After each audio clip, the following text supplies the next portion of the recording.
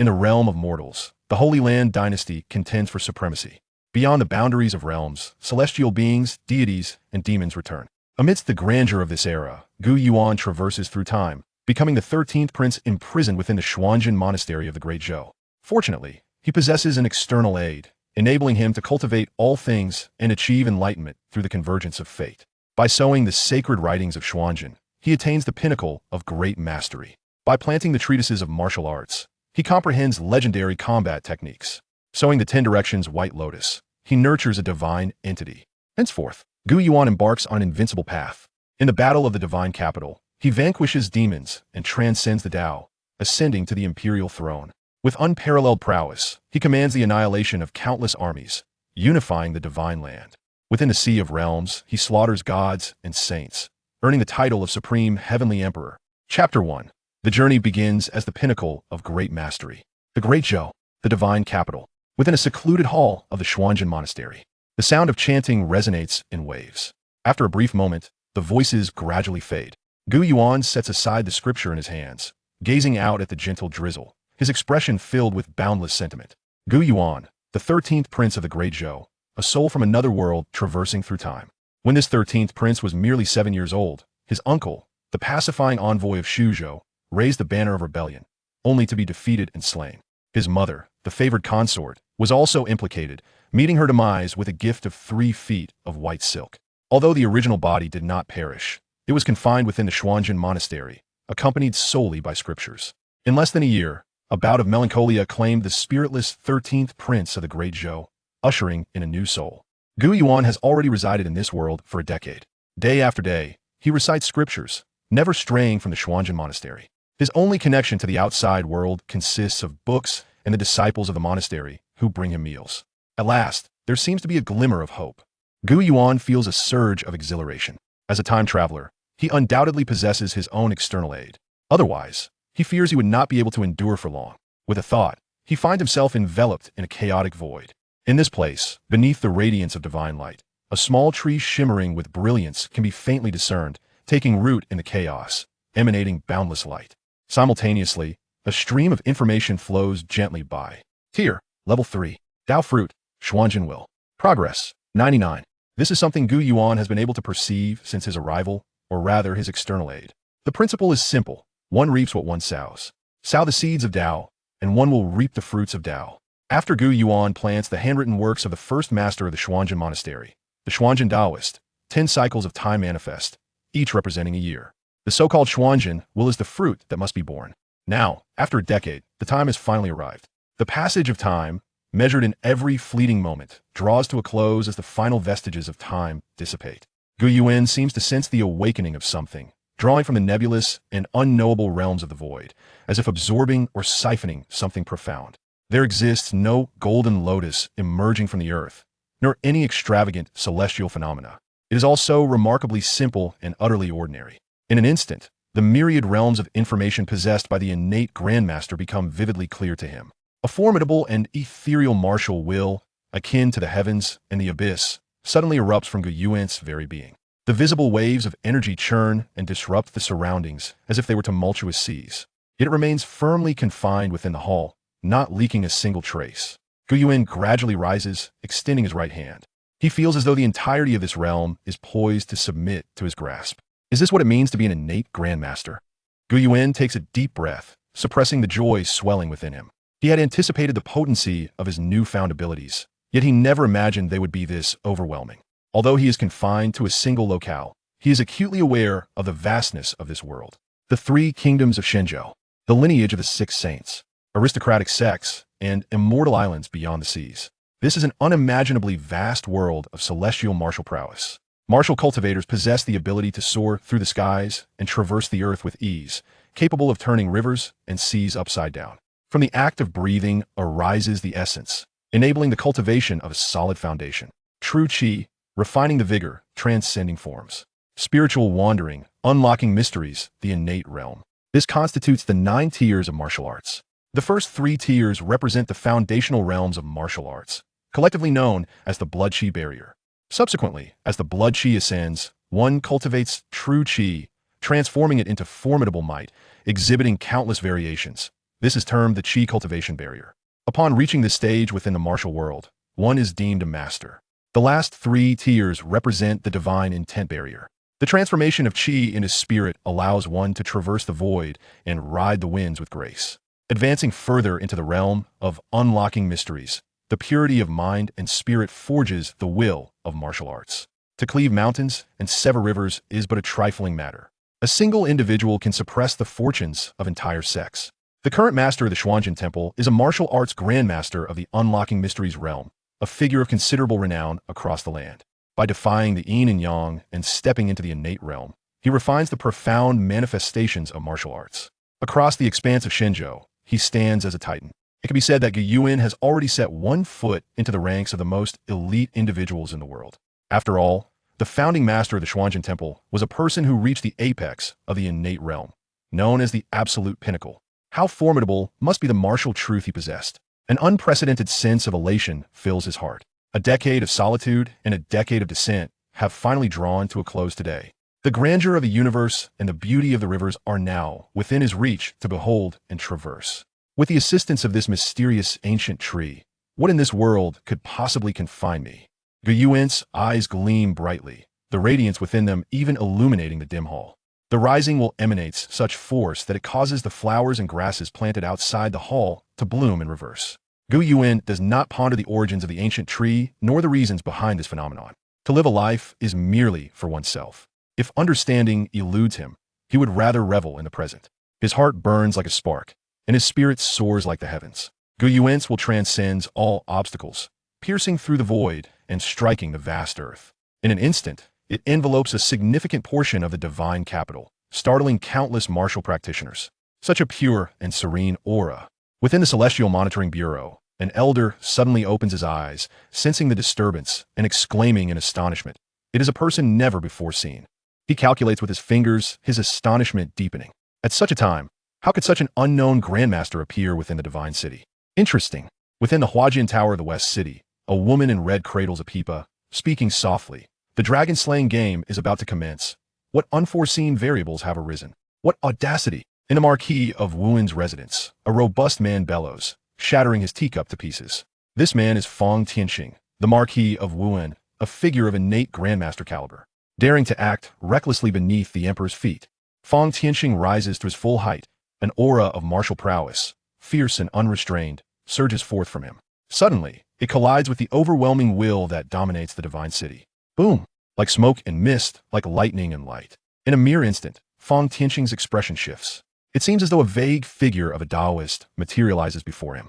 The entire universe appears to be encapsulated within the palm of that Taoist. A mere glance sweeps over. It feels as if the heavens themselves are collapsing, leaving no room for even the slightest resistance. What is this? Fang Tianxing's imposing form quakes violently, the tumultuous true qi swirling within his meridians like a raging tide, distorting the surroundings. An invisible shockwave radiates from the Marquis of Wuan, sweeping outward in all directions. Fortunately, this will arrive swiftly and departs just as quickly. Had it persisted, it is likely that few within the vast Marquis would have survived. Yet, in the brief span of mere breaths, it vanishes entirely. Nevertheless, the look of horror on Fang Tianxing's face remains undiminished. This realm, this oppression, this sensation, it is the pinnacle of the innate realm, the absolute grandmaster. As the clear skies gather, the will subsides. Yet a grandmaster of the absolute pinnacle has already proclaimed his arrival to the entire divine capital. Chapter 2. Breathing into existence, the chosen one of the Luo sect. As the entire imperial city was engulfed in astonishment over the recent upheaval, Gu Yuan exhaled deeply within the Xuan Zhen Temple. The prowess of the Xuan Zhen Taoist was indeed as legendary as rumored. With a mere flicker of his strength, he exerted overwhelming pressure upon the capital city, and though it lasted but a few fleeting moments, it was sufficient to leave an indelible impression. The Great Zhou, undeniably the sovereign of a region abundant with resources, housed an astonishing number of formidable experts within its imperial metropolis. As his will soared, it felt akin to casting a sweeping gaze over a significant portion of the divine capital. Masters and grandmasters, those who had distilled their martial will, were akin to torches in the dark, easily discernible at a glance.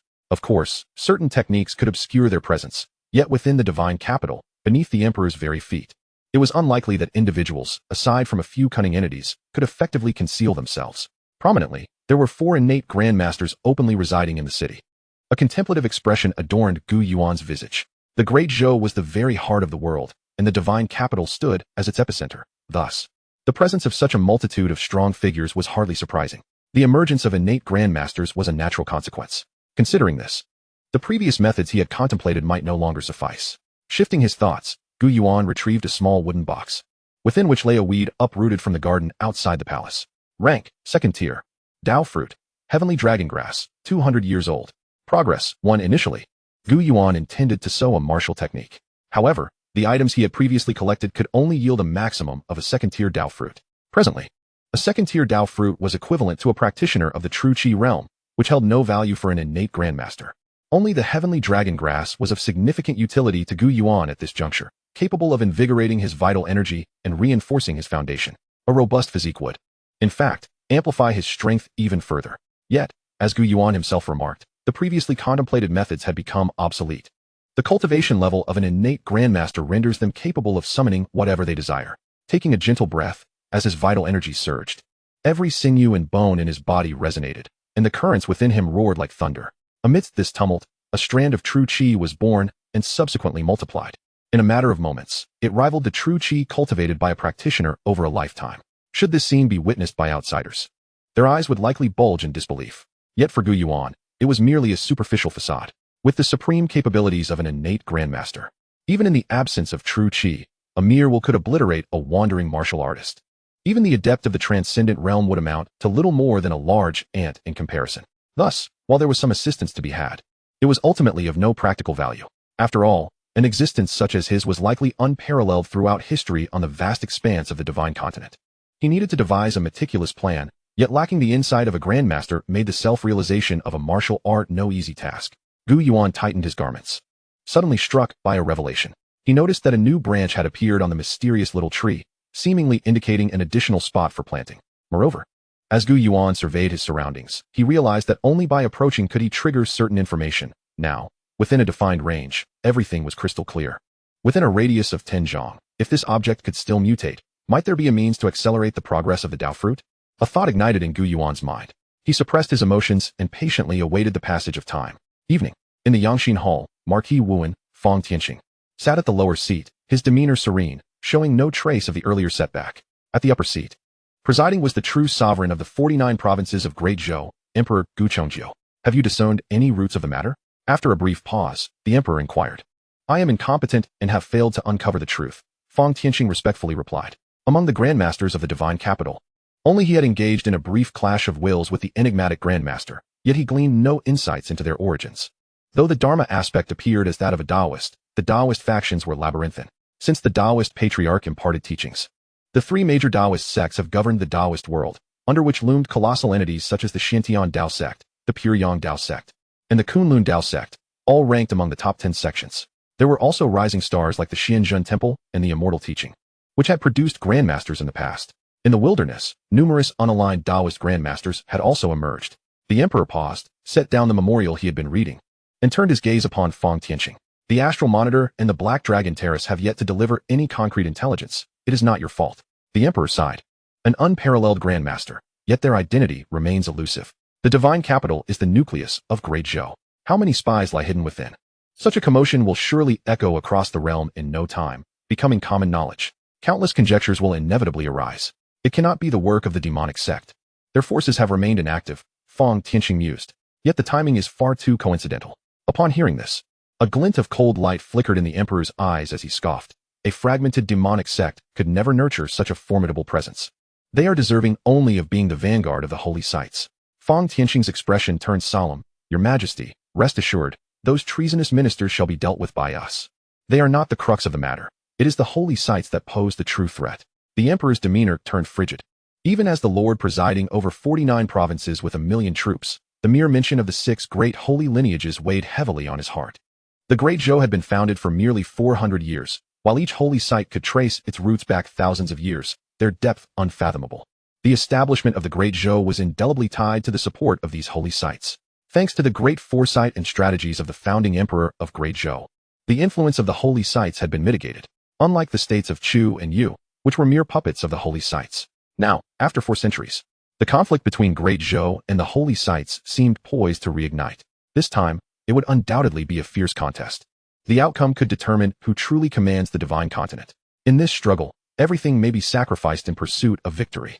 A flaw had emerged in the Dragon Chi formation, and changes were likely to occur in the coming days. Stability must be prioritized. The Emperor commanded, the monitoring office must oversee the imperial city. I am stretched too thin. The royal uncle is far afield, welcoming the Northern Yuan's imperial teacher. At present, you are the sole minister in the capital. Do not divide your focus. After Marquis Wen, Fang Tianxing took his leave. A shadow resembling an elderly eunuch seemingly materialized from the shadows behind the emperor, as though he had been standing by all along. What news from the 13th prince? The emperor casually inquired. The chief eunuch of the ceremonial office, Wei Yin, bowed, replying to your majesty. Everything remains as usual. The 13th prince has spent his days in the Xuan Zhen Temple, with no suspicious individuals making contact. It seems their so-called chosen one is nothing to write home about. The emperor remarked with a cold smile. Since they do not come to us, I shall send someone to them. Let us see if they possess the capability to nurture the dragon blood of Great Zhou. Your Majesty means to send the 13th prince to Suizhou to investigate whether this external sect has the prowess to cultivate the bloodline of Great Zhou. Chapter 3. The Three Wonders of Heaven, Earth, and Man. Unwelcome guests approach. As the moon ascended to the treetops, enveloping the realm in tranquility, Gu Yuan gradually withdrew from his meditative state. Once confirming that the surroundings were clear, Gu Yuan took his first step out of the grand halls he had inhabited for a decade. Although the place was vast and replete with various magnificent structures, as he ventured forth, an overwhelming sensation surged within him, the taste of freedom. His spirit expanded slightly, and the profound principles of martial arts enveloped him, allowing him to perceive every subtle shift within the Xuan Zhen Temple, skillfully evading the patrolling disciples, or rather, disregarding their presence entirely. Gu Yuan silently made his way toward the main hall of the temple. He sought suitable items for cultivation, and the main hall, along with the scripture repository, were perhaps the most fitting locales. After a short while, having passed a few more patrolling disciples, Gu Yuan arrived before the grand main hall. His gaze immediately fell upon the colossal Tianshan stone carving situated in front of the hall. It was said that this was a trophy won by the Xianjin Daoist after a victorious duel against a master from the western regions. As he approached and touched it, streams of information coursed through him. Rank, 3rd level.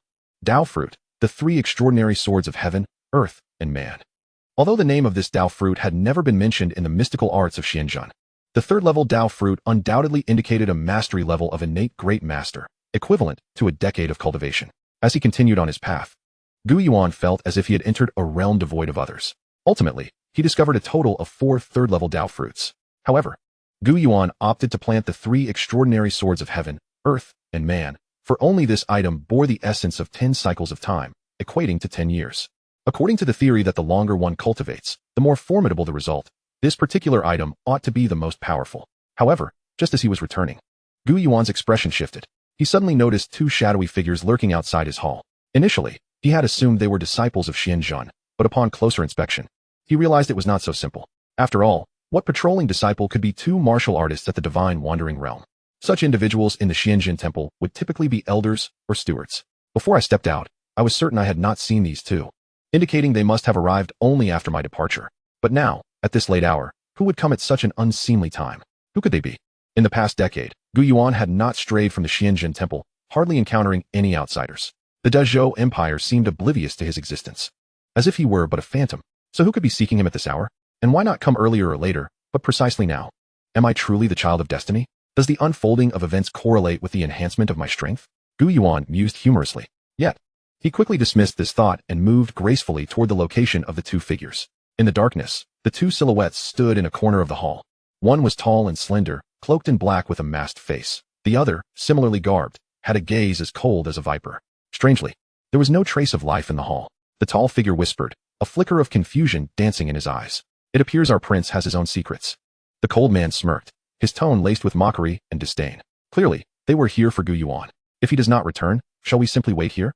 The cold man's voice carried an undercurrent of dissatisfaction, directed toward the tall figure. K.E., this is not within the sect. This is the imperial city of Dezhou. Let alone anything else. Can you truly contend with any of the elders in Xianzhen Temple? Unless, of course, you are the great master who subdued a city just yesterday, the tall figure reprimanded. Which sect do you belong to? K.E. interjected. As the tall figure's words trailed off, suddenly, a curious voice emerged from behind them. Not good. Who is it? The unexpected voice startled the 2 intruders. They turned abruptly to see a figure striding toward them beneath the dark, windswept sky, clad in a dark robe with a jade belt. His handsome visage revealed itself to be none other than the 13th prince, Gu Yuan. Yet, the scene before them was utterly unlike what they had anticipated. They could hardly fathom how an untrained youth could silently infiltrate their midst. Guests have arrived. I should inquire who you are, Gu Yuan observed the two with keen interest, his tone unperturbed. However, this calm demeanor sent chills down their spines. How strange. How unnatural. K.E., the cold man, was about to speak, but his expression suddenly shifted. His malevolence flaring. This boy deceives us. He has merely just cultivated true energy. Evidently, Gu Yuan, having just awakened his true energy, was mistakenly perceived by him as a novice at the threshold of martial cultivation. In an instant, K.E.'s complexion flushed crimson, not from anger, but as true energy surged within him, akin to flames igniting. Do not kill him, the tall figure cautioned. He understood K.E.'s temperament, which was prone to violence. Should he inadvertently slay Gu Yuan, the situation would become dire. Simultaneously, he produced a black talisman and tore it apart. Rest assured, I have it under control. The next moment, K.E.'s figure surged into the air. The true energy infused into his black garments rustled fiercely, creating ripples that propelled him toward Gu Yuan in an instant. His hand reached out, poised to capture Gu Yuan in one swift motion. As he approached, an intense heat radiated from him. What is this? Facing K.E.'s aggressive assault, Gu Yuan neither struck back nor dodged. What does he mean by this? K.E. pondered. Yet his movements did not halt. Just as he was about to seize Gu Yuan, he suddenly faltered. In that moment, he felt as if he had encountered an immovable mountain, unable to budge an inch or advance further. What? K.E.'s pupils constricted, fear flashing across his face. His strike had been unrestrained. 50 years of overwhelming true energy would compel even a typical martial artist at the divine wandering realm to bow in submission. Yet now, he found himself thwarted by Gu Yuan. This realization sent shockwaves through K.E., prompting him to retreat abruptly. At this moment, Gu Yuan continued to articulate his thoughts leisurely. What led you to believe I am merely a novice who has just cultivated true energy? It would be impolite not to reciprocate. Allow me to offer you a taste of my skills. Gu Yuan chuckled lightly. As he moved, the principles of martial arts surged forth. To K.E., the environment around him seemed to shift dramatically. The once serene hall transformed into an endless expanse of vast earth. Suddenly, a blurred silhouette materialized, bridging the heavens above and the earth below. Eyes resembling the sun, moon, and stars surveyed from above, exuding an aura of celestial dominance. Impossible, K.E. exclaimed. Horror etched across his features, as if the very blood within him had congealed, rendering him immobile. He recognized what this was. Yet, it was precisely this recognition that filled him with dread. Reports indicated that this 13th prince had never practiced martial arts. How is it possible that one first cultivates true energy and now has directly attained the martial will of refinement, becoming a master of the profound realm? There is nothing impossible. It is as if a divine decree has been proclaimed. The towering silhouette of the Tao, akin to a sovereign of the heavens, shifted. With a simple yet decisive gesture, a palm was raised and then forcefully pressed down. Chapter 4. Jingwu Division, Holy Fire Sect. There were no intricate techniques or flamboyant transformations. Just a plain, unremarkable palm descending with overwhelming force. Yet to Kuei-E's eyes, it felt as if the very heavens were collapsing. He could even hear the thunderous roar of the world turning upside down, rivers rolling back, echoing in his heart. This was no ordinary master of the profound realm. This was an innate Grandmaster. It was only in the final moments before his demise that Kuei-E suddenly realized the truth. He had encountered profound realm masters before, yet none possessed such boundless supernatural abilities. Thus, there could only be one conclusion: an innate Grandmaster. What a monstrous prodigy to be an innate Grandmaster at the age of 18. To perish at the hands of a Grandmaster would be a mark of honor for us martial artists. Just as this final thought flashed through his mind, a muffled thud resounded. Kuei-E was utterly crushed by a single palm. Meanwhile, Gu Yuan remained standing in place, not having moved an inch, as if the preceding actions had nothing to do with him, appearing as light as a feather. It seemed that what had been crushed was not a martial artist in the throes of transcendence, but rather an insignificant speck of dust. A decade spent nurturing the heart. A decade of solitude. From the very beginning, Gu Yuan understood that this world was one where the strong preyed upon the weak, where the powerful dominated all, and the feeble could only bow their heads. In such circumstances, Gu Yuan had no qualms about taking a life, even if it was his first time doing so. However, Gu Yuan suddenly raised an eyebrow. Fortune absorption, infusion of nutrients, rapid growth. A stream of information surfaced. Following that, the progress of the heavenly dragon grass and the three extraordinary swords of heaven, earth, and humanity all underwent a change. Tier, second tier. Tao fruit, heavenly dragon grass, 200 years. Progress, 51. Tier, third tier. Tao fruit, three extraordinary swords of heaven, earth, and humanity. Progress, 21. Could it be that progress had surged by 2 years? Gu Yuan was taken aback, realizing that there truly existed a means to accelerate growth. and that method involved seizing the fortunes of others? In numerous ancient texts, Gu Yuan had encountered descriptions of fortune. Initially, he thought them to be mere fabrications. But it now appeared that this world indeed held the concept of fortune. Perhaps it would be worthwhile to visit the Astronomical Bureau. The Astronomical Bureau governs celestial phenomena and interprets fates and omens, housing countless extraordinary individuals. If he could uncover Tao fruits related to fortune there, it would be a boon. Gulpy, the tall, lean man who had witnessed the entire scene, swallowed hard, his heart pounding like a drum. He looked up at Gu Yuan, who was gazing back, and opened his mouth to speak, but after much hesitation, he ultimately fell to his knees, pleading loudly, "Please do not kill me. I am willing to be your servant, to serve you faithfully, just begging for your mercy, Your Highness the 13th. In such dire circumstances, facing the threat of death, any semblance of a martial artist's dignity or the reputation of his sect could be cast aside. He was certainly not a die-hard loyalist like Kuei. Having spent 20 years in the bustling capital, which had long since eroded his resolve, he had yet to enjoy the company of the courtesans of Chuanxiang Tower. How could he face death at such a moment? Yet, all that met him in response was silence. 1 breath, 2 breaths, 3 breaths. Cold sweat began to drip from the tall man's forehead. He felt an aura so sharp that it seemed capable of turning the world upside down. The sun and moon anew, emanating from Gu Yuan. It stirred the void as if it were a tangible substance, causing his very being to crumble. A trickle of blood seeped forth, but he dared not resist, nor could he. He could only bow his head as if in reverence to a deity, nearly burying it in the ground. The 3 extraordinary swords of heaven, earth, and humanity. What a marvel! At this moment, Gu Yuan paid no heed to the thoughts of others. Just as the tall man knelt in submission, the same information reappeared. Fortune absorption, infusion of nutrients, rapidly growing. Moreover, compared to Kuei-Yi's fortune, the abundance brought by this tall man was evidently far greater. It directly yielded both the heavenly dragon grass and the 3 extraordinary swords of heaven, earth, and humanity. As Gu Yuan had anticipated, in an instant, he felt as if he had entered a grand dream. In the dream, he transformed into a celestial being, traversing vast rivers and mountains, witnessing heaven and earth, mountains and waters, and observing all sentient beings in the world.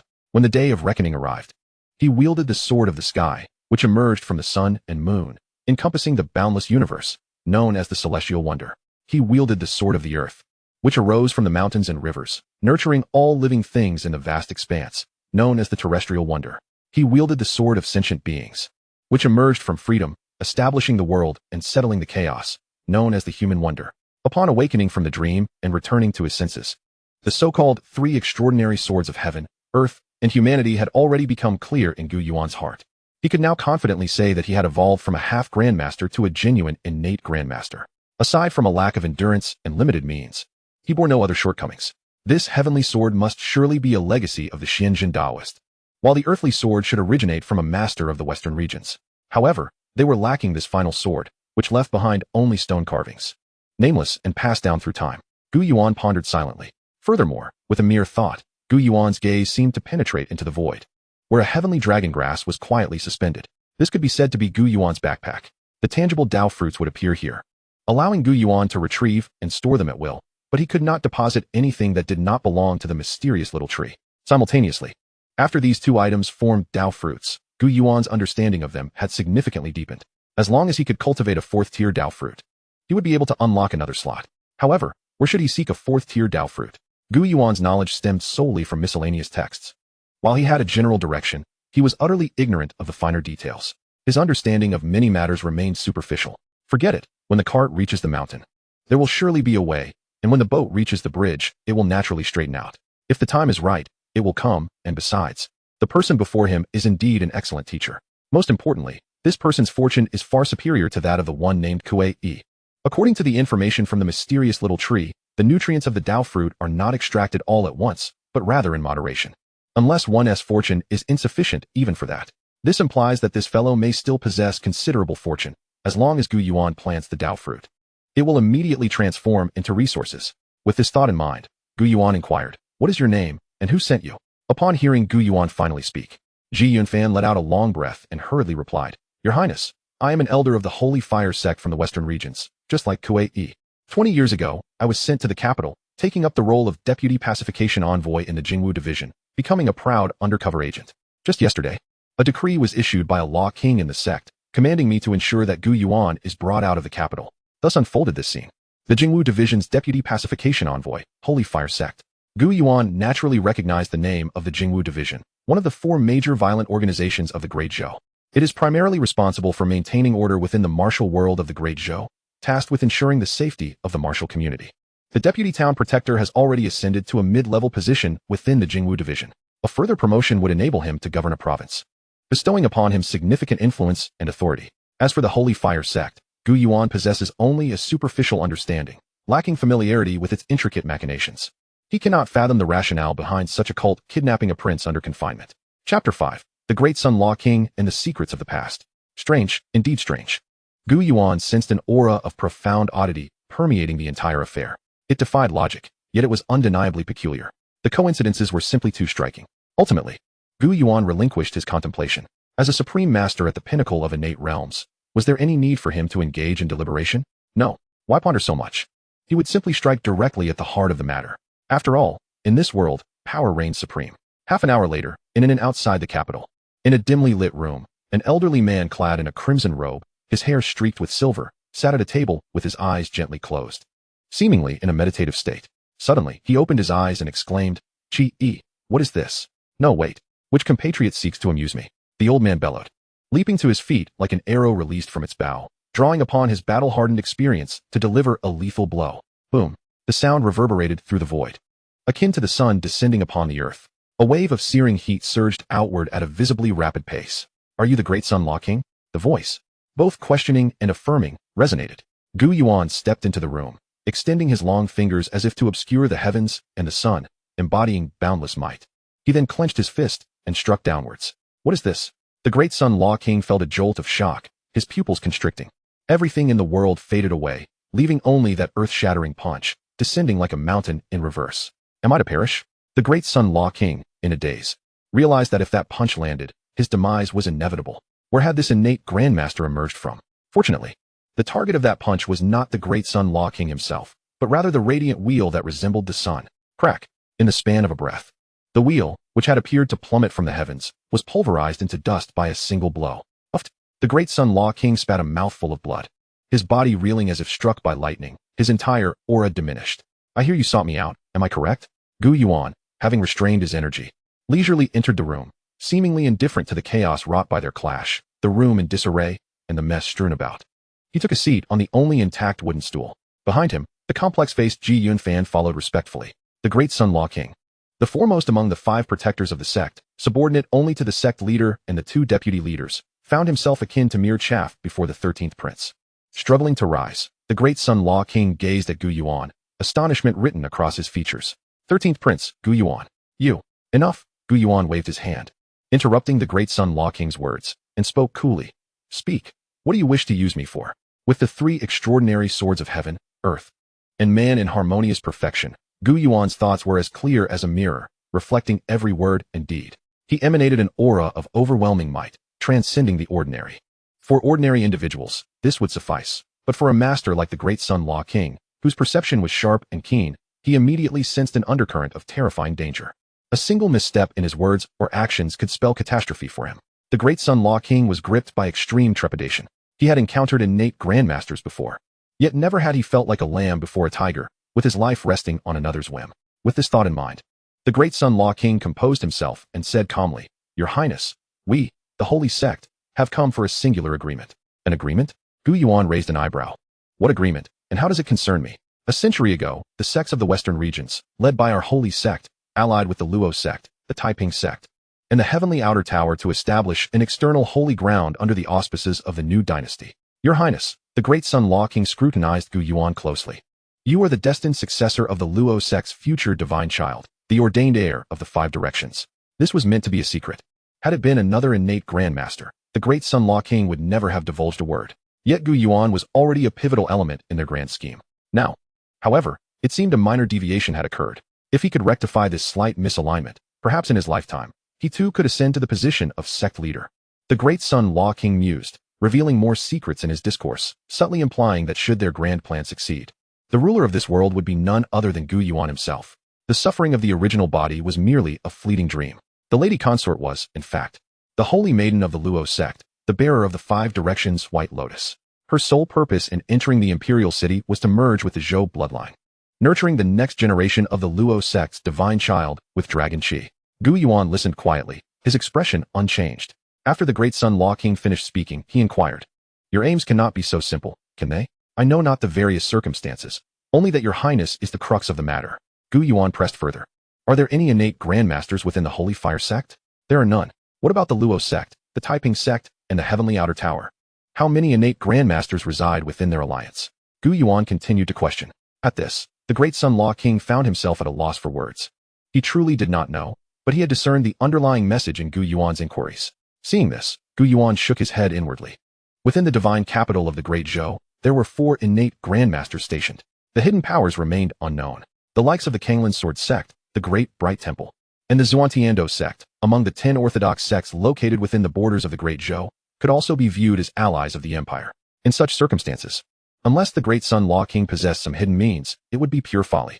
Even this so-called divine child of the Luo sect might not serve any genuine purpose.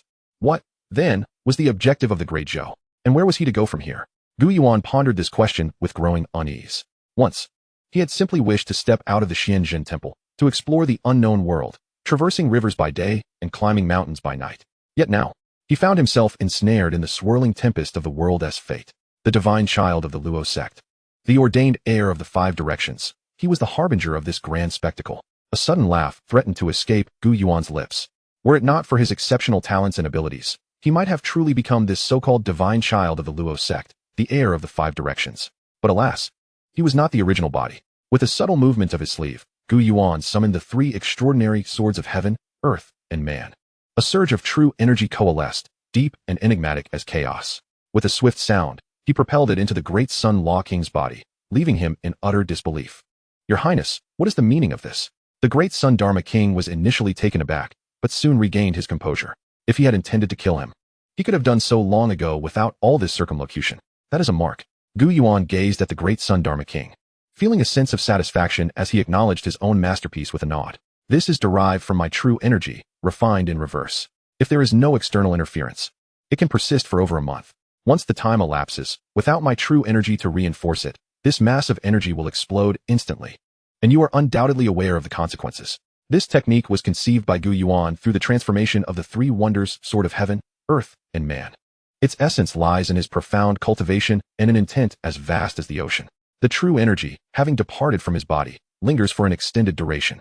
A lesser martial artist would never be able to replicate such a feat. "What would you have me do, 13th Prince?" The great Sun Dharma King, displaying a keen understanding, proactively sought guidance. "It is quite simple. Inform your sect leader that from this moment forth, the so-called Holy Fire sect belongs solely to me, Gu Yuan. And this is the price for your actions against me. Should you refuse?" Gu Yuan rose, his demeanor indifferent. "I shall personally journey to the western regions and eradicate your entire Holy Fire sect." Chapter 6. The Throne of the Emperor, the Sword Pressing the Grandmaster. The great Sun Dharma King hesitated internally. Yet, Gu Yuan had already turned away, having afforded them the opportunity. Whether they could seize it was entirely up to them. Tier 3. Dao Fruit, Cleansing Heaven Sword. Progress, 56. Tier 3. Dao Fruit, 9 Transformations Golden Pill. Progress, 56. Prior to his arrival here, Gu Yuan also planted 2 additional Tier 3 Dao Fruits within the mysterious True View. One was obtained from the alchemy chamber of the mysterious True View, recorded to originate from the Taoist sacred ground of the Purple Cloud Palace, capable of effecting a complete transformation, fortifying the bones, and washing the marrow, thus extending one's lifespan. It requires 9 years to cultivate. The other was derived from a page of forging secrets in the treasure armory of the mysterious True View, also requiring 9 years. As for the progress, Gu Yuan contributed 3 years, yet when he defeated the great Sun Dharma King, he only provided 2 years. It was perplexing that a master of the profound realm could only yield fortune equivalent to that of Kuei. This left Gu Yuan somewhat puzzled and led him to speculate on several possibilities. Either the great Sun Dharma King had exhausted his own fortune, leaving him with only this, or his fortune was inherently on par with Kuei, inferior to that of Gu Yuan. Regardless of which scenario it was, Gu Yuan could not alter the outcome. He could only wait until he defeated or subdued another master to ascertain the truth. Furthermore, an entire Holy Fire sect was available to serve as nourishment, was it not? Even within the Great Zhou, and indeed across the realm, heroes and champions abound, sufficient for him to amass a considerable amount of fortune. Moreover, his identity is inherently aligned with this purpose. The Great Zhou stands as a bastion of power, controlling a significant share of worldly fortune. If all this fortune were to belong solely to Gu Yuan, what a terrifying entity he could become. In this vast world, strength equates to authority. As a prince, I am destined to claim that supreme throne. The mightiest fist, the greatest power, all can be mine. A surge of ambition welled up within Gu Yuan. The throne of the emperor is destined for the capable. Why should Gu Yuan not aspire to it? Thus, he set a modest goal. Stepping out of the inn, Gu Yuan gazed northward, where the grand imperial city loomed even more magnificently under the moonlit night. This picturesque realm, why not take it into my own hands? From the moment I ascend to the throne of the emperor. Meanwhile, after Gu Yuan's departure, the great Sun Dharma King's expression fluctuated between uncertainty and contemplation before he too exited the desolate inn. He ignited a fire, leaving nothing but ashes in his wake. Subsequently, like a specter, he arrived at a manor. A middle-aged man, with graying temples, eyes glimmering with wisdom, and an air of refined elegance, had been waiting for some time. Master Pei, the great Sun Dharma King, clasped his hands in greeting. This distinguished man was none other than the leader of the heretical sect, Pei Mingxuan. His cultivation was unfathomable, rumored to be but a step away from the innate realm, where the yin gives rise to the yang. Since his rise to fame, he had consistently held a position within the top 10 of the mountain and river rankings. Aside from the Zhou Tian rankings, which only recorded innate grandmasters, the mountain and river rankings, established by the Jishao Academy, comprised individuals of undeniable strength, either leaders of great sects or renowned masters of the realm. In the realm of the profound, the great Sun Dharma King was certainly no match for Pei Mingxuan. He was a figure whom even the leader of their holy fire sect would find himself in awe of. However, having witnessed Gu Yuan's overwhelming celestial might, Pei Mingxuan now appeared less formidable in comparison. What has transpired? Pei Mingxuan's keen perception immediately detected something amiss. I failed, the great Sun Dharma King sighed. Failed. Pei Mingxuan was incredulous. How could that be? He mentally recounted their meticulous plans. The two instruments boundary talisman of the Purple Cloud Palace was something even a Grandmaster could overlook if they were not vigilant. The Northern Yuan's Imperial Master, the living Buddha Batter, had descended south to expound his teachings, drawing immense attention, even garnering the personal welcome of the Great Zhou's pillar, the Divine Martial King. Among the 7 paths of the demonic sect, the Holy Spirit, Heavenly Demon, and Formless paths had all emerged. Their intentions toward the Great Zhou were undoubtedly evident. Moreover, just yesterday, a mysterious Grand Master had exerted pressure upon the divine capital, completely shattering the flawless Dragon Chi formation. Even the elder of the mysterious True View had coincidentally entered seclusion at that moment. Meanwhile, the prodigy born within their sect, endowed with an innate sense of awareness, possessed the capability to perceive the slightest disturbance, complemented by the collaboration of the Jingwu division. Every element, every master, and every shadow guard had been accounted for with utmost precision. Pei Mingxuan fixed his gaze upon the great Sun Dharma King, his eyes ablaze with intensity. After waiting so long for an opportunity, how could it end in failure? Indeed, the great Sun Dharma King exhaled heavily. How could it have failed? He too was at a loss. He could not comprehend how Gu Yuan, that 13th prince, had suddenly transformed into the innate Grand Master stirring the winds and clouds of the world. After being marked by a thread of life and death true energy, the great Sun Dharma King's mindset underwent subtle alterations. What is truly happening?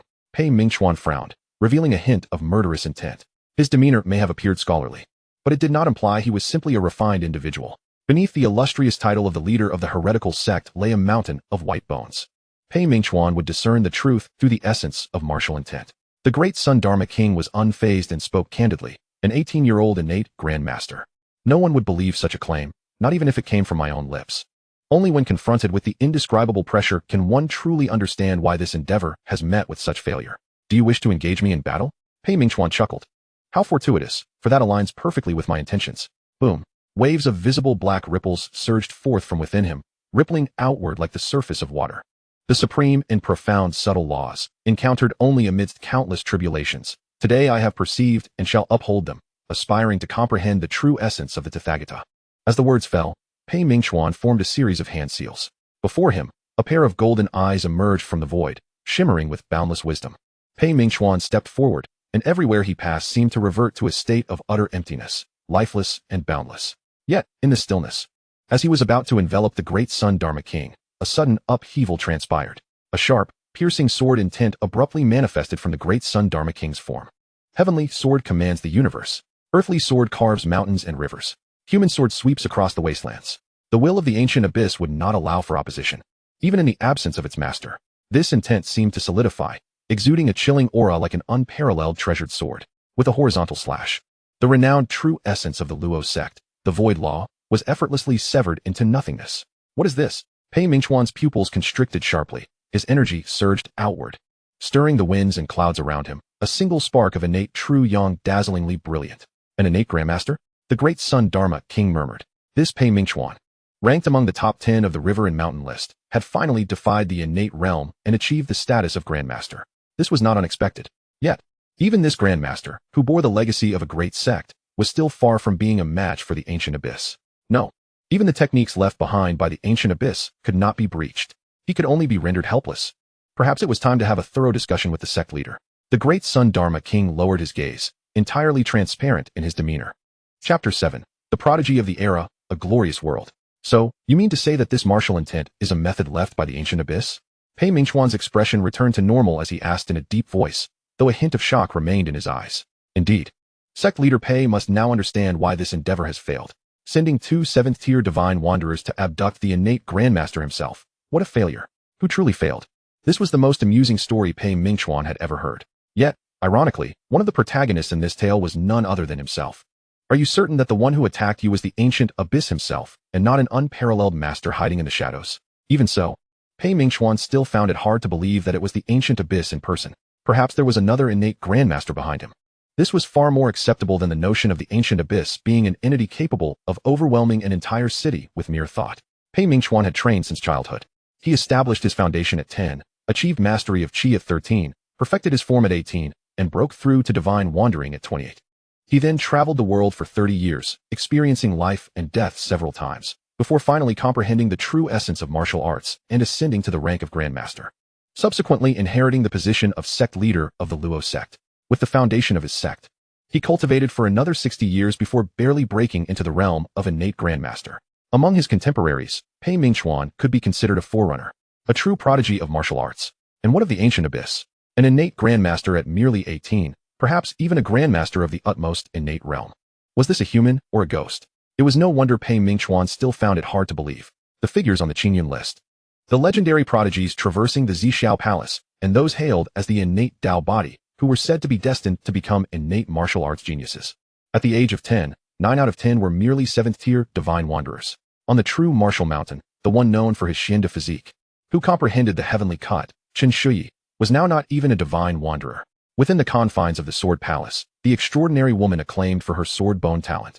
The chief of the Jixiao Academy, the future Buddha of the Great Thunder Sound Temple, and the heir of the Tai Dao, all of these illustrious figures were renowned martial artists.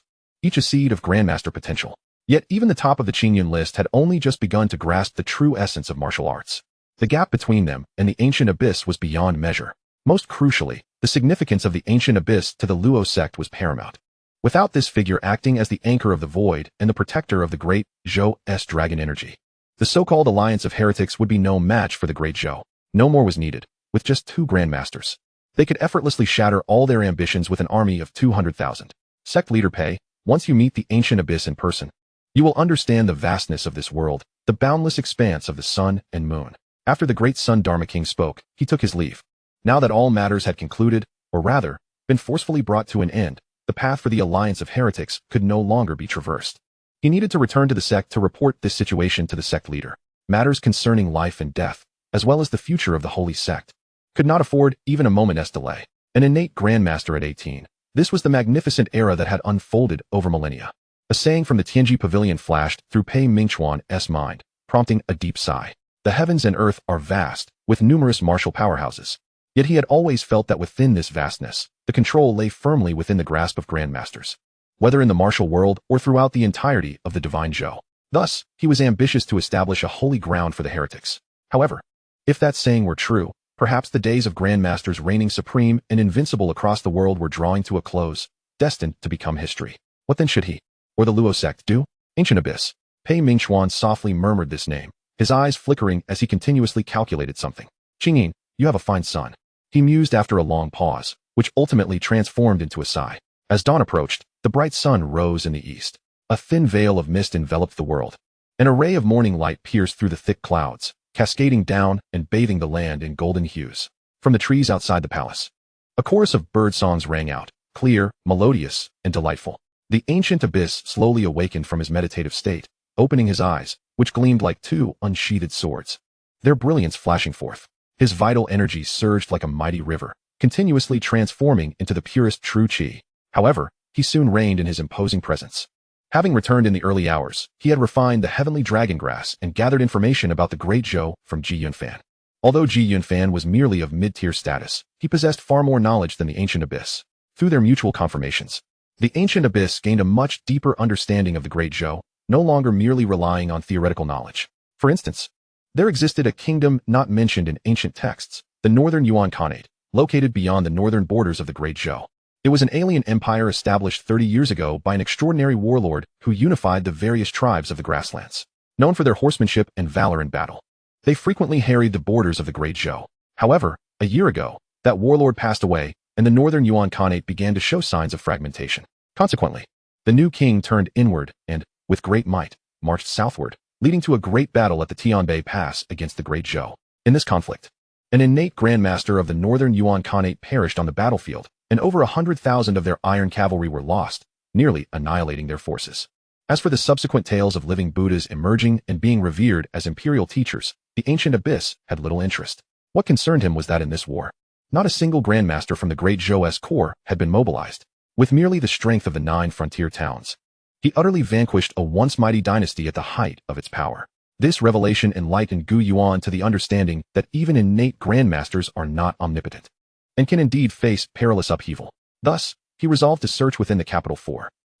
Suddenly, Gu Yuan was startled. The nascent Dao fruit had remarkably borne its essence. In a fleeting thought, a long white sword, measuring 3 feet and 4 inches in length and 2 fingers in width, floated into the air, hovering before Gu Yuan. The hilt was exquisitely carved, resembling a dragon's head, while faint melodic chimes echoed distantly. The celestial veil shimmered with layers. Simultaneously, a pale golden dan pellet appeared in Gu Yuan's hand. It seemed alive, autonomously drawing in the surrounding vital energy, exuding a potent vitality and spiritual essence. Even before consuming it, a mere inhalation allowed streams of invigorating energy to surge into his body. The fragrant aroma enveloped him, refreshing his spirit and uplifting his heart. It was indeed the 9-turn golden dan. How long had it been since this occurred? Gu Yuan pondered but could not discern the reasoning behind it. Could it be the work of the Holy Fire sect? Yet, that seemed implausible. Their fortune had nearly run dry, and a great sect could not possibly possess so little. Might it be from the great Sun Dharma King? After much contemplation, this was the only possibility that remained. However, why dwell on such thoughts? This 9-turn golden dan was precisely what I needed. Having consumed the heavenly dragon grass, Gu Yuan's vitality had already surpassed his former self.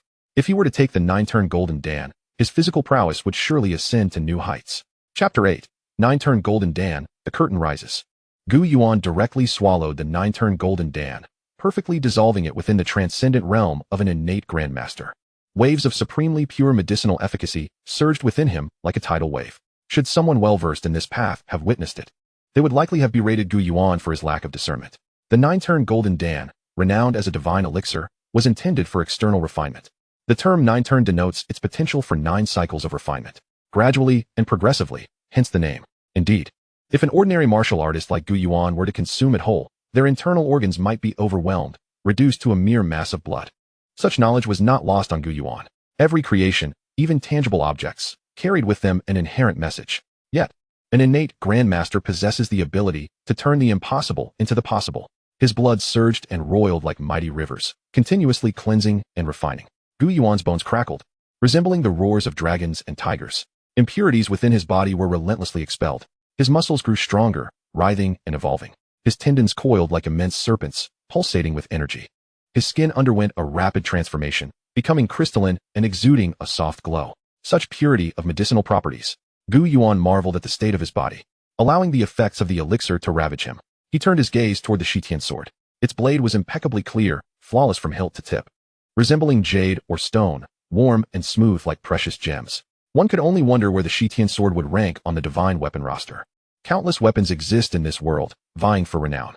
In the realm of martial arts, there exists a list of divine weapons that encompasses the world's extraordinary arms, each possessing unfathomable efficacy. The Shitian sword, born of a 3rd-tier Dao fruit, could resonate with one's spirit and crystallize their martial intent, thus rightfully classified as a divine weapon of the highest order. Those truly formidable divine weapons could even enable their wielders to defy greater realms. Clang. Gu Yuan flicked his finger, grasping the hilt, which shimmered with a cold light.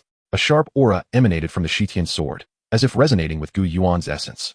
Trembling in response to his emotions, emitting a jubilant sound, the Shitian sword cleanses the impurities of the mundane world. Gu Yuan's palm gently rose, caressing the Shitian sword. With his movements, an inexplicable wave rippled forth. The effects of the 9-turn golden dan quickened. What else do I require? Gu Yuan contemplated. The utmost priority, of course, was a fourth-tier Dao fruit. Above the innate, the unification of the 9 realms of martial arts signifies the 10th realm. Mastery of heaven and earth embodies the unity of man and nature. The world venerates this as the martial sage, a pinnacle of human achievement, capable of enduring for 5 centuries.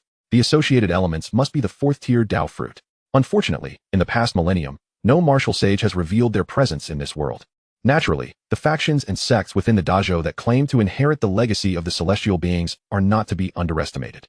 Gu Yuan had already dispatched Ji Yunfan to gather such information, and with the intelligence of the Jingwu division, he anticipated a swift response. Next, there was the attitude of the Qintian monitor and Dazhou towards him. This would also determine whether he should resort to brute force or adopt a more subtle approach. Furthermore, several issues required resolution. A decade of confinement warranted some explanations. Though this palace consisted of numerous halls, all belonging solely to Gu Yuan, the luxury of attire and sustenance surpassed anything he experienced in his previous life. Yet, this existence was ultimately rooted in captivity. Gu Yuan devised a plan and began to dress and wash. Just then, footsteps echoed outside the hall. The grand copper doors swung open, and several Taoists bearing food boxes entered in single file. They traversed the winding stone path, depositing the food in a designated dining chamber. One Taoist stealthily approached the main hall's entrance and softly knocked on the door. "Your Highness, the breakfast is prepared." "Understood," came the response. Shortly after, Gu Yuan stepped out, clad in a moon-white brocade robe and adorned with a silver crown. Oddly, he sensed something different about the 13th prince today. The Taoists, upon seeing Gu Yuan, noted that although his noble demeanor remained unchanged, there was an elusive quality to it, as if the exertion from yesterday's training had taken its toll. The Taoists, though puzzled, attributed it to their own fatigue-induced illusions. Gu Yuan, oblivious to the thoughts of others, proceeded to the dining area and took a seat. The table was already laden with exquisite dishes, a dazzling array of delicacies that wafted aromatic fragrances. Each dish, vibrant in color and rich in flavor, was utterly tantalizing. Though Gu Yuan had ascended to the status of an innate Grandmaster, the pleasures of the palate remained one of his few joys during these 10 years. He immediately indulged himself heartily. In the astonished gazes of the Taoists, he devoured dish after dish with remarkable appetite. This consumption far exceeded his usual fare. Only those martial artists with an unending vitality could digest such a copious amount of food. This was precisely Gu Yuan's intention, to reveal some of his foundation and observe the actions of the Dazhou. Should conflict arise, the strength required to confront an innate Grandmaster would surely differ from that needed to contend with a mere chi-refining martial artist. After finishing his meal, Gu Yuan contentedly wiped his mouth, lifting a cup of tea to savor it slowly. As he noticed the Taoists preparing to clear away the dishes and depart, he spoke casually. "There is no need to prepare dinner today." The Taoists exchanged glances. They had anticipated the usual inquiries or discussions, but were utterly taken aback by this unexpected statement. That 13th prince, Gu Yuan, with an air of indifference, spoke. "I have been in Shangshengfang for quite some time without having the opportunity to pay a visit. It is indeed a pity. Today, as the stillness stirs my spirit, it is time for me to venture out." Upon hearing these words, the expressions of those present shifted dramatically. Shangshengfang is one of the 99 districts in the divine capital, with Xuan Zhen Temple nestled within its confines. To consider a stroll through Shangshengfang would imply stepping out of Xuan Zhen Temple itself. It is known that for the past decade, His Highness, the 13th Prince, has not set foot outside this residence, which they privately refer to as the Palace of Tranquility. What could have prompted such a change today? However, they understood that this was not a matter for them to resolve. Whether it was the 13th Prince's prolonged confinement that had driven him mad or some other reason, the elders and temple lords would make the final decision. Their duty was merely to report the matter upwards. Thus, the Taoists bowed and withdrew promptly to relay the news. In the Xuanzhen main hall, a fragrant mist wafted through the air. What does he intend to do? After 11 years, can he not remain tranquil? It's hindering my alchemical pursuits. Yu Zhengqing, the master of the alchemy hall, roared in exasperation, clad in a crimson Taoist robe. Beside him stood the 4 temple lords. But the most striking figure among them was a young Taoist in a purple robe, standing tall, with a red line on his brow resembling a sword mark, accentuating his handsome features. He was none other than the foremost disciple of Xuanzhen and the temple's direct heir, the esteemed Yue Qianxiu. There is no need for such anger, Master Yu. The reasons behind this are beyond our concern. The 13th Prince, being of noble birth, is not a true prisoner. If he wishes to go out, we should allow him. Yue Qianxiu spoke calmly. What do you know? Yu Zhengqing glared. Yue Qianxiu merely smiled and remained silent. I concur with Qianxiu. The 13th Prince's unique status renders him beyond our limitations, interjected the master of the Merit Hall. Moreover, the temple lord had already stated prior to entering seclusion that all matters would be handled by Qianxiu, so I see no issue with this. The other temple lords nodded in agreement. From the outset, When the emperor summoned the 13th prince to Xuan Zhen Temple, no prohibitions were imposed. The restrictions regarding martial arts were merely the temple's own decisions. In this situation, should the 13th prince insist on going out, what could they do? It would be best to let him proceed. Their foremost concern remained the temple lord's cultivation, a matter of paramount importance for the future of Xuan Zhen Temple. Do not regret your decisions. Yu Zhenqing huffed in anger as he stormed away. Master Yu's temper seems to grow increasingly volatile. Yue Qianxiu remarked with a smile and a shake of his head. Yet, he speaks some truth, even if we choose to ignore it. We must still inform the Black Dragon platform to avoid incurring blame. And we should also discreetly dispatch a few capable disciples to ensure the 13th prince is not disturbed by any unscrupulous individuals. The other temple lords bowed in agreement, declaring, "Agreed." Chapter 9. Storm clouds gather half an hour later, in the imperial city, within the imperial study. The air was thick with the fragrance of ink and precious materials adorned every corner. The emperor, having just concluded a morning assembly, sat in a chair, eyes half closed, appearing to either meditate or ponder a matter of significance.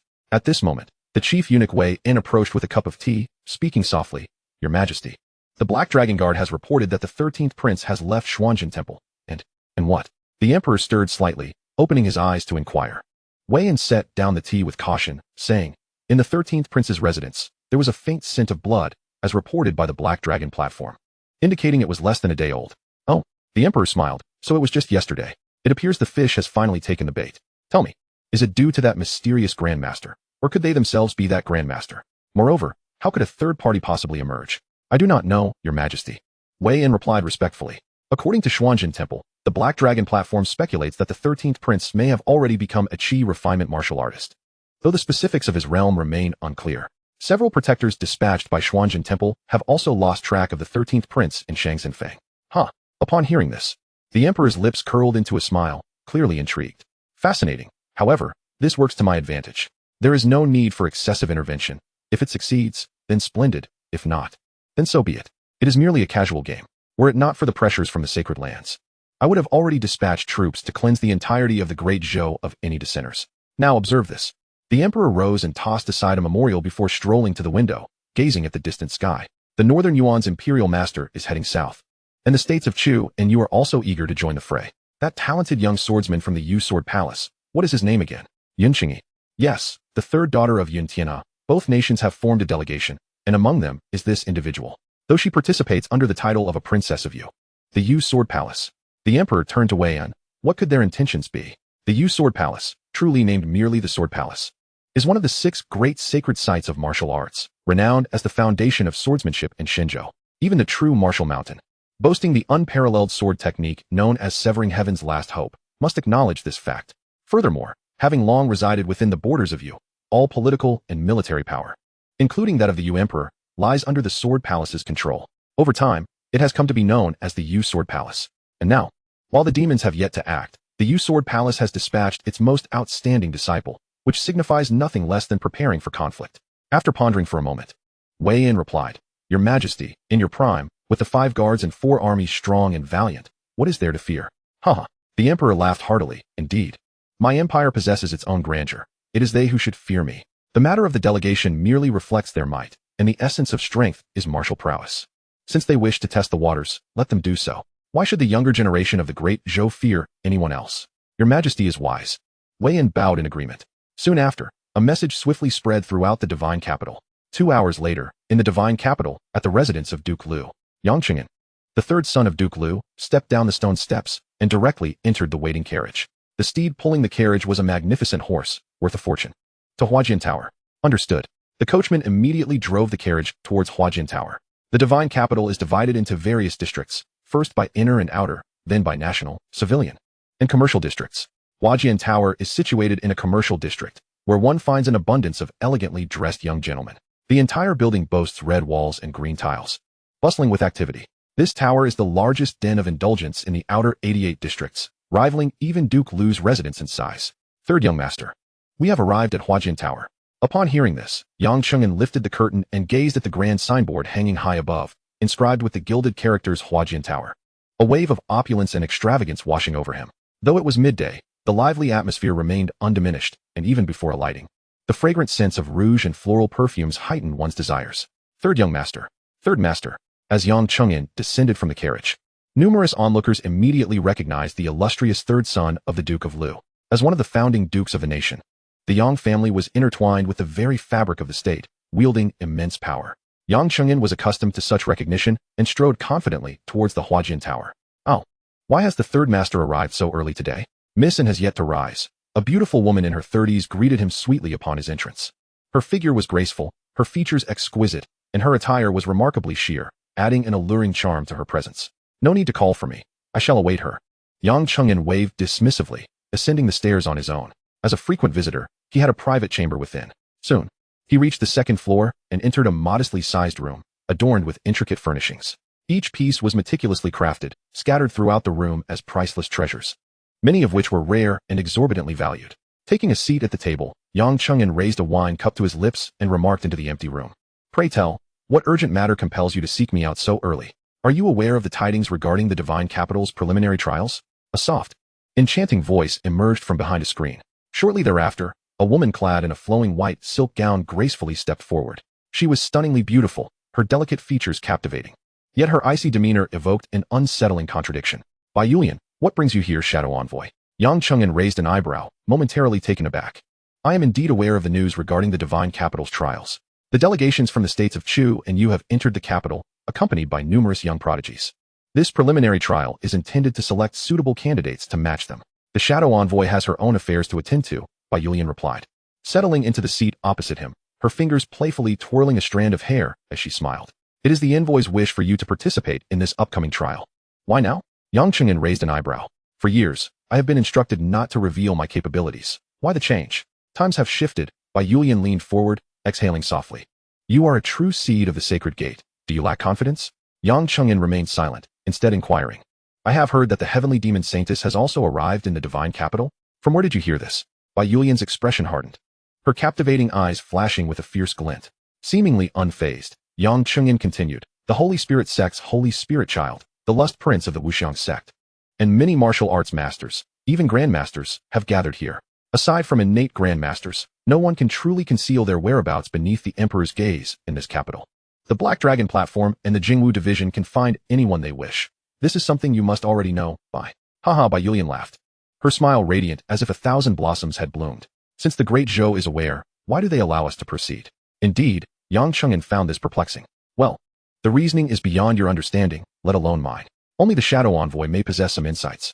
You must attend the divine capital's trials. Remember, once you embark on this journey, there will be no easy way back. Bai Yulian's gaze danced with intrigue. In life, one belongs to the Sacred Gate. In death, one becomes a ghost of the Sacred Gate. Everything you possess is bestowed by the Sacred Gate, and thus, it can just as easily be reclaimed. Your words carry weight. Yang Cheng'an narrowed his eyes. However, there must be more than one purpose behind this invitation. You are indeed astute, Bai Yulian smiled coyly. The Shadow Envoy has also instructed you to investigate a certain individual. Who? The 13th Prince, Gu Yuan. Chapter 10, 4th Stage Dao Fruit, the Emperor's Qi Observation Technique. It is said that the location of the Qintian Supervisor's office is situated atop the Great Yang's dragon vein from the previous dynasty. To suppress its power, the Qintian Supervisor was established here. In the center of the office stood a towering 9-story building, imposing and unattainable, constructed from a variety of rare materials. It was magnificent and awe-inspiring. This structure was known as the Qinquan Tower. Just past noon, the Qintian Supervisor's office was bustling with activity, with people coming and going. A cacophony of carriages. The Qintian Supervisor held significant power, and indeed, there was no shortage of Dao fruits. Gu Yuan strode forward, intermittently spotting the riders of the Black Dragon platform and the patrols of the Jingwu division rushing by. News flowed like a current around him, and Gu Yuan even glimpsed several third-stage Dao fruits. However, he found none of the fortune-related items he sought. Logically, someone of his appearance should not be able to enter the Qintian Supervisor's office. Yet, countless individuals passed by him, seemingly oblivious to his presence, as though he were invisible. Such a feat, if recounted in tales of the supernatural, would be deemed the work of deities. The true reason for this, however, lay in Gu Yuan's extraordinary mastery as a transcendent grandmaster. Utilizing the earth sword from the 3 wonders of heaven, earth, and man, he distorted the minds of others, rendering himself as inconspicuous as the earth itself. Hence, those who lacked sufficient cultivation could not perceive Gu Yuan's existence, not even grandmasters standing face to face. Only those at the pinnacle might sense something amiss. It was rumored that the head of the Qintian Supervisor was currently meditating atop the Qinquan Tower, observing the celestial phenomena and monitoring the world. Unless summoned by the emperor, he seldom descended. Gu Yuan lifted his gaze to the tower, which soared 66 zhang high. His expression somber. Whether his skills could elude this figure remained uncertain. At the moment when divine power enveloped the city, Gu Yuan was aware that an innate Grandmaster resided here. Most likely, it was the head of the Qintian supervisor, a 200-year-old innate Grandmaster, Gu Chongxian, ranked 17th on the Zhou Tian list. Even without probing, the presence of such a being, radiating an overwhelming will akin to the sun, could not be ignored by any martial artist who had grasped the essence of martial arts. However, Gu Yuan smiled lightly. What if I cannot conceal my presence? I shall not cower before anyone. Fortune-related items were vital for the future. No one could impede him. With a decisive step, Gu Yuan boldly entered the Qianquan Tower. In that instant, atop the 9th level, Gu Chongxian suddenly opened his eyes, only to reveal a look of confusion moments later. Strange, he mused. As an innate Grandmaster, he was acutely aware of the changes around him. His unique cultivation method allowed him to control the entirety of the Qianquan Tower, every inch of space at his command. Yet just now, a disturbance had rippled through what should have been a flawless formation. Even the 8 Directions mirror failed to react. Gu Chongxian furrowed his brow, pondering the implications. If someone could silently evade both the 8 Directions mirror and his own perception, they must be an extraordinary being. Could it be? Suddenly, Gu Chongxian recalled the peerless Grandmaster who had overshadowed the divine capital the previous day. If it is this individual, perhaps it truly could evade the scrutiny of the 8 Directions mirror. Yet, what could be their purpose in coming to the Astronomical Bureau? Aside from the 8 Directions mirror, there is little of note here. Or perhaps not. It could be a ploy of the demonic sect. Gu Zhongshuan's mind raced. The recent capital has undeniably become the epicenter of turmoil, with countless formidable beings sharpening their blades in anticipation. The power of the 7 paths of the demonic sect is not to be underestimated. If they were to inherit ancient legacies, they could rival the sacred lands. In their prime, the unification of the 7 paths could even be referred to as the holy land of the demonic sect. However, whether they are foe or friend bears no relevance to me. As long as they do not intrude upon this 9 heavens, they may act as they please. Gu Zhongshuan reined in his thoughts, choosing to disregard this unexpected occurrence. Regardless of whether it is the demonic sect, enigmatic grandmasters, or other factions. As long as they do not disturb this dragon vein, all else is of no concern to him. Rank, 3rd level. Dao Fruit, 7 Mysteries of Life. Rank, 3rd level. Dao Fruit, Heaven-S Vision and Earth-S Hearing.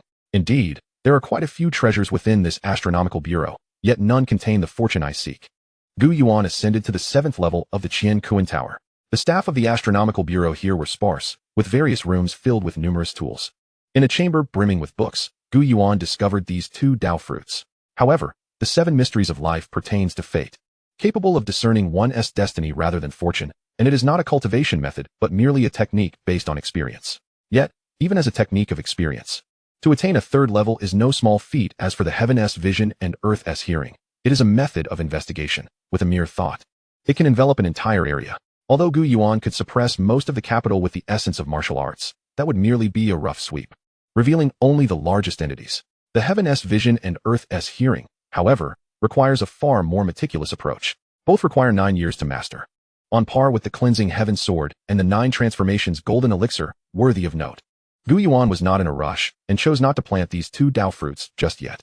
What he truly needed was the ability to discern the fortune of individuals. Only by aligning that with his own capabilities could he find the true path. As he continued forward, suddenly, Gu Yuan halted, a flicker of surprise flashing across his gaze. This is, within his perceptive range, an information signal flickered by. Rank, 4th level. Dao Fruit, Emperor's Gaze of Fortune, a 4th level Dao Fruit, acquired without any effort, mastering the heavens and earth, glimpsing the changes of the 3 talents, overseeing all celestial intentions, earth veins, and human hearts. It is an unparalleled method. Yet, the time required is 100 years. Gu Yuan was astounded. The time far exceeds that of a 3rd level Dao Fruit, truly deserving of its rank. But regardless of whether it takes 1,000 or 10,000 years, as long as it is a 4th level Dao Fruit, Gu Yuan could not relinquish it. With a clear mind, he immediately planted this Dao Fruit. Time began to flow anew. Is this derived from this jade seal? Gu Yuan glanced ahead, observing 2 men clad in the red robes of the Astronomical Bureau, conversing as they walked. The man at the front held a wooden tray upon which rested a jade seal. It turns out to be the imperial seal of the Great Yong Dynasty. Before the Great Zhou occupied this fertile land, it was the Great Yong Empire, a colossal dynasty that spanned millennia. Presently, in the land of the Divine Province, aside from the Yu territory, all is Great Yong territory. Could the seal representing the Yong Emperor harbor immense fortune within? Or perhaps it contains the dragon vein of the previous dynasty, as rumored, suppressed by the Astronomical Bureau? A sudden thought struck Gu Yuan. If individuals possess fortune, could objects also possess it? For instance, in his previous life, the legendary Great Yu forged the 9 tripod cauldrons to delineate the 9 provinces. Hence, the 9 tripods became a symbol, reflecting the hearts of the people. Might the Jade Seal, representing imperial authority, also possess such potential? Then the question arises, if this Jade Seal indeed has fortified fortune, how could one acquire it? Human fortune is obtained through subjugation and conquest, but how might one attain the fortune of this seal? Even if, due to the downfall of the Great Yang, it may possess little fortune, it would not hurt to try. With this in mind, Gu Yuan organized his thoughts and followed behind the 2 men. Chapter 11. 7 Strikes of the Celestial Spirit, True Dragon-S Crown. Are they heading to the 9th level? As he followed, Gu Yuan was surprised to find that the 2 officials continued upward, reaching the 8th floor without pause. Their destination could only be one, the Qian Kuan 9th level, overseen by an innate Grandmaster. To abandon or to persist? Gu Yuan's gaze wavered, ultimately transforming into determination. A century is too long. Even though innate Grandmasters may live beyond 200 years, I cannot afford to wait idly. An innate Grandmaster and a Jade Seal are worth my utmost effort. With the cleansing heaven sword in hand, and my vitality and physique refined through the 9 transformations golden elixir and the tempering of the heavenly dragon grass, combined with the earth sword of the 3 wonders of heaven and earth, which rivals the pinnacle of innate realms, I am confident in my capabilities. Gu Yuan resolved, fully committing to his decision. Let me see where my strength stands among the innate Grandmasters. In the Qiankuan Tower, the 9 heavens held only the Astronomical Bureau's director, his few disciples, and the 4 Symbols Bureau's chief, who were permitted to ascend. Even the 8th level served as their training ground. The 2 officials delivering the Jade Seal respectfully presented the tray to a young woman clad in a Taoist robe. My Lord Chief Clerk, the Jade Seal has been delivered. We shall take our leave. The woman, addressed as the Chief Clerk, appeared youthful, her skin as smooth as cream, and her brows like willow leaves, her loose Taoist robe failing to conceal her graceful form. One could not help but wonder how such a young woman came to hold the esteemed position of the 3rd most powerful figure within the Astronomical Bureau. This was merely Gu Yuan's ignorance. The director of the Astronomical Bureau, Xuan, had 3 disciples. 2 had already attained the level of profound masters, renowned across the land. The last was his cherished disciple, daughter of the Marquis of Wuan, Fangjini, the chief clerk before him, with the backing of these 2 innate Grandmasters. Who else could she be if not the chief clerk? Fangjini accepted the tray, cast a glance at the Jade Seal, and nodded slightly. You've worked hard. You may withdraw. The 2 men bowed and retreated, and only then did the chief clerk turn to ascend. Unbeknownst to her, Gu Yuan casually trailed behind, fully stepping into the 9 heavens of the Qian Kuan Tower. Upon ascending, Gu Yuan felt a surge of clarity. The 9 heavens revealed no ceiling. Instead, there were 5 high platforms positioned in the cardinal directions, each adorned with a massive cauldron. Smoke billowed from within the cauldrons, enveloping the entire sky. A formation? Gu Yuan's experience may be limited, yet his keen eyesight allowed him to perceive a vague connection among the 5 cauldrons. Gazing intently, it resembled a shimmering, golden-hued celestial pond manifesting before him. Such a sight could invoke extraordinary phenomena. Gu Yuan was astonished. The earth sword's will from the 3 wonders of heaven and earth stirred without wind. In his mind, it felt as though an ancient divine mountain suppressed all. As if it were being drawn by this gas, yearning to absorb it, Gu Yuan seemed to sense something, as his will for martial arts emanated from his being, standing in distant opposition to this inexplicable phenomenon. Thus, he resolved to absorb it. Gu Yuan understood that hesitation was not an option at such a moment. With a primal Grandmaster by his side, it was akin to swiftly cutting through chaos. Boom! Like a great whale gulping water, the 3 wonders sword of heaven, earth, and humanity exuded an intangible sword intent, soaring into the heavens. In an instant, from the 5 grand cauldrons, billowing smoke and dust surged forth, akin to a tidal wave rushing towards Gu Yuan. Threads and wisps, seemingly as substantial as reality itself. At that moment, the entire realm of the 9 heavens appeared to morph into another world. Within this space, it felt as though Mount Tai bore down upon one, rendering movement nearly impossible. Who has awakened the imperial dragon energy? Such commotion naturally stirred those who were already present in the 9 heavens. Fangjini felt as if the world was enveloped in a golden hue, as if a blazing sun illuminated all, rendering it impossible to gaze directly. Compared to Gu Yuan, she possessed far greater knowledge. The so-called imperial dragon energy represented the aura of a dynasty, embodying its fortunes. It served as the foundation upon which a dynasty's stability rested. Why is it that emperors and princes of this realm, despite lacking formidable cultivation, have not met with untimely demise or assassination? It is precisely due to the protection of this imperial dragon energy. Even methods of divination could not uncover its mysteries. Furthermore, it provided assistance in cultivation. The dragon vein suppressed by the Astronomical Bureau is the Great Yang's dragon vein, which harbors a millennium's worth of imperial dragon energy. However, this dragon vein has become obscure and indistinct due to the corruption brought on by the Supreme Demon Lord, rendering its benefits nearly negligible, while instead, it breeds endless toxins. This is one of the reasons for the fall of the Great Yong Dynasty, when the Yong Emperor no longer held the unassailable position of nobility. Subject to the whims of the world, the emperor ceased to be an emperor, the sovereign ceased to be a sovereign, merely reduced to a mortal. The newly established Great Zhou could not alter this tainted dragon vein. Otherwise, the practitioners of the Astronomical Bureau would not have had the opportunity to cultivate here, having long been thoroughly divided and consumed by the emperors and nobility of the Great Zhou throughout the ages. It was only a century ago, with Gu Chongxian assuming control of the Astronomical Bureau and establishing the Great Formation to mend the heavens, that one could gradually refine the overflowing imperial dragon energy through the 5 cauldrons of the formation.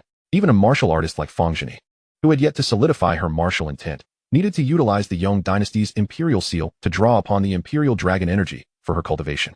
Yet this efficiency could only be described as a drop in the bucket. Even Gu Chongxian, the primal Grandmaster himself, could not summon the imperial dragon energy in such a manner. If Fang Zheni were to attempt it, this surging dragon energy would likely overwhelm her in an instant, potentially leading to her demise. Even if she were to survive, she would be reduced to a tainted being, losing her mind and spirit. Was it ignorance or fearlessness? Fang Zheni's aura flared, domineering and fierce, isolating her from the influence of the dragon energy. In the next moment, a thunderous shout erupted. Who dares to trespass upon the Astronomical Bureau? The voice boomed like thunder, deafening and revealing profound martial prowess. Fang Zheni's body trembled slightly, her gaze flickering. It was Master Bao. With him intervening, there should be no cause for concern. Bao Fu, a disciple of Gu Chongxian, a master of the Transcendence realm, the head of the 4 symbols division of the Astronomical Bureau, his cultivation was exceptionally deep. 2 decades prior, during the grand competition in the capital, he had triumphed over formidable foes, ascending to the 15th rank of the mountain and river list. The Marquis of Martial Peace himself praised his martial spirit as magnificent. Having reached a transformative state, a further step would lead him to the path of reversing pure yang. Suddenly, a robust figure pierced through the void. Atop the Qiankuan Tower, amidst the 9 heavens, the dragon energy surged like a tide. A torrent of true energy converged into a tsunami, sweeping forth. It resembled radiant stars, grand and overwhelming.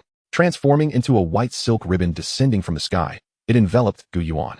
The 7 strikes of heavenly spirits. Bao Fu's signature technique. It emphasized the breath as spirit and intent as body, aligning with the 7 stars of the east. At this moment, aided by the Great Formation's power, this punch became all the more terrifying. Just as Fang Zheni believed the situation was settled, a voice, calm and composed, echoed. Where is Gu Chongxian? Why would he let a junior act? Is he seeking death? The voice came from just behind Fang Zheni. She turned abruptly. There, amidst the boundless imperial dragon energy, stood a tall figure with hands clasped behind his back. The dragon energy swirled around him, as if he were adorned with the crown of a true dragon, exuding an emperor's presence that engulfed mountains and rivers.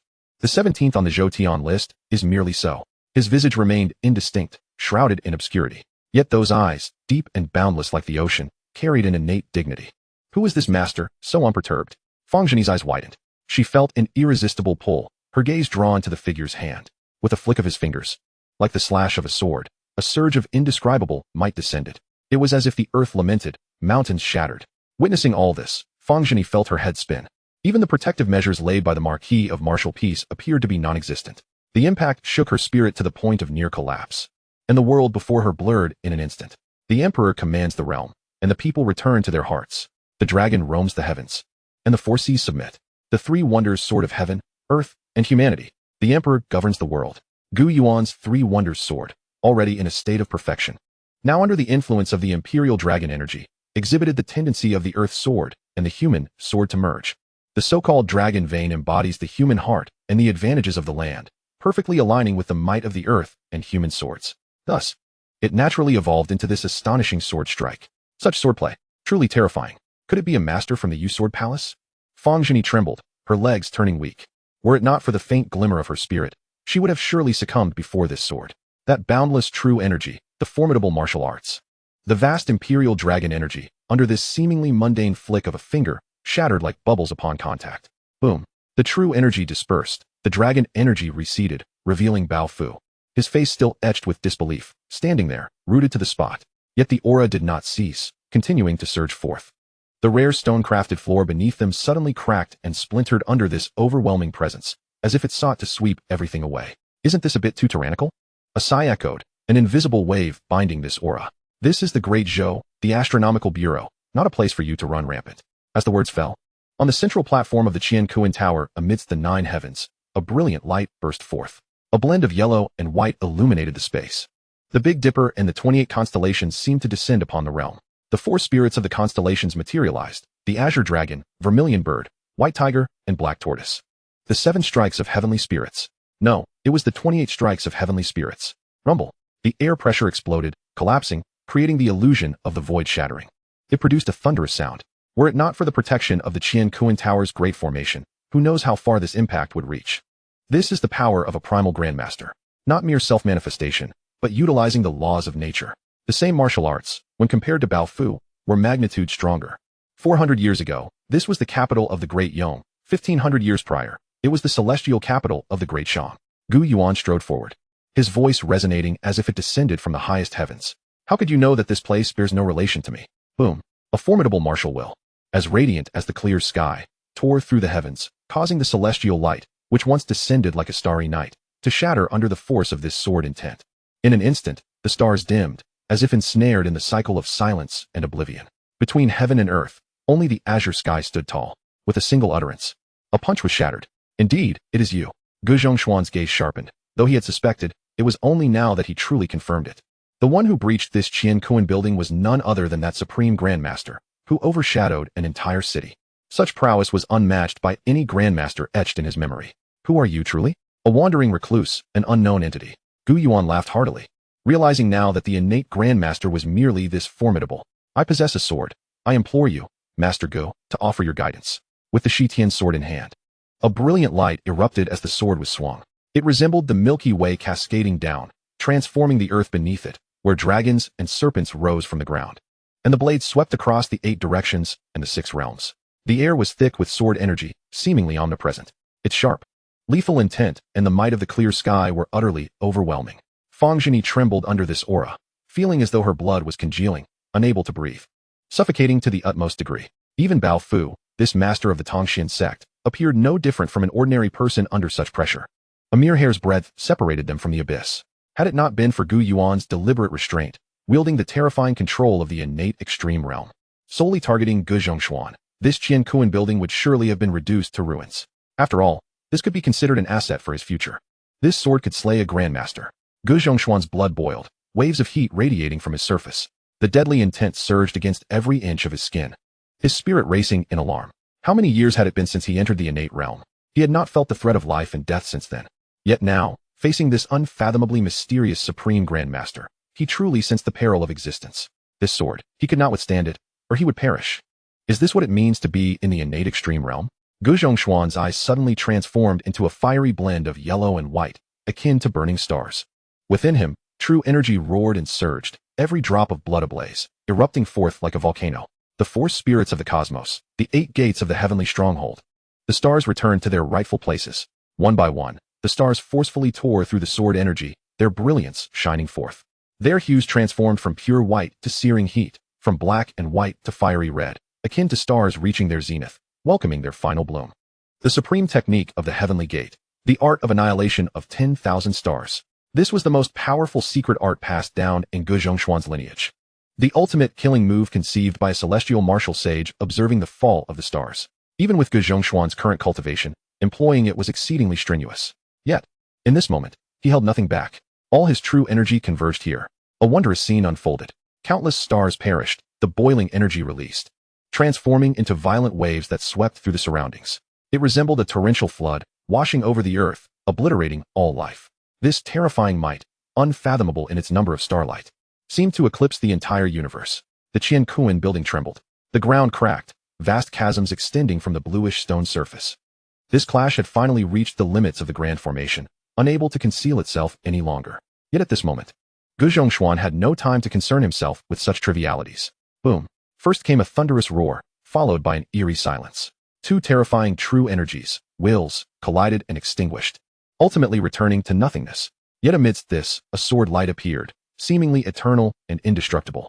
It traversed the myriad stars, unleashing boundless power, annihilating all brilliance.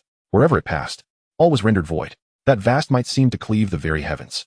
The dazzling radiance illuminated the surrounding miles, transforming it into a colossal white void. Everything dissipated into nothingness. When tranquility returned, the stars were absent, leaving only the flickering sword light. Gu Yuan's voice drifted away, ethereal, and fleeting. 17th on the cosmic rankings. Merely so. Chapter 13. The Universe Sword, the Right of Heaven. His words, as calm as a celestial being, unequivocally proclaimed the outcome of this battle. As the air settled, the faint imperial dragon aura returned.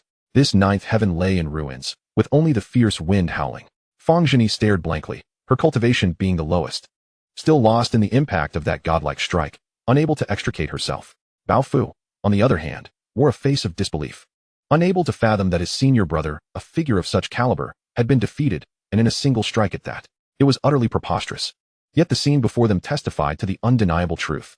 Meanwhile, Gu Yuan, the Grandmaster with an ethereal demeanor, appeared the most composed. Save for the fact that his jade crown had been cleaved, leaving his hair disheveled.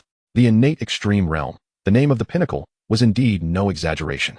Gu Yuan, the one most acutely aware of the reality, knew that he had been unequivocally defeated within this Qiankuan building, the stronghold he had cultivated for decades.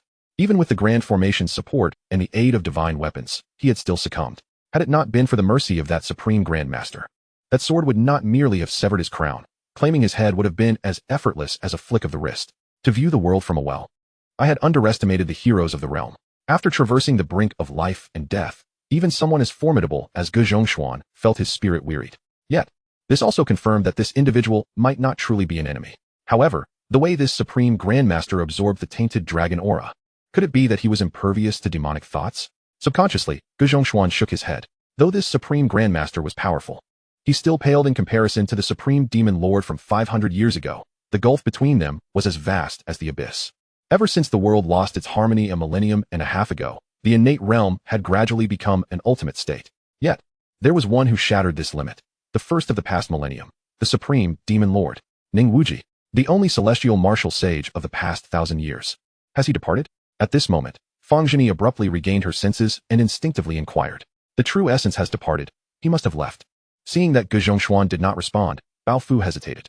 His gaze and consciousness found no trace of that presence, nor did he sense its intent. Yet, if such an existence wished to remain hidden, it was indeed impossible to discern. He has left. Gu Yuan spoke. Junior brother. You should go and arrange matters for the aftermath. Yes. Bao Fu nodded in agreement and descended the stairs. Such a significant event indeed required someone to handle the aftermath. Master, are you well? Fang Zhini, unlike Bao Fu, had a clearer understanding of the true essence of martial arts. She was unaware of Gu Yuan's actual state. I am fine. It is merely a momentary expenditure of excessive energy, nothing serious. Gu Yuan waved his hand and looked at Fang Zhini, saying, however, you should be cautious.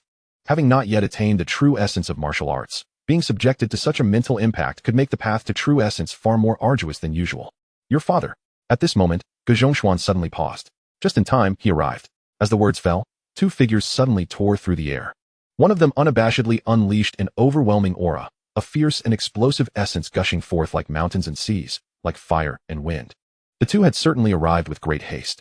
Gu Yuan raised his head and recognized the visitors, the Grand Commander of the Black Dragon platform and the Marquis of Wuan from the Great Zhou, both innate Grandmasters. Arriving simultaneously, they had come at the first opportunity, but unfortunately, they were still a tad late.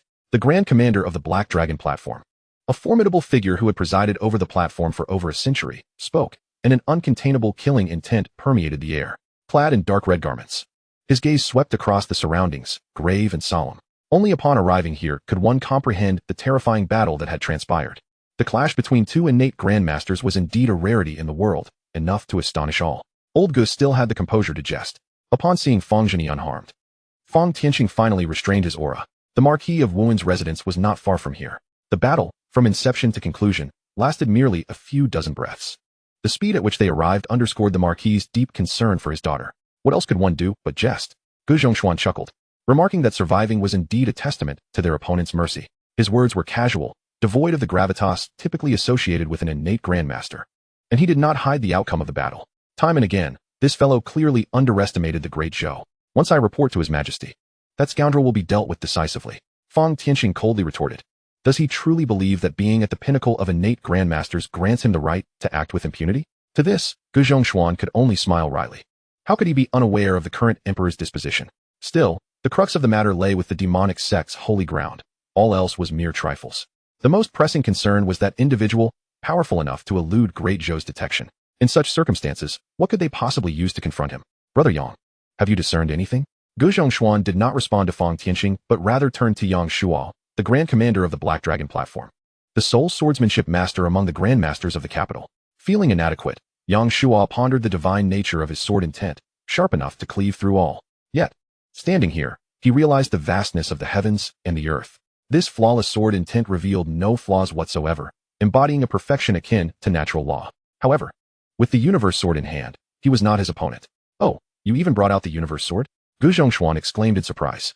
The Great Zhou had endured through 3 emperors in 400 years. The founding emperor, who reigned for 200 years, needed no further elaboration. The second emperor ruled for over 100 years, followed by the late emperor for more than 40 years. The first 2 were innate grandmasters, and they forged and nurtured divine weapons, one of which was the universe sword. In this capital, this sword represented the pinnacle of divine weaponry, striking terror across the realms. Yet, even with the universe sword, Gu Yuan did not believe he could subdue that mysterious grandmaster, who seemed to exist in a realm far beyond ordinary innate grandmasters. Indeed, Yang Shuo nodded. Shall we consider placing him on the bounty list? The proclamation of a bounty was a common strategy employed by the Great Zhou to deal with martial experts who wielded power with reckless abandon. It was a public announcement, offering a reward to attract brave souls. With a bounty, even a transcendent master would incur enmity. However, placing an innate grandmaster on this list merely declared them an enemy of the Great Zhou, leading to a deadly confrontation. Since the establishment of the bounty list, more than 10 innate grandmasters had been recorded. Yet, aside from those who passed away of natural causes, many had perished in conflict. The victors often scorned the idea of reward. As for the Black Dragon platform or the Bureau of Astronomy intervening, they did not pursue the bounty route. That was the domain of the Black Dragon platform. The old Taoist would not involve himself. Gu Yuan shook his head. Fang Tianxing shared the same sentiment. In that case, I shall take my leave first. Yang Shuo exhaled a breath of turbid air. Unless unforeseen circumstances arose, the next time they met would likely be during the Heaven Sacrifice ceremony, the timing of which would be set for tonight. The Heaven Sacrifice ceremony, a few seemingly ordinary words. Yet anyone could discern the undercurrents of impending bloodshed, accompanied by a palpable sense of foreboding. Chapter 14. The Gathering of Yunying, the third son of Duke Liu. This hall was indeed substantial. One must possess a spirit of adventure. Having donned a facade and fled, Gu Yuan was now seated in a tavern, ordering a fine wine and a few small dishes, reflecting on his gains. As for the cost of the meal, no matter how downcast a prince might be, a few pieces of gold were still within easy reach. With my current strength, taking down an old grandmaster like Gu Yuan poses no challenge. An innate grandmaster can reverse pure yang and condense the Dharma aspect, utilizing the will of martial arts along with the power of heaven and earth to amplify their own might. In the innate extreme realm, even if one is within the same innate domain, the accessible power of heaven and earth multiplies. However, what truly matters is the unparalleled sword technique known as the 3 wonders of heaven, earth, and humanity. This sword technique, combined with Gu Yuan's current realm, alongside the Shitian sword and the blood essence condensed from the 9-turn golden elixir, brought about this victory. Hiding one's head and revealing one's tail is genuinely unsatisfying. To traverse the world with grandeur, that is Gu Yuan's aspiration. Engaging in secretive schemes while lacking sufficient strength is merely a reluctant byproduct of inadequacy. However, from this moment forth, I shall no longer need to act in such a manner. This battle has thoroughly enlightened Gu Yuan regarding his own strength. What of the 4 innate grandmasters? As long as I do not enter the extreme realm, I can choose to fight or flee at will.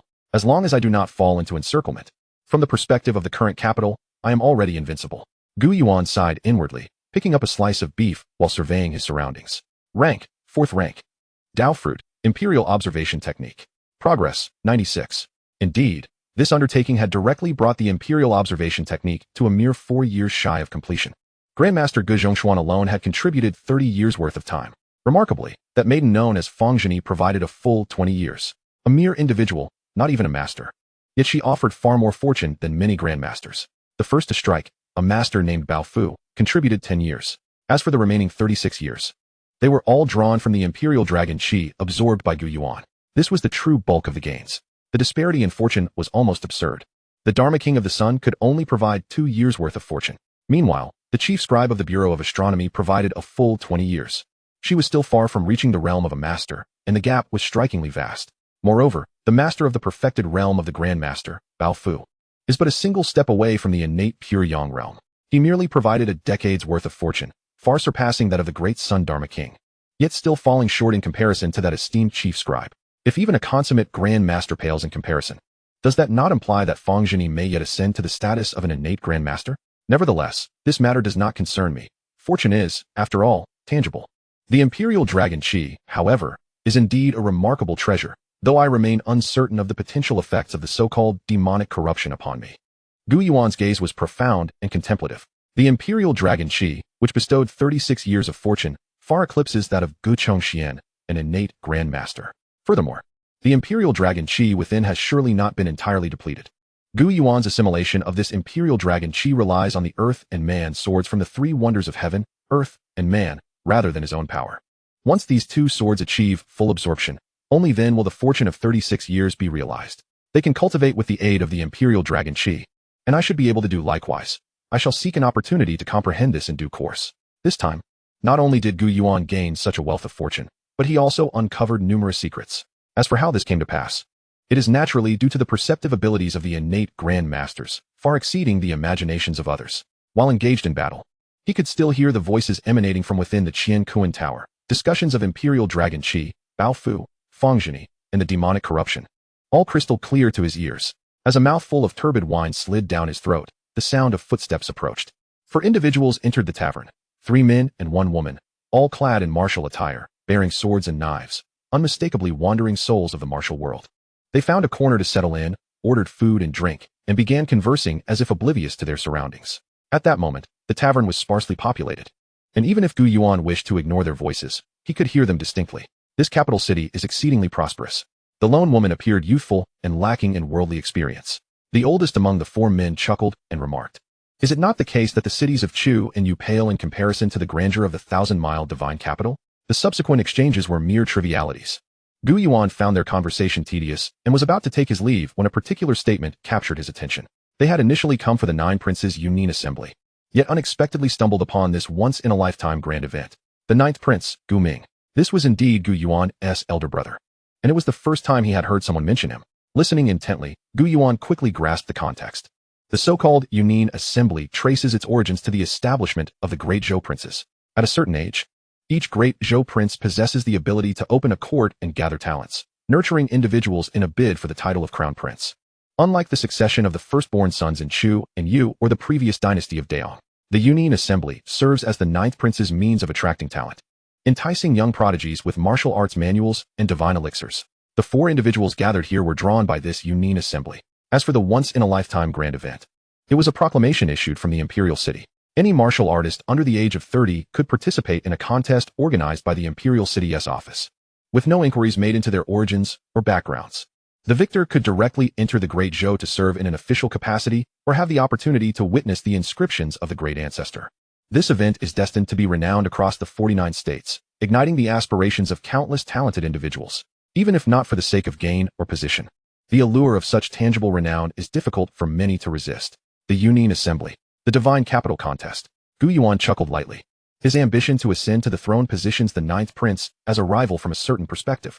However, for Gu Yuan, his true opponent is the Emperor, the current sovereign. In the eyes of the other princes, Gu Yuan possesses no capital to compete with them. The remaining fortune required by the Emperor is scarce. Perhaps, as these thoughts crossed his mind, Gu Yuan shook his head. The Union Assembly sounds splendid, yet it likely involves only young geniuses at the Qi refinement stage. Should he attend, would he not be akin to a bully in a kindergarten for divine beings? It would be better to first address the external path of the Luo sect and ascertain the movements within the Great Zhou. With clarity of mind, Gu Yuan exited the establishment known as the Moonlit Steps. After taking only a few steps, a gaze, unmasked and imbued with a hint of malice, fell upon Gu Yuan. Or rather, it was a perception born of an innate Grandmaster-esque spiritual sense. No matter how cautiously one observes, it cannot escape Gu Yuan's awareness. Who could it be? Gu Yuan shifted his gaze and soon espied an exceedingly luxurious carriage, from which the malevolent gaze emanated. Yangchengin. In mere moments, Gu Yuan gleaned from passers-by the identity of the carriage's owner, the close friend of the 9th Prince, the 3rd son of the Duke of Lu. Intriguing. Gu Yuan contemplated why such an individual harbored ill intentions toward a mere passerby like himself. Unless, of course, he was aware of Gu Yuan's true identity. Yet herein lies the conundrum. Why would the son of a duke harbor any intentions toward a prince confined within the palace? The Luo sect, perhaps, Gu Yuan mused. Following the trail of the carriage. Chapter 15. Let us go together. I'm in a hurry. Is that the 13th prince? The malice within the carriage belonging to Yang Cheng'an surged, yet ultimately subsided. Until today, he had not recognized this 13th prince. After all, among the numerous princes, few bore striking resemblances unless they were of the same mother. However, Bai Yulian had provided him with a recent portrait of Gu Yuan. allowing Yang Chengyan to identify this prince. The demonic sect not only intended to test Gu Yuan, but had also issued a command. Should they uncover anything, they were to eliminate Gu Yuan immediately. To slay a prince, even a fallen prince, would be a perilous endeavor for Yang Chengyan. The demonic sect had yet to achieve victory, and he still held the title of the third son of the Duke of Lu in the Great Zhou. A wallflower meets a grim fate, but a vanguard faces an even grimmer end. After all, the demonic sect has its agents beyond just myself. To eliminate a seemingly worthless 13th prince would not demand much strength. I shall bide my time. With this thought in mind, Yang Chengyan resolved against taking action against Gu Yuan. The carriage passed by. Gu Yuan followed the carriage of Yang Chengyan until they arrived before an opulent mansion. The area was bustling with activity, a hive of motion. Figures flitted about on various platforms, the sounds of combat resounding. What a coincidence! Gu Yuan surveyed his surroundings. This was indeed the venue for the 9th Prince's Union Assembly. Yang Chengyan entered the 9th Prince's residence directly. Having arrived, it seemed prudent to investigate further. One must understand the intentions of a person harboring murderous intent toward oneself.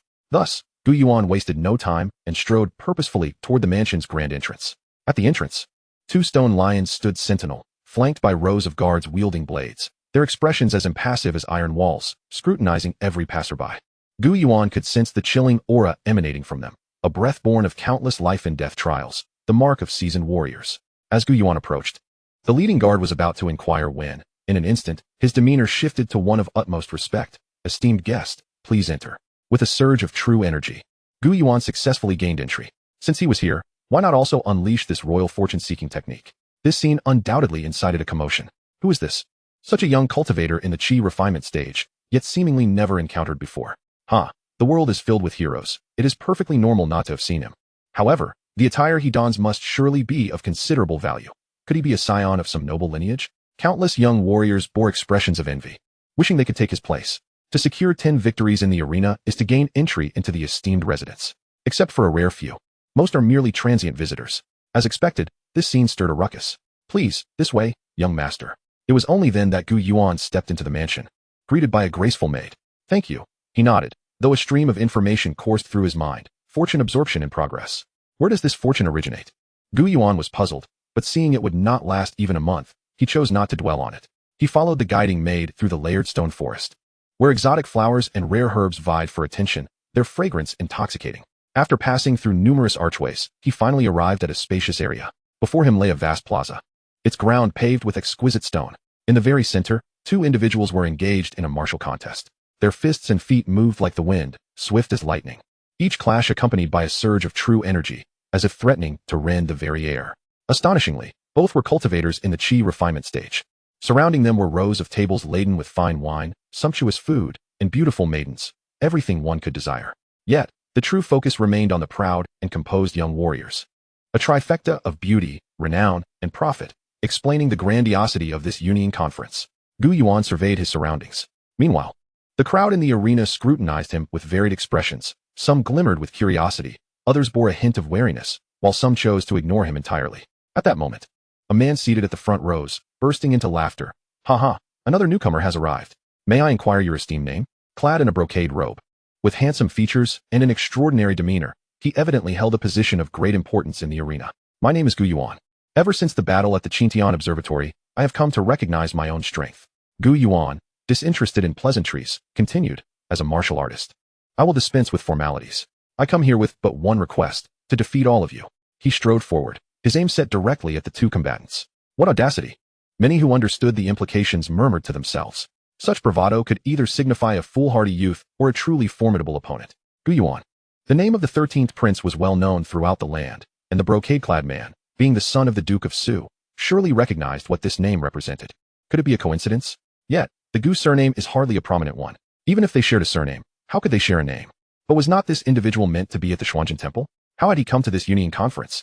In an instant, the brocade-clad man found himself in a state of indecision. Seeking death, perhaps. The 2 chi refinement warriors, incensed, perceived Gu Yuan's actions as a blatant disregard for their prowess. As the creme de la creme of the younger generation, they were renowned figures in their own right, and could not tolerate such an affront. Exchanging a knowing glance, they synchronized their movements, retracting their strikes. One of them unleashed a thunderous roar, his voice rumbling like a tempest. His fingers, once poised in the air, swiftly transformed into a fist, and with a pivot of his body, he charged forward like a tiger descending a mountain. Yet, Just as his fist was about to make contact, a hand, as radiant as jade, materialized from thin air, clamping down on his wrist like a vice. The man's countenance paled instantly as he felt a tremendous force emanating from Gu Yuan's grip, as unyielding as a torrential storm. I concede, Gu Yuan remarked, casually tossing the man out of the ring. The other combatant, witnessing this spectacle, was momentarily taken aback. However, Gu Yuan was not one to let an opportunity slip. With a mere gesture of his finger, a surge of true energy shot forth. The protective barrier of the other warrior was effortlessly torn apart, and he cried out in pain as he collapsed to the ground. Without a glance at the outcome of the two fighters, Gu Yuan stood at the center, surveying the crowd, who were visibly shaken. With a faint smile, he declared, I am pressed for time, everyone. Let us have you all come at me together. Chapter 16, Defeating 9 in One Breath, The Shadow of the Demon Sect. The brocade-clad man's expression faltered. The ninth prince sought to gather talents at the Union Conference, intending to utilize them for his own gain. Yet, individuals like Gu Yuan, who recklessly disrupted the rules, were hardly of any use. However, the name alone did not suggest he was here merely to serve the ninth prince. Summoning someone for further inquiry, he was interrupted by a fleeting black glimmer that flashed through his eyes, suppressing all his thoughts. In his heart, a singular, glaring word emerged, kill. In the next instant, the brocade-clad man's gaze sharpened like that of an eagle, his tone laced with lethal intent. Sir, is this not a blatant attempt to cause chaos? Chaos. Gu Yuan replied dismissively, his gaze fixed upon the brocade-clad man. The black glimmer was invisible to others, yet he could sense it. The man's initial mindset had clearly recognized his name. But now a smile crept across Gu Yuan's face as all manner of demons and specters revealed themselves since he stepped out of the Xuan Zhen Temple. He was determined to uncover who was targeting him. Turning to the brocade-clad man, he added, I nearly forgot you. If you take issue, feel free to join as well. I shall welcome you all. At this proclamation, a profound silence enveloped the arena.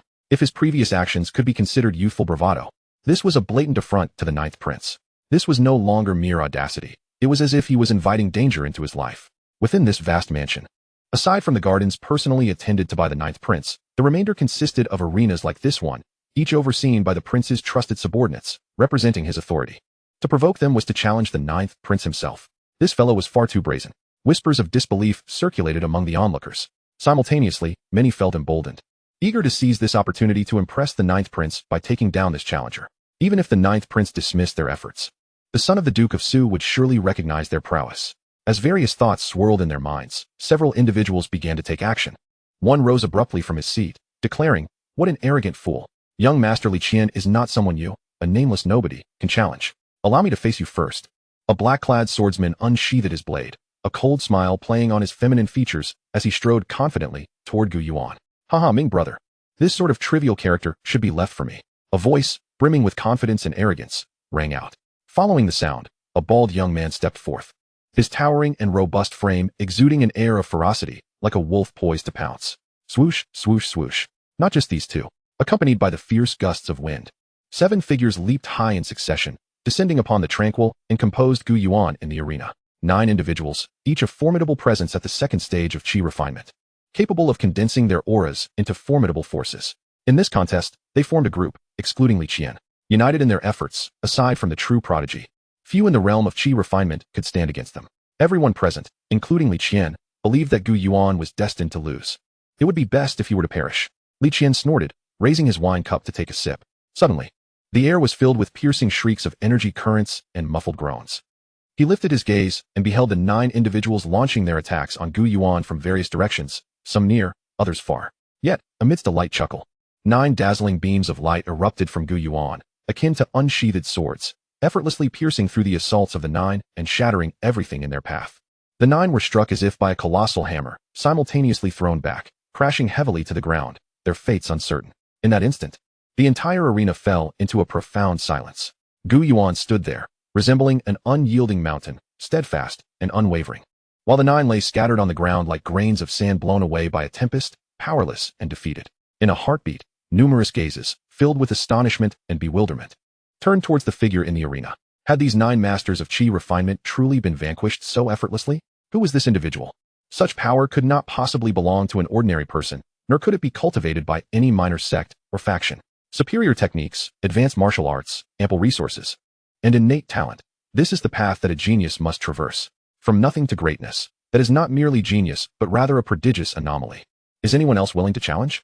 Gu Yuan inquired languidly. He had not engaged in any unfair advantage, refraining from employing the martial essence of an innate Grandmaster, relying solely on his true chi. As for the outcome, the 11 individuals had barely lasted a year, which left Gu Yuan somewhat disappointed. However, upon reflection, it was understandable. Even a master like the great Sun Dharma King took 2 years.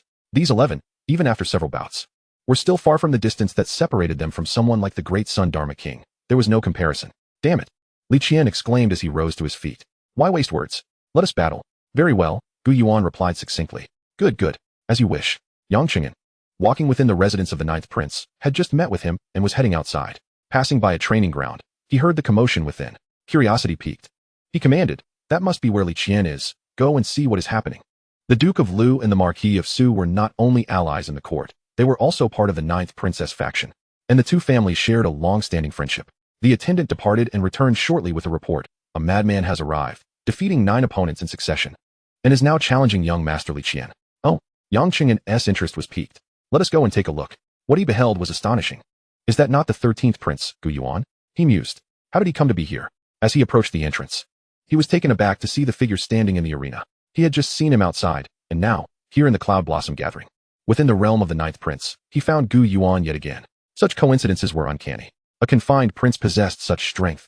Surely, there were secrets at play. Yang Cheng'an's thoughts raced. He could not defy the orders of the demon sect, but he dared not harm a prince of the Great Zhou. Even if no one knew Gu Yuan was the 13th prince, should Yang Cheng'an make a move, the Black Dragon Terrace would undoubtedly investigate him thoroughly, and he would not escape unscathed. Typically, his position as Duke of Lu shielded him from scrutiny. But meddling with a prince would implicate not just him, but the entire Duke's household. Suddenly, Yang Cheng'an noticed that Li Qian's demeanor was highly unsettling. Was this not the malevolent technique of the Wuxiang sect? Chapter 17, Innate Remnant, a single step to annihilation. The Wuxiang sect, with its mutable and ever-changing nature, was led by the celestial demon and Holy Spirit, but its Wuxiang aspect was the most enigmatic. The malevolent techniques were insidious and nearly impossible to guard against, capable of altering and distorting an individual's thoughts and intentions at will. Were there experts from the demon sect present here? Yang Cheng'an scanned the surroundings, but could not ascertain the source. To evade Li Qian's guards, the practitioner of the malevolent arts must be a formidable expert. Or perhaps Li Qian had already been implanted with a malicious thought. Regardless, with Li Qian taking action, he would no longer be needed. Yang Cheng'an resolved firmly. As for their friendship, he could only express his regrets. A friend's death does not concern a monk. Even if the 13th prince were to perish, it would not affect him. Li Qian would bear the responsibility. Brotherly, it is not that I refuse to aid you, you may rest assured. As for what Li Qian would do after eliminating Gu Yuan, that was of no concern to Yang Cheng'an. Just as Yang Cheng'an stepped into the training ground, approaching within 10 paces, Gu Yuan's gaze flickered. A revelation naturally emerged in his mind. Level, 3rd stage. Dao Fruit, Innate Remnant. The required time, 8 years. Innate Remnant. 8 years time equated to the level of a transcendent master. Among the 3rd stages, Gu Yuan surmised that the levels of 7, 8, and 9 might correspond to the realms of divine travel, transcendence, and innate. And 10 years would signify a figure standing at the pinnacle of innate perfection, akin to the likes of Xianzhen Taoist. Though the disparity in strength was vast, the time required to cultivate these Dao fruits differed by only a year. Yet, what of the name of this Dao fruit? Could it be a manifestation of martial will? A transcendent master condenses martial will, while a Grandmaster's martial essence transforms into a law form, possessing boundless utility. Gu Yuan, though never having truly experienced it, sensed that even if his physical body perished, his consciousness and will could still linger in the world. But what was the difference between a remnant and a true martial will? Was one complete while the other was flawed? After all, the name innate could not be a mere facade. Without dwelling too long, Gu Yuan directly planted the seed. Though it was merely a 3rd stage requiring 8 years, this Dao fruit, seemingly akin to martial essence, represented the most significant gain thus far. Without the martial essence of a true martial Taoist leading to innate perfection, Gu Yuan would not possess the strength he currently held. It could be said that this was the foundation. As for the location, the battle at Qiankuan Tower had been too hasty. He had not had time to plant a second Dao fruit, squandering too much fortune. This Dao fruit, originating from this individual, was intriguing. Gu Yuan cast a glance at Yang Cheng'an. It was possible to derive a Dao fruit from a person, though typically, Gu Yuan had only encountered 1st and 2nd stages. Today, this individual stands at the 3rd stage of Dao fruit, possessing the exceedingly rare essence of martial truth. Could it be that he is possessed by an ancient spirit? Gu Yuan merely contemplated this notion without further concern. He harbored no fear of a living innate Grandmaster, let alone a deceased one. His only apprehension lay in the fact that this man was none other than the 3rd son of Duke Lu, Yang Cheng'an, who had previously exhibited murderous intent towards him. At that time, the distance between them had clearly surpassed 10 zhang. How dare you engage me in battle while diverting your attention? Li Qian's forehead was veined and contorted with rage. Die! He bellowed, his murderous aura surging violently, growing ever colder. His true energy erupted forth, swirling and coalescing, resembling streams of water suspended in the air. In an instant, it rippled with a sharp intent that pierced the air, emitting a shrill whistle akin to a small sword aimed directly at Gu Yuan. The manifestation of true energy showcased Li Qian as a master at the third realm of qi refinement, the breaking form stage. Inheriting the martial legacy of the Suho family, in the realm of Zhanghu, he was undoubtedly no weakling. Were it not for his lack of achievements and his untraveled path, he might very well contend for a position near the bottom of the Qingyun ranking. With a single strike, Li Qian's demeanor turned frigid, his murderous intent intensifying. Without hesitation, he gripped tightly, wielding a dragon-headed spear with steadfast precision. The spearhead glimmered with a chilling brilliance, resembling a mighty dragon breaking through the void, exuding an awe-inspiring presence. The Suho family, having risen from the battlefield, naturally imparted their essence to their progeny. This strike was swift, accurate, and lethal, aimed solely at ending Gu Yuan's life. Strangely, even he did not comprehend the reason behind his desire to kill Gu Yuan. You wish to take my life? Gu Yuan remarked in a tone that was more a statement than a question. I shall be the one to end you. Li Qian moved like a shooting star, with his spear resembling a dragon. A barrage of small sword-like true energy surged from all directions, with Li Qian leading the charge, akin to a comet in assault. It appeared to be a situation of certain demise. What a pity for such a promising life, Gu Yuan sighed, as if lamenting the loss of a soul. He extended his hand, causing his true energy to resonate, as if responding to the heavens. Like a thunderous bell, it shook the very earth. With a single utterance, the sword-shaped true energies instantly crumbled.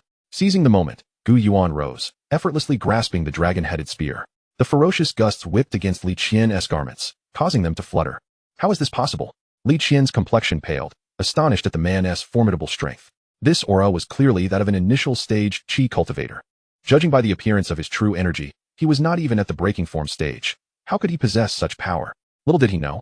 The transformation within the qi refinement realm was of no consequence to Gu Yuan. It was entirely irrelevant. Even without employing the martial truth, he was beyond the reach of a mere qi cultivator's capabilities. Are you beginning to fear? Gu Yuan chuckled lightly, disregarding the calls for restraint. His vitality surged like a torrential river, empowering him as he unleashed his strength. The dragon-headed spear, typically an elite weapon, was effortlessly shattered in his hands as if it were a mere twig. The immense backlash cascaded forth like a tempest, striking Li Qian with devastating force. Li Qian felt an unyielding power surge into his body, with no time to register the pain before he spewed forth a mouthful of blood, propelled backward by overwhelming force. Had it not been for a nearby guard who skillfully caught him, he would have suffered further injury. Is this all you are capable of? Gu Yuan taunted. You are aware of the identity of the one you have harmed. The guard who caught Li Qian roared in fury. He had just called for restraint. Yet now his energy surged, revealing him to be a master of the spirit travel realm. So, first you reached the gathering qi stage, then the breaking form stage. And now you aim to challenge a spirit traveler? Gu Yuan mused. After I am done with you, will the next step be to confront a Grandmaster of the profound realm? Though his words were light, they struck deeply into the hearts of those present. No one could fathom the source of Gu Yuan's confidence. Uncle Da, kill him. Li Qian, choking on blood, grew increasingly defiant. He was acutely aware of the guard's prowess. A personal bodyguard of the Suho, forged in the crucible of iron and blood. To slay a qi cultivator would be child's play. Young man, you should blame yourself for offending someone you ought not to have.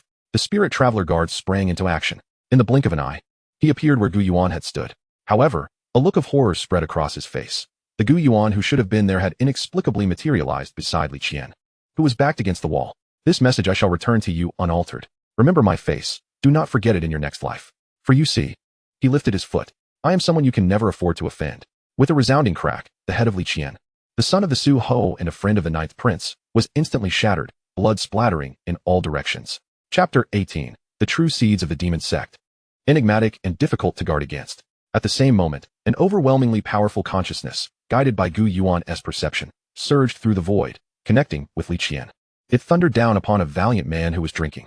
In the next heartbeat, the man's head exploded with a resounding bang. Yet, no one paid attention to this individual, except for Yang Chengyan, who stole a glance. The rest remained engrossed in the shocking demise of Li Qian. No one anticipated Gu Yuan's audacity to kill Li Qian, the son of the Su Ho, with such decisiveness. He crushed him underfoot without hesitation. In an instant, all present in the training grounds, whether accompanying beauties, Jianghu warriors, or figures like Yang Chengyan, were struck with profound astonishment at the spectacle. This was no insignificant figure. He was the sole heir of the Su Ho, What they failed to realize was that it mattered not whether it was the Su-Ho's only son or even the Su-Ho himself present. Should anyone dare to strike at Gu Yuan with lethal intent, the outcome would invariably lead to this single path. Gu Yuan would show no mercy to his enemies, even if the root of the conflict lay with him. Yet, the essence of that darkness was merely a suppression and concealment. The core of that blackness was, after all, Li Qian himself. Perhaps there was a misunderstanding, but what did it matter? This world reveres the strong, and now, Gu Yuan was the epitome of strength. He was the very embodiment of the rules. A multitude of incredulous gazes fell upon Gu Yuan, and for a moment, silence enveloped the entire arena. This situation had escalated dramatically. Many who were familiar with the temperament of the Su-Ho began to contemplate retreat. After all, he was a man who killed without a second thought, renowned for his campaigns where he led 3,000 iron cavalry deep into the western regions, annihilating nations and slaughtering cities. The mere mention of his name sent shivers down the spines of all who heard it. The man who had slain Li Qian would surely meet his end. They might very well accompany him to the grave. Yet, in this moment, no one dared to make a reckless move, until a thunderous roar shattered the silence. You shall pay for this with your life. It is that ethereal attendant, his hair and beard wildly disheveled, resembling an enraged lion. In this moment, everyone sensed the overwhelming aura of murderous intent emanating from him, as if he were poised to devour the entire world. His fists were shrouded in layers of sharp, true energy, causing the air to crackle and explode as they hurtled towards Gu Yuan. This strike sought not victory, but merely death. Oh, at such a juncture, Gu Yuan remained unfazed, engaging in idle chatter while completely disregarding this desperate blow. Very well, since you, this loyal hound, are so devoted. His gaze lowered, demeanor serene. I shall send you to meet your master. With a single step and a punch, he cast aside the loathsome foe. Gu Yuan relished these bouts, far more gratifying than his encounters with grandmasters. The visceral sensation of striking flesh prompted him to confront the ethereal martial artist relying solely on his own true energy. Even devoid of martial intent, the innate perceptiveness and control of a grandmaster remained intact. The outcome had been determined from the very beginning. As he unleashed his punch, it appeared to the enemy as if there was no escape, no avenue for retreat. The discomfort was palpable. Yet, the ethereal attendant had no desire to evade. He yearned only for a fierce battle, to repay his lord's kindness. In the next heartbeat, as observed by the onlookers, the moment their fists were about to collide, the surrounding air was seemingly compressed by an invisible force, producing a thunderous howl. Upon impact, a powerful shockwave erupted from the point of contact, radiating outward in all directions. Many spectators, caught off guard, instinctively recoiled a few steps. The maidens, lacking any martial prowess, turned pale with fright. What a remarkable display of martial skill. A voice of admiration echoed. The ethereal attendant was sent hurtling backward, having succumbed to Gu Yuan's might. His rapidly descending form crashed to the ground, shattering the bluestone surface and raising clouds of dust. Observing his condition, chest caved in, breath weak, it was evident his days were numbered. Even the ethereal martial artist fell to this madman. Just how powerful is he? The 11 who had initially been defeated trembled in fear, relieved that they bore no murderous intent, merely seeking to subdue Gu Yuan. Otherwise, they might have been the first to perish. Thank you for the compliment. I shall grant you liberation. Gu Yuan regarded the crowd with indifference as he approached the ethereal martial artist, delivering him a similar fate. As this scene unfolded, Gu Yuan surveyed his surroundings. Every soul who met his gaze felt an icy chill surge from their feet to their hearts, instinctively averting their eyes. Only a scant few dared to maintain eye contact, their expressions betraying discomfort. Yet one individual remained unchanged, Yang Cheng'an. At this moment, he began to retreat. Gu Yuan was so ruthless, capable of slaying an ethereal guardian with a single punch, and had inexplicably forced a master of the Wuxiang sect to self-destruct. This level of power. No, I must leave. Even with the legacies of 2 families, his strength could hardly rival Li Qian's. However, just as Yang Cheng'an prepared to depart, his expression abruptly shifted, fear and confusion giving way to an unsettling calm. No, Yang Cheng'an's mind screamed in protest. Yet he could only watch in horror as his body moved forward against his will. Bai Yulian, you shall pay for this. Yang Cheng'an's allegiance to the demonic sect stemmed from his lineage as a true offspring of that order. The so-called true offspring were remnants of a deceased grandmaster. Their spirits so refined that they could persist even in death. Through the sect's arcane methods, their essence could be preserved within another's body. Yang Cheng'an was precisely such a fortunate vessel. This was why he was confident that, should he unleash his full power, he would undoubtedly claim victory in the trial of the divine city. A being of innate mastery, even in death, was formidable. Yet, he never anticipated that this true offspring of the demonic sect would seize control of his body at this moment. His own voice, in this instant, was heard only by him. How dare you commit acts of violence within the 9 princes' estate? Yang Cheng'an let out a piercing cry, akin to a demonic sound that resonated in the ears of all present. This immediately captured everyone's attention. Is it young Master Yang? Is he about to make a move? The reputation he had previously held was overshadowed by his notorious playboy persona. Could it be? The young heroes silently pondered, yet none dared voice their thoughts. Intriguing. Gu Yuan scrutinized the figure before him.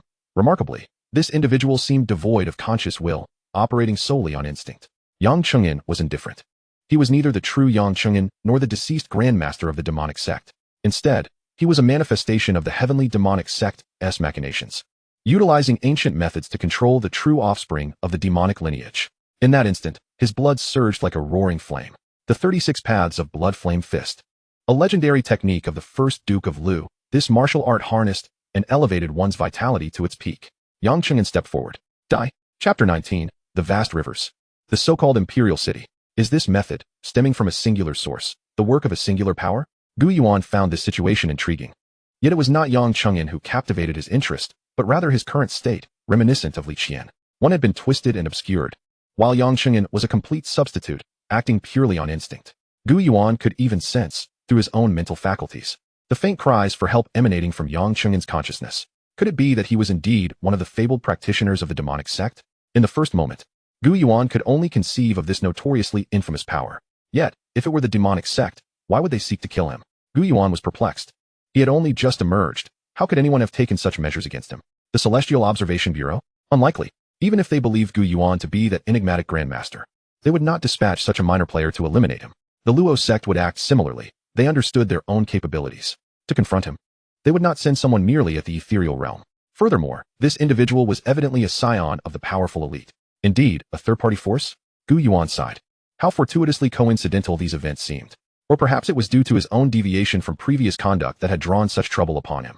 To kill him here, or to take him away for interrogation. Gu Yuan's thoughts solidified into a decision. Since someone had targeted him, even seeking his life, he would not rest until he understood the full scope of the situation. If he could suppress this instinct and restore the original Yang Cheng'an, he would surely extract the truth. Moreover, rank, 4th, Dao Fruit, Imperial Gaze Technique. Progress, 99. The Imperial Gaze Technique was merely a year away from completion. Excluding the 11 defeated and the 2 slain, all present, save for Yang Cheng'an, contributed their fortune. It appears that one need not be vanquished. Merely reaching a certain threshold allows for the absorption of fortune from one's surroundings. The predetermined objective is nearing completion. Furthermore, the fortune provided by an individual harboring the remnants of a congenital Grandmaster, regardless of its meagerness, surely cannot be less than a year's worth. Thus, the departure seems only logical. Beyond this, Gu Yuan remains entirely ignorant of the interrogation. Originally, a lack of options would suffice. Yet it would be a grave waste to not fully utilize someone of Gu Yuan's caliber. Naturally, the true aim lies in extracting information regarding the realm beyond the congenital from Gu Yuan. This is of paramount importance. In a fleeting moment, as Yang Cheng'an soared high, his vital energy manifested in the form of blood flames. From 1, 2 emerged. From 2, 3 were born. His intention was to obliterate Gu Yuan. However, in the next instant, an immense power descended from the heavens, akin to a celestial canopy pressing down, crashing directly into Yang Cheng'an's being. What was once a formidable technique, the 36 Blood Flame Fist, was rendered as inconsequential as a flickering flame confronted by a deluge, extinguished in an instant.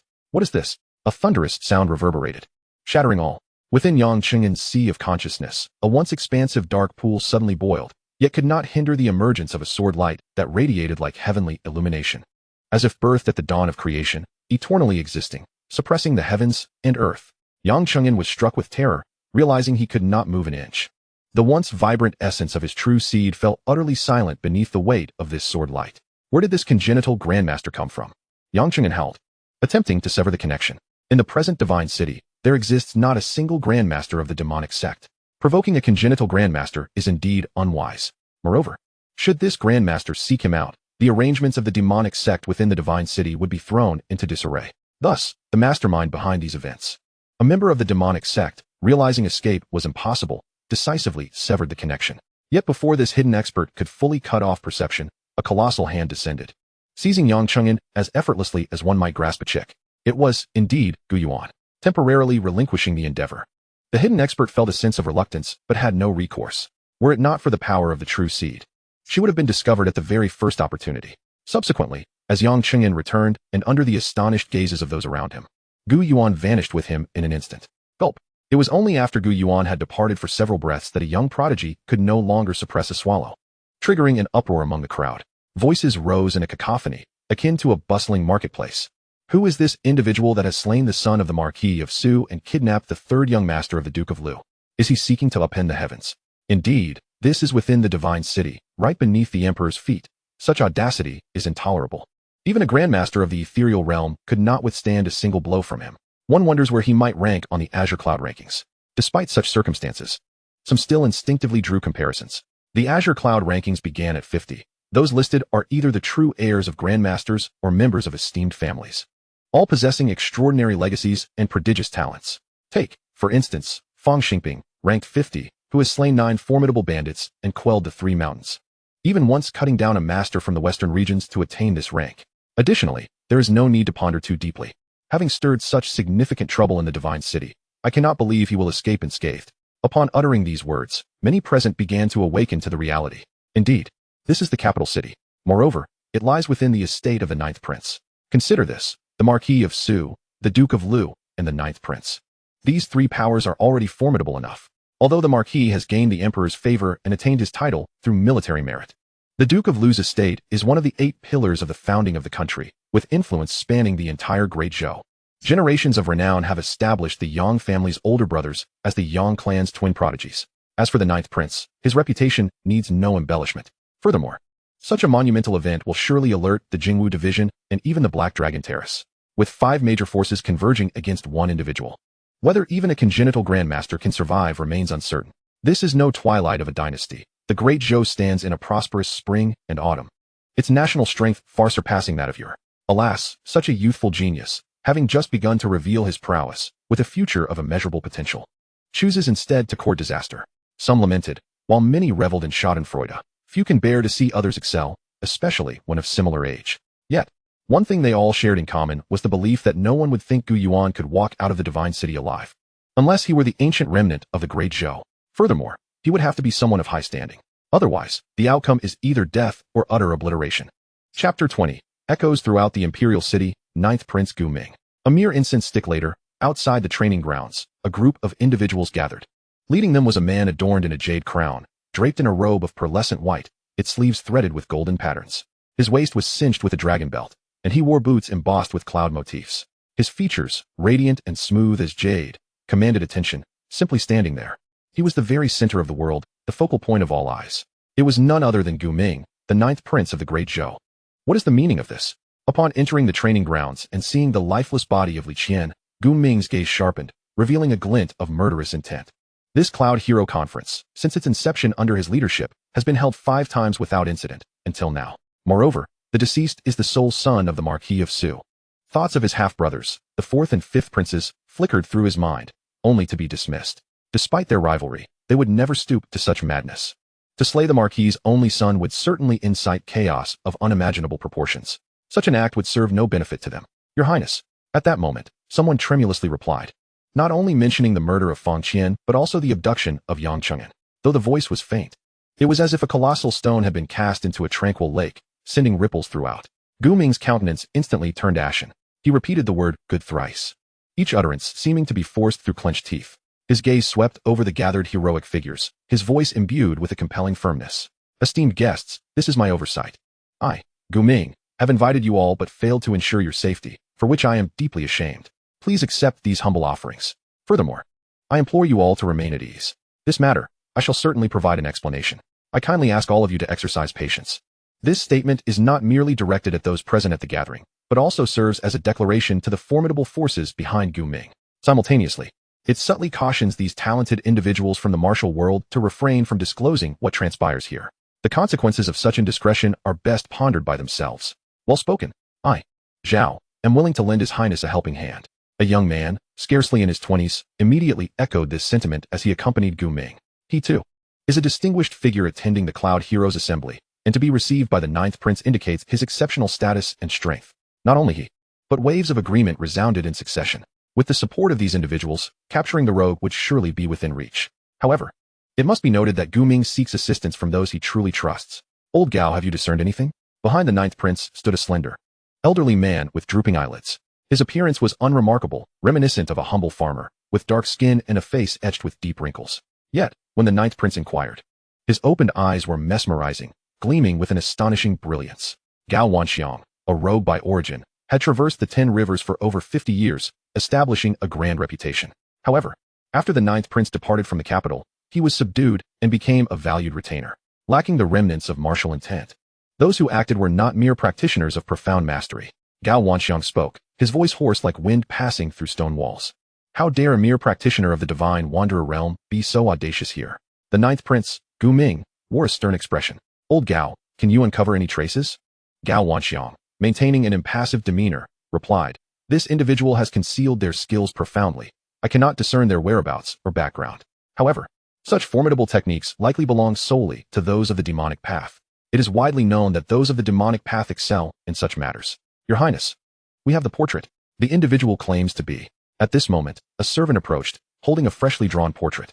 According to the young hero who had encountered the thief, it was nearly an exact likeness. Very well.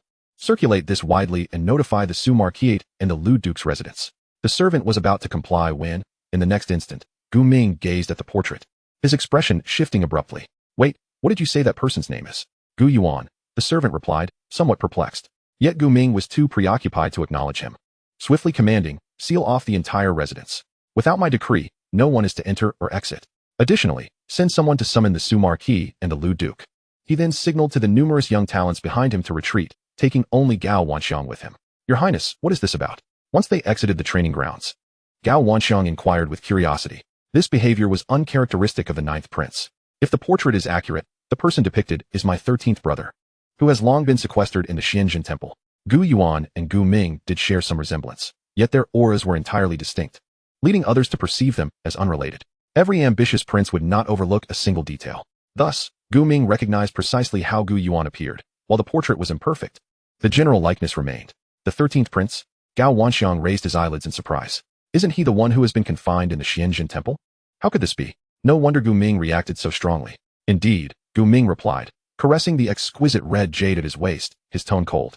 I wonder from where he acquired such prowess, severing the divine wanderer and managing to take Yangchungen with him. He has inadvertently posed me a dilemma, truly. My dear 13th brother, given the current circumstances, killing Gu Yuan was impractical. Yet failing to do so would pose challenges in addressing matters with the Martial. Perhaps. Gu Yuan gestured with his hand. As a former water thief, although he had cultivated himself after achieving mastery, he still resorted to violence when faced with indecision. Old Gao, please do not jest. Such discussions may be entertained here, but outside. However, Gu Ming decisively rejected the notion. He was not oblivious to the facts.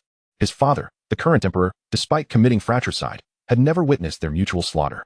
17 princes and 11 princesses had all survived without a single early demise or untimely accident, which spoke volumes. Even if Gu Yuan's uncle were to rebel, and his mother were to take her own life, he had not been granted a death decree.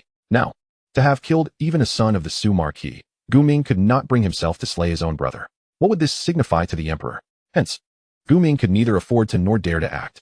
He decided to wait for the arrival of the Martial and others. For now, the priority remained to locate Yangchungen.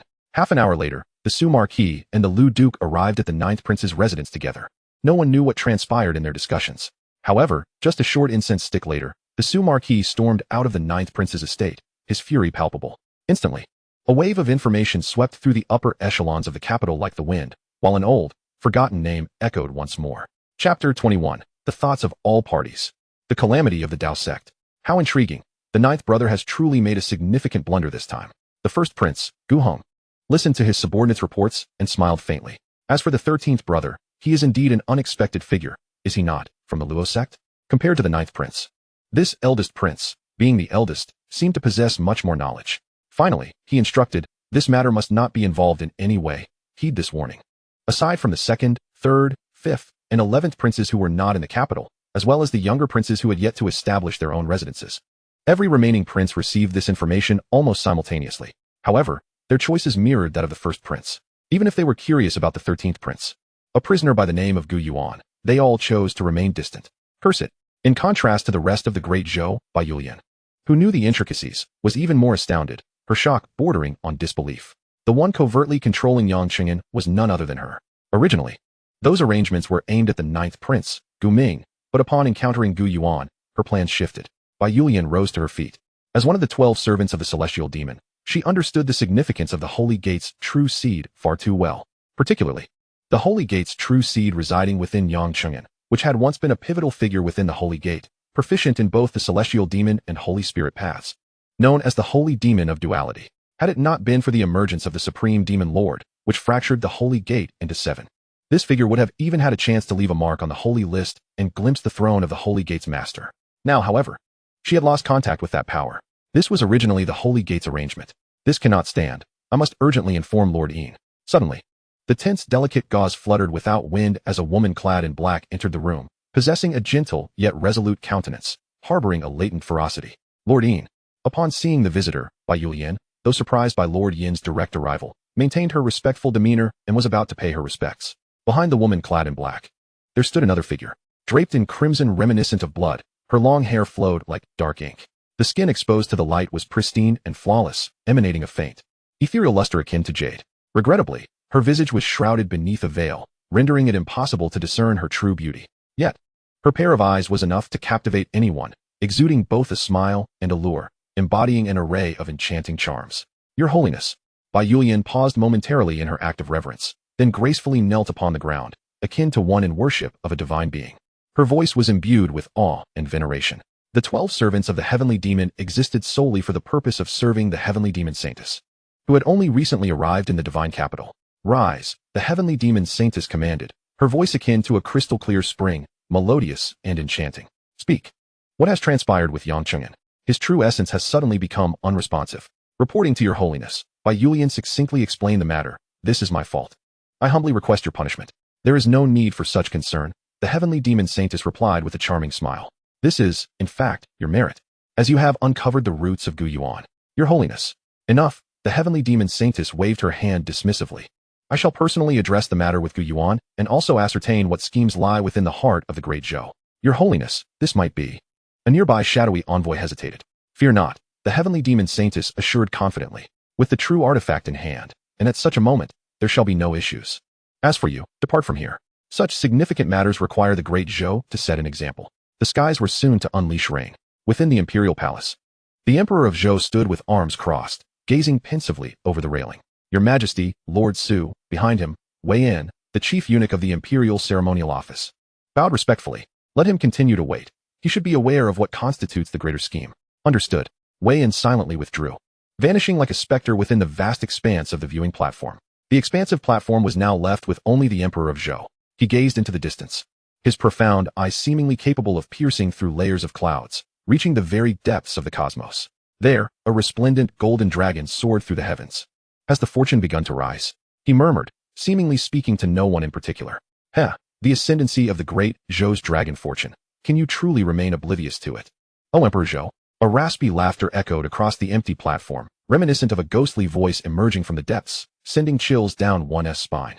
Qi Yangzi, do you truly believe that I am indispensable to you? The Emperor of Zhou appeared unfazed by the voice. Without me, in this vast world, would there still be a place for you? If such words were to spread, they would surely stir the ire of many innate grandmasters. 2 centuries prior, Qi Yangzi had been a name on the Zhou Tian ranking, the head of the Kunlun Dao sect. For reasons unknown, during a grand assembly hosted by the Xintian Dao sect, he had clashed violently, resulting in the demise of 7 headmasters from the top 10 orthodox sects, inciting widespread wrath. All 10 orthodox sects, save for the Kunlun Dao sect, had emerged in full force, even calling upon the sacred lands for assistance. Yet, Qi Yangzi had been undeterred, facing off against 9 orthodox sects and 6 sacred lands. A total of 15 formidable powers deployed 6 innate grandmasters and over 40 profound masters, yet none could capture him. Instead, he claimed the life of an innate grandmaster and more than 10 profound masters, earning a fearsome reputation. It was only at the Zixiao Palace that a young Taoist, with hands clasped, finally put an end to Qi Yangzi's reign of terror. That young Taoist was none other than the current top figure on the Zhou Tian ranking, reigning supreme for 2 centuries, known as the unmatched, eternal Qing. He was also the sole individual from the 6 sacred lands to ascend the Zhou Tian ranking, a testament to his immense stature. I admit my mistakes. Let me see, wait. The raspy voice expressed surprise. Why has Gu Yuan's fortune surged so drastically? It now rivals that of Gu Ming and the others, with purple energy rising, exquisite beyond measure. Only a step away from nurturing a true dragon of imperial destiny, and yet, this fortune is inexplicably unaffected by the grand formation. How could this be? There was one more thing that Qi Yangzi did not utter. However, both the Emperor of Zhou and Qi Yangzi were acutely aware. The fortunes of the princes stemmed entirely from the great Zhou, from the Emperor of Zhou himself. Without the Emperor's acknowledgement, they amounted to nothing. unless they possess the power to transcend these barriers themselves. Logically speaking, Gu Yuan's fortune should not have differed much from that of an ordinary person. Yet now, have you finally realized? The Emperor of Zhou smiled coldly. Heaven does not have two sons, a nation cannot have two rulers, and a family cannot have two revered figures. A dynasty can only have one true dragon. And now, without the recognition of the imperial fortune, Gu Yuan's fortune is indistinguishable from that of those burgeoning princes. What this signified was self-evident. How could such a significant surge in fortune occur within a single day? It was akin to that of a grand sect. Moreover, how had he escaped the control of the grand formation? What power did this Luo sect possess? Yangzi was perplexed. Since the time the Emperor of Zhou was still a prince, Yangzi had been by his side, manifesting in the form of a book. Though he had perished, the essence of martial truth had transformed, lingering in the world for 3 centuries without losing its spirit. The so-called grand formation was also his handiwork. Even the Heavenly Gate and Guchongxian were similarly entwined. Chapter 22. The Emperor gazes at fortune, breaking the cycle of fate. As for their ultimate goal, it was singular. To reach the Sacred Land. One sought vengeance for past grievances, while the other aimed to unify the land of Xinzhou, establishing an unparalleled legacy. Thus, the grand formation was laid out with the princes and princesses as its focal points, comprising the 28 constellations and 4 divine spirits. Built upon the foundation of the Heavenly Gate's 28 stellar laws and the great Zhou's imperial dragon energy as its essence. The true crux lay within the 28 bloodlines of the Zhou Tianzi. Each dragon bloodline represented a node of fortune. The more prosperous each node of fortune was, the more formidable the formation would become. Hence, the cultivation of the princes was of such significance. The bloodline of the Emperor of Zhou was precisely aligned with the 28, corresponding to the 20 constellations of Zhou Tian. For this day, I have waited far too long and sacrificed far too much. It absolutely cannot fail. The Emperor of Zhou's gaze was icy, his voice sharp as a blade. I certainly understand. I too do not wish for it to fail. Wan Guqing is still awaiting my vengeance. Yangzi contemplated deeply. He was well aware of the sacrifices made by the Emperor of Zhou for the utmost fortune. Beyond the 6 sacred lands, there were also the 7 paths of the demonic sect. It could be said that these 28 consorts hailed from the pinnacle forces of the world, the Wang family of Langya, the Cui family of Qinghe, and even the remnants of the previous dynasty, including those like Ling Fei from the Luo sect, had their intelligence regarding the Great Zhou. This had resulted in a dramatic surge in the power of external relatives. The Wang family of Langya and the Cui family of Qinghe had already been at the zenith of power within their territories. With the tiger skin of the Zhou Son of Heaven now in hand, they have become utterly contemptuous of the law, acting with reckless abandon. The tribute from a province has been completely divided among them before it even reaches the hands of the Great Zhou. In such circumstances, the rivalry among the princes has intensified beyond all previous measures. Were it not for the Great Zhou still being in its prime, these maneuvers might have hastened the demise of the dynasty. This is precisely why Gu Yuan has managed to survive. The Zhou Son of Heaven requires the fortune of Gu Yuan. And how does this fortune come about? Naturally, it is through the teachings of the Luo sect. However, it was unexpected that Gu Yuan's fortune would exceed the control of the Great Formation. The 28 constellations are one short, thus no longer complete. Perhaps it can be summarized as absorbing fortune, infusing nutrients, rapidly growing. When Gu Yuan subdued Yang Qing'an, he attained the 4th grade Dao fruit. Success. Yang Qing'an provided Gu Yuan with 4 years of fortune. Not only did the Son of Heaven's fortune-gazing technique successfully cultivate, but that innate remnant of the Tao is now merely 4 years away from fruition. Alas, this technique of fortune-gazing is not a martial art, but merely an auxiliary method. Yet it shares a remarkable similarity with the sword of the 3 talents of heaven, earth, and humanity. Gu Yuan traversed the air as if it were solid ground. Even having time to comprehend and glimpse the transformation of the 3 talents, the mandate of heaven, the fortune of the earth, and the hearts of the people. He discerned the dual energies of yin and yang in the universe, able to perceive auspicious signs and ominous omens, understanding the changes of the world. In combat, he could also see through the enemy's tracks, establishing himself in an unassailable position. However, being a 4th grade Tao fruit, representing the utmost beyond the innate. The true power of the Son of Heaven's fortune-gazing technique lies in its mastery over destiny. The so-called mandate of heaven refers to the prevailing trends. When fortune arises, the heavens conspire to assist. When it departs, even heroes are unfree. This technique can break fate or perhaps become the mandate of heaven, channeling the unseen powers. It ensures success in all endeavors. Although Gu Yuan was uncertain whether the Son of Heaven's fortune-gazing technique was as mystical as it was claimed at that moment, he gazed far and wide. In his eyes, akin to the rising sun and moon, he beheld that all things were enveloped in the aura of fortune. Is this what fortune truly is? Gu Yuan looked down and beheld a golden dragon soaring through the clouds above the divine capital, riding the mist. The national fortune of the Great Zhou? Looking further north, he saw a mysterious light emanating from the Qian Kuan Tower, stretching from heaven to earth, entwined with strands of black mist. The fortune of Daon? After all this time, it still bears so much, and this black mist, could it be the taint of demons? Gu Yuan observed his surroundings. Every place had its own fortune, like swords and bells. The imperial city seems to resemble the four symbols lying in wait. Suddenly, Gu Yuan realized that beneath the vast golden dragon covering the imperial city, it resembled the intertwining of the four symbols, endlessly flourishing, the azure dragon of the east, the vermilion bird of the south, the white tiger of the west, and the black tortoise of the north. The grand imperial city is, in essence, a great formation. Moreover, this formation seems to hold a connection to me. Simultaneously, Gu Yuan discovered that he himself was indeed related to this formation. Though the connection was slight and lacked any direct interaction, it was nonetheless real. Intriguing.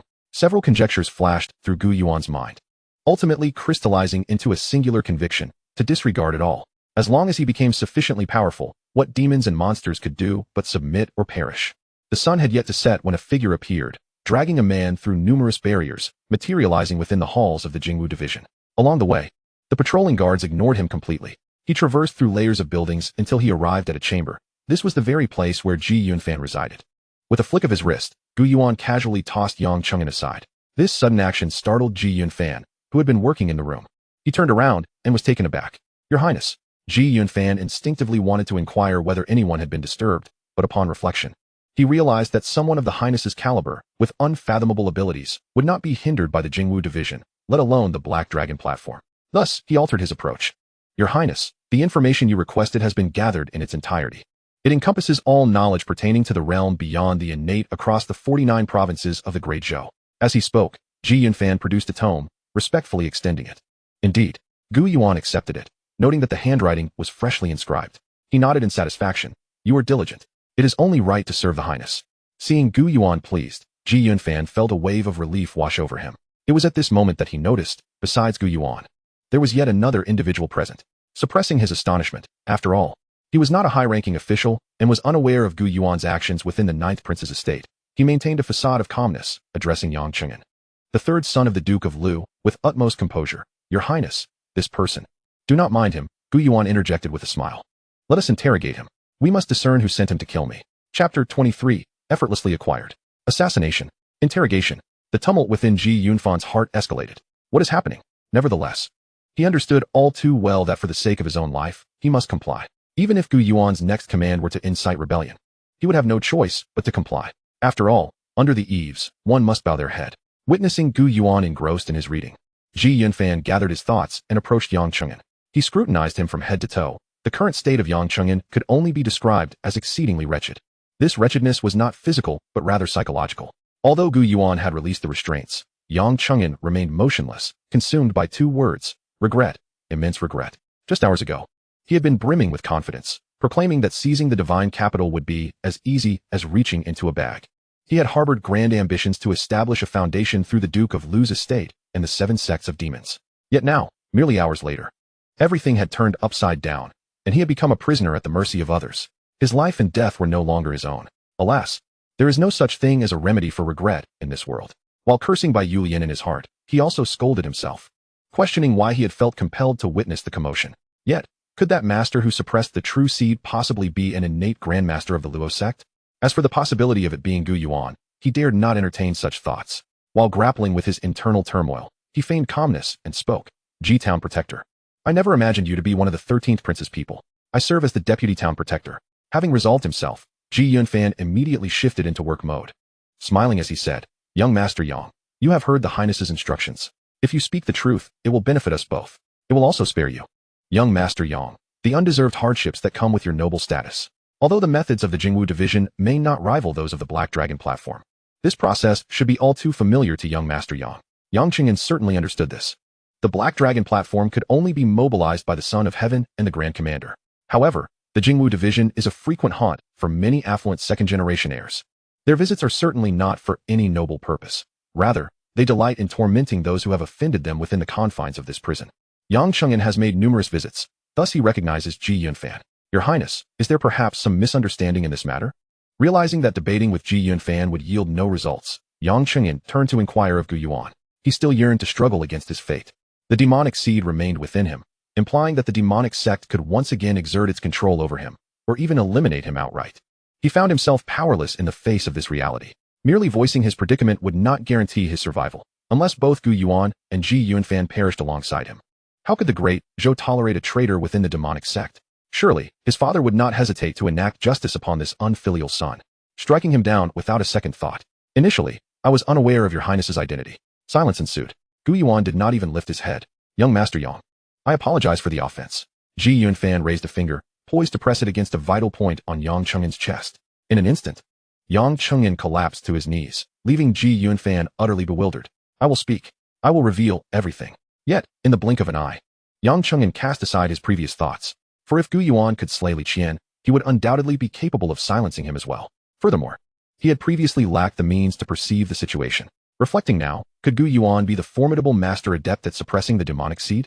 Even if there was a mere sliver of possibility, Yang Chengyan dared not gamble on it. As long as your highness can save me, I will divulge everything. Thus, from Yang Chengyan's lips, Gu Yuan swiftly grasped the circumstances at hand. The 7 paths of the demonic sect, the true demonic seed. Regrettably, Yang Chengyan possessed scant knowledge. Repeating only the same information, he was entirely oblivious to why the demonic sect sought Gu Yuan's demise, merely providing the location of Huajian Tower. The demonic sect. As Gu Yuan spoke, a glimmer of insight sparkled in his eyes, akin to celestial bodies in orbit. He surveyed Gu Yuan and Yang Chengyan. The emperor's auspicious sensing technique. A person's fortune is not immutable. However, Gu Yuan was intrigued by the striking disparity between Gu Yuan and Yang Chengyan. One, a son of a duke, burdened with the weight of an innate remnant. The other, merely a product of the Holy Fire sect. Judging by their inherent strength alone, Gu Yuan fell short of Yang Chengyan. Yet, their fortunes appeared to have reversed. It seemed that the fortune I absorbed did not diminish their own. Much like the fruits of the path I had sown, a thought flickered in Gu Yuan's mind. This emperor's auspicious sensing technique examines fortune and fate. However, beyond fortune, there exists the concept of destiny, which remains unfathomable. The more one learns, the more one realizes their ignorance. Suddenly, a spark of enlightenment ignited in Gu Yuan's mind. Is someone calculating my fate? No, they are calculating Yang Chengyan's.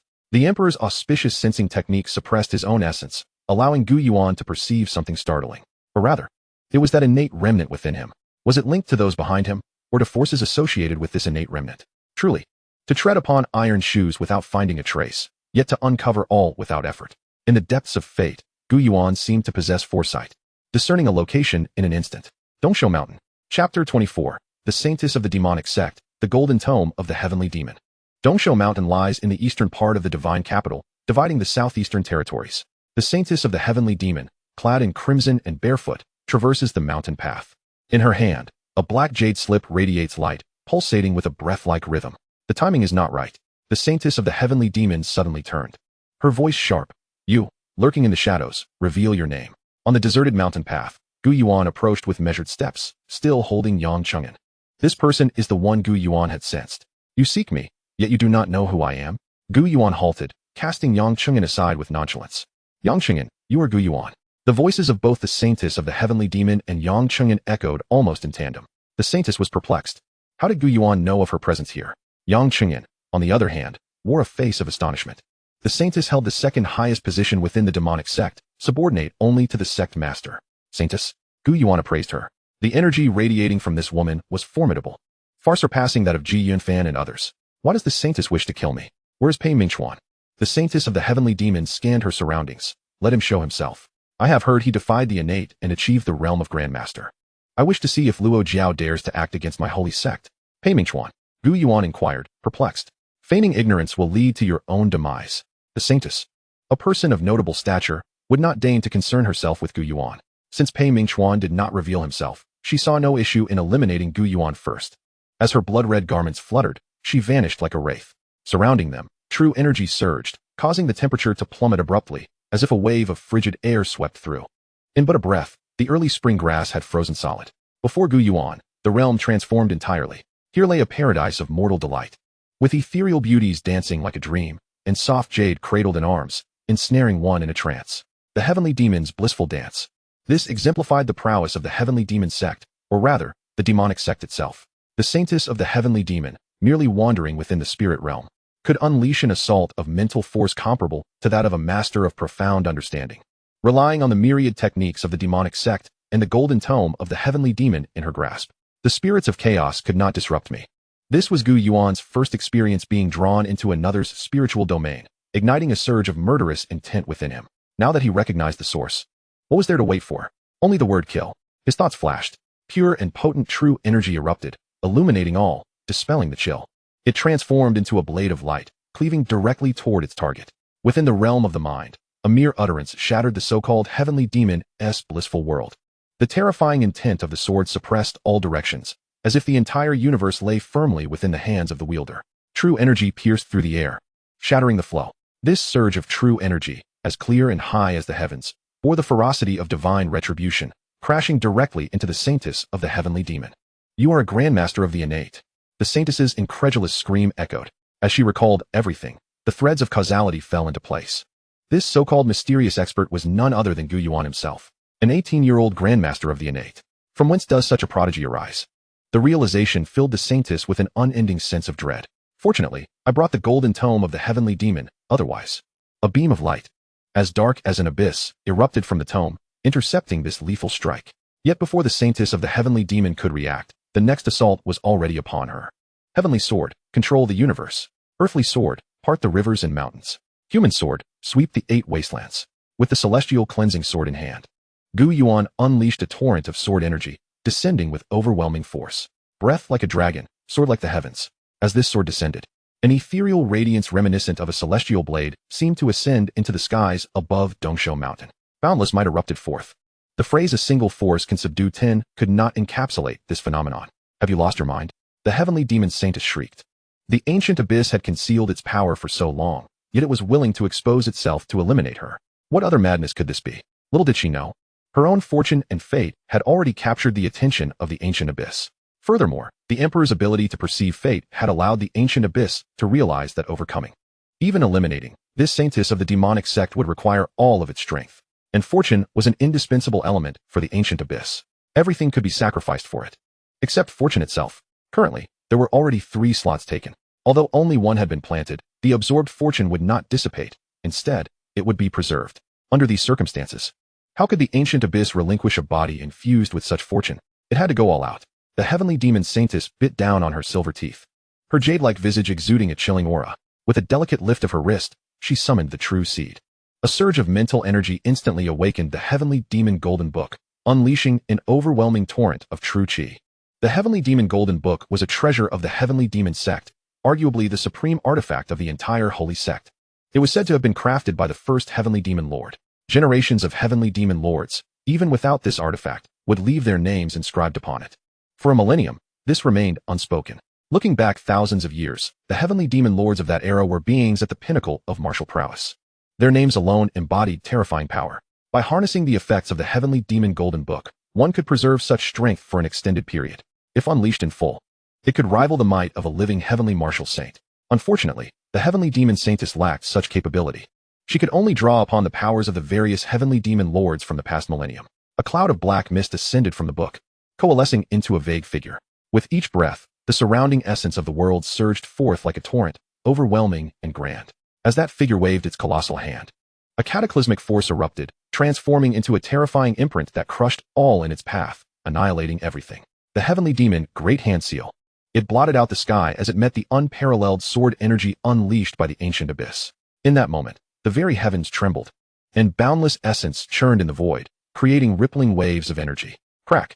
In the incredulous gaze of the heavenly demon saintess, the figure conjured from the heavenly demon golden book was comparable to a heavenly martial saint at the peak of the innate realm unleashing the heavenly demon Great Hand Seal. Yet, under that piercing sword energy, it shattered upon contact, crumbling to dust. How is this possible? Even a master of the innate realm could not be this strong. The heavenly demon saintess stared fixedly at the ancient abyss, forgetting life and death. She remained unaware of the emperor's ability to perceive fate. Had it been earlier, this sword would have resulted in a mere 50-50 contest. The emperor's foresight pierced through all.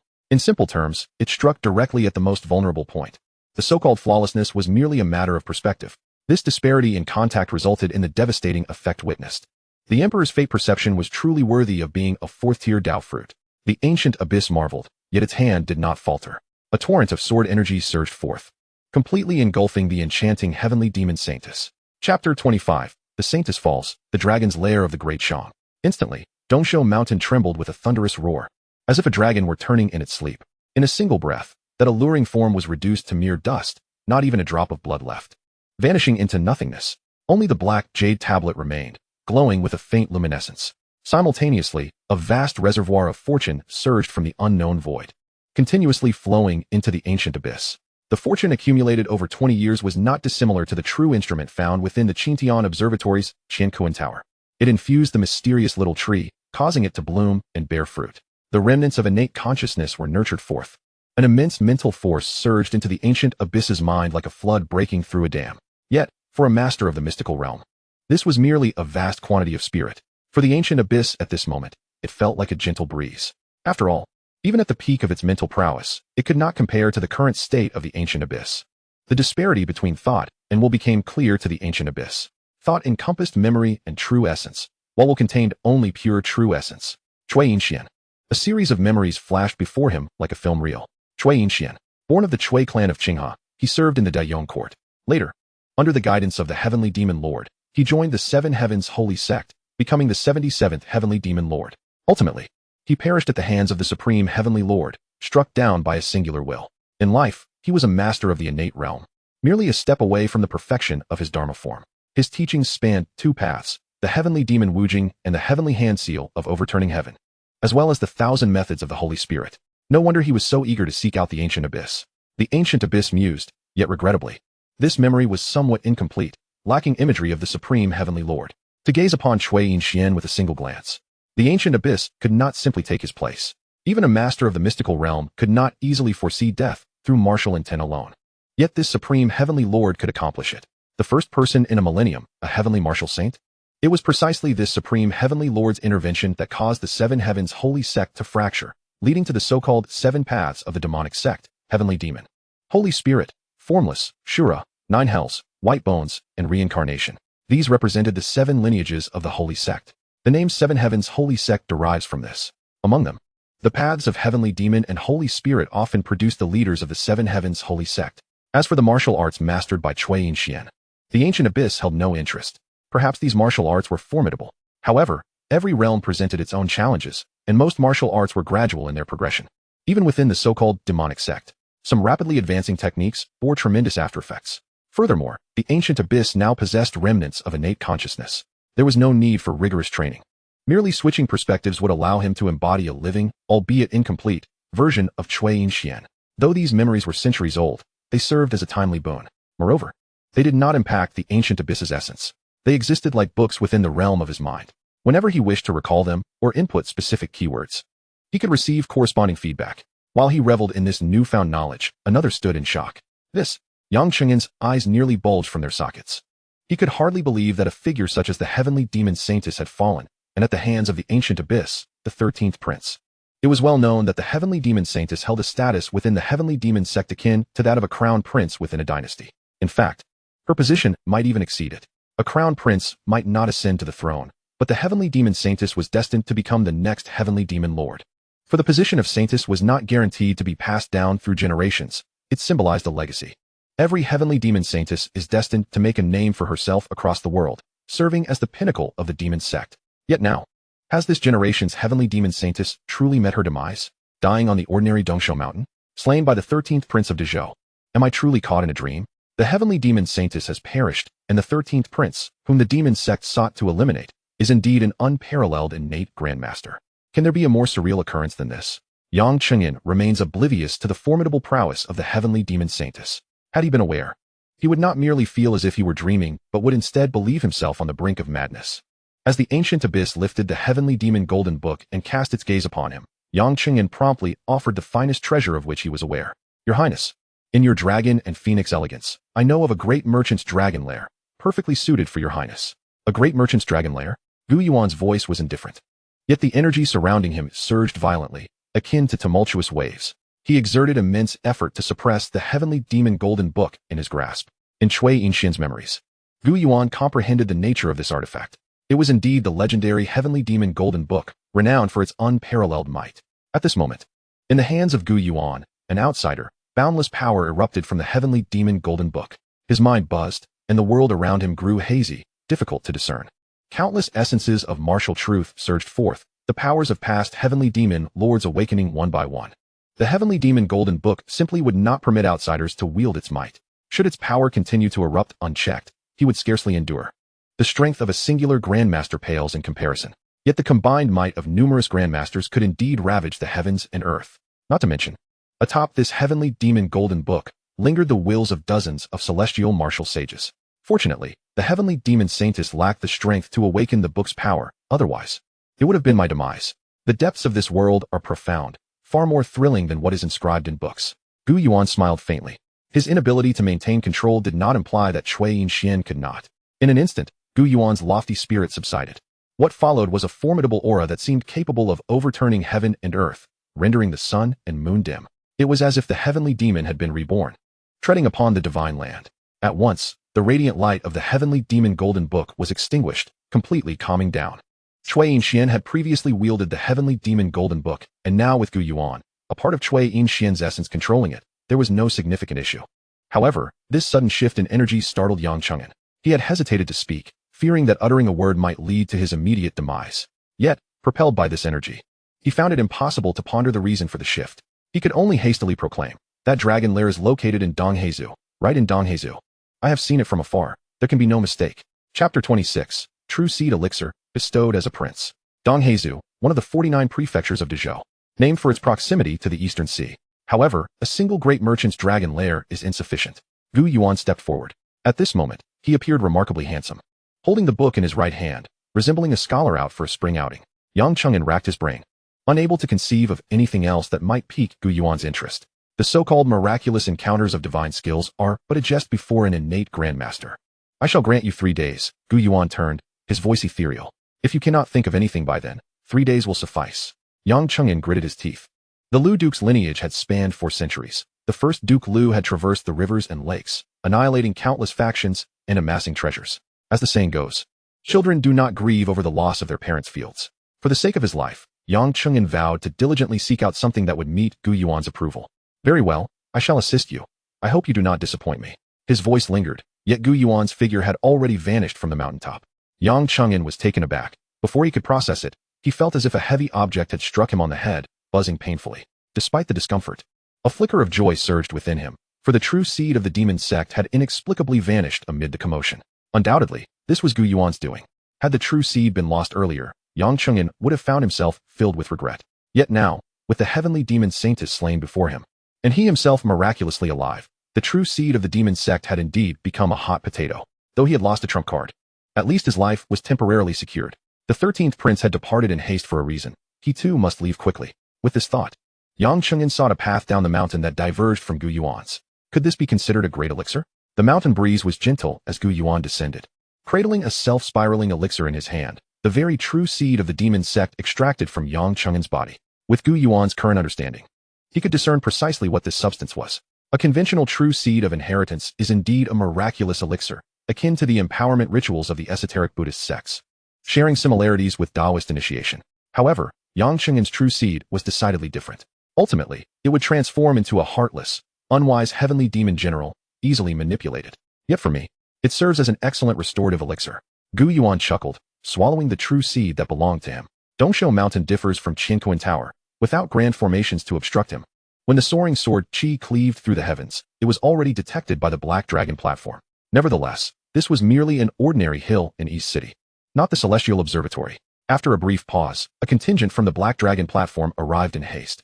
Subsequently, in the Imperial City, the Grand Commander of the Black Dragon platform, Yang Shuo, presented himself before the Emperor Zhou. "Speak, what is the situation this time?" The Emperor Zhou's voice emanated from above, devoid of any discernible emotion. "Your Majesty, on Dongshou Mountain."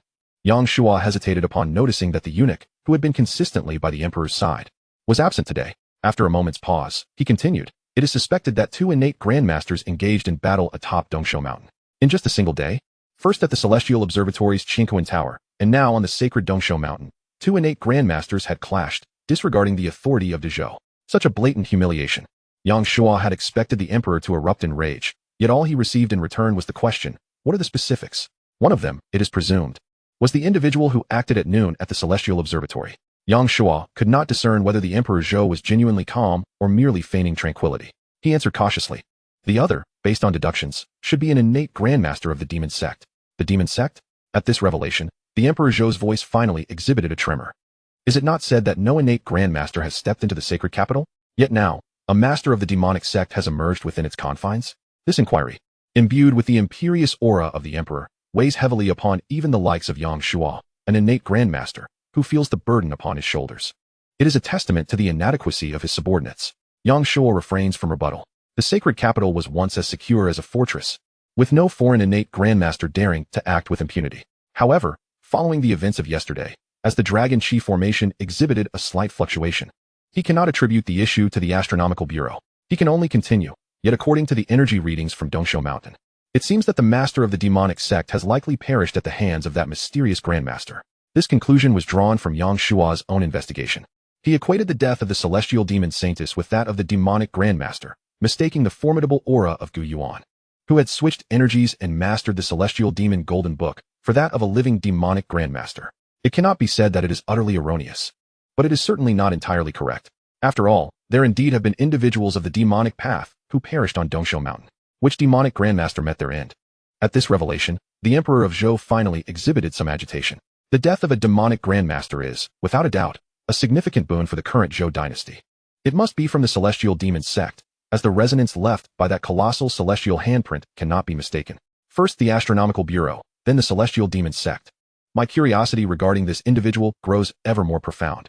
The Emperor exhaled deeply, yet the performance of the Black Dragon platform today has left me profoundly disappointed. I granted you the universe sword not for idleness. Very well, you may leave now. Yang Shuo said nothing and withdrew slowly. Qiangzi, how long would you require to eliminate an innate Grandmaster if you were alive? Once Yang Shuo departed, the Emperor spoke in a low tone. Alive? I am not dead. A disgruntled voice retorted. In my prime, I could have dispatched Yang Shuo with a single blow. The Emperor pondered, how shall we proceed? With the loss of the star constellation, we must either summon him or find a replacement. Replace? The Emperor inquired. Where shall I find another? I possess only this bloodline. Thus, you must acknowledge this. If you cannot even concede to a relocation, does that not mean the Dragon Chi will be squandered in vain? The Emperor's voice was sharp, tinged with dissatisfaction, yet your options are limited. Qiangzi chuckled softly. After all, do you not require the power of the 28 constellations and 4 divine spirits for the slaughtering formation? For the sake of the Zhou dynasty, were you not prepared from the very beginning? Why now do you hesitate? It is merely a matter of bloodline that should not even exist. This is not your usual approach. Silence enveloped the imperial study, lingering for an extended period. Eventually, the Emperor summoned the chief eunuch Wei in and commanded, instruct the Ministry of Rites to draft an edict. I wish to bestow the title of Prince Ning upon the 13th Prince, Gu Yuan. Chapter 27. The Demonic Sect's Underhanded Schemes and the Royal Proclamation. At the Xuan Zhen Temple, Yu Qianxiu reclined in a chair, eyes closed in meditation. Beneath the dim light of an oil lamp, his brow furrowed deeply. Master, at that moment, a disciple of the Xuan Zhen Temple approached to report. The 13th Prince has returned. A sigh of relief escaped Yu Qianxiu. After such significant turmoil, he had finally decided to come back. He rose promptly. For the pressure he felt that afternoon exceeded his expectations. The factions of the 9th Prince, the Marquis Su, the Duke of Lu, and even those from the Black Dragon platform were all present at the Xuan Zhen Temple.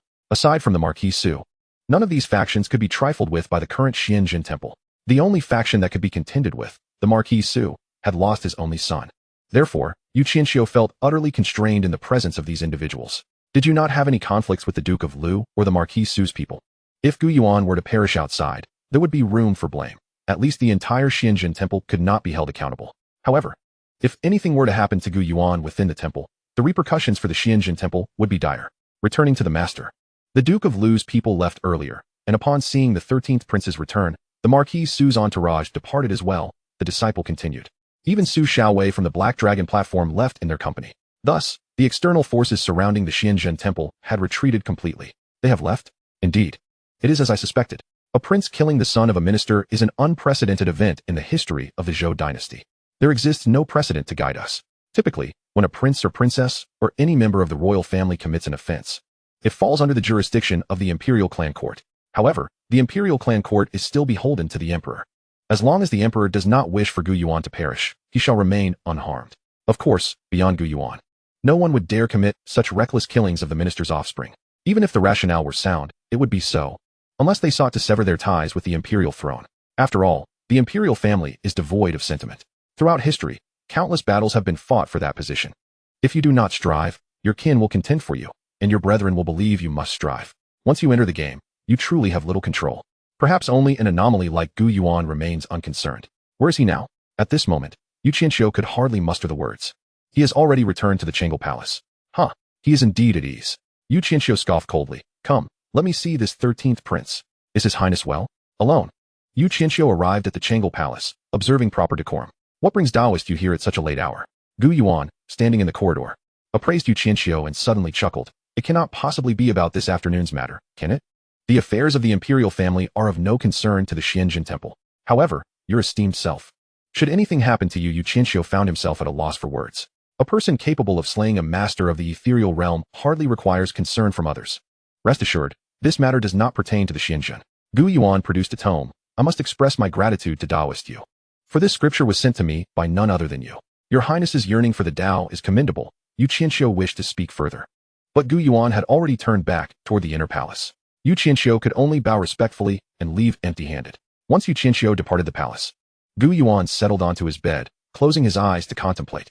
The demonic sect undoubtedly harbors ulterior motives against the Zhou dynasty. Otherwise, they would not have brought a figure as significant as the celestial demon Saintis along with the celestial demon Golden Book. Unfortunately, Cui Yinxian perished before the founding of the Zhou dynasty, leaving Gu Yuan without relevant memories to comprehend the situation. However, I possess the means to contact the celestial demon sect and the Holy Spirit path. A simple inquiry will reveal the truth. Gu Yuan's gaze darkened, and his energies twisted. Black mist began to rise. The celestial demon sensing technique and the Holy Spirit celestial patrol technique emerged simultaneously, sweeping outward with the force of a whirlwind, radiating from Gu Yuan's presence. In merely the outskirts of the capital, Gu Yuan had already sensed 13 distinct locations. Should he first visit the hidden stronghold of the demon sect, or should he proceed to the Lin family outside the capital? The Lin family was indeed a clan suspected of having produced celestial beings, as indicated in Ji Yunfan's intelligence report. The extent of that suspicion, however, remained shrouded in mystery. Let it be, he mused. I shall ponder upon it tomorrow. After a day of 3 battles, my mind is somewhat fatigued. Gu Yuan rubbed his temples. The son of the Marquis of Su had perished, while the third son of the Duke of Lu had returned alive. Meanwhile, Gu Yuan himself had returned unscathed to the Xuan Zhen Temple. When the news spread, many reacted with shock, soon followed by a myriad of questions. Why had Gu Yuan chosen to slay Li Qian? And why had he spared Yang Cheng'an? What was the rationale behind binding Yang Cheng'an, yet subsequently releasing him? Those privy to even a fraction of the truth speculated endlessly about Gu Yuan's intentions. Moreover, what connection did this have with the 9th prince, Gu Ming? Opinions abounded. Tangled in a web of confusion, the Duke of Lu's household maintained a strict silence, revealing not a whisper. This led countless onlookers to concoct numerous theories. Some suggested that the Duke's household had undergone a transformation, now serving the 13th prince's interests. Others posited that Gu Yuan was merely biding his time, his true prowess concealed until now, when he finally revealed his talents. Amidst this chaos, a message emerged from within the imperial court, shaking the entire capital and destined to echo throughout the realm. It proclaimed that the current emperor intended to elevate Gu Yuan, the 13th prince, to the esteemed title of Prince Ning. This was a distinction reserved for royal princes, granted only to the 1st, 2nd, and 3rd princes. The others were either dukes or marquises. Even the most favored 9th prince held merely the title of marquis. Although the nobility of the Great Zhou lacked territorial fiefs, they held the privilege to establish palaces, which essentially allowed them to confer titles. Such titles came with substantial salaries from the Great Zhou, serving as an excellent means to win hearts and gather followers. Most crucially, the title of prince necessitated the emperor's favor and often followed significant accomplishments. For instance, the 3rd prince was granted the title of Ming Wang due to his victory in the Northern Yuan campaign, while the 2nd prince was honored as Dong Wang for his maritime achievements. The 1st prince, though unique, received his title for quelling unrest. Yet now, Gu Yuan had achieved no such feats. Why, then, was he bestowed the title of Prince Ning? How would the esteemed Marquis of Su, a loyal minister raised by the emperor himself, regard this? How would the entire court perceive it? Regardless of their opinions, they could only speculate discreetly. No one could alter the emperor's decree.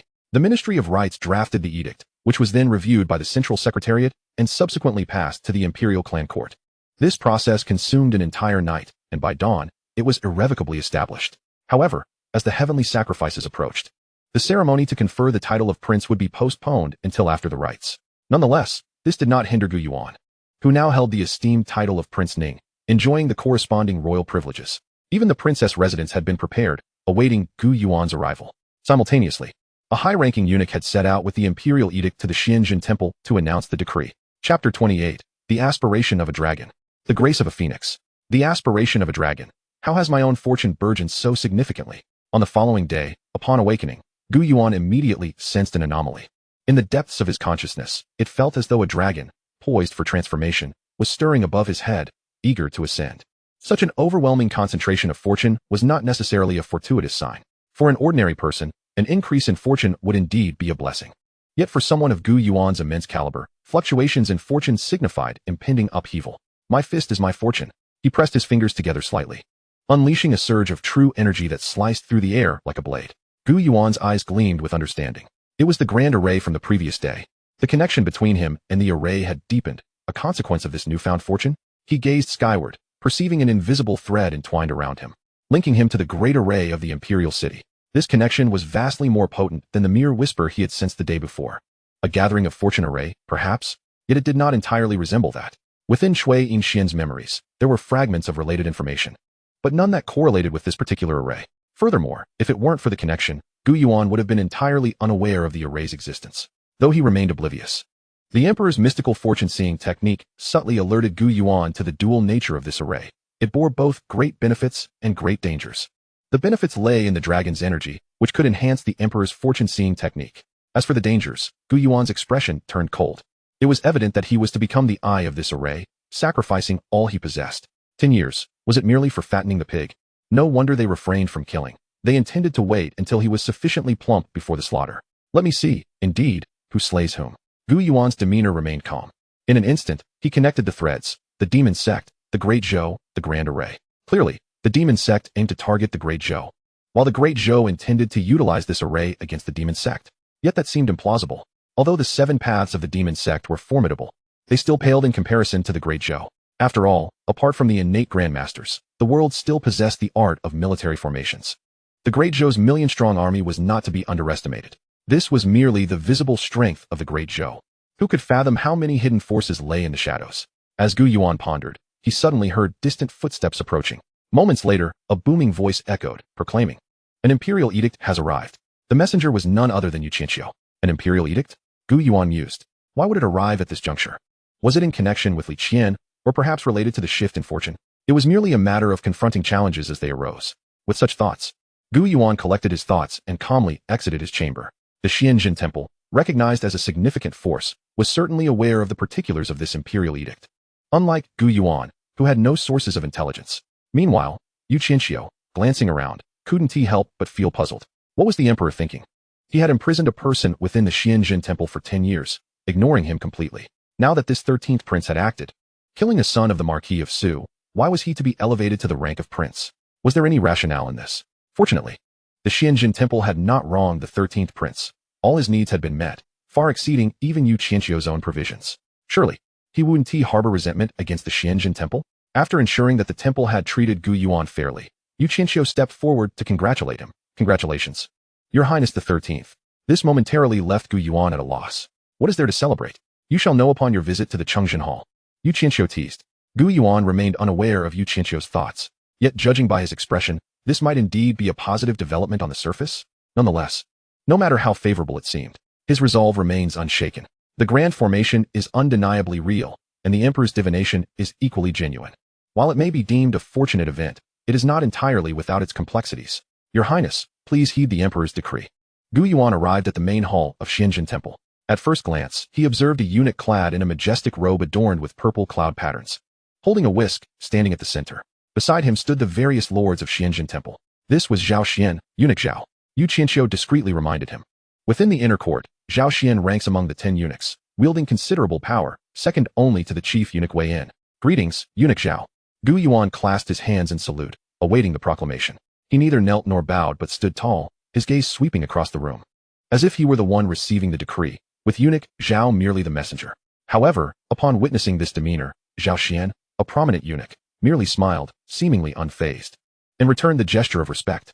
Your Highness, with your dragon's grace and phoenix-like bearing, you indeed resemble His Majesty.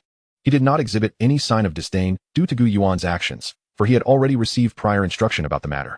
This was merely a formality.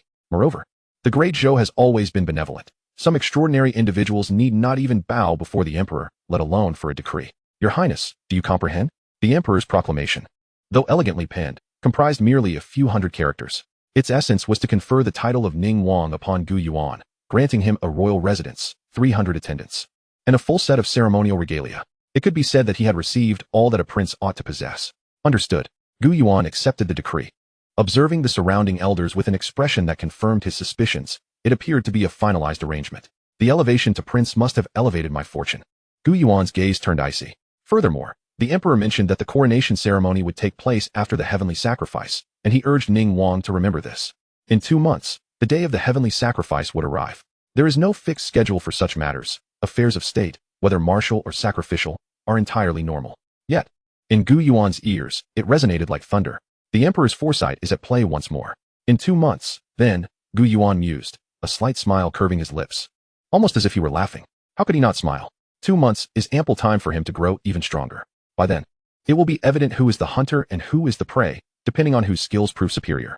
Regardless of the emperor's intentions, Gu Yuan was destined not to be a pawn in another's game, especially not for one devoid of emotion. Congratulations, Your Highness Ning Wang, congratulations. As Zhao Xian departed, the lords of Xuan Zhen Temple immediately took turns offering their felicitations. After all, verbal well wishes carry no cost. It is better to express more. The procession of golden carved carriages and splendid steeds, flanked by attendants and palace maids, surged majestically, shaking the capital. This was the newly appointed Ning Wang's entourage, en route to the Ning Wang mansion located in the inner district. This estate had belonged to the previous Ning Wang, whose unfortunate fate left him without an heir. Your Highness, we have arrived at the mansion. A gentle and refined voice emanated from outside the carriage. Gu Yuan alighted, gazing at the grand Ning Wang mansion. With his sights set on the throne, could this not be considered half of his success? 3 days passed in the blink of an eye. During this time, no significant events transpired, much to the disappointment of the capital's onlookers. Duke Su had accepted the reality of Gu Yuan's ascension as Ning Wang and journeyed north. No news emerged from the 9th prince's residence, and the Yuning conference had ceased. As for the 9th prince, Gu Ming, he was rumored to have departed the capital. His whereabouts unknown, though he was expected to return before the heavenly sacrifice ceremony. Meanwhile, Gu Yuan remained quietly within his Ning Wang mansion, much like he did at Xuan Zhen Temple, with no officials or military ministers paying him a visit. To many in the capital, this signified Gu Yuan's utter failure. A dignified prince, upon establishing his residence, could not even attract a single notable congratulator. All his attendants were bestowed upon him during his elevation to prince, rendering the situation rather embarrassing. Thus, the capital fell into a temporary lull, with all eyes anticipating the next significant event. The envoys from the states of Chu and Yu had already crossed into the Great Zhou's borders. In the north, the divine martial king debated with the northern Yuan's imperial master, but the outcome remained unknown. It was at this juncture that yet another imperial edict arrived before Gu Yuan, summoning him to welcome the envoys from Chu and Yu. What could the emperor be thinking? The golden leaf decree lay carelessly upon Gu Yuan's desk, as if it were a mere trinket rather than an imperial command. Over these 3 days, Gu Yuan had maintained a facade of a stable prince, rarely stepping beyond his doors. Only at night did he venture to the various locations of the demonic sect he had sensed earlier. Yet, upon his arrival, he found only minor lackeys present, with not a single formidable warrior to be seen.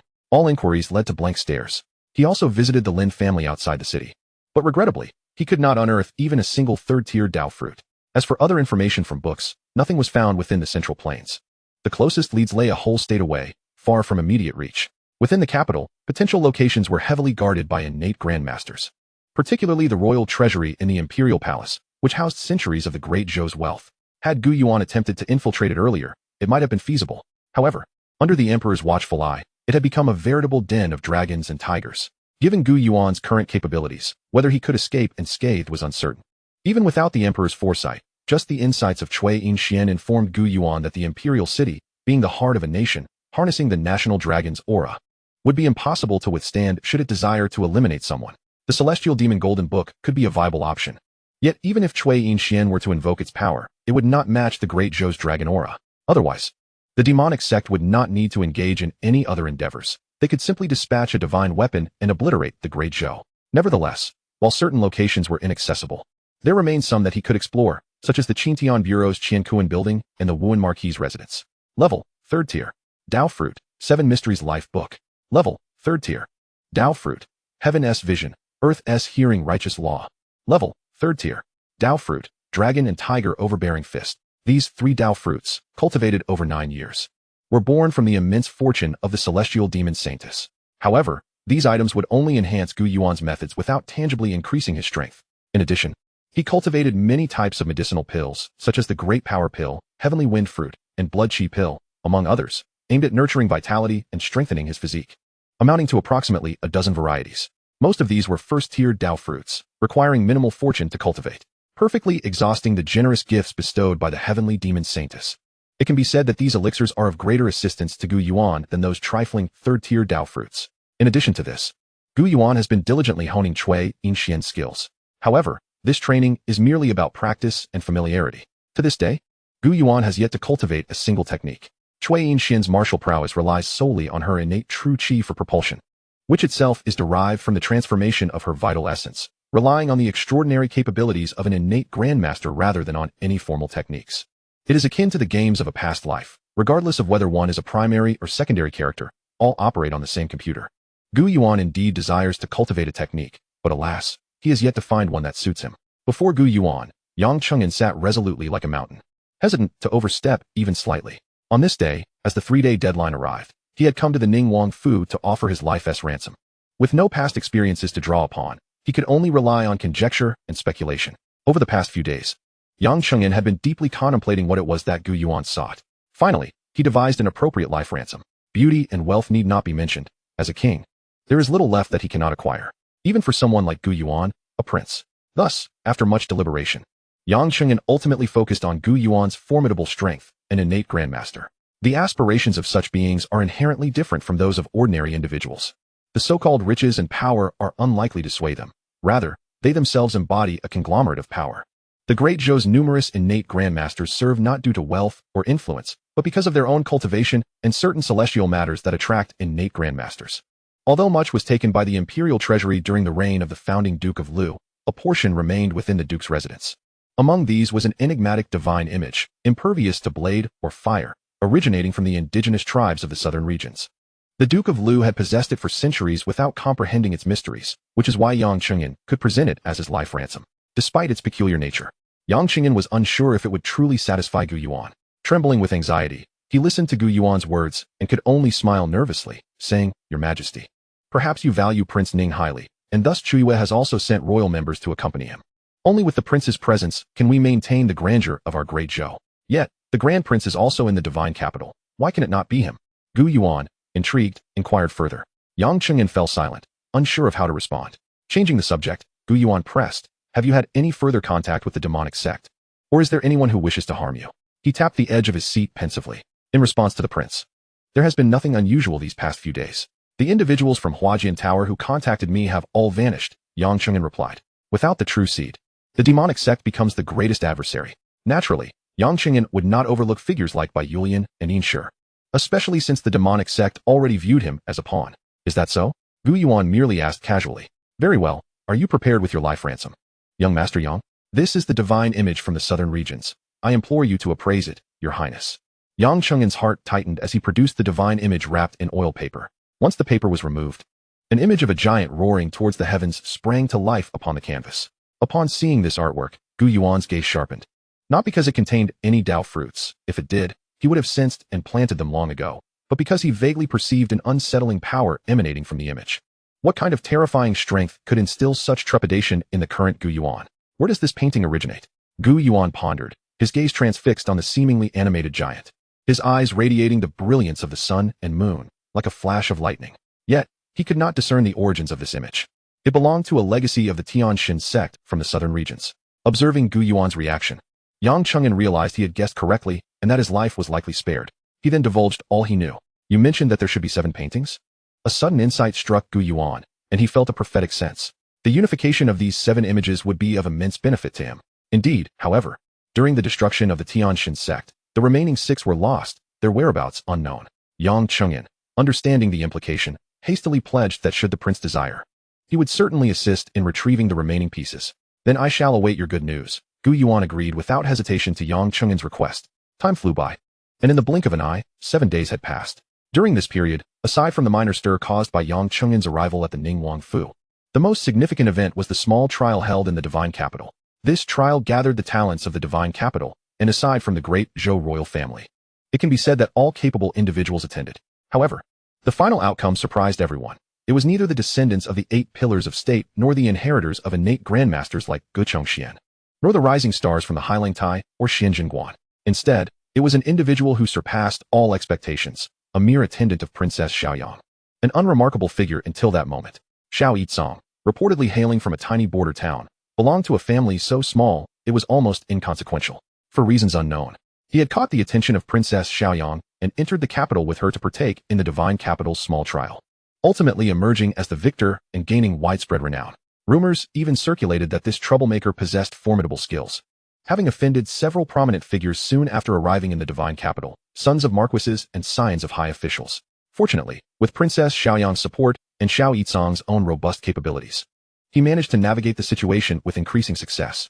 As the small trial in the divine capital concluded, delegations from Chu and Yu had arrived in Zhongzhou, soon to enter the divine capital itself. Even the esteemed teacher of Gu Yuan, the living Buddha of the secret sect, Batter, was drawing near the divine capital. Even Gu Yuan, who had been quietly cultivating within the royal palace since the impending storm. Over the past few days, he had been systematically subduing the maids and guards within the palace, extracting fortune from them. After all, prior to this, they were merely granted by the emperor. Aside from a few, none acknowledged Gu Yuan as their master, rendering the fortune nearly non-existent. With the delegations arriving, it was finally time to make a move. Exhaling, Gu Yuan reflected that although the past 7 days had not been wasted, they still felt somewhat unproductive. Has there been any news regarding Xiao Yitsong? I am quite curious about this individual, Gu Yuan remarked, having specifically instructed Ji Yunfan to investigate. The results left Gu Yuan with the impression that this person was likely extraordinary, perhaps possessing suitable Dao fruits to be cultivated. Yet, since the conclusion of the small trial, this individual had been engrossed in deciphering the Tianwu stele, never once making an appearance. Not yet, but the envoy's arrival in the capital is imminent. He is the leader, the main force in battle, and he will undoubtedly make an appearance. At this moment, Ji Yunfan has already assumed the position of a subordinate under Gu Yuan. However, a warning has been dispatched from Princess Xiaoyang. What does the warning entail? Gu Yuan scoffs at it. The warning advises the prince not to extend his reach too far. Huh. How intriguing. A flicker of light glimmers in Gu Yuan's eyes. Your strength is commendable, yet to truly grasp the essence of martial arts, you still fall short. Considering your recent accomplishments, I shall bestow upon you a mark to aid you in comprehending the threshold of true meaning. Although I am uncertain why Ji Yunfan possesses such fortune, it is evident that his strength is currently lacking. He gestures with his hand, unleashing a sword aura imbued with true intent. If there are further warnings, inform them that if they are dissatisfied, they may come seek me out. The capital, a place of paramount significance. Once the ancient capital of 3 dynasties, it has withstood wars and natural disasters without being obliterated, instead flourishing further. Since the inception of the Great Shang, it has been the very heart of the divine land, the most prosperous place in the world. Some have claimed that this was once the realm where the emperor of antiquity governed the universe. However, to most, this is merely a fanciful tale. Who still believes in the mythic narratives of ancient times? The capital appears increasingly extraordinary. The legendary myths cannot be discounted entirely. Xiao Yitsong, this young leader, has triumphed over a multitude of exceptional martial artists in the capital, and at this moment, a flicker of dark light passes through his eyes. The capital has always been thus. What is there to behold? Behind Xiao Yitsong, the stunningly beautiful princess Xiaoyang casually remarks, do you have confidence in surpassing the youthful talents of the Chu and Yu nations? I have spoken of your prowess in my father's ear. Aside from that Yinqingi, no one else stands as your opponent. This is why you have been able to contemplate the heavenly martial stele for such an extended period. Do not embarrass yourself. I would not want to lose face. Princess Xiaoyang is the 7th princess, and considering her age, she is not particularly old. Your highness has grown accustomed to this, hence finding it ordinary. The cultured Xiao Yitsong remains unfazed, responding mildly. As for the Chu and Yu nations, I implore you to rest assured. Your highness is well aware of my character, is she not? Have I ever undertaken ventures without certainty? That is indeed true. To this, Princess Xiaoyang concedes. From their first meeting, Xiao Yitsong appeared as an ordinary martial artist, yet he had already exhibited extraordinary capabilities. Subsequently, he surged forth uncontrollably. In merely a year, he ascended from the blood qi realm to the divine travel realm. It can be said that he is an extraordinary prodigy. Even if Yunqingi is formidable, the contest would merely be a coin toss, no? As long as you can represent our great Zhou and secure victory in this match. Before she could finish her sentence, a guard stepped forward to deliver alarming news. It's bad. The Northern Yuan and the Chu and Yu nations have clashed. What? Princess Xiaoyang's brows furrowed in alarm. Was it not said that the Northern Yuan would take at least another day to reach the capital? How could they arrive so swiftly? It is said that a living Buddha has employed supreme divine powers to arrive ahead with a few individuals, and for reasons unknown, has engaged in conflict with the Chu and Yu factions. Chapter 31. I speak, you listen. What Princess Xiaoyang initially presumed to be a minor skirmish among the younger generation. A common occurrence for the sake of intimidation or otherwise, quickly revealed itself to be far more serious upon her arrival at the Sifang Pavilion with Xiao Yitsong. This clash was not merely a trivial dispute among youths, but rather a standoff between two grand masters of innate prowess. The atmosphere was charged, as if they were on the verge of drawing weapons. One of them, an elderly figure devoid of hair and beard, donned a crimson robe, his bronze skin marred with scars, resembling an eagle's talon. He was none other than the Northern Yuan's esteemed master, the renowned living Buddha Batuer, who has stabilized the tumultuous situation in Northern Yuan. His might commands the vast grasslands of 10,000 miles. Should he choose to ascend, he may very well enter the ranks of the top 10 esteemed beings in the celestial realm. The other was a swordsman clad in a blue robe, tall and slender. His sword-like brows and starry eyes reminiscent of a celestial sword immortal stepped from a painting. Yet, at this moment, his face bore a chilling demeanor. His gaze sharp as the edge of a blade, exuding a fierce aura akin to a sword poised to unsheathe and slay. Princess Xiaoyang, well-versed in the ways of the world, recognized the figures present. The sword master of the Yu nation, Meng Shintong, ranked 14th on the celestial rankings. Meanwhile, the great Zhou's divine martial king stood to the side, his expression inscrutable. This did not resemble a mere conflict. This was the capital. And innate masters would not act so unwisely. Initially startled, Princess Xiaoyang quickly regained her composure. Not necessarily. Xiao Yitsong shook his head. It is said that this living Buddha seeks to discuss the Tao with the world. While Meng Shintong may not hail from the Yu Sword Palace, as the sword master of the Yu nation, he belongs to one of the three great sword sections. Perhaps Batuer is eager to showcase his prowess in the name of Buddha. That is a valid point. Princess Xiaoyang nodded, relishing the misfortune of her 13th brother, who would be caught in the crossfire, as he was there to receive the envoy. I am curious to see how he will extricate himself. She harbored no personal grievances against Gu Yuan, nor any conflicts of interest. However, she was displeased that Gu Yuan had sent someone to inquire about Xiao Yitsong, and even more so that he remained indifferent to her warning. It was evident he held her in contempt. I am equally intrigued by Prince Ning. Xiao Yitsong's gaze flickered, scanning the Chu and Yu factions, ultimately settling on a woman clad in a sky-blue gown. At this moment, all present at the Sifang Pavilion stood divided into three factions: Great Zhou, Chu, and Northern Yuan. Among them, Great Zhou had the most individuals, some were merely onlookers, the young masters of the capital drawn by the commotion, while others were officials from the Honglu Temple responsible for diplomacy, their demeanor anxious. The Chu faction had fewer individuals, yet they were further divided between the two nations. Their expressions remained inscrutable. The Northern Yuan had the least presence, only a handful of individuals. Yet their aura suggested they were the true masters of this domain. Batuer, what do you mean by this? Meng Shintong's voice was cold, sharp as a blade. To the ordinary eye, the living Buddha appeared exceedingly aged, yet in his gaze, he resembled a radiant statue of a deity, illuminating the very air around him, stimulating his heart's sword to hum, as if facing a formidable foe. Amitba. Batuer chanted a Buddhist incantation. I have long heard of Master Meng's unparalleled swordsmanship. This humble monk wishes to seek your guidance. With so many innate masters in Great Zhou, why seek me? Meng Shintong retorted, vexed. The old monk seemed oblivious to the gravity of their situation. Chu and Northern Yuan, in a sense, were adversaries of Great Zhou. What meaning lay in their clash? After Master Meng, I shall visit each in turn, Batuer replied, hands clasped together, unyielding. Very well, very well. In this critical moment, if Meng Shintong refrains from intervening, onlookers may mistakenly believe he harbors fear of the monk from the Northern Yuan. In terms of both status and power, they are essentially comparable, one being an imperial master and the other a sword master. Meanwhile, the divine martial king observes silently, neither taking action nor offering counsel. Just as the audience anticipates an imminent clash, a cacophony of shouts emanates from outside the Sifang Pavilion. His Highness, Prince Ning, has arrived. With this declaration, Gu Yuan strides into the Sifang Pavilion alone. Instantly, countless gazes converge upon him from every direction, including those of the three innate grandmasters at the center, who also direct their attention towards him. Among them, the Imperial Master Batter's murky eyes suddenly gleam with intensity. Under the scrutiny of three innate grandmasters and dozens of divine martial artists, an ordinary warrior would likely tremble in fear, paralyzed by the weight of their gaze. Yet, Gu Yuan remains undeterred, resolutely advancing toward them. Upon nearing the Tianzhong radius of the three innate grandmasters, he speaks nonchalantly. Where is the Chu Yu envoy? I have been dispatched to extend a welcome, and you should promptly step forward. The room erupts in astonishment. This is no mere welcome. It is an outright declaration of war. A true envoy must possess a remarkable ability to navigate complex situations. In such chaotic circumstances, uttering such words offends not just one faction, but all three. Even the divine martial king remains silent. Under normal circumstances, any other envoy would likely bide their time, waiting for the innate grandmasters to conclude their matters before making their entrance. Yet here stands Gu Yuan, boldly assuming the role of host beneath the very eyes of the three innate grandmasters. Even in their absence, such words would be intolerable for any envoy to utter. Now, this promises to be quite the spectacle, remarked Princess Xiaoyang. As expected, with Gu Yuan's words lingering in the air, one figure from the northern Yuan stepped forward, distinguishing himself among the crowd. Towering and formidable, he bore a fearsome countenance reminiscent of a mountain specter, instilling dread in all who beheld him. His eyes glimmered with a predatory light, fixated on Gu Yuan as if he yearned to devour him whole. It is the fierce warrior Montel, a rising star of the steppes, formidable in strength, someone whispered. Before Gu Yuan could respond, Montel unleashed a guttural roar, akin to a wolf's howl, disrupting the air around him.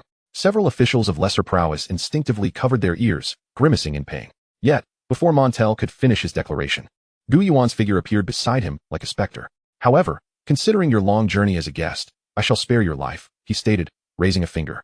In Montel's horrified gaze, amidst a chorus of incredulous stares, Gu Yuan's finger pressed against him, unleashing a wave of force that sent him hurtling backward. This is merely a lesson. Remember, you shall heed my words. Chapter 32, Maha Immensity, Oppressing with Might. The audacity was staggering, an unrestrained display of bravado. Everyone stood in shock. With 3 innate grandmasters present, Gu Yuan dared to inflict harm? Surely, he had lost his mind. However, recalling Gu Yuan's previous actions, the moniker of madman seemed fitting. He appeared to wield his identity to act with impunity, seemingly unafraid of being struck down by an innate grandmaster's hand. Some murmured in their hearts, too fearful to voice their thoughts, lest Gu Yuan direct his ire toward them. Amitba, rang out a voice, and many anticipated that Batter would retaliate. The divine martial king also braced himself. Although displeased with Gu Yuan's behavior, he was still the divine martial king of the Great Zhou and, by virtue of lineage, Gu Yuan's elder. Gu Qianbei, is this how your Great Zhou treats guests? Before Batter could respond, Meng Shintong interjected. Guests? Gu Yuan's ensuing words suddenly shifted the atmosphere to one of eerie tension. Only those acknowledged as guests by our Great Zhou are deemed worthy of that title. Moreover, if memory serves, you do not appear on the envoy list, do you? Entering unannounced, does that not make you a thief? Thief. Gu Yuan had audaciously labeled an innate grandmaster as a thief. Even Princess Xiaoyang momentarily set aside her role as an observer, pondering if her 13th brother had lost his senses after prolonged confinement. With such stature, how could one stoop to squabble with a fool? Regardless of the innate grandmaster at his back, such behavior was inexcusable. Indeed, the Emperor of Zhou had conferred upon Gu Yuan the title of prince, a gesture many believed stemmed from the fact that he stood behind an innate grandmaster. Preposterous. Even the divine martial king could no longer contain his outrage. You have no place speaking here. To offend 3 innate grandmasters simultaneously was a feat worthy of admiration. Yet, Gu Yuan seemed blissfully unaware, for a new 4th tier Dao fruit manifested as he advanced. Rank, 4th tier, Dao fruit, Maha Immensity Sutra. The term Maha signifies the uncreated, indestructible, and incorruptible essence, transcending form and formlessness, omnipresent and unfathomable in its supreme enlightenment. Immensity denotes the boundless cycle of life and death, alleviating suffering and hardship. When these concepts merge, they embody invincibility and fearlessness. This was, indeed, a supreme Buddhist achievement, requiring a full 150 years of cultivation, far surpassing the imperial divination arts. This Dao fruit was sensed by Gu Yuan upon entering the Sifang Pavilion, derived from the esoteric Buddhist master present, and it remained the sole Dao fruit in the vicinity. The other 2 innate grandmasters possessed none. Even the much-anticipated Xiao Yizong failed to provide Gu Yuan with a Dao fruit. Nonetheless, 150 years of Dao fruit was ample for Gu Yuan to strive toward his goals. Thus, he sought not to overlook the presence of the 3 innate grandmasters. Even Gu Chongxian could offer him 50 years. Surely, these 3 would contribute significantly more. Upon careful consideration, the 3 innate grandmasters could directly cultivate this Maha Immensity Sutra. Yet, Gu Yuan recognized he could not act on his own. Such a course would contradict his plans. He thus aimed to test the waters of oppression through might. He had previously attempted this within the royal palace, with varying degrees of success. Given the multitude of days, he could not afford to squander time solely experimenting with the mysterious small tree's absorption of fortune. Through gradual experimentation, he had gained far greater understanding than when he had labored alone. Although this method of accumulating fortune was less effective than outright victories or subjugations, it was better than nothing. Achieving success would be a boon, and failure would bear no significant loss. At this moment, the divine martial king prepared to respond. Gu Yuan stepped forward with an air of indifference and declared, "At this moment, I stand as the representative of His Majesty, the Great Zhou, and the divine martial king. It is you who exhibit reckless audacity. Do you still regard Great Zhou or the Emperor in your eyes?" The crowd had become utterly numb. Any utterance from Gu Yuan's lips would no longer surprise them. Even the divine martial king had been chastised. Indeed, it was a rebuke. Would such insolence be tolerated even in the presence of the Emperor? What merit or capability does Gu Yuan possess? You, the divine martial king, erupted with fury, seemingly ready to unleash his wrath. Above, the heavens roiled as if mountains and rivers were in tumult. This was the unparalleled secret art of the divine martial lineage. For centuries prior, the founding emperor of Great Zhou had devoured the land like a tiger, while his brother had struck down 19 provinces with a single blow. They were conferred the title of divine martial, a legacy unbroken. What do you mean by you? Are you truly daring to lay hands on me, your imperial envoy? Gu Yuan chuckled, confident that the divine martial king would not dare act. For from the very beginning, there were more than just 3 innate grandmasters present. Very well. The divine martial king, in a fit of rage, swept his sleeves and departed. He had no choice but to leave. The emperor had already taken notice of the situation. After all, this was unlike previous incidents. The matter had persisted long enough for the entirety of Great Zhou to be aware. As for face, that would have to be dealt with later. Fortune absorbed, infused with nourishment, growing rapidly. As expected, with the divine martial king's departure, a message resonated. 20 years of fortune. Splendid indeed, Gu Yuan mused, casting his gaze towards the other 2 innate grandmasters. There were still 2 remaining. However, in the end, Gu Yuan could not extract any advantage from them, for emissaries from the emperor had arrived. Thus, the conflict dissipated without resolution. The incident at the Four Corners Pavilion. The clash of the 2 innate grandmasters, Gu Yuan's triumph over the Northern Yuan's fierce Wolf Montel, and his subsequent rebuke of the innate grandmasters, all sparked a commotion in the capital. In a fleeting moment, Gu Yuan's name resonated once more. Yet this time, many were skeptical of him. For while humiliating foreign innate grandmasters could be rationalized, to humiliate the divine martial king, what was the intent behind it? No one knew. Not even the emperor of Zhou himself could fathom Gu Yuan's thoughts. Tell me, is my son truly foolish or merely feigning ignorance, or has he seen through everything? The emperor mused. In response to your majesty, the orchestrator of the matter indeed represents the emperor's authority. Although Prince Ning has overstepped, his intentions remain commendable. Wei Yan quietly remarked. Indeed, it is this commendable intent that troubles me, the emperor replied, rubbing his temples. Have we yet to uncover the identity of the figure behind 13? Not yet, but it is likely not someone from the Luo sect, Wei Yan responded. Recent reports from the Luo sect indicate that Pei Mingxuan, though near the capital, has not entered the city, and his strength is considerably lacking, an innate grandmaster of the extreme realm. The emperor squinted. There is no need to investigate further. 13 is part of Great Zhou, and certain matters are acceptable. Indeed, your majesty is astute. The competition is about to commence, is it not? The emperor recalled. It will be held at the Anwu Hall. It should be underway now. The Northern Yuan has entered the capital. Let them participate as well. That living Buddha hastened here precisely for this moment. Chapter 33, Prince Ning. Do you dare to duel with me? In the Grand Hall, figures moved in a splendid array. The envoy's arrival in the capital was, in essence, for this competition. Yet now, the 3-nation contest had transformed into a 4-nation affair. However, the true contention remained among the 3 factions. Is this Batul, the Northern Yuan's imperial master, the living Buddha of the esoteric sect? On the 2nd floor of Anwu Hall, Marquis Wuan, Fang Tianxing, gazed at Batul with eyes aglow. In such a setting, it should have been the divine martial king present, but alas, he had lost face and sent a substitute instead. Beside him, Gu Chongxian chuckled. Indeed, it is said that he has reached a level beyond all doctrines, apart from the great Thundersound Temple. There is unlikely to be another with superior Buddhist attainment than Batul in the world. What of the suffering monk of the Great Light Temple? The suffering monk is the foremost among the 3 orthodox sects within Great Zhou. His flawless mastery of the Great Light Tathagata Sutra ranks him 10th on the Zhou heavenly list. While he is formidable, his strength lies in physical prowess. Yet this Batul possesses both physical and spiritual excellence, without a single weakness. The emergence of such a figure from the esoteric sect is indeed a once-in-a-thousand-year occurrence. Gu Chongxian elucidated. Were I to face the suffering monk, neither could prevail over the other. However, should I contend with this Batul, casting aside all external factors, I fear I would not stand a chance. Why speak so highly of others, Elder Go? Fang Tianxing's martial intent surged like a mountain, fierce as fire. I am eager to test this old monk's capabilities and discern how he compares to that mysterious grandmaster. If it is to that extent, this living Buddha would fall short unless he reaches the pinnacle where physical and spiritual merge. Perhaps then he could contend. Gu Chongxian pondered before adding. Aside from the 6 sacred sites, I have yet to encounter such an extraordinary individual. Elder Gu, are you referring to this old monk? Fang Tianxing did not lower his voice to avoid Batul. What wisdom does the living Buddha offer? Gu Chongxian smiled as he paid a compliment. The old monk indeed has matters to inquire, Batul replied, lowering his brow and clasping his hands in reverence. Prince Ning is fated to connect with my esoteric sect. He may become one of our 5 Buddhas. The 5 Buddhas of the esoteric sect? Batul's words were audacious and striking. He continued, if Great Zhou is willing, I would gladly take Prince Ning as my disciple on behalf of my master. At this, Gu Chongxian and Fang Tianxing exchanged glances in astonishment. Though the esoteric sect was not a power of the divine land and did not rank among the 10 orthodox sects, the current living Buddha's authority was undeniable. In terms of influence, the entirety of northern Yuan could be said to operate under the esoteric sect's dominion. To some extent, it was comparable to the Yu Sword Palace in the Yu Kingdom. Such a colossal entity seeking to take on a disciple, why would they choose Gu Yuan? Especially now, when they had just emerged from war? Yet, considering the current situation in Great Zhou, perhaps a less prominent prince might be taken into account. But why specifically Gu Yuan? Surely it could not be merely because Gu Yuan had injured someone from the northern Yuan? Neither believed that Batul was jesting. The words and actions of such a formidable being were a manifestation of his martial path.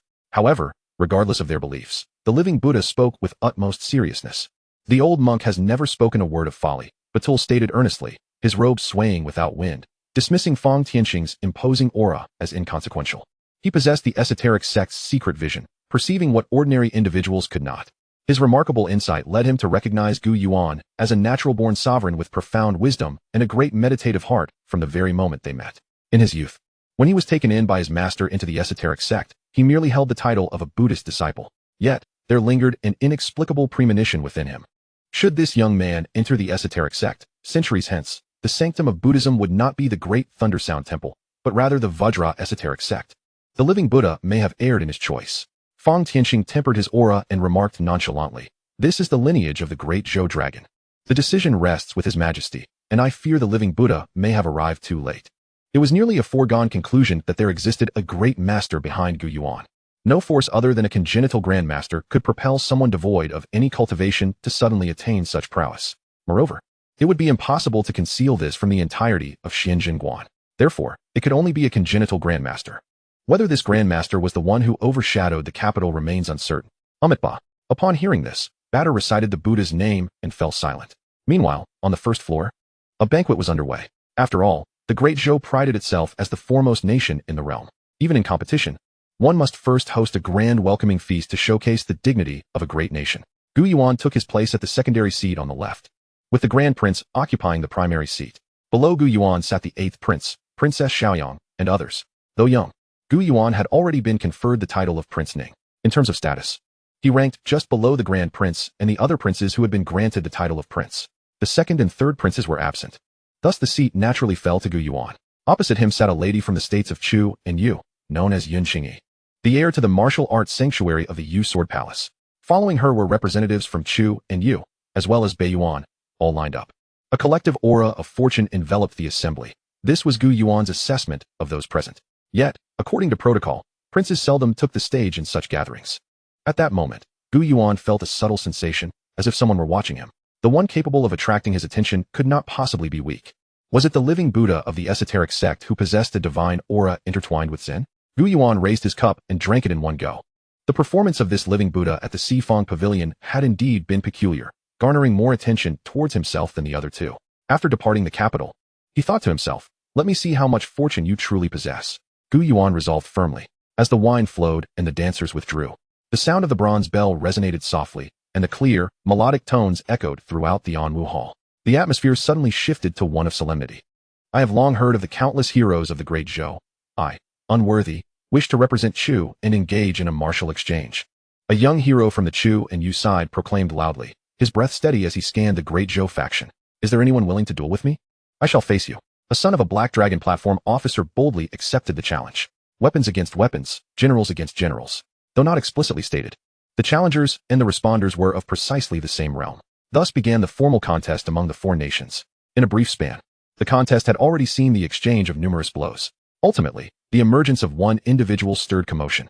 A man clad in a dark blue monk's robe from Bei Yuan stepped onto the stage, defeating a previously undefeated young genius from the Great Zhou with a single move. Yet, the stir was not solely due to this feat, but rather the monk's proclamation. "Prince Ning, dare you engage in a duel with me?" His voice thundered like a dragon and elephant, as if a Western Arhut had descended, exuding formidable power. Chapter 34. The Thought of the Dharma King. Merely this. It seemed that Bei Yuan intended to challenge Gu Yuan. This occurrence, while seemingly normal, was fraught with unusual implications. This individual was no ordinary fighter. The astute Xiaoyizong, with heightened perception, raised an eyebrow and remarked lightly, "This one possesses exceptional sensitivity and insight, on the verge of transcending true meaning. How did I not notice such a master during the Sifang Pavilion?" In the eyes of the crowd, this Bei Yuan monk appeared to be perched precariously on the edge of a cliff, where a mere misstep could lead to life or death. His ability to distort reality with his true energy and create astonishing illusions was a precursor to grasping the genuine essence of martial arts. Logically, such a martial artist should be focused on refining their spirit, aspiring to break through the threshold of true meaning and attain the status of a transcendent master. Why then would he suppress his breakthrough to partake in this contest? A transcendent master embodies the vastness of heaven and earth, a towering figure wherever they may be. This was because he had not possessed such prowess yesterday, replied Princess Xiaoyang. The entourage from Gu Yuan and Chu had indeed entered the capital, with all intelligence firmly under the control of the Great Zhou. Apart from the uniquely gifted Yunqingyi and 2 congenital grandmasters, the rest could not escape the meticulous scrutiny of the Black Dragon platform. The Baiyuan contingent was scant, and Princess Xiaoyang recalled vividly that among them, none possessed such strength. Could it be that Baiyuan sought to avenge their earlier defeat? Xiao Yizong quickly understood. It was highly probable that Baiyuan, having been defeated by the Great Zhou on the battlefield, yearned to reclaim their honor elsewhere. Otherwise, the living Buddha wouldn't have journeyed southward. Princess Xiaoyang reasoned that they were determined to salvage face, whether through pride or substance. Will I need to intervene? Xiao Yizong inquired, as he represented the Great Zhou. What are your odds? Such a master could only be truly assessed through combat. Xiao Yizong replied earnestly. Haha, there's no rush. My 13th brother is a prince of a kingdom. There's no need for us to worry, Princess Xiaoyang chuckled. Moreover, I suspect many are eager to discern the true capabilities of my 13th brother. Gu Yuan's previous displays of power had swept through the capital without exception, whether in refining qi or transcending the spirit. Yet the true strength of a martial artist encompasses not only realm and true energy, but also experience and martial arts. Even the eldest prince, seated at the head, remained silent, equally curious about the true strength of his 13th brother. The teachings of the sect, or perhaps. But they remained unaware that this was not merely a matter of pride, it was for Gu Yuan's sake. Can the thought of the Dharma King aid you in attaining the Vajra? On the second floor, the living Buddha Batter's mind surged with thoughts. Such a strategy is rather audacious, Fang Tianqing replied calmly. This approach may not be prudent. While others might not discern the truth, the congenital grandmasters certainly could. Without supreme awareness, without exquisite methods, my disciple is, after all, the reincarnation of the Dharma King, embodying the thoughts of the Dharma King. It is only fitting. And there is nothing amiss, Batter asserted. The one from the Sword Palace even brought along a sacred weapon. Is that not even more inappropriate? Do not the Great Zhou employ similar tactics? Rest assured, I would never dare harm this future Buddha. Among the 3 congenital grandmasters, including the hidden Meng Shintong, none believed Gu Yuan could contend with this monk. The thought of the Dharma King was not to be confused with the Dharma King of the Western regions, who merely served as a protector. The king of esoteric Buddhism corresponds to the arhats of the West. Only a grandmaster of innate prowess may be bestowed with the title of king. The profound will of Xuan Zhen and the thoughts of Cui Yinxian are realms beyond their comprehension. Only Yang Chengyan possesses the insight to perceive such existence. Do you dare to challenge me? Below, Gu Yuan is strategizing how to harvest the abundant fortunes. And yet someone has audaciously presented themselves at his doorstep. Is there truly such fortune in this world? Indeed, the monk Meng Siba humbly requests your highness Ning. I have no interest in your name, Gu Yuan interjected, dismissing Meng Siba's words with a wave of his hand. One strike. If you can withstand my blow, I shall concede defeat. So go ahead and strike, lest it be said I did not provide an opportunity. Gu Yuan stood with his hands clasped behind his back. This too is a result of the past few days. Very well, let this humble monk witness the prowess of his highness Ning. Meng Siba's previously calm demeanor suddenly transformed. Resembling a wrathful Vajra, radiant golden light erupted from his body, and his vitality surged like a dragon or an elephant. Boom. Stepping forward, Meng Siba advanced with the gait of a dragon and tiger, unleashing immense force from within. The great Vajra strength, the dragon elephant subduing demon fist. 2 esoteric techniques of Buddhism unleashed simultaneously, propelling this punch to an unprecedented zenith. One is boundless in strength, the other embodies the essence of utmost rigidity and radiance. The terrifying force converged at a single point, akin to a volcano erupting, poised to annihilate all existence. It was as if a diamond descended from heaven, intent on suppressing all evil with the might of a dragon and elephant. This punch is formidable. Xiao Yizong's expression turned grave, as did those of the young prodigies around him, all witnessing an astonishing spectacle. In the face of this seemingly inexhaustible punch, Gu Yuan also retaliated with a punch. However, in stark contrast to Meng Siba's, Gu Yuan's strike appeared utterly unremarkable. There were no intricate techniques, no fluctuations of true energy, simply straightforward and direct. If this were the extent of his response, it seemed that his highness Ning was destined for calamity. Yun Qingyi's beautiful eyes gleamed with insight. The dragon elephant subduing demon fist is not only an exceedingly powerful technique, it conceals myriad transformations. Should one strike fail to suppress, the great Vajra strength would inevitably lead to defeat. Sister Qingyi, how many strikes do you believe Gu Yuan can endure? Without a moment's hesitation, Yun Qingyi declared, within 3 strikes, the outcome will be revealed. Yet the subsequent scene left the onlookers in awe and disbelief. As the fists collided, it was as if a volcano had met humanity, unleashing an unparalleled wave of terror. The impact reverberated like a meteor plummeting from the heavens. The residual shockwaves from their clash tore the ground of the grand hall, which had previously allowed martial artists to flourish, into dozens of jagged fissures, and even caused the entire stone edifice to tremble. Yet amidst this terrifying force, Gu Yuan, as the primary recipient, remained utterly unchanged. His expression was calm, unperturbed, steadfastly rooted in place like a green pine or an immovable boulder. It was as if he embodied the very essence of heaven and earth, with the true energy that washed over him rendered mere illusion. In stark contrast, Meng Siba's countenance shifted dramatically. He felt an unimaginable force, akin to the collapse of heaven and earth, emanating from Gu Yuan's punch, crashing into him. Meng Siba's heart froze, thoughts swirling in his mind. But in the next instant, it was as if that overwhelming power discerned his intentions, piercing through to obliterate his thoughts with a deafening roar. How could this be? As his consciousness faltered, Meng Siba felt as if struck by lightning. In the next moment, Gu Yuan's fist filled his vision. It was then that he realized his entire right arm had been pulverized to dust by Gu Yuan's strike. The last words he heard were simply, just as such. Chapter 35, A Sudden Change, A Knife from the Heavens. With the fall of the fist, a life was extinguished. With a single punch, this leading figure of the Northern Yuan was ruthlessly slain by Gu Yuan. Time and again, Gu Yuan stood with his hands behind his back. Do you truly think I am as malleable as clay? Fortune absorbed, infused with nourishment, rapidly growing. Rank, 4th stage. Dao fruit, Mahamudra Sutra. Progress, 21. A Northern Yuan genius. Worth a decade of fortune, thus perished beneath Gu Yuan's fist. Only a mangled corpse lay in a pool of blood, eyes forever unclosed. Indeed, without a head. How could he possibly close his eyes? Amitabha. Witnessing this scene, Batter recited a Buddhist chant. His Highness the Prince of Ning possesses a formidable killing intent, and an equally profound compassion. The Vajra King's single thought was utterly shattered. Remarkable indeed, truly remarkable. At that moment, in his eyes, Gu Yuan embodied a majestic spirit that seemed to encompass the universe, surpassing the 4 seas and 8 desolations. This was evidently the manifestation of one who had comprehended the true essence of the Tao. Yet, in their perception, Gu Yuan lacked the aura of a seasoned master of the esoteric arts. This was exceedingly unusual. Not only Batter, but also Fang Tianqing and Gu Chongxian shared this sentiment. To slay with a single punch, breaking through 3 barriers, such martial prowess stirred Fang Tianqing's curiosity. How had Gu Yuan cultivated such a flawless, unblemished strike? Aimed directly at the weak points? The boundless heavens, following the laws of nature. What extraordinary talent this prince of Ning possesses. Gu Chongxian increasingly believed that behind Gu Yuan stood an unparalleled existence who had transcended the divine realm, decisively overcoming the demonic sect masters at Longzhou Mountain. Only such an entity could nurture such a prodigious talent. As for Gu Yuan being that supreme master, unless they were foolish, such a notion would not even arise in their minds. It was simply too absurd. The 3 innate grandmasters, perched high above, could not discern the true nature of Gu Yuan. The onlookers on the first floor had even less need for words. Yun Qingyi, the prodigy of the Sword Palace, now gazed with astonishment. Just moments ago, she had asserted that Gu Yuan would surely fall within 3 strikes. And in the next moment, Meng Siba was struck dead by Gu Yuan's fist. Even with Yun Qingyi's temperament, she felt a surge of emotions. She couldn't help but ponder. Could my sword-drawn blade technique surpass this punch? Instinctively, she compared the two. Yet after a brief reflection, she realized that, while her technique could indeed exceed this punch, it would likely not surpass Gu Yuan, for that strike appeared far from being his full strength. It was executed with such ease and satisfaction. Moreover, the essence of martial arts.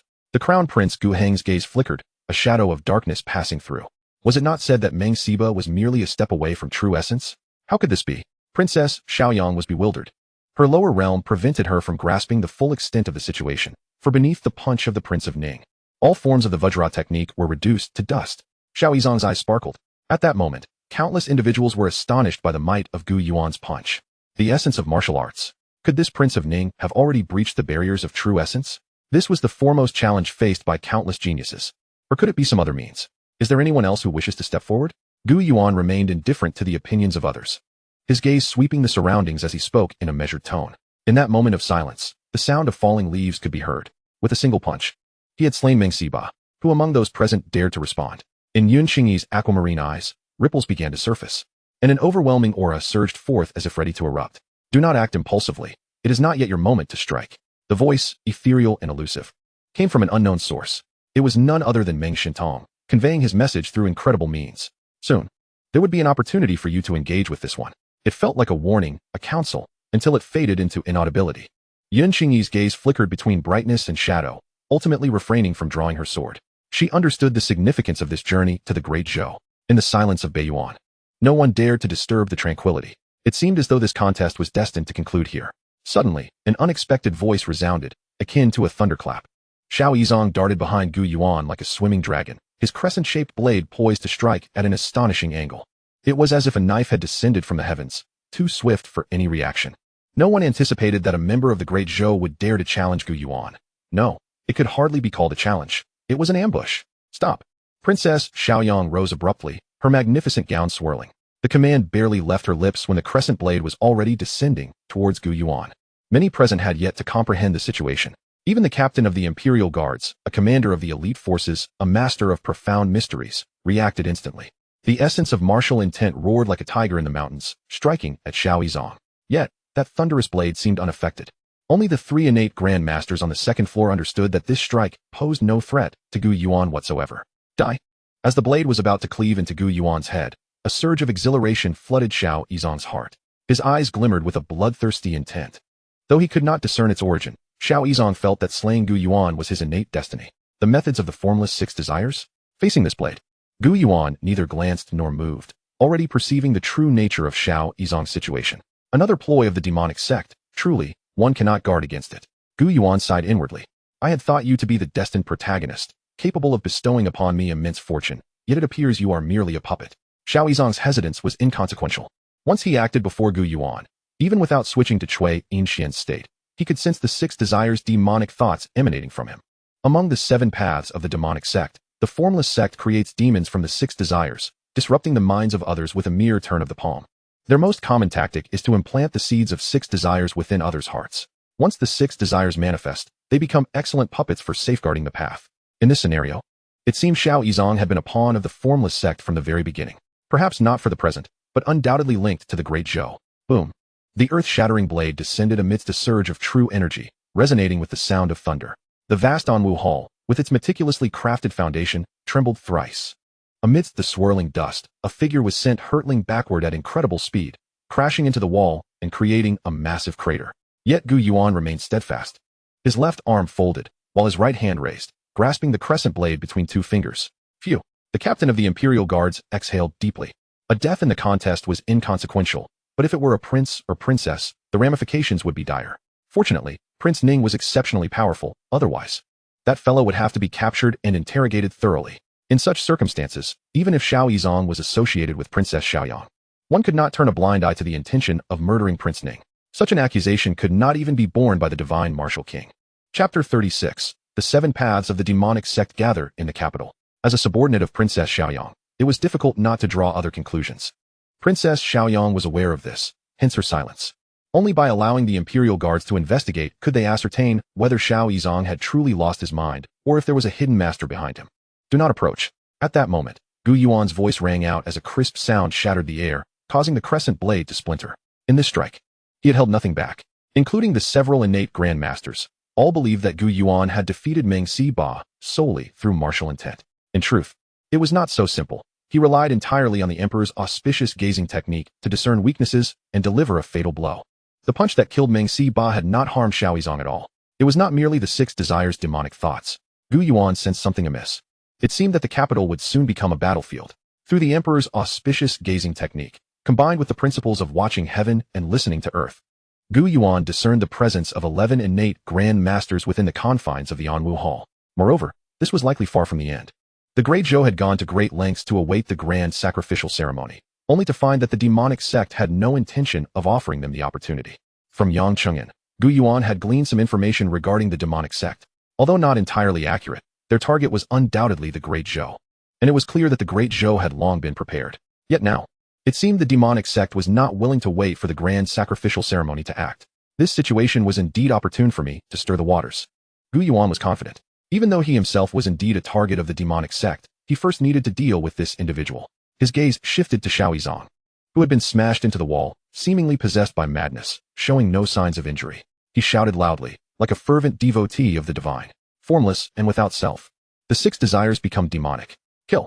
Kill! Kill! Amidst the cries of slaughter, Xiao Yizong's previously slender figure suddenly expanded. Channeling the obscure powers, he erupted with a thunderous force. A black, six-desire demonic altar seemed to materialize from the void, manifesting within the Anwu Hall. In that instant, all present felt their innermost desires stirred. Lust, greed, envy, and jealousy surged forth. The formless six desires transformation technique. On the second floor of the Anwu Hall, Gu Chuan's expression tightened. The intelligence had been erroneous. The demonic sect intended to strike at this moment. The martial essence of Duke Wu surged like mountains, his gaze sweeping sharply over Batter. What scheme was the living Buddha concocting? Amitabha. Batter radiated divine light. The old monk merely stumbled upon this and wishes not to partake in your disputes. Old monk. That is not for you to decide. On the second floor of the Anwu Hall, true energy surged like a tidal wave. The overwhelming aura of slaughter descended without restraint. The heavenly demon sect, the sacred spirit path, the formless sect, the Shura sect, the Nine Nether Valley, the Whitebone Mountain. The reincarnation hall, the seven paths of the demonic sect, seven innate Grandmasters, converged upon this place. 10 innate Grandmasters were now crammed into the small second floor of the Anwu Hall. The atmosphere in this place seemed to manifest boundless and unfathomable phenomena. Demonic entities danced chaotically, while the ground lay strewn with white bones. Amitabha, I wonder what instruction you may have for me, esteemed benefactor, inquired Badoer. And Yinluo, the leader of the Azura sect, had just uttered those very words. 3 centuries ago, the king of the Tantric sect had promised one condition to my holy sect. Now, the time has come to fulfill it. On the second floor of the Anwu Hall, amidst the sudden appearance of 7 figures. One of them, a man with a countenance as hard as iron and a physique frail as a sickly individual, responded. He was none other than Yinluo, the leader of the Azura sect. The Azura sect attained enlightenment through killing. All its members practiced their craft through the act of murder. As the esteemed leader, Yinluo had an unfathomable amount of bloodshed under his command, and when he spoke, it was as if an endless river of blood flowed forth. Amitabha, this matter is unheard of to me, Badoer replied coolly. Even if it were true, esteemed benefactor should seek out the king of the Tantric sect directly, rather than waste your time with an old monk. It was a jest, for the future of the Tantric sect lay with the prince of the Great Zhou. Even in madness, Badoer would never assist the demonic sect in confronting the Great Zhou. And Yinluo seemed about to say more when Fang Tianqing's gaze turned palpable. A fierce and domineering intent, as formidable as a mountain, enveloped the 7 innate Grandmasters of the demonic sect. Wraiths and phantoms, dare to trespass upon the territory of the Great Zhou. Today, none of you shall escape. Meanwhile, downstairs, the commander of the Imperial Guards gasped in alarm. This is unmistakably the technique of the demonic sect's Wuxiang sect. This is bad. He instantly realized that the demonic sect's audacity indicated the presence of more than just one individual. Protect the princess, he bellowed, shaking the very air around him. It was too late. Xiao Yizong, or rather the entity that dominated his body, laughed uproariously. All shall perish. Instantly, chaos erupted in the hall. The eldest prince, Gu Hong, remained unperturbed, his voice steady as he commanded, everyone. Yet his words were cut short. A handmaiden, lurking nearby like a serpent striking from its lair, revealed a glint of cold steel from her voluminous sleeves. Seeking death, Gu Hong's dark, deep-set eyes suddenly flashed with ferocity. With a mere flick of his hand, the air exploded, and with a roar reminiscent of a dragon, the handmaiden fell lifeless. Despite this, the situation within the Anwu Hall spiraled completely out of control. Dozens of handmaidens had transformed into assassins, and many martial artists who had previously engaged in combat were caught off guard, succumbing to their attacks. This is but a minor issue. What has transpired with Marquis Wuan? Gu Hong looked upward, a weight settling in his heart. The demonic sect's sudden strike was undoubtedly far from simple. You are indeed a difficult one to kill, but I, the evil spirit god, shall see to it that you. Xiao Yizong pointed at Gu Yuan, a cruel smile gracing his lips. You are destined to die. Is that so? Gu Yuan replied nonchalantly. To think that you believe yourself a god simply because of this power? If the deities of the world were as cheap as you, it would be exceedingly dull. As the words fell, Gu Yuan's figure vanished from his original position. In the next instant, he appeared behind Xiao Yizong. Thus, I must insist you meet your demise. Boom. Boom. 2 deafening sounds erupted simultaneously. Gu Yuan's fist met the clash of innate Grandmasters. At that moment, the confrontation erupted with unparalleled ferocity. Ha! My holy sect, the evil spirit god attempted to mock Gu Yuan's strike as weak and ineffective. However, as the fist pressed toward him, his confidence began to wane. Not due to the strength of the blow, but because his spirit trembled under the immense pressure it exerted. Are you afraid? Gu Yuan chuckled. Come, witness your own death. With a single punch, he unleashed a pure martial intent that, through Xiao Yizong, soared through the air, enveloping a figure in the western part of the city. This is. The evil spirit god was struck with horror as 5 words surfaced in his mind. Innate Grandmaster. This was undoubtedly a technique exclusive to an innate Grandmaster. At the same moment, as this thought crossed his mind, divine annihilation, spirit extinguished, dead beyond death. Chapter 37. The Divine Emperor, the Dark Agents of the Demonic Sect. Fate absorbed. Infused with nutrients, growing rapidly. Rank, 4th tier. Tao fruit, Manhwaedit. Progress, 31. Gu Yuan surveyed his surroundings. The forces of the Great Zhou had already seized control of the situation. The young warriors from the kingdoms of Chu and Yu, recognizing the gravity of the moment, dared not make any move. That figure, Yun Qingyi, had vanished. When did that happen? This was the fated entity Gu Yuan had set his sights upon. The heir to the Holy Land. How low could this fate possibly sink? Yet, this individual had disappeared from Gu Yuan's perception in plain sight. However, you cannot escape. Gu Yuan's eyes glimmered with the sun and moon as he activated the Emperor's fate-gazing technique. Empowered by unseen forces, he swiftly locked onto a specific location. As for the demonic sect's incursion, that was of little concern to the current Gu Yuan. The fates of a dozen innate Grandmasters appeared tantalizingly appealing. But harvesting them without absolute strength would prove perilous. Should he shatter his teeth in the process, it would be a loss too great to bear. Once I cultivate the Manhwaedit, I shall settle accounts with the demonic sect and the Great Zhou. In the next moment, Gu Yuan's figure vanished from the Anwu Hall. Of course, before departing, he did not forget the individuals gathered on the first floor. Though their fates were not as potent as Yun Qingyi's, a quantitative accumulation could lead to qualitative change. Unfortunately, the fated princes and princesses could not be touched. It was not that Gu Yuan was concerned about non-existent familial bonds, but rather, should he strike against them, he feared that the next moment would summon a thunderous retribution. After all, Gu Yuan and they all served as focal points in the same grand formation. The heavens suddenly erupted, sweeping forth with force. Aside from the princes and princesses, for all others, whether from the Great Zhou or the demonic sect of Chu and Yu, even the commander of the Imperial Guards, felt an irresistible force crashing down upon them. In an instant, countless cries of agony rang out. This scene garnered no attention, for the auras of 10 innate Grandmasters had filled the surrounding area for miles. Fate absorbed. Infused with nutrients, growing rapidly. Rank, 4th tier. Tao fruit, Manhwaedit. Progress, 56. Why would the demonic sect choose this moment to act? Within the Imperial study, as the energies of 10 innate Grandmasters surged into the sky, the Emperor of Zhou sensed it.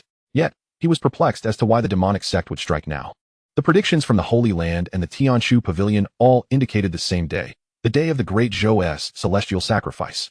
At that time, the dragon chi of the entire divine capital would be at an unprecedented low. Yet now, the dragon chi of the Great Zhou was flourishing. Even if the demonic sect gathered in full force, it would ultimately be a futile endeavor. In response to your majesty, it is perhaps due to the battle at Dragon Head Mountain that they have suffered the loss of a formidable innate master, which has incited their wrath. Wei Yin bowed his head, maintaining a composed demeanor. Wrath, you say? The heavenly son of Zhou chuckled. The reasons behind the demonic sect's actions could be manifold, yet it certainly cannot be attributed to mere indignation. What of the sword master of Yu and the imperial master of Beiyuan? Wei Yin replied. There has been no movement. It appears that this time, there are no signs of Chu or Yu's involvement, suggesting that this is solely the demonic sect's unilateral action. Is that so?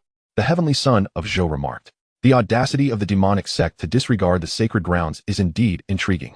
I shall observe how it dares to defy the edicts of the 6 sacred grounds and presume to conclude the fate of the great Zhou's centuries-old reign on its own. The heavenly son of Zhou suddenly rose. Convey my orders to King Shenwu and the supreme commander of Hailangtai. Today, I intend to ensure that all of the demonic sect's innate masters remain in the capital to uphold the majesty of the Great Zhou. Initially, Wei Yin listened intently. But as each command was issued, he gradually lifted his bowed head. His gaze became akin to a swirling obsidian altar, revealing an eerie significance. Your Majesty, Wei Yin spoke. His voice reminiscent of a nocturnal owl, as if it emanated from the depths of hell, cold and chilling. It seems there may not be such an opportunity. Clusters of dense, water-like black mist materialized beside him. Within the black mist, menacing faces appeared, as though they sought to awaken, emitting terrifying shrieks. You, the heavenly son of Zhou, turned sharply. He had never anticipated that the eunuch who had been at his side since his princely days was, in fact, a member of the demonic sect. At that time, the current monarch was merely one among many ordinary princes, and Wei Yin was but an elderly eunuch who had just begun to attain spiritual transcendence. Decades had swiftly passed, marked by countless blood-soaked storms of treachery and deceit, walking over heaps of white bones, which ultimately forged the current sovereign of the Great Zhou. Now, the innate master Wei Yin, you have betrayed me. The heavenly son's eyes were devoid of emotion, as he spoke with a detached tone. Your Majesty, Wei Yin has not betrayed you. Wei Yin shook his head, a faint smile gracing his face. From the very beginning, I have been a pawn sent by the sacred sect to your side. Your Majesty, remember well, the power of the sacred sect surpasses the imagination of the world. As he spoke, grotesque demons surged forth from the black mist, rushing towards the heavenly sun. Wei Yan dared to implore the sovereign to ascend. The reincarnated demons beseeched the heavenly sun to ride forth as the esteemed guest. So, this is the foundation of your demonic sect? Faced with the onslaught of these malevolent spirits, the heavenly sun's gaze remained impassive, void of any emotion. A brilliant golden light radiated from his form, intercepting the various phantoms. Your Majesty, there is no need to struggle, Wei Yan declared with a smile. Even the dragon Qi of the Great Zhou cannot save you. The Son of Heaven, the Emperor, is the lifeblood of a nation, naturally shielded by its dragon Qi. Under normal circumstances, an innate master would have already perished from the backlash of dragon Qi before they could slay the Emperor. Yet, Wei Yan, since entering the palace, had spent countless years in numerous calculations, absorbing various techniques of the demonic sect, all for this very moment. Everything had long been comprehended, leaving no room for failure. Rest assured, Your Majesty, on the road to the underworld, Wei Yan shall accompany you. As Wei Yan's words fell, his body, resembling that of a dragon, began to dissipate.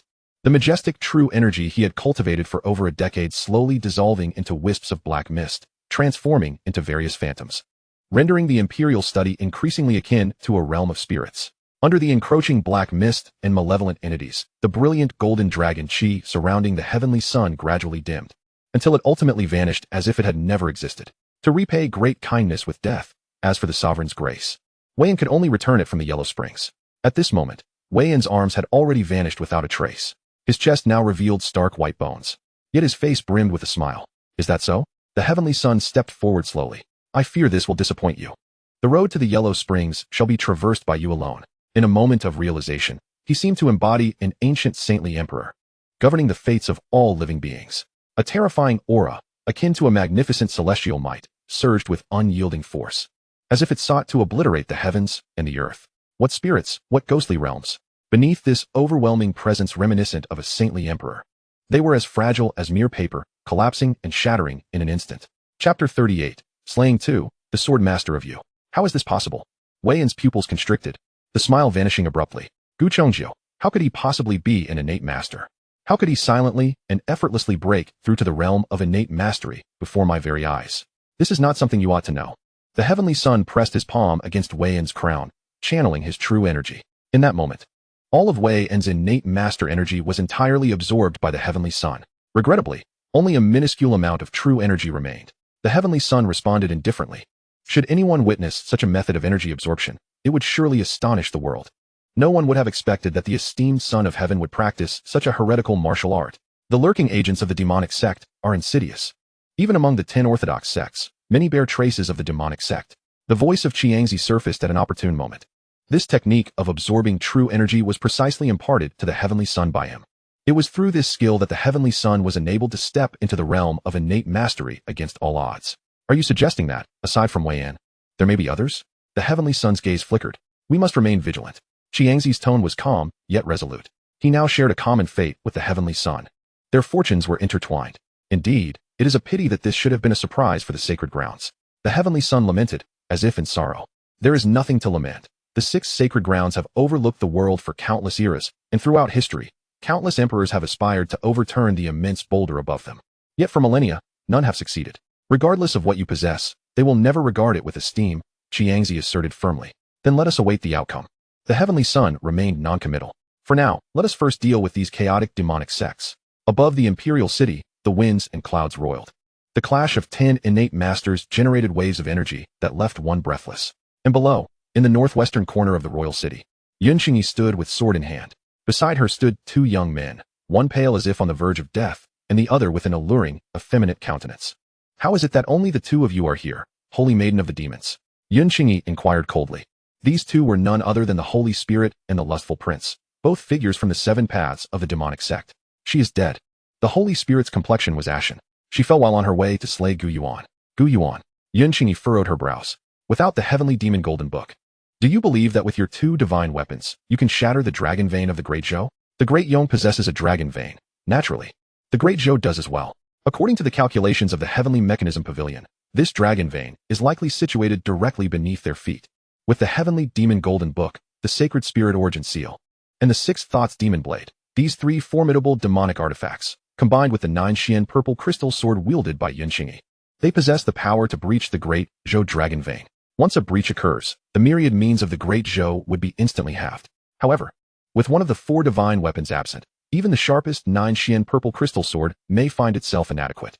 The esteemed innate grandmasters of our sacred sect are prepared to act as promised, confident in their abilities. The Lust Prince's gaze roamed over the alluring contours of Yunqingyi's form, for he had always been vulnerable to the charms of women, especially when faced with a paragon of beauty like her. Mind your eyes, Yunqingyi huffed coldly, as the 9 Xian purple crystal sword in her grasp suddenly vibrated with a powerful resonance, an overwhelming sword intent erupting forth. Time was of the essence. They needed to act swiftly. Ahem, coughed the Sacred Spirit Master. Just as the 3 were poised to strike, a light chuckle echoed. So, you are here. Along with the 2 from the demon sect. What a delightful surprise. Before the words could fully dissipate, a figure clad in white robes glided gracefully towards them. His gaze swept over the trio, finally resting on Yunqingyi. Gu Yuan, she exclaimed. You are Gu Yuan. The Sacred Spirit Master's pale countenance was etched with solemnity. This 13th prince was initially meant to be dealt with by the Sacred Spirit sect, but due to Yang Chungin's involvement, he had been taken over by the demon sect's shadowy emissary. Little did they realize that this would lead to the demise of the heavenly demon saintess. And the heavenly demon golden book had vanished without a trace. In other words, had the Sacred Spirit Master ventured forth, he would likely have met a similar fate. And now, this harbinger of calamity stood before them. Thus, before he could finish speaking, the Sacred Spirit Master made his move. Stepping forward, he summoned forth a chorus of divine whispers, manifesting strange runes that coalesced into ancient statues. Sacred Spirit Soul Restraining Spell. With this strike, the Sacred Spirit Master unleashed his full might, harnessing the power of the Sacred Spirit Origin Seal to exhibit prowess on par with the Transcendental Master. Everyone, strike together, he urged, calling upon Yunqingyi and the Lust Prince. The Lust Prince, not one for words, immediately unleashed his attack. The Sixth Thought's demon blade traced a peculiar arc through the air, its blade aura surging like a tide towards Gu Yuan. Yunqingyi hesitated at first, but suddenly recalling something, she drew her sword. The 9 Xian purple crystal sword shimmered in the void, its tip releasing a radiant beam of sword light, streaking through the heavens like a shooting star. The 3 prodigies, all within the top 20 of the Azure Cloud rankings, combined their efforts with the sect's legendary weapons for a unified strike. The spectacle was utterly awe-inspiring. Yet, before them stood Gu Yuan. The Sacred Spirit's techniques are not to be wielded in such a manner, he remarked with a faint smile, as he pinched his fingers to form a spell seal. With the same Sacred Spirit Soul Restraining spell, he invoked the power of the dark arts. Strange runes materialized, each emanating an overwhelming aura of authority. Thunderous roars echoed, as the myriad statues descended with a crushing force. Blade chi, sword chi, and divine statues, all collapsed in an instant. How is this possible? The Sacred Spirit Master's already pallid face turned ghostly white. How could you possibly wield the techniques of our sacred sect? That is something you need not concern yourself with. Gu Yuan replied, raising a hand to grasp the air. With no visible phenomenon or fluctuation, the Sacred Spirit Master found himself immobilized in an instant. No, he screamed in terror, struggling futilely, as both his sacred techniques and the Sacred Spirit Origin Seal seemed to lose their potency in that moment. You members of the Sacred Land Demon sect are truly amusing. Each of you is lacking in strength, yet wields divine weapons. Gu Yuan observed calmly. As he spoke, he tightened his grip. A crack echoed through the air, and the Sacred Spirit Master's neck was brutally twisted, ending his life instantly. The Lust Prince, witnessing the demise of the Sacred Spirit Master, recognized that Gu Yuan was far beyond their capabilities. What level of power does this man possess? Transcendental? Or perhaps an innate Grandmaster? He turned to flee, but just as he took a step, Gu Yuan's figure appeared beside him. Run? Gu Yuan chuckled. Where do you think you can escape to? The hand that had just crushed the Sacred Spirit Master's life was long and elegant, yet to the Lust Prince, it seemed a harbinger of dread. Every hair on his body stood on end, his mind consumed with a singular thought, flee. Yet his speed was no match for Gu Yuan's. A splatter of blood erupted as the Lust Prince collapsed lifelessly to the ground. Gu Yuan then lifted his foot, crushing the remnants of his chest. The Lust Prince was dead, fortune absorbed, infused with nutrients, growing rapidly. Rank, 4th stage. Dao Fruit, Manhwaedit. Progress, 67. You do not flee? Gu Yuan remarked in surprise. Yunqingyi's gaze was sharp as a blade. In an instant, her figure vanished, only to reappear with a fierce, piercing sword chi that cleaved through the air, aiming directly at Gu Yuan's brow. Impressive, Gu Yuan acknowledged. You are far superior to these two. Alas, you have encountered me. He reached out, and the sword chi shattered instantly. You possess remarkable techniques and profound schemes, his deep voice resonated. A torrent of true energy surged forth, enveloping Yunqingyi and whisking her away to safety. A figure clad in a flowing green robe appeared, Meng Shintong, the Sword Master of the Yu Kingdom, an innate Grandmaster. Chapter 39, Black and White Sword Techniques, Void Translocation. It seems the heavenly demon Saintus was indeed slain by you, and the heavenly demon Golden Book is also in your possession. Meng Shintong's eyes flickered as he reflected on the events that had transpired in the capital during this time. He had sought to uncover the identity of this mysterious Grandmaster. To his astonishment, it was none other than Gu Yuan himself. It was you who exerted dominance over the capital with the essence of martial arts, and you who clashed with Qin Tianjian and Gu Chongxian. Meng Shintong found it hard to fathom that these monumental events, capable of shaking the world, were orchestrated by someone not yet 20 years old. I surmise that it was on that day, upon achieving innate perfection, that you began to reveal your brilliance, he concluded. Thus, he remarked on Gu Yuan's exceptional abilities and deep machinations. I cannot fathom how you have trained. Even with my Yu Kingdom's legacy spanning thousands of years, we have never produced a figure such as you. Meng Shintong lamented. Yun Qingyi, though a paragon in the Yu Kingdom and across the entirety of the divine land, paled in comparison to Gu Yuan. There exists no semblance of comparison. Even in the youthful years of that supreme demon lord, such an extraordinary realm was unattainable. Given your awareness, it is commendable that you have not chosen to flee, remarked Gu Yuan with a faint tone. The celestial bodies of the sun and moon arose in his gaze, keenly observing. The dragon-slaying game has commenced. Not a single true dragon can escape. Why should I fear you?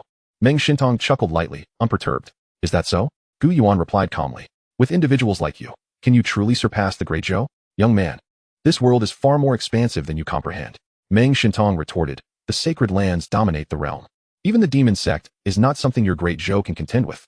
The upheaval of heaven and earth is imminent. Your Great Zhou, having gained its position unjustly, shall be the first to be eliminated. Yet, you do not seize this moment to flee. Soon, there will be no opportunity left. He seemed to possess extensive knowledge. Speaking with great fervor. Flee. Gu Yuan chuckled softly.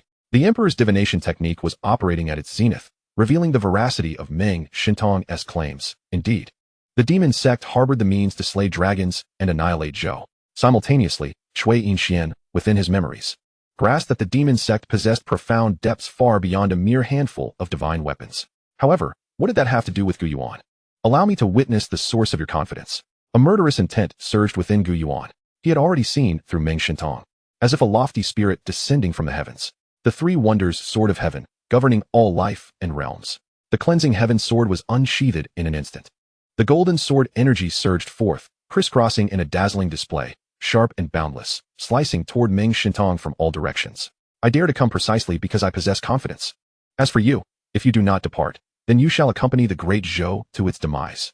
Meng Shintong raised his sword brow, and the sound of thunder and wind echoed. He stood firm, his figure ethereal, as if one with the heavens. Clang, clang, clang. A beam of sword light burst forth, resembling the clash of dragons and tigers. Suddenly, countless black and white sword energies materialized in the heavens, intertwining and spiraling, the yin and yang clearly delineated. All things fell into silence, as if the world were trapped in a duality of black and white, eternally frozen. The black and white chess sword technique, using swords as pieces and men as the board. Meng Shintong's renowned swordsmanship. Though I may not be your match, I shall strive to protect myself and endure. Meng Shintong thought this, yet had not finished his sentence when his pupils suddenly constricted. In the next instant, the black and white hues surrounding him vanished, replaced by a pure golden brilliance. The Emperor's world-transforming sword. Fiery, fierce, overwhelming, and tempestuous. The golden sword energy blazed like a raging inferno, incinerating all. The black and white chessboard representing Meng Shintong's martial manifestation shattered under this transcendent power. With a thunderous roar, the two forces collided. An immense and boundless might erupted, unleashing a terrifying wave that swept forth, obliterating all in its path. Even the clash above the imperial city seemed momentarily stilled by this ferocity. Suddenly, Gu Yuan's expression shifted. Through the endless radiance, he beheld a pale purple talisman materializing in Meng Shintong's hand. The void translocation talisman of Tai Dao. Cui Yinxuan's insights came to fruition at this moment. Among the three sacred lands of Taoism, apart from Zhenwu Mountain, there is also Zixiao Palace and Tai Dao. Beside its astounding martial arts, its talismans also command respect across the world. This void translocation talisman, once activated, can transport an individual hundreds of miles away, leaving no trace behind, an object seemingly not of this world. It appears that Yun Qingyi's status within the Sword Palace is indeed extraordinary. The void translocation talisman is exceedingly precious. In the zenith of the Seven Heavens Sacred Gate, there were only a few of these talismans, divided among the seven paths. Not even one remained for each.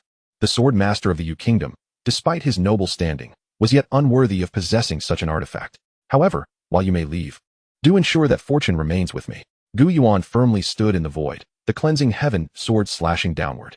The golden sword energy surged in all directions, striking the ground with the force of a tidal wave, enveloping the suddenly ethereal forms of Meng Shintong and Yun Qingyi. In the next moment, their figures vanished from sight. To the west of the divine capital, several hundred miles away on a plain, two figures abruptly emerged from the void. It was Meng Shintong and Yun Qingyi. Yet, upon their sudden appearance, Meng Shintong exclaimed, "Warning!" Two beams of golden sword energy, relentless as parasites, followed closely behind, crossing hundreds of miles with chilling sword intent, severing all in their path. Confronted with such sword intent and energy, Yun Qingyi found herself with no means of resistance. "With me here, you shall not succeed." Meng Shintong reacted with astonishing swiftness. Although he did not comprehend how Gu Yuan transmitted the sword energy across hundreds of miles, he understood one thing. Even if he were to perish, Yun Qingyi must not fall. Otherwise, the sword palace would be enraged, and his entire clan would be doomed. Meng Shintong did not even care for the sword energy that threatened his life. Rising with his sword pointed, he invoked the black and white chess sword technique.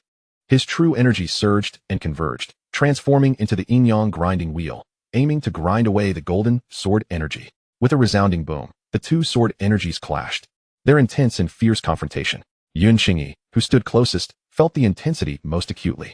Her true energy and blood essence froze, rendering her immobile. Were it not for the 9 Xian purple crystal sword radiating its light to shield her, she would have been in an even more dire predicament. How could Gu Yuan's swordsmanship be so formidable? Meng Shintong's complexion flushed as he bore the weight of Gu Yuan's strike. Had it not been for the distance of several hundred miles, diminishing some of the sword energy's might, he feared he would have perished beneath that blow. "Meng uncle, are you all right?" Yun Qingyi inquired anxiously. "For now, I am fine. Let us hurry back to the sword palace. This sword intent is not merely for slaughter. There is something more concealed within," Meng Shintong replied. The sword intent concealed within their bodies, even with Meng Shintong having deflected the majority. A portion still lingered within Yun Qingyi. As for the Great Zhou, it was no longer a concern, and at this moment, the demon sect did not require their strength. If even that individual cannot subdue the Great Zhou or slay the true dragon, our presence would be of no avail. Chapter 40, The World-Honored One. True Buddha of the Present Age. Divine Capital. Imperial City. After unleashing a sword strike, Gu Yuan felt an overwhelming satisfaction. The immense fortune surged forth like a river cascading into the sea, unceasing and boundless. Progress, 80. Progress, 90. Until finally, level, 4th stage. Tao Fruit, Maha Immense Sutra. Progress, 100. The Maha Immense Sutra was successfully cultivated after 150 years. In a moment of clarity, Gu Yuan found himself traversing amidst endless snow-capped mountains. Countless words, alive like dragons and serpents, twisted within his heart and danced before his eyes. It was the music of the cosmos, boundless in its Taoist resonance. Maha Immense, neither born nor extinguished, indestructible like adamantine, formless, shapeless, omnipresent. Beyond comprehension, the supreme awakening of enlightenment. A brilliant radiance flickered, permeating the mind and spirit. A profound, elusive force, rich in mysterious applications, erupted from the depths of the body, resonating with the cosmos. It would be more apt to say it commanded the heavens and the earth. A long, resounding howl reverberated through the firmament. At this moment, Gu Yuan felt an inexhaustible power coursing within him, growing stronger in unimaginable ways with each passing moment. Truly, it was the epitome of boundless majesty. Gu Yuan's gaze swept across the horizon, his eyes reflecting the cyclical dance of the sun and moon, the ephemeral nature of the stars. Now, he smiled, a formidable strength radiating from him. Just as Gu Yuan cultivated the Sutra of Boundless Majesty, the elderly monk Batter, who had long been in deep meditation, suddenly opened his murky old eyes, revealing a flicker of astonishment. In his divine insight, the world-honored one beheld the majestic silhouette of a colossal Buddha. This giant Buddha stood in the void, crowned with the sun and moon, its feet resting upon the starry expanse. Its towering form seemed capable of supporting the entire universe, radiating a golden light that illuminated the 8 directions, cleansing all in its path. One could not help but feel compelled to kneel in reverence before such an existence. "Monk, what do you see?" A voice, both enchanting and laced with languor, echoed as a lady in a crimson robe gracefully approached, her steps reminiscent of a lotus. Were Gu Yuan present, he would surely be taken aback, for her visage bore an uncanny resemblance to the celestial demon saintess. Indeed, she was even more exquisite, exuding an allure that captivated the senses, embodying the union of heaven and humanity.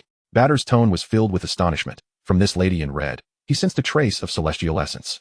"Amitabha, I have encountered the benefactor," he said, calming his spirit to restore his inner tranquility. "The true Buddha has been seen." "True Buddha?" The red-robed lady laughed dreamily. Outside of the great Thundersound Temple, Where else is there a true Buddha? Right here, in this very place, Batter replied earnestly. Oh. The lady in red gently waved her delicate fingers, her charm undeniable. She gazed toward the heavens, inquiring, do you know who will triumph in this confrontation, monk? What was the outcome before? Batter pondered, it was you, but now. And now? The lady's eyes shimmered like flowing water.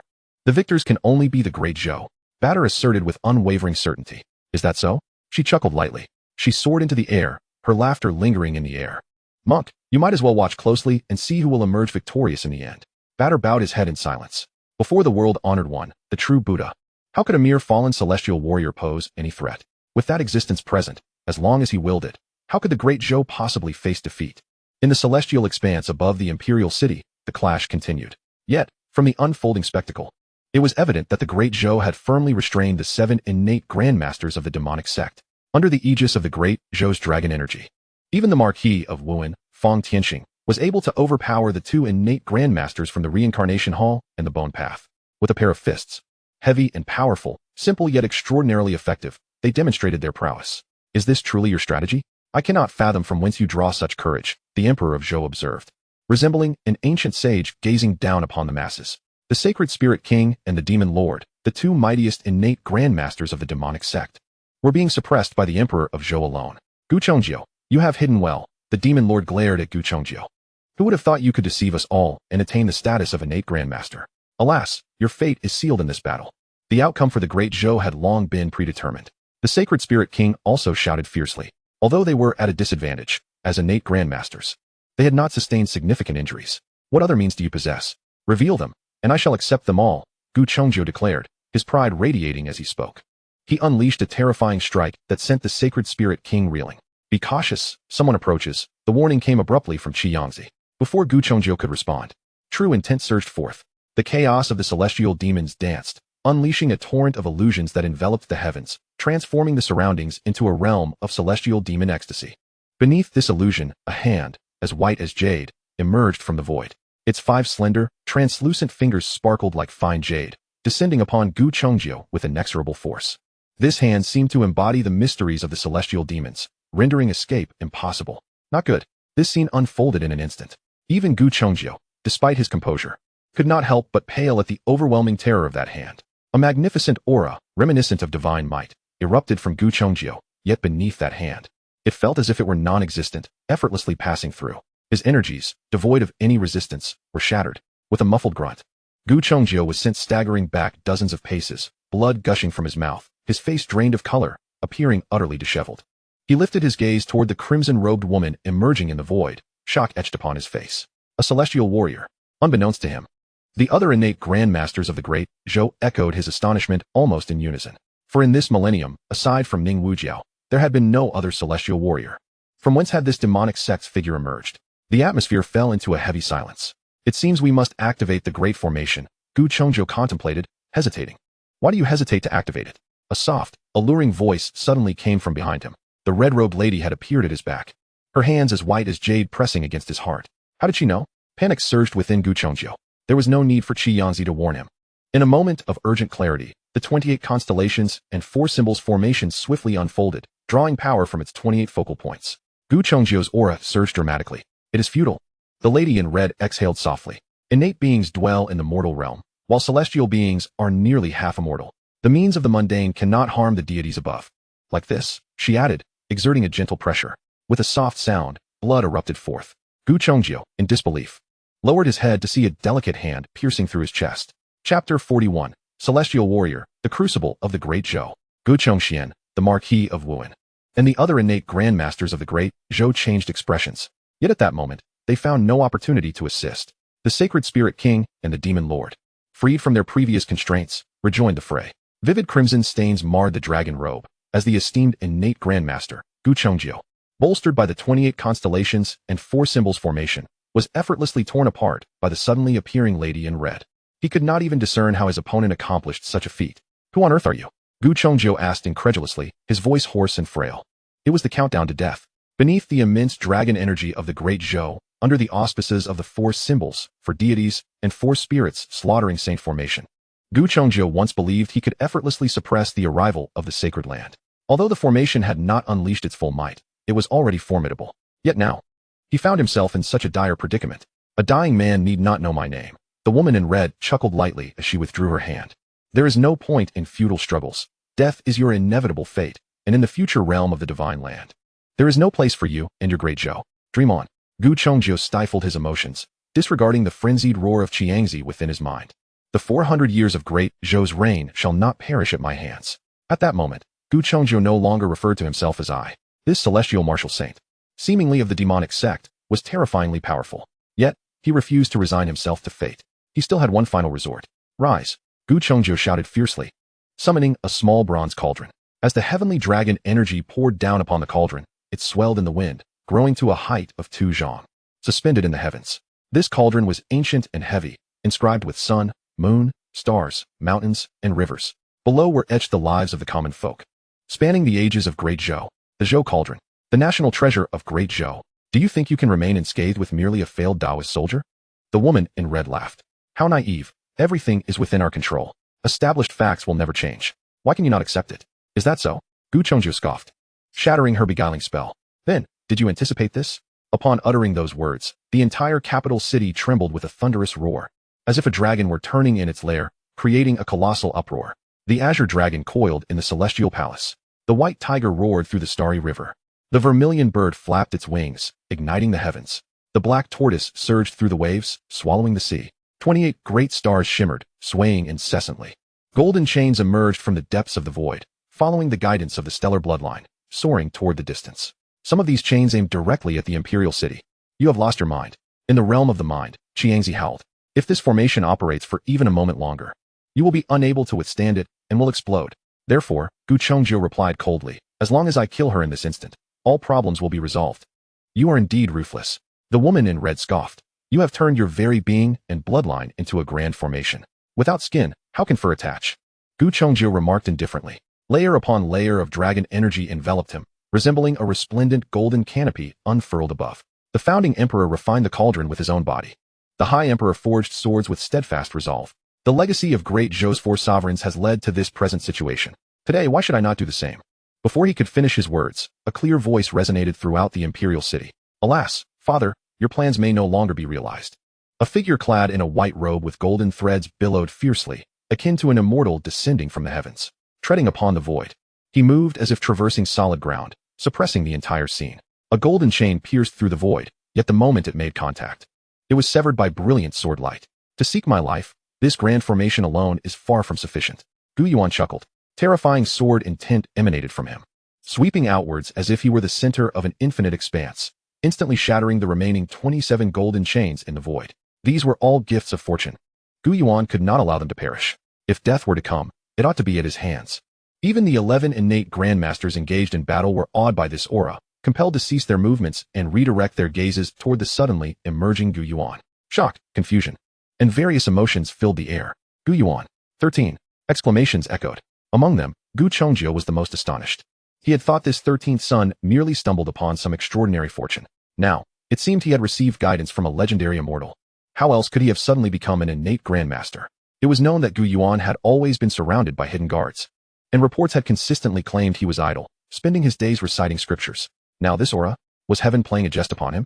Had he known his son possessed such strength, he would not have needed the 4 symbols for deities and 4 spirits slaughtering saint formation. Alas, it was all too late. Gu Yuan's demeanor suggested he was not there to provide assistance, but rather to create trouble. Before Gu Chongzhou could utter a word, the sweeping sword intent akin to a clear sky struck him, severing the connection between Gu Chongzhou and the grand formation. It turned out Gu Yuan was the innate grandmaster. Gu Chongxian suddenly realized, if it truly was him. Fang Tianxing narrowed his eyes, having clashed with him in divine intent, leaving a deep impression. Yang Shua remained silent, the sword of the universe in his hand humming, revealing the turmoil within his heart. How could this be possible? The divine martial king's eyes widened in disbelief. Everything that transpired was beyond his comprehension. First, this junior dared to insult him. Then, the demonic sect struck suddenly, and the Zhou emperor revealed innate strength, single-handedly contending against 2 titans of the demonic sect. Just when he thought the situation was settled, another being, seemingly a celestial martial saint, emerged. Most shocking of all was Gu Yuan. With the strength of one, he suppressed the entire scene. What immense power! Yet, who among Gu Yuan and that seemingly celestial martial saint was the stronger? In that moment, various thoughts flickered through their minds. In the vast sky, silence reigned. Only the sounds of battle echoed within the imperial city, rising and falling. However, with the royal army, the Black Dragon Guard, and the various factions of the capital rallying to defend the throne, the situation began to tilt in favor of Grand Zhou. Yet every innate Grandmaster present speculated that the ultimate outcome would be determined by the two formidable figures, Gu Yuan and the woman in red. The evening breeze wafted gently. I have yet to seek you, yet you have come to my door. The woman in red's eyes glimmered like waves, her crimson lips parting lightly. But this works to my advantage. Surrender the heavenly demon gold book, and I shall spare you the trouble of searching. Her voice held profound meaning. Yet Gu Yuan seemed unfazed. His gaze was icy. If you desire the heavenly demon gold book, you shall first kneel and address me. You are quite unique. The woman in red was unperturbed, her eyes narrowing slightly as she regarded Gu Yuan. Regrettably, you have obliterated my divine essence. Otherwise, I would have truly contemplated your initiation. Such words are spoken from a position of superiority. Initiation? Gu Yuan scoffed disdainfully. A mere remnant spirit dares to aspire to corrupt me. How utterly laughable. Chapter 42. Above heaven and earth, I stand supreme. Gu Yuan stood motionless in the void, his eyes shimmering with the radiance of the sun and moon. Perceiving the fluctuations of the red-clad woman's aura. What audacity! Merely an innate being. The red-clad woman suddenly sensed the intrusion into her true divinity. In an instant, a fierce glint ignited in her eyes, her momentum surging, shattering the sword-intent web woven by Gu Yuan. Boom! The essence of heaven and earth surged, roiling as if a volcano were on the verge of eruption. True divinity? In Gu Yuan's gaze, the sun and moon revolved, dazzlingly brilliant. A wretch clinging to a flicker of incense and thought dares to declare themselves a god. What an absurd jest. The memory of Cui Yin flowed through him. The so-called incense thought refers to the spirit of a fallen celestial warrior of the demonic sect, whose consciousness and intellect persist. This divine image, sustained by the collective will of living beings, is one of the foundations the demonic sect preserved to contend with the calamities of heaven and earth. In a sense, it bears little distinction from the true seeds of the demonic sect.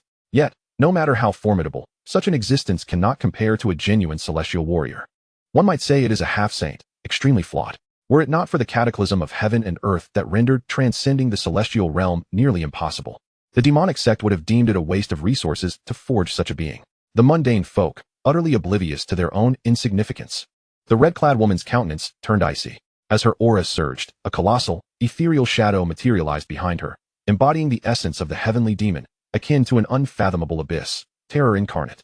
Within the imperial city, the air crackled, clouds billowing as if some world-shattering power had erupted, instilling dread in the hearts of all present. Oppressed and breathless, those of lesser strength, upon glancing upward, could not withstand the sight of that shadow, and promptly self-destructed, meeting a gruesome end. Kneel before me, the immense figure gestured, a hand descending towards Gu Yuan. Boom! In an instant, the winds and clouds transformed violently. The entire firmament seemed to explode. An overwhelming force swept forth in all directions. In her living days, an innate Grandmaster was not an extraordinary existence. No matter how powerful an innate martial artist may be, before a true celestial warrior, they remain as feeble as ants. It is you who are oblivious to your own insignificance.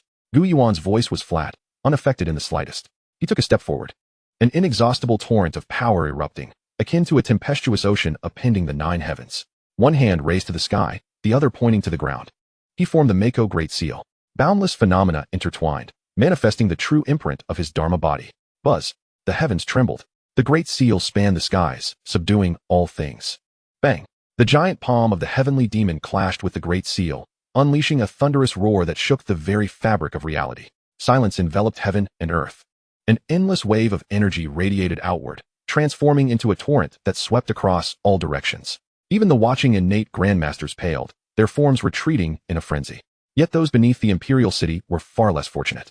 The explosive force surged through, leaving a bloody carnage in its wake, countless casualties. This cataclysm compelled the battles within the imperial city to cease, diverting the attention of many to the conflict above. Is this the 13th brother? Gu Ming raised his head, his expression one of profound shock. Gu Yuan was, in fact, an innate Grandmaster. Could there be a more terrifying jest in this world? Not only him. Princess Xiaoyang and the other princes and princesses shared the same sentiment. However, they remained unaware that without Gu Yuan, they would likely have become fodder for the great array of the 4 symbols and 4 spirits, rather than spectating safely as they did now. The explosive energy reverberated through the heavens.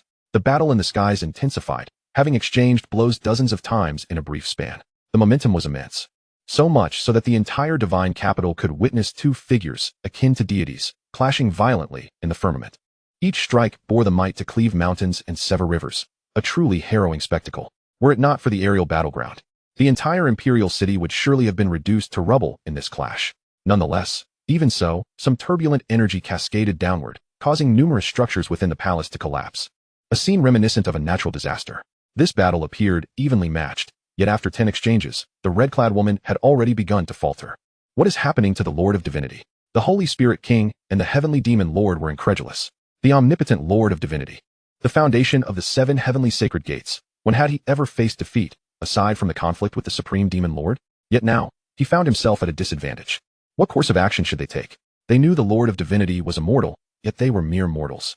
The several Grandmasters of the demonic sect exchanged glances, silently resolving to retreat cautiously, maintaining a safe distance.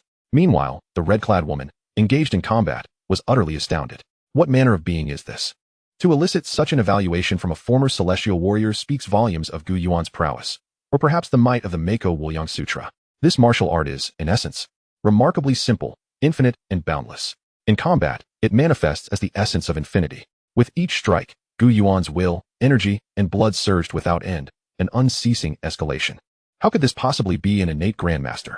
The red-clad woman seethed inwardly, her composure shattered. Though she would not perish, the survival of the Great Zhou was paramount.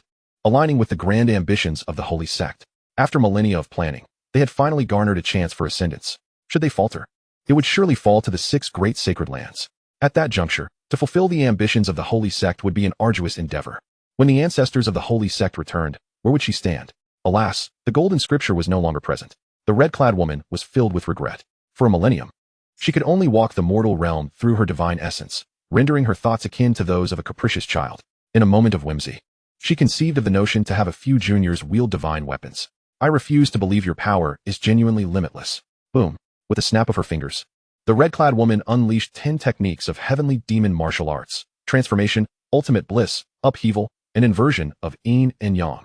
An array of extraordinary phenomena erupted. Her attacks enigmatic and unpredictable. An overwhelming tide surged towards Gu Yuan. Are you wondering if possessing the celestial demon golden tome would grant you a chance to defeat me? At that moment, Gu Yuan's voice broke the silence. How did he know? The woman in red momentarily froze. Allow me to enlighten you. Gu Yuan looked down upon her. Even if you had the celestial demon golden tome in your possession, you would still possess not a shred of opportunity. 4. In heaven and earth, I alone reign supreme. Chapter 43. The sword cuts across thousands of miles to slay the divine. What an overwhelming declaration. How utterly unassailable. For countless years, from the past to the present, Qin Qiu had lived for centuries. Throughout such an extensive span of time, what kind of individuals had she not encountered? Particularly before the Great Calamity, when countless heroes and tyrants vied for a mere thread of survival. In that resplendent era, not a single soul dared to utter such arrogance, disregarding the world as if it were not. Was it ignorance that bred such audacity? Or simply a dearth of true heroes that emboldened these brash youths? Even Qin Qiu would not hold any innate martial artist of the mundane world in high regard. How potent could they truly be? Merely ants. Unable to touch the gates of the heavens, they were doomed to be mere mortals, strutting their prowess in this world of spiritual obliteration. Yet, despite Qin Qiu's disdain for Gu Yuan in her mind, the palpable force he exuded caused her brow to furrow tightly. When had a Grandmaster of innate prowess become so formidable? Perhaps my true self has yet to emerge, and only my divine form remains here. Otherwise, how could he have the audacity to be so arrogant? Qin Qiu's thoughts raced. Alas, every movement and thought of hers was laid bare under Gu Yuan's discerning gaze. Manhwaedit. This unparalleled martial art, almost mythological in nature, possessed an infinite and boundless power. It not only amplified his own true energy and spirit, but also bestowed enhancements upon techniques such as the Emperor's Qi observation and the Three Wonders sword. Thus, with a mere sweep of Gu Yuan's sun and moon-like gaze, he tapped into the transformations of the 3 talents, catching a glimpse of his opponent's thoughts in the fleeting moment of their manifestation. Not only names, not only ideas, but even Qin Qiu's memories were being rifled through by Gu Yuan, as if they were transparent. Such an act was akin to the divine beings of myth and legend. If Qin Qiu were to realize that her memories and thoughts lay within Gu Yuan's grasp, what would her reaction be? It turned out that this individual was the celestial demon saintess from a millennium ago. Memories swirling, Gu Yuan's actions did not cease. Thunderous roars erupted. An inexhaustible energy surged forth. Though he was not a celestial martial saint, nor had he entered the state of unity with heaven and man, his presence loomed like a towering mountain, and his energy was as vast as the heavens. In an instant, an unparalleled and majestic aura swept through. Gu Yuan pointed forth, causing the heavens and earth to tremble. A torrent of unstoppable might burst forth, akin to a landslide or tidal wave, cascading in all directions.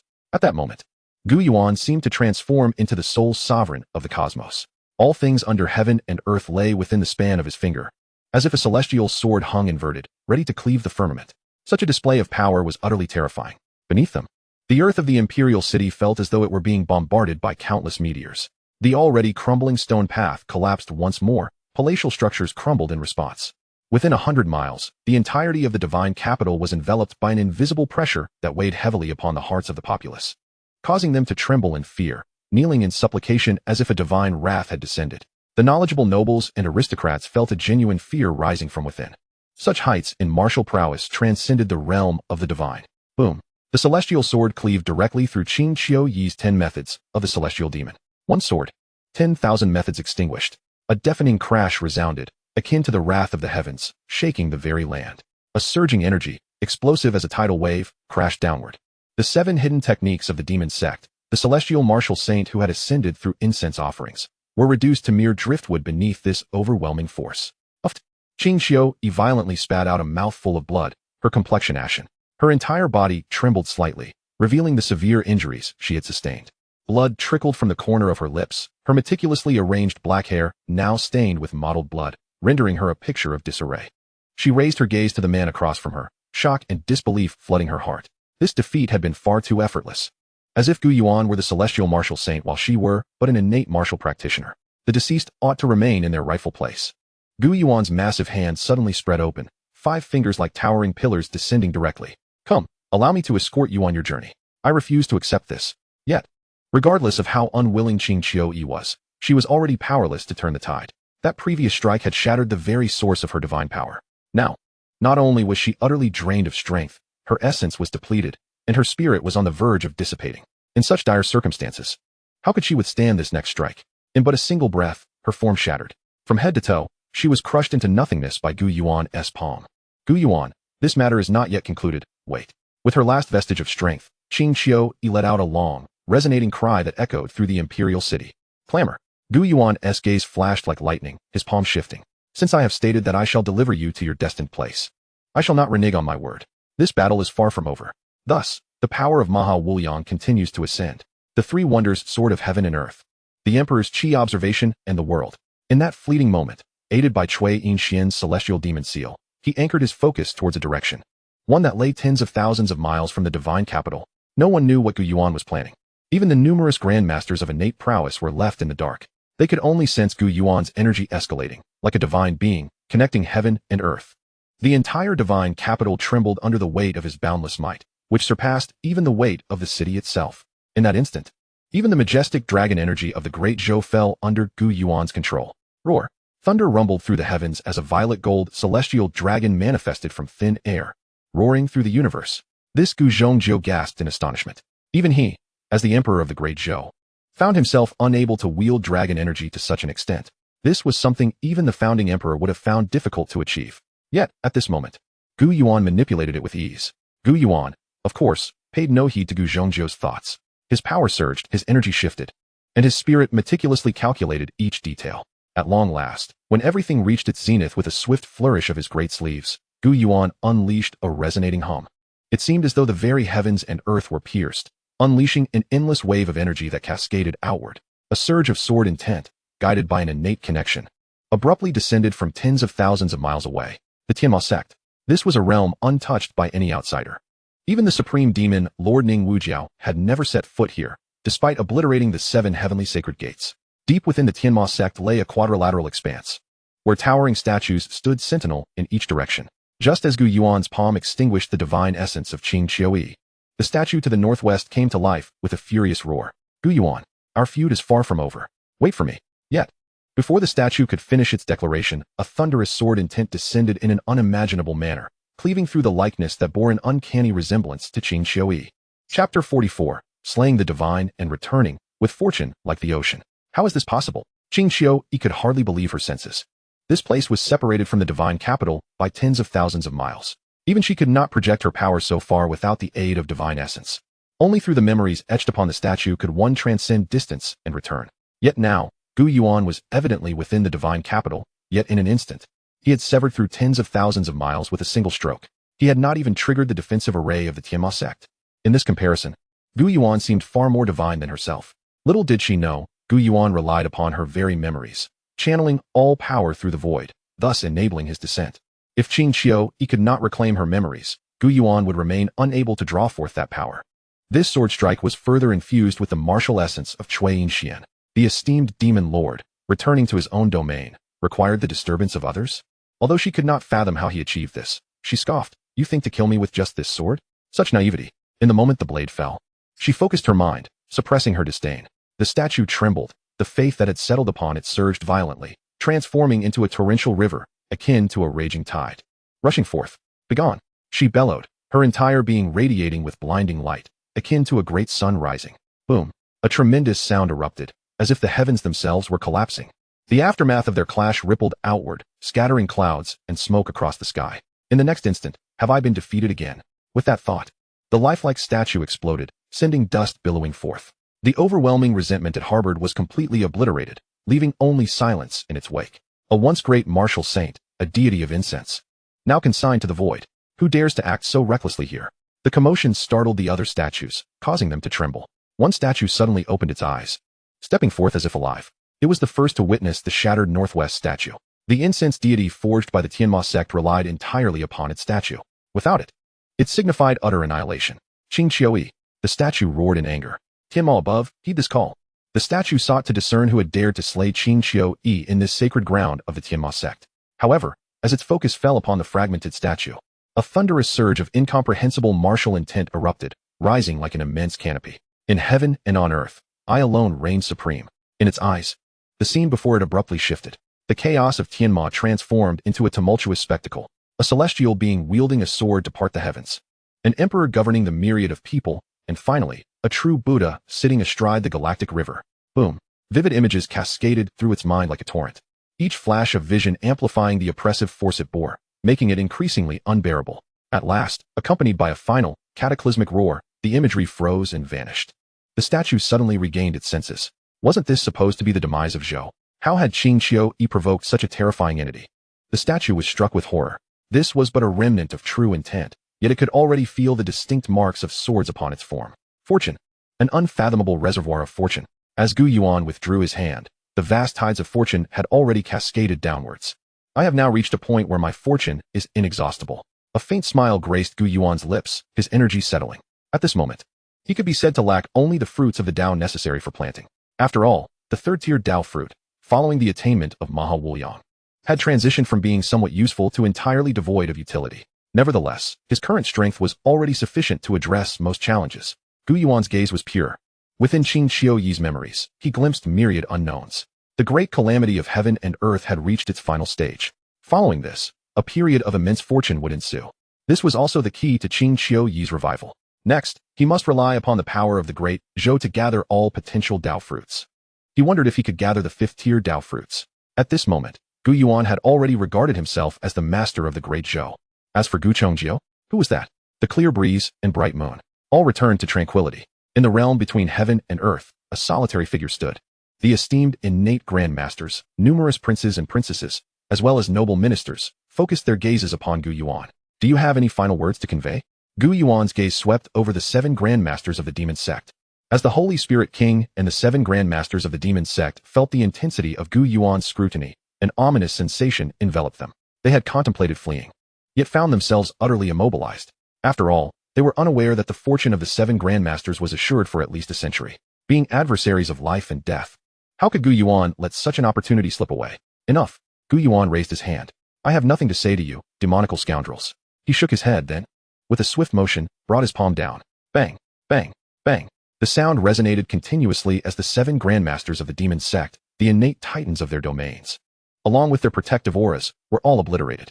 They had no power to resist, nor even an opportunity to plead for mercy. Blood splattered, flesh was torn asunder, and they all perished on the spot.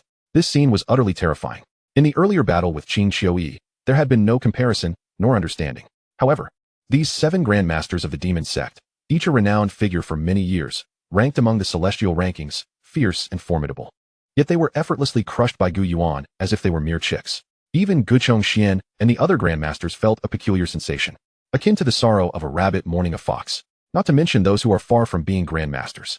How much longer do you intend to hide? After effortlessly slaying 7 grandmasters, Gu Yuan inquired with an air of detachment, his gaze fixed squarely on Gu Zhongjiu, Gu Zhongxian, Fang Tianxing, and Yang Shuo felt a tightening in their hearts. Was the moment of revelation upon them? Should they lend their aid to Gu Zhongjiu? To refrain would betray their conscience, yet to assist would be tantamount to courting death. Moreover, at this moment, Gu Yuan, imbued with the imperial aura of the dragon Qi, bore a more regal presence than Gu Zhongjiu himself. How intriguing! How did you uncover my presence? Gu Zhongjiu managed to utter a single word, his demeanor and expression transforming as though he were an entirely different individual, calm, unfeeling, as if embodying the relentless cycle of cosmic truth. Qi Yangzi, what on earth is happening? Within the realm of his mind, Gu Zhongjiu roared in fury, yet his voice failed to escape his lips, for his body was now under the dominion of another. Qi Yangzi stood in stunned silence, unable to fathom that his long-standing mortal enemy had left such an indomitable essence of martial truth within his own will, an essence that persisted for 2 full centuries. Neither Gu Zhongjiu nor Qi Yangzi had detected the slightest hint of this, nor did they possess any capacity for resistance. As the control of their bodies was seized, the one speaking was none other than Wan Guqing, the unrivaled champion of the Zhou Tian rankings, who had dominated the world for 200 years. Chapter 45. Thus is the way of heaven, the true Buddha's palm. Wan Guqing, the unparalleled prodigy of Zishao Palace for 2 centuries. If 500 years prior marked the era of the supreme demon, Lord Ning Wujiu, then the preceding 200 years were the sole dominion of Wan Guqing over the world. From the outset of his martial career, he had vanquished Qi Yangzi, one of the 10 prominent sect leaders, thus commencing his path of invincibility across the realms. He traversed the celestial rivers, shattered the immortal mountains, vanquished the 9 abysses, and obliterated the evil demons. For an illustrious 60 years, he had never tasted defeat. Afterward, he retreated to the mountains to cultivate, never again stepping foot into the world. Yet, his position as the foremost champion of the Zhou Tian rankings remained uncontested. He lingered like a legend, eternally perched at the pinnacle of martial arts, surveying the vast human realm from above. Today, as the 7 sects of the demonic path rose in a frenzy of slaughter, this legend, this martial myth, descended with supreme power and intent. Although the goal of the Great Zhou had always been the Holy Lands, no one anticipated that the mere 7 sects of the demonic path would nearly bring about the Great Zhou's demise. Had it not been for Gu Yuan's intervention, the fate of the Great Zhou would indeed remain uncertain. Thus, the Grandmasters of the Great Zhou, with their prowess and renown far surpassing that of the demonic path, could no longer afford to harbor any contempt for the true powers of the 6 sacred lands that had governed the realm for millennia. After all, the specter of the demonic path loomed before them. What formidable strength did those 6 sacred lands possess? When their gaze fell upon Wan Guqing, they comprehended that even a mere thought from him was not something they could afford to disregard. You are the legendary Zhou Tian's foremost, Wan Guqing? Gu Yuan remarked coolly, I had thought you merely a coward hiding in the shadows. I am truly remiss. In stark contrast to his words of apology, Gu Yuan's demeanor suggested he held Wan Guqing in utter disregard. You have yet to answer my question. Wan Guqing replied with a voice as serene and composed as ever, devoid of any turbulence. It was as if he were discussing an affair entirely unrelated to himself, save for the flicker of purple light in his gaze. Since you are so eager to know, I shall enlighten you. Gu Yuan smiled faintly. The weak possess no secrets in the presence of the strong. Is that so? Wan Guqing's tone remained placid, as if he were engaging in casual conversation. I do not share your opinion. Ha ha, Gu Yuan chuckled. Now, it is my turn to question you. The purple light in Wan Guqing's eyes intensified, as if granting tacit approval. Why do you seek to annihilate the Great Zhou? Gu Yuan demanded, his voice as frigid as ice. Thus is the way of heaven. Wan Guqing replied indifferently, uttering 4 words. What a profound assertion. Gu Yuan remarked coolly, these 6 sacred lands clearly equate themselves with heaven. Their actions reflect the natural laws of existence, ordained by fate. Mortals can only endure. How utterly tyrannical. I find myself feeling inadequate in comparison. It seems I have much to learn. Gu Yuan mused inwardly, his intent igniting as the brilliance of the sun and moon arose in his eyes, already discerning a sliver of lethal intent. In an instant, his sword intent surged like a tumultuous sea, reaching a zenith of ferocity, embodying the sheer essence of sharpness. As if it could pierce the void itself, Gu Yuan had already launched his assault. I wish to avoid conflict with you, Wan Guqing reiterated, his sword intent enveloping him, yet he remained as tranquil as ever. That is not a luxury you can afford. Gu Yuan roared, his sword intent boiling over, morphing into countless dragon-like forms, seeking to pierce the mind rather than harm the flesh. Very well, since you are so blissfully ignorant, Wan Guqing sighed, the purple radiance in his eyes flaring ever more fiercely. Then let us witness what constitutes heaven, what embodies the Tao. In the next moment, His aura underwent a dramatic transformation, akin to a placid sea suddenly erupting into a tempest. The winds howled, lightning flashed, and thunder roared, plunging the entire realm into darkness. It was as if the heavens themselves were collapsing. In an instant, the sword-intent dragons were obliterated. Wan Guqing then extended a finger, slicing through the void. Whoosh! The air shattered, thunder clapped, and a dazzling silver light, akin to a keen blade, swept across the cosmos. Break! In the face of such an onslaught, Gu Yuan remained unfazed, merely uttering a single word. As his spirit stirred, the Manhwaedit emerged, making him appear as if the true Buddha had descended, embodying the boundless, eternal essence of the world-honored one. Commanding the cycles of heaven and earth, he suppressed all realms and hells. The methods of the Buddhist sect? Wan Guqing's perception was astoundingly acute. He easily discerned the pure, Buddhist essence entwined within Gu Yuan's sword intent. He was unaware that this was merely a perfected-level Buddhist martial art that had evolved into this form, believing instead that it was Gu Yuan's inherent martial truth. Delaying Temple. Or perhaps, Wan Guqing's thoughts raced. Despite both being sacred martial realms, a confrontation between the Buddhist and Taoist paths was inevitable in the future. Was Gu Yuan a product of their cultivation, or had they already intervened in this realm? Such possibilities were not out of the question, given the long-standing and far-reaching conflicts between the Buddhist and Taoist sections. However, now was not the time for such contemplations. Thus, he resolved not to hold back any longer. Wan Guqing's gaze deepened. In a mere breath, the true energy of the two innate Grandmasters, Gu Zhongjiu and Qiangzi, was completely drained. Next time we meet, it shall be I who seeks you out. The voice of Gu Yuan traversed through layers of space, landing in the ears of Wan Guqing. What does this mean? Even someone as formidable as Wan Guqing instinctively paused. Yet, he quickly realized, I have actually been defeated? He raised his gaze. Before him, the true Buddha stirred his palm, pressing down like a mountain, crushing all beneath it. Impressive. However, I shall ultimately reclaim victory. Wan Guqing's voice flickered in the void. Yet, on the level of will, the essence of his consciousness had already shattered with a resounding crash, utterly extinguished. You are about to die, Gu Yuan stated calmly, sweeping over the flickering candle of Gu Chongjiu in the wind. With a single palm, he suppressed and obliterated the martial intention of Wan Guqing. Even with his extraordinary mastery, he could not avoid inflicting harm upon Gu Chongjiu himself. Coupled with Wan Guqing's absorption, Gu Chongjiu at this moment was as good as deceased. No divine elixir could possibly reverse his fate now. Standing in the void was solely due to Gu Yuan's assistance. Indeed, death is imminent. Gu Chongjiu's eyes dimmed. Yet he appeared to smile. 13, do you loathe me? Loathe, Gu Yuan replied indifferently. I once hated you so much that I wished to kill you myself. Haha. My life hangs in the balance here. If you desire it, take it swiftly. The dying Gu Chongjiu laughed. How could he not laugh? His bloodline was so exceptional. The Dazhou dynasty was fated not to perish at his hands. For the sake of Dazhou, he had already placed life and death as insignificant. Now he would merely die with dignity. Very well. Do you have any final words to convey? Speak swiftly, Gu Yuan shook his head. The one who wished for this emperor's demise was another Gu Yuan who had long since perished. Final words. Gu Chongjiu fell into a daze. Naturally, he had some. He surveyed his surroundings, recognizing the vast imperial city he had inhabited his entire life. With the last remnants of his true energy and spirit, he transformed it into a long howl that echoed throughout the imperial city. Today, I bestow the position of emperor upon Ning Wang Gu Yuan. Chapter 46. At the Zixiao Palace, the Celestial Mirror. Today, I bestow the position of emperor upon Ning Wang Gu Yuan. At this proclamation, countless individuals were left in shock. They were entirely unaware of the situation above the firmament. During the final battle, that dreadful aura had obscured the sky, and aside from the innate Grandmasters, few could perceive it. Now, the emperor was gravely ill, exhibiting signs of imminent death, and shockingly, he intended to pass the throne to Ning Wang, who had only recently been conferred the title of prince. How could this be? Father, the expression on Gu Hong's face was complex. After a lifetime of striving for the position, he suddenly found himself unable to contest it. This, Princess Xiaoyang could hardly believe it. The turnaround was too swift. Your Majesty is confused. Outside the Xintian gate, Zhuofenglu, the chancellor, struck down a demon sect fiend with a single palm, his eyes filled with malice. Even though Ning Wang was an innate grandmaster, such actions could not continue. A nation that does not stand long would face endless calamities. The chancellor was the head of the officials of Dazhou, and Zhuofenglu was the teacher of the crown prince Gu Hong, regarded as a figure from the crown prince's lineage.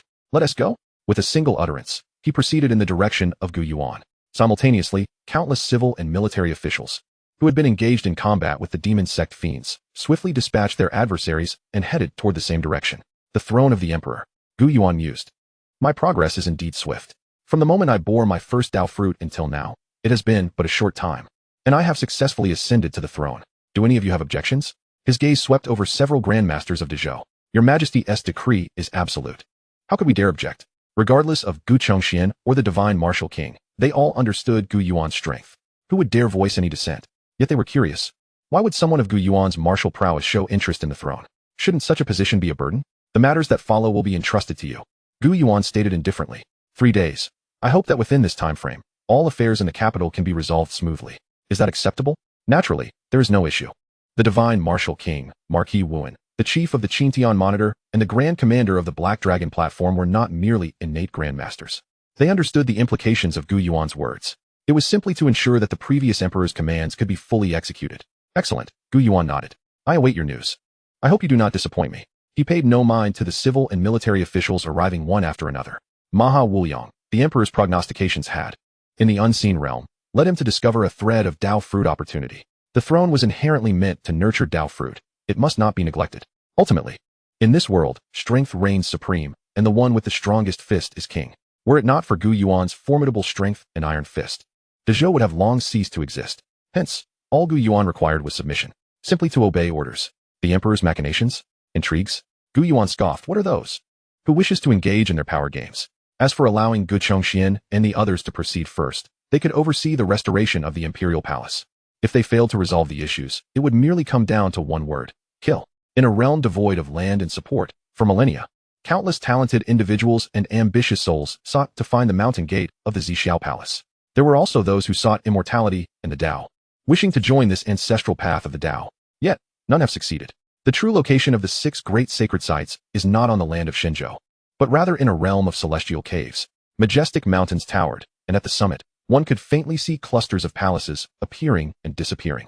Surrounding them were 9 layers of islands, suspended high above the mountains. This is the Zixiao Palace, the true mountain gate of one of the 3 teachings of the Dao. Gu Yuan stood atop the mountain, before a vast, serene pool blooming with azure lotuses. Wan Guqing suddenly opened his eyes. The abrupt surge of energy caused ripples to spread across the tranquil waters. Curious, Wan Guqing pondered. Concerning Gu Yuan, this was entirely beyond the original calculations. Even this thought of his was not aimed at the destruction of Zhou. Logically speaking, Zhou should have fallen to the demon sect. It was as if fate had returned for Ning Wujiao. Yet in the end, Gu Yuan had risen unexpectedly. His power in the capital, akin to that of a celestial martial sage, had disrupted the schemes of the demon sect and the sacred grounds. Had he encountered a fortuitous encounter? Or was there truly a trace of the Buddha's teachings? Wan Guqing contemplated the true manifestation of the Buddha's law. With a thought, he plucked a lotus flower from the pool. A stream of information seemed to flow past, revealing the life of Gu Yuan, confined within the Xuan Zhen Temple. He had never set foot outside, nor practiced martial arts. How could such an individual possibly achieve remarkable feats? One must understand that the path of martial arts is akin to ascending to the heavens. Each advancement is fraught with insurmountable challenges. Without the guidance of esteemed masters or the aid of elixirs, even prodigious talents tend to wither. Yet, how did Gu Yuan defy this notion? Wan Guqing herself was a naturally gifted martial artist, but her level of cultivation was not achieved in a vacuum. It was a culmination of countless resources from the Zixiao Palace, the mentorship of several renowned masters, and the ability to witness the true essence of the Dao. Additionally, she had divine weapons to assist her cultivation, which collectively forged the unparalleled Wan Guqing over 2 centuries. The absence of any single element could have thwarted her success. And what of Gu Yuan, a seemingly ordinary prince of the Great Zhou, who inexplicably emerged as an extraordinary figure? This was utterly incongruent with Wan Guqing's understanding. Moreover, within the confines of the Xuan Zhen Temple, even if he practiced martial arts, who could be deceived? If it was not a stroke of fortune, then it must involve a masterful presence.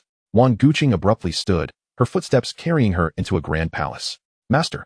Wan Guqing addressed the figure seated at the head of the palace, a Taoist clad in feathered robes and a star crown, his eyes closed in meditation.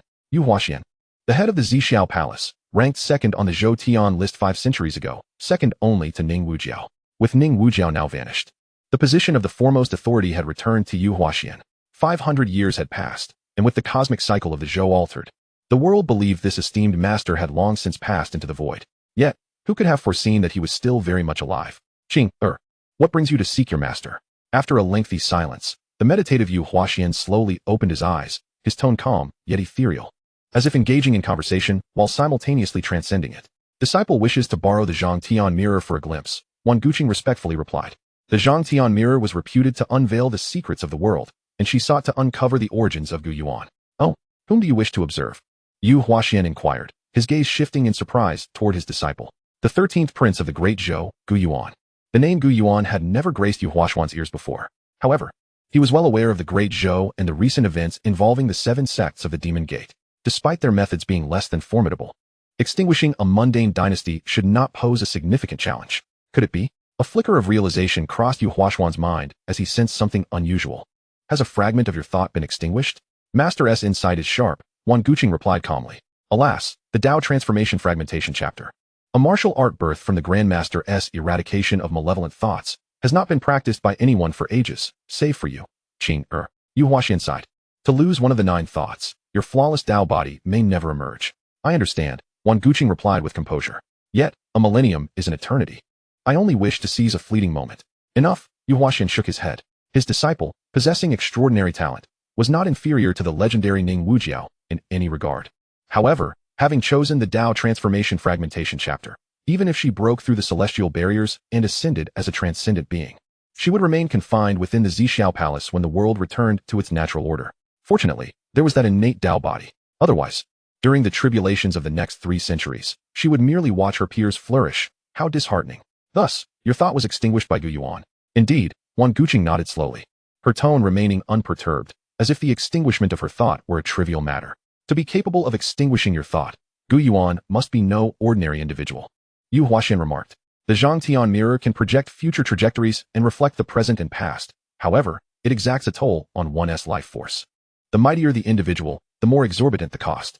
A doomed dynasty should not warrant such a price. Mundane matters seldom reach the sacred grounds, let alone Yu Huaxian's ears. He assumed Gu Yuan was a preeminent, innate grandmaster born within the Great Zhou over the past few centuries, drawing upon the imperial dragon energy of a nation to vanquish the 7 sects of the Demon Gate, thereby extinguishing Wan Guqing's thought. After all, over several centuries, remarkable individuals inevitably emerge, shattering preconceived notions. Just as the Great Zhou's founding emperor was such a figure, it would be impossible for one to establish a formidable empire without breaking free from the control of the sacred grounds. However, such extraordinary figures can only thrive in a realm devoid of spiritual essence. Master, you may not be aware, Wan Guqing began, recounting everything she knew about Gu Yuan. He had been imprisoned for a brief period, unable to practice martial arts, yet upon his emergence, he was already an innate grandmaster, defeating renowned figures such as Gu Chongxian and Meng Shintong. Ultimately, he even vanquished a divine avatar of the Demon Gate's heavenly demon sect. This was information Wan Guqing had previously been unaware of. Moreover, he had crossed vast distances to obliterate the Qing Qiu garments. Judging solely by these feats, Gu Yuan could not merely be regarded as a prodigy. He was a celestial anomaly. And this did not even account for the extinguishing of Wan Guqing's thought. If one were to consider the entirety of the divine land over millennia, such a person could only be described as breathtakingly exceptional. Does Master truly believe that such an individual could be birthed from the mundane? Even among our 6 sacred grounds, there were none like him a millennium ago. Thus, I venture to speculate that perhaps this is related to forces beyond the realms. Wan Guqing inquired calmly. Despite Yu Huaxian's profound experience and vast knowledge, he was nonetheless shaken by Wan Guqing's revelations about Gu Yuan. The Xuan Zhen Temple, Yu Huaxian murmured. How could such a figure possibly arise in such circumstances? Devoid of resources and techniques? By sheer will alone, how could he accomplish this? Yu Huaxian echoed Wan Guqing's doubts. Even that Xuan Zhen Taoist, whom I have encountered, while he stood at the pinnacle of the innate realm, could not breach the celestial barriers. His abilities were rather unremarkable. Even if his legacy were obtained by Gu Yuan, it would only yield another innate grandmaster at most. Having lived for so long, Yu Huaxian had seen much. During the founding era of the Great Zhou, he was in the zenith of his glory, renowned throughout the divine land. At that time, both the Great Zhou's founding emperor and the Xuan Zhen Taoist were prominent figures. Yu Huaxian certainly recognized them. Furthermore, the methods of the Buddhist sect in light of this, it appears this youth is indeed extraordinary. As thoughts swirled in Yu Huaxian's mind, he mused. Our 6 sacred grounds each give birth to exceptional talents, though they may not be destined to face the tribulations a millennium ago. They too were figures of dragon and phoenix. In comparison to this ancient figure, Gu Yuan seems but a flickering firefly against the resplendence of the moon. Hardly worthy of mention. Moreover, the outer realms.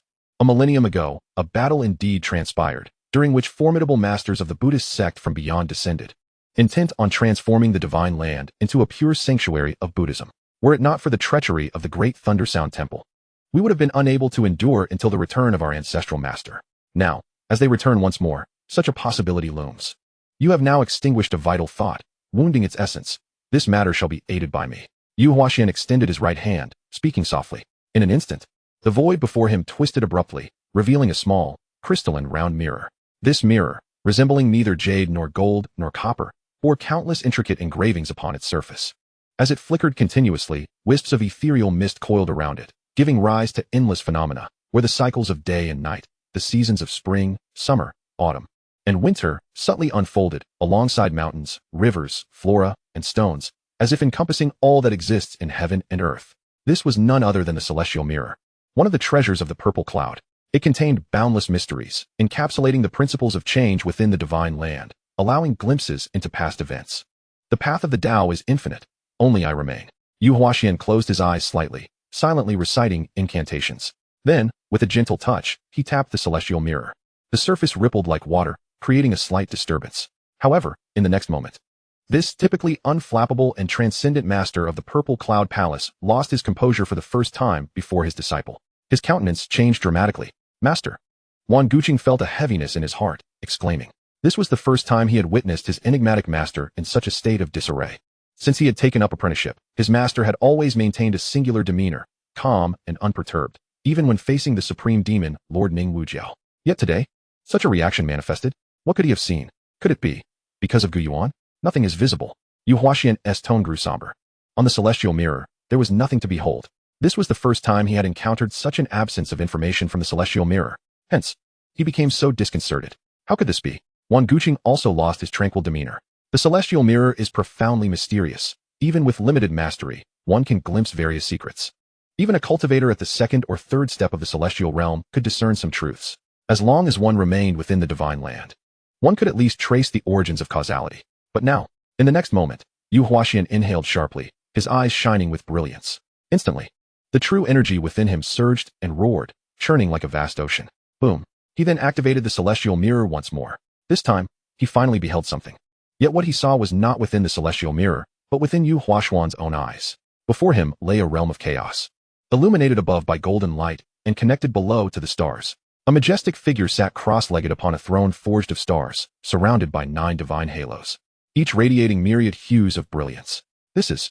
Yu Huaxian's pupils constricted, his spirit jolted. Before he could ponder further, the towering figure seemed to sense something. Abruptly opening its eyes. Chapter 48. The sudden demise of a celestial being, the imperial treatise of worldly affairs. Yu Huaxian perished. The esteemed former master of the Purple Cloud Palace, once the foremost on the Zhoutian ranking, a celestial martial sage who had dwelled for 5 centuries, died within the confines of the Purple Cloud Palace. Died before Wang Guqing, the current leader of the Zhoutian ranking. There was no resistance, no ripples. Even the celestial mirror, the legendary treasure left behind by the Taoist sovereign, shattered. Master. Wang Guqing stood frozen in place. He could scarcely fathom what had transpired. Why did Yu Huaxian die, and why had the celestial mirror shattered? In an instant, currents of air stirred, and several figures emerged, both men and women, each exuding the aura of innate grandmasters, all elders of the Purple Cloud Palace. After a brief exchange, the foremost among them exclaimed, "Are you saying that Yu Taishang perished due to the use of the celestial mirror? How can this be possible?" It is indeed impossible, yet. What was once deemed impossible in the past does not preclude the possibility of the present, Wang Guqing replied. A great calamity has reopened. All sorts of demons and spirits will emerge. Based on my previous conjecture, Gu Yuan likely has others from different realms supporting him. The capability to cultivate Gu Yuan across realms is immense, perhaps even that of a martial Taoist immortal. Upon achieving the union of celestial and mortal, a martial artist transcends the threshold of life and death, traversing the bridge between heaven and earth, condensing oneself into a world of one's own, ultimately shattering the thunder tribulation. This realm is referred to as the martial Taoist immortal. Such beings are recorded in the annals of the Purple Cloud Palace, with only a few, like the founding patriarch, having clear documentation. Only such entities possess the ability to traverse realms.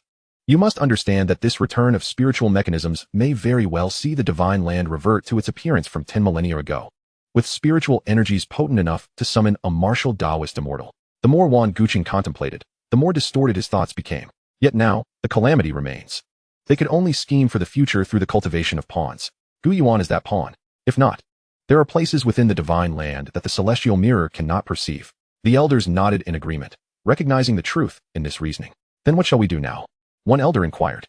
Since they wish for Gu Yuan to control the Great Zhou, we must resolutely oppose it. Wang Guqing declared solemnly. Are there not other princes in the Great Zhou? Let us support one of them to challenge Gu Yuan. Which prince shall we assist? Did the Heavenly Mechanism Pavilion not mention the so-called 3 true dragons of the Great Zhou? Let us select one from among them. Gu Yuan, unaware of the discussions taking place within the Purple Cloud Palace, remained oblivious to the fact that, due to him, a celestial martial sage, the former master of the Purple Cloud Palace, had perished on his own territory. At this moment, he wandered through Anhai City, a county within the central continent. The Dao fruit is here. A glimmer flickered in Gu Yuan's eyes. In the depths of the unseen, he comprehended something, albeit the specific location remained shrouded in mist. Yet, Gu Yuan was unconcerned. As long as he continued onward, knowledge would ultimately reveal itself. After all, no matter how vast Anhai City may be, it would not pose much challenge to Gu Yuan's strides. Sure enough, after the span of an incense stick, Gu Yuan halted before a dilapidated Taoist temple, seemingly long neglected. The temple, both inside and out, was in disarray, walls crumbling, a scene of desolation. Yet, within this dire state, there resided a 4th-tier Dao fruit. Tier 4th. Dao fruit, the imperial treatise of worldly affairs. The time required is 1,000 years. However, for Gu Yuan in his current state, 1,000 years is rather brief. In the battle at the divine capital, Gu Yuan may either fail, slay, or seize victory. 13 extraordinary innate grandmasters have existed. The accumulated fortune of destiny has now reached a span of over 700 years. Furthermore, with the inheritance passed from Gu Chongzhou to him, although he is yet to ascend to the throne, an incessant stream of fortune flows towards him every passing moment. Though meager, the accumulation of small amounts is not to be underestimated. It is even conceivable that as Gu Yuan ascends to the throne of the Son of Heaven, truly commanding the Great Zhou, this fortune will undoubtedly multiply. Yet, could this enigmatic little tree be discerning its beneficiaries? Gu Yuan mused. The 3rd-tier Dao fruit requires 7, 8, 9, or 10 years, while the 4th-tier Dao fruit necessitates a century and a half, then leaps directly to a millennium. Does this imply that the next tier of 4th-tier Dao fruit demands a millennium and a half? According to Cui Yinxuan's recollections, the records of the Heavenly Demon sect delineate the realms of the celestial warriors into 4 stages: the unity of man and heaven, a genuine mastery of the celestial forces without depletion, the threshold of life and death, where one can attain a lifespan of 1,000 years, the bridge between heaven and earth, aligning human hearts with the will of heaven, and the final stage, which involves reversing one's internal and external realms, making oneself a world unto itself. These 4 realms correspond precisely to these 4 time frames. Thus, Gu Yuan pondered the 5th-tier Dao fruit. Would it not require 10,000 years? Or perhaps even more? According to the calculations of the great Sun Dharma King, a single Grandmaster accounts for 2 years. Are there not 5,000 Grandmasters across the Divine Land? This thought abruptly emerged in Gu Yuan's mind. However, he quickly shook his head. Such concerns were mere flights of fancy. A Dao fruit requiring 10,000 years or more would possess unfathomable strength. Let him first establish his 4th-tier Dao fruit before worrying further. Now, it was time to attend to serious matters. Gu Yuan began his return to the capital. The demon sect may have been defeated, but the power of the 7 paths within the sect was assuredly more complex than merely that solitary woman.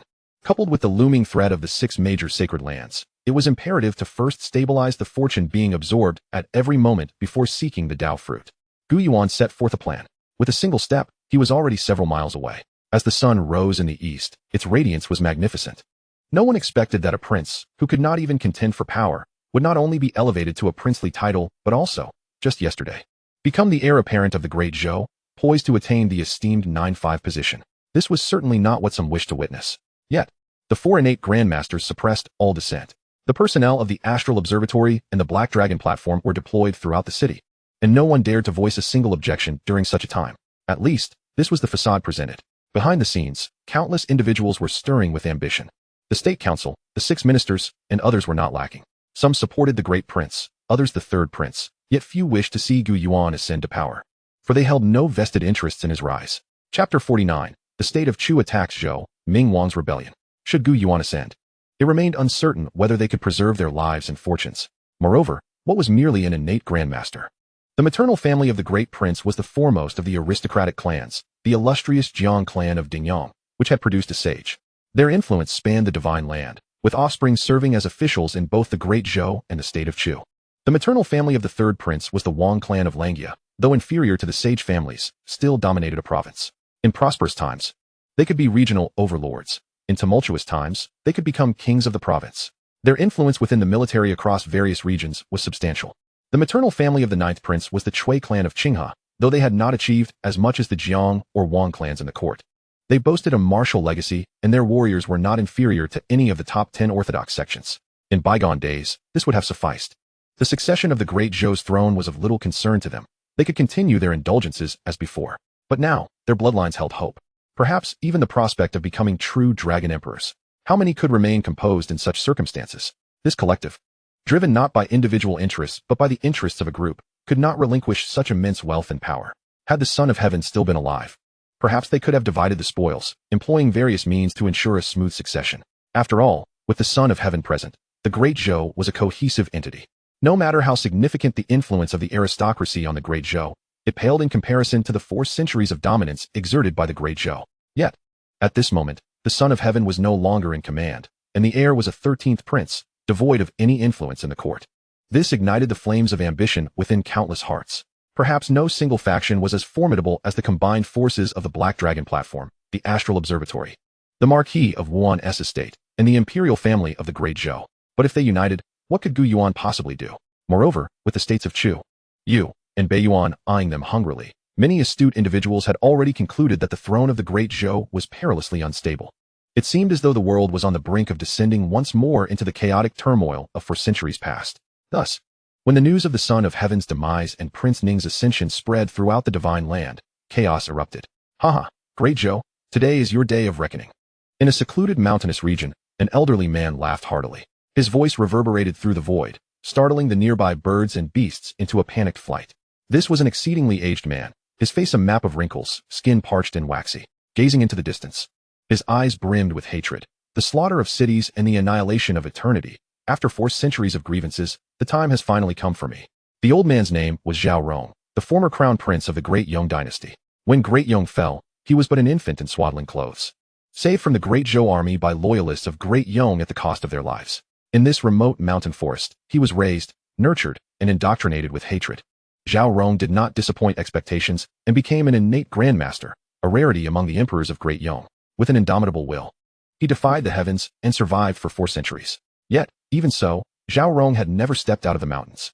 He had been waiting for the right opportunity. Now, that opportunity had finally arrived. The Son of Heaven's demise and the new ruler's impotence. This scene was all too familiar. Zhao Rong scoffed repeatedly, his eyes filled with satisfaction. In the past, Great Yong faced this, and now, Great Zhou faces the same. This time, I do not seek to restore Great Yong. I only desire the annihilation of Great Zhou. My father has actually died. The one who ascended is my 13th brother? The 9th Prince Gu Ming gazed at the letter in his hand, disbelief etched across his face. Yet this letter came from a trusted confidant sent by the Heavenly Machine Pavilion, and there could be no mistake. It was time to return home. As Gu Ming's thoughts raced, he resolved to take action. In the state of Chu, resplendent and magnificent, adorned with intricate carvings and towering structures, the Emperor of Chu sat solemnly upon the throne. The celestial beings of the Sacred Gate, Ling Long, bowed before the Emperor. A delicate voice suddenly echoed through the hall as a woman emerged from outside, clad in a flowing white gown of sheer gauze, her long hair cascading to her waist. Her figure graceful and ethereal, she exuded an enigmatic aura. With her toes barely grazing the ground, she glided like a phantom, moving with the grace of a celestial being descending to the mortal realm. Why does the envoy come? The Emperor of Chu lifted his gaze slightly. Ling Long parted her crimson lips, her voice resonating with clarity and charm, akin to the gentle trickle of spring water that purifies the soul. Raise the banner, march against Zhou. Tian, a crucial stronghold on the northern frontier of the Great Zhou, lay before them, an expanse of desolation stretching as far as the eye could see. Banners obscured the sun, and the military formation stood resolutely, resembling a vast, black torrent frozen upon the earth. An air of grim determination permeated the atmosphere. For these were the most elite troops of the Great Zhou, the 9 armies of the frontier. In the distance, at the heart of the encampment, a grand standard, towering at over 2 zhang and 3 feet, draped in black-green satin with white silk trimmings, fluttered majestically. Golden characters emblazoned upon it gleamed in the light. Flanking it were numerous pennants, each standing proudly. On a high platform beyond the camp, the commanding figure of Prince Ming, Gu Shang, sat poised, his gaze profound. With an eagle's watchfulness, he exuded an aura of ferocity that sent shivers down the spines of those around him. Your Highness, the Duke of Su requests an audience, announced a voice as footsteps approached. A rider hastened forward and knelt upon the ground. Let him approach, Gu Shang replied with indifference. Moments later, a robust figure clad in dark gray armor approached, his long saber at his side, exuding an air of calm authority. I pay my respects to your Highness. The Duke of Su declared respectfully, positioning himself as a subordinate. Be seated. Gu Shang nodded, satisfied. The Duke had been stationed at the frontier for several days, and only today did he present himself, a testament to the far-reaching impact of the emperor's demise, compelling some to confront the stark reality. "Thank you, Your Highness," the Duke of Zhou replied, clasping his hands as he took his seat. "Duke, what brings you to seek me?" Gu Shang inquired, nodding slightly, diving straight into the matter. "The Prince of Ning is lawless, having slain the emperor and schemed for the throne. His crimes are indeed heinous," the Duke of Zhou stated directly. "I believe Your Highness ought to raise an army to quell the rebellion and eradicate the traitors, restoring peace to the Great Zhou." His words rang with conviction and decisiveness. His presence here indicated that the third prince, Prince Ming, had formulated a plan. "What do you all think?" Gu Shang asked, glancing at the other generals beside him. Who pondered his question. "I concur fully with the Duke's sentiments," one general declared. "The Prince of Ning is devoid of virtue and has usurped the throne. He must be punished. Your Highness is the true dragon and should align with the will of heaven to vanquish the disloyal." The generals exchanged glances and rose in unison. Though they were not scholars, as military leaders, they were not devoid of wisdom. They understood the tides of public sentiment and the necessity to act accordingly. Furthermore, Gu Shang had governed the frontier for years, fortifying it to the point of impenetrability. Each general had long since pledged their unwavering loyalty to him, viewing him as an unparalleled force. "Excellent," Gu Shang exclaimed, rising with an imposing presence. "In that case, I implore you all to assist me in quelling the traitorous faction and restoring order to the realm." Chapter 50. The Pursuit of Portraits and the Banquet for the Ministers. Days later, the news of Prince Ming Gu Shang's preparations to raise an army to quell the rebellion spread like wildfire across the realm. Perhaps it was a deliberate move to gauge the reaction from the capital, or perhaps there were ulterior motives at play. Regardless, the decision to mobilize was set in stone, and many awaited the unfolding events, particularly the governors of the northern 9 provinces, who were most concerned as they resided near the frontier. Gu Shang's advance toward the capital would first confront them. However, the chaos within the 9 provinces was profound, with various factions intertwined like a tangled web, rendering them ineffective in responding to Gu Shang's ambitions, or perhaps lacking the strength to do so. Before the world could fully comprehend the implications of Gu Shang's uprising, the Chu kingdom brazenly dispatched troops, with 300,000 soldiers crossing the Chu River, the sole line of defense for the Great Zhou. The garrison at Zhennan Pass capitulated without a fight. Subsequently, the Chu forces surged forth with unstoppable momentum, their blades aimed directly at the southeastern 18 provinces of the Great Zhou. This news struck the hearts of the populace like a thunderclap, instilling fear and trepidation throughout the land.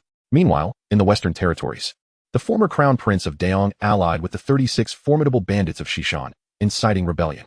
Within 3 days, they captured several cities and established their own dominion. Fortunately, the Yu kingdom had remained passive amidst the turmoil. Yet even so, the 49 provinces of the Great Zhou had transformed from mere chaos into a scenario of wolves encircling their prey, teetering on the brink of collapse. At the Ningguang mansion, security was at its peak, the most fortified location in the capital, with layers of guards and martial experts under their vigilant watch. Even the flutter of a fly would not go unnoticed. "Your Highness, Yang Cheng'an requests to see you," a maid announced softly. Though Gu Yuan was now the designated heir of Gu Chongjiu, there were still formalities to complete, such as the coronation ceremony. "Let him in," Gu Yuan replied coolly. He had been back in the capital for several days, observing the unfolding strife with a detached demeanor. Level, 4th tier. Dao Fruit, Royal Extreme Governance. Progress, 79. With each passing moment, fortunes accumulated around him. In just a few days, his luck had approached that of a figure of considerable renown. Yet, the decrease in fortune raised questions. Was it due to the current turmoil? Gu Yuan reflected coldly. He had waited so long to see who would emerge to challenge him, ready to deal with them all at once. "I pay my respects, Your Highness." Yang Cheng'an bowed deeply. Following Gu Chongjiu's death, the Yang family had aligned entirely with Gu Yuan, becoming the sole remaining ally in the capital aside from the 4 innate Grandmasters. Under these circumstances, Yang Cheng'an's status had naturally risen. The tasks he had previously committed to Gu Yuan were now being pursued with the full might of the Yang family. Gu Yuan nodded slightly, gesturing for him to rise, and then inquired, "What is it?" "Your Highness, we have made some progress regarding the remaining 6 divine portraits." Yang Cheng'an replied. "Oh, that was rather swift," Gu Yuan remarked with mild surprise. However, he did not rush to inquire further, choosing instead to listen intently.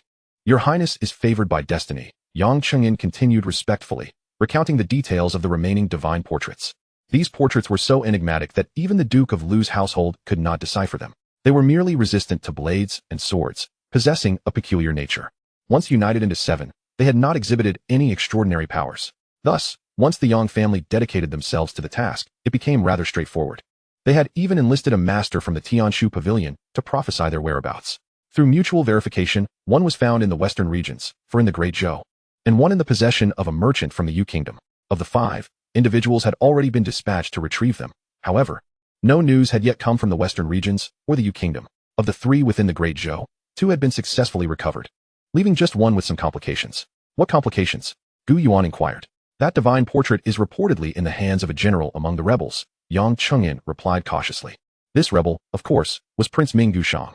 If it were not for this reason, he undoubtedly aims to gather the remaining 6 celestial portraits and present them to Gu Yuan. In this situation, one can only blame that Ming Wang for his reckless audacity. I understand. You may attend to the rest, for this piece rightfully belongs to me. Gu Yuan waved his hand dismissively. He was acutely aware of this matter and would not waver easily. His subordinates took their leave. Upon hearing this, Yang Chengyan dared not utter another word and turned to exit the royal palace. After his departure, Gu Yuan slowly closed his eyes and instructed, summon the Marquis of Wuhan, the chief of the Astronomical Bureau and the Grand Commander of the Black Dragon platform, to see me. The time he had granted had elapsed, and he was sorely disappointed by these individuals. Shortly thereafter, within the main hall of the Ningguang Palace, Gu Yuan, draped in a silver robe and seated in the principal position, inquired, I have given you several days. You cannot even fully control the capital? His expression remained devoid of joy or sorrow, seemingly unaffected by the deluge of news surrounding him. It is our incompetence, replied Fang Tianxing, the Marquis of Wuhan, Gu Chongxian, the chief of the Astronomical Bureau, and Yang Shuo, the Grand Commander of the Black Dragon platform, all wearing expressions of shame. Meanwhile, the divine martial king had already led his troops southward to counter the forces of Chu. On the surface, they had ostensibly secured the capital. Yet it was merely a facade of martial suppression. Beneath the surface, countless undercurrents surged. Even the Black Dragon platform, despite its knowledge, could not manage the situation. The scope of involvement was too vast. Even with the might and influence of the Black Dragon platform, it was utterly futile. For instance, the Prime Minister and the Dukes of Shao and Xun, who were pillars of the founding of the nation, had their roots deeply intertwined within the court, wielding astonishing power. Dealing with them necessitated either swift, decisive action or a gradual, methodical approach. However, the current climate within the Great Zhou is not conducive to swift resolutions. Gushuang, the kingdom of Chu, and even the provincial governors have begun to disregard the central commands due to the conflicting orders from the Prime Minister and the 6 ministries. Whom should the provinces heed? Furthermore, individuals like the Marquis of Wuhan, the chief of the Astronomical Bureau, and the Grand Commander of the Black Dragon platform dared not resort to force for fear of inciting greater chaos, leaving them with no choice but to compromise and endure. This had led to the capital remaining inadequately controlled. Gu Yuan realized that relying on these individuals would yield no results even until the Great Zhou's demise. Thus, he calmly inquired, how is the restoration of the imperial city progressing? Your Highness, it is largely complete, responded Gu Chongxian, who was in charge of the restoration of the imperial city, the emperor's burial, and the foundation ceremony. Very well, Gu Yuan replied coldly. Convey the order that I shall host a banquet for the officials in the Zicheng Hall at the 3rd hour of the day after tomorrow. Since you are incompetent, I shall take matters into my own hands. His words were laden with an ineffable intent for bloodshed. As he spoke, Gu Chongxian and the other two were visibly shaken. The Zicheng Hall was only utilized for grand imperial banquets. Gu Yuan's actions clearly indicated his determination to ascend to the throne with force. Such a move would undoubtedly plunge the Great Zhou into utter chaos. Yet, contemplating Gu Yuan's overwhelming might, akin to that of a celestial being or a demon, they could only bow their heads and obey. As you command. Chapter 51. The living Buddha bows down, the sole sovereign. The Zicheng Hall, one of the 3 grand halls of the Great Zhou, has traditionally been reserved for the nation's grandest banquets. Throughout the ages, the Zicheng Hall has only been opened 3 times during the Chongzhou dynasty, once for the coronation, once for the conferring of titles, and once for the granting of nobility. Today, a continuous stream of carriages flowed like a great dragon. Eunuchs and palace maids lined the sides, while the 10 chief eunuchs of the inner court stood at the doors, with Zhao Xian, who had previously met Gu Yuan, at the forefront. Within the hall, palace maids and eunuchs busily arranged everything. By the looks of it, nearly everyone in the imperial city had been mobilized. The civil and military officials, princes, and dukes eligible for the banquet had all gathered, awaiting the commencement of the feast. After all, Gu Yuan's actions could not be unrelated to the imperial throne. Regardless of the motive, it signified that the future of the Great Zhou might very well be determined today. Has His Highness arrived? Someone inquired of Zhao Xian at the hall's entrance. His Highness's whereabouts are not for me to know, Zhao Xian replied with a glance. In the current state of the capital, it was they, the eunuchs, who found themselves in the most awkward position. Logically, they should be closely aligned with Gu Yuan, the legitimate heir. However, the issue now was not whether they could approach him, but rather that Gu Yuan had shown no inclination to acknowledge them. Once the inquirer departed, Zhao Xian squinted.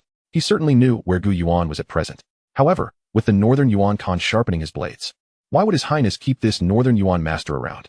Indeed, the grand banquet was imminent. Yet at this moment, Gu Yuan was conversing with a particularly unique individual in the Qingtian Hall, the living Buddha of the esoteric sect, Batter. Since the battle for the imperial city, he had lingered in the capital, and the so-called discourse on the world had become nothing more than a fleeting dream. What was the living Buddha's intention? Seated upon the imperial throne, adorned in ceremonial robes and draped in the patterns of sun and moon dragons, Gu Yuan exuded an aura of sovereign authority. Gazing down upon the world, before the world-honored one, how could this humble monk dare to presume to be a Buddha? Batter slightly bowed, his tone humble. My intrusion is merely due to my admiration for your highness. I wish to engage in a dialogue to enhance my understanding of the Dharma. Batter adopted a lowly posture. His palms pressed together as he recited Amitabha. He spoke almost pleadingly. If seen by the northern Yuan, particularly by the monks of the esoteric sect, their eyes would likely bulge in disbelief. The esteemed living Buddha, the pillar of faith for countless millions in northern Yuan, appeared so humble before Gu Yuan. Yet only Batter understood that he had initially believed Gu Yuan to be merely a future world-honored one, possessing the semblance of a Buddha. Little did he anticipate that this was not merely a future world-honored one, but rather the very embodiment of the world-honored one. In such a circumstance, Batter could no longer entertain thoughts of bringing Gu Yuan back to the esoteric sect. Neither his master nor even the first Dharma king of the esoteric sect possessed the qualifications to accept a living world-honored one as a disciple. However, before the world-honored one, if he could not grasp the Dharma and comprehend the way, Batter would be unsettled within his heart. You wish to spar with me? Gu Yuan's gaze flickered, a smile playing on his lips. This Batter possessed an extraordinary mental acuity, far surpassing that of ordinary grandmasters. It was only natural for him to perceive certain things, especially since the Mahayana Sutra derived from his teachings. Perhaps there was a connection to the esoteric sect. It was entirely reasonable for him to seek a demonstration. Moreover, the fortune surrounding him was certainly not insignificant. Over the past few days, Gu Yuan had not been idle. The treasure trove within the imperial palace, a repository accumulated over 4 centuries by the Great Zhou, had all fallen into Gu Yuan's possession. Within it, he had even obtained several suitable Dao fruits, awaiting the perfect moment for them to mature. Very well, Gu Yuan did not reject his proposal. He merely chuckled and remarked, the northern Yuan has always been a part of Shenzhou. A millennium and a half ago, it was indeed a subordinate of the Great Shang. Gu Yuan did not finish his thought, for the implications were already abundantly clear. Batter bowed his head and clasped his hands together, stating, should I be defeated, I am willing to offer up 10,000 miles of grassland as tribute to your highness. But what if that northern Yuan Khan refuses? Gu Yuan replied with calm indifference. Your highness is the worldly Buddha, the sole sovereign of our realm. Who would dare to defy you? Batter lifted his gaze. Very well. Gu Yuan nodded. Since you are so resolute, I shall grant you this opportunity. He refrained from mentioning the possibility of his own defeat, for such an outcome was utterly inconceivable. Instead, he sought to conserve his strength, fearing he might inadvertently end Batter's life. In an instant, Gu Yuan seemed to transform from an unparalleled sovereign into an intangible, formless entity that pervaded all existence, an unfathomable presence, as if the supreme enlightenment had descended upon the mortal realm. Boundless and infinite, immeasurable and profound, the worldly Buddha reigns above. Batter could barely suppress a groan. Merely the leakage of Gu Yuan's aura caused his perfected dragon elephant Vajra body to tremble ominously, showing signs of imminent collapse. Yet, his expression was filled with joy. Joy at encountering the true Buddha. Joy at grasping the ultimate truth of the world. The void quivered. Waves of imperceptible ripples spread forth, as if a golden sun were rising, illuminating all directions with its resplendent light. Deep within that blazing sun, faintly echoed the sacred chants of the Dharma, vast and majestic, the profound techniques of the great Vajra secret realm. In that moment, they manifested in the world, representing the pinnacle of the 10 methods and 10 seals of the esoteric school. They bore immense divine power. 8 centuries ago, a master of the esoteric school had employed this wondrous technique to triumph over 10 eminent monks of the great Guangming Temple. Such is the prowess. Gu Yuan did not even rise from his seat, nor did he move a hand. He merely uttered a command with a single thought. However, before me. This is still woefully insufficient. Kneel before me. As Gu Yuan softly articulated these words, Batter beheld the towering figure of a colossal Buddha, whose hands formed the lotus seal, descending to exert its dominion. The terrifying might shattered the great Vajra secret realm in an instant. Boom. His vital essence surged like a roaring dragon, tumultuous and overwhelming. Batter's Dharma manifestation crumbled. Despite possessing the formidable dragon elephant Vajra body, where the water-moving force is likened to a dragon and the land-moving force to an elephant, as mighty as a Vajra, Batter was indeed a remarkable figure, his physical form honed to near indestructibility. Among the grandmasters, he was no ordinary character. With the might of the Gucheng Xuan's 28 strikes, he could perhaps withstand it merely through the strength of his flesh. Yet, this dragon elephant Vajra body, before the manifested true Buddha of Gu Yuan, appeared feeble and fragile. Bang! The Great Seal descended as if a mountain were collapsing, no matter how Badawer struggled to resist. It proved utterly futile. Crack. That was the sound of his Dharma body fracturing. Uft. This was Badawer spitting out blood. Boom. This was Badawer being crushed by the boundless. Infinite power, unable to maintain his form. Thud. Ultimately, Badawer bent his knee, collapsing before Gu Yuan, bowing his head to the ground in reverent homage. As if worshipping the Buddha himself. The worldly Buddha, in his compassion, observed. Badawer's face turned pale as he struggled to speak. His entire skeletal structure felt as though it were shattering, his sinews bursting apart. Yet within his heart, the essence of the Buddha was undergoing a transformation, a sublime elevation. In the presence of the worldly Buddha, with the true Buddha guiding him, how could Badawer fail to attain enlightenment? This humble monk shall return to the northern Yuan. Badawer declared, bowing deeply, willingly conceding. The vast grasslands of 10,000 miles shall rightfully belong to the worldly Buddha. This living Buddha, revered by millions of followers of the esoteric school, now knelt before Gu Yuan, utterly submitting. Chapter 52. Only I alone, subduing the world. Your Highness, the hour of Chun has arrived. Meanwhile, the arriving young Shuo, witnessing this scene of the living Buddha bowing, could not help but feel a surge of reverence. Even having witnessed Gu Yuan's overwhelming divine might before, the sight still left him in awe, especially as Gu Yuan contained such power. Subduing a primordial Grandmaster within a single hall, without a trace of his aura escaping. The implications of this were now self-evident. Let them wait, Gu Yuan replied with indifference. Closing his eyes. Yes, without a hint of doubt, young Shuo immediately withdrew alongside Badawer. At this moment, Gu Yuan had more pressing matters to attend to. Fortune absorption. Infusing nutrients, rapid growth. With the defeat and subjugation of Badawer, a vast fortune was instantly acquired by Gu Yuan. A fortune far surpassing that of an ordinary primordial Grandmaster. Generally, Grandmasters possess fortunes that span 30 to 50 years, with only a select few exceeding 50. In contrast, the demonic sect's divine statue and the Zhixiao Palace's everlasting clarity represent 80 and 90 years, respectively, never reaching the century mark. Yet, just Badawer alone exceeded the sum of both, amounting to a staggering 200 years. According to the theory that greater fortune equates to greater power, Badawer's future surely could not be constrained by mere primordial realms. Such immense fortune would naturally cultivate Gu Yuan's current 3 Dao fruits. Rank, 4th rank. Dao fruit, imperial classic of governing the world. Progress, 100. Rank, 4th rank. Dao fruit, eternal celestial blue flower. Progress, 100. Rank, 4th rank. Dao fruit, true dragon royal seal. Progress, 100. The latter two were indeed derived from the treasures of the imperial city's secret vault. The celestial blue flower aids in enlightenment, possessing unfathomable wonders. The eternal celestial blue flower is even more beyond description, a rare marvel. For Gu Yuan, while it may hold little personal utility, it can be used to cultivate talent. A future emperor with only a few minor characters under his command would be a source of shame. Wang Tianxing of the Marquis of Wuhan. Gu Chongxian of the Celestial Monitoring Bureau, Yang Shuo, the Grand Commander of the Black Dragon Terrace, and a divine martial king. If any one of these four were formidable figures, there would be no need for Gu Yuan to intervene. As for the true Dragon Royal Seal, it is an unparalleled imperial seal capable of commanding the elements and stabilizing the nation's fate, possessing myriad unfathomable powers. Among divine weapons, it far surpasses the cleansing heaven sword. However, the true centerpiece remains the imperial classic of governing the world, a legendary martial art that requires 1,500 years of fortune. The Emperor, the human sovereign. This so-called imperial classic of governing the world may also be referred to as the human sovereign's book of governance.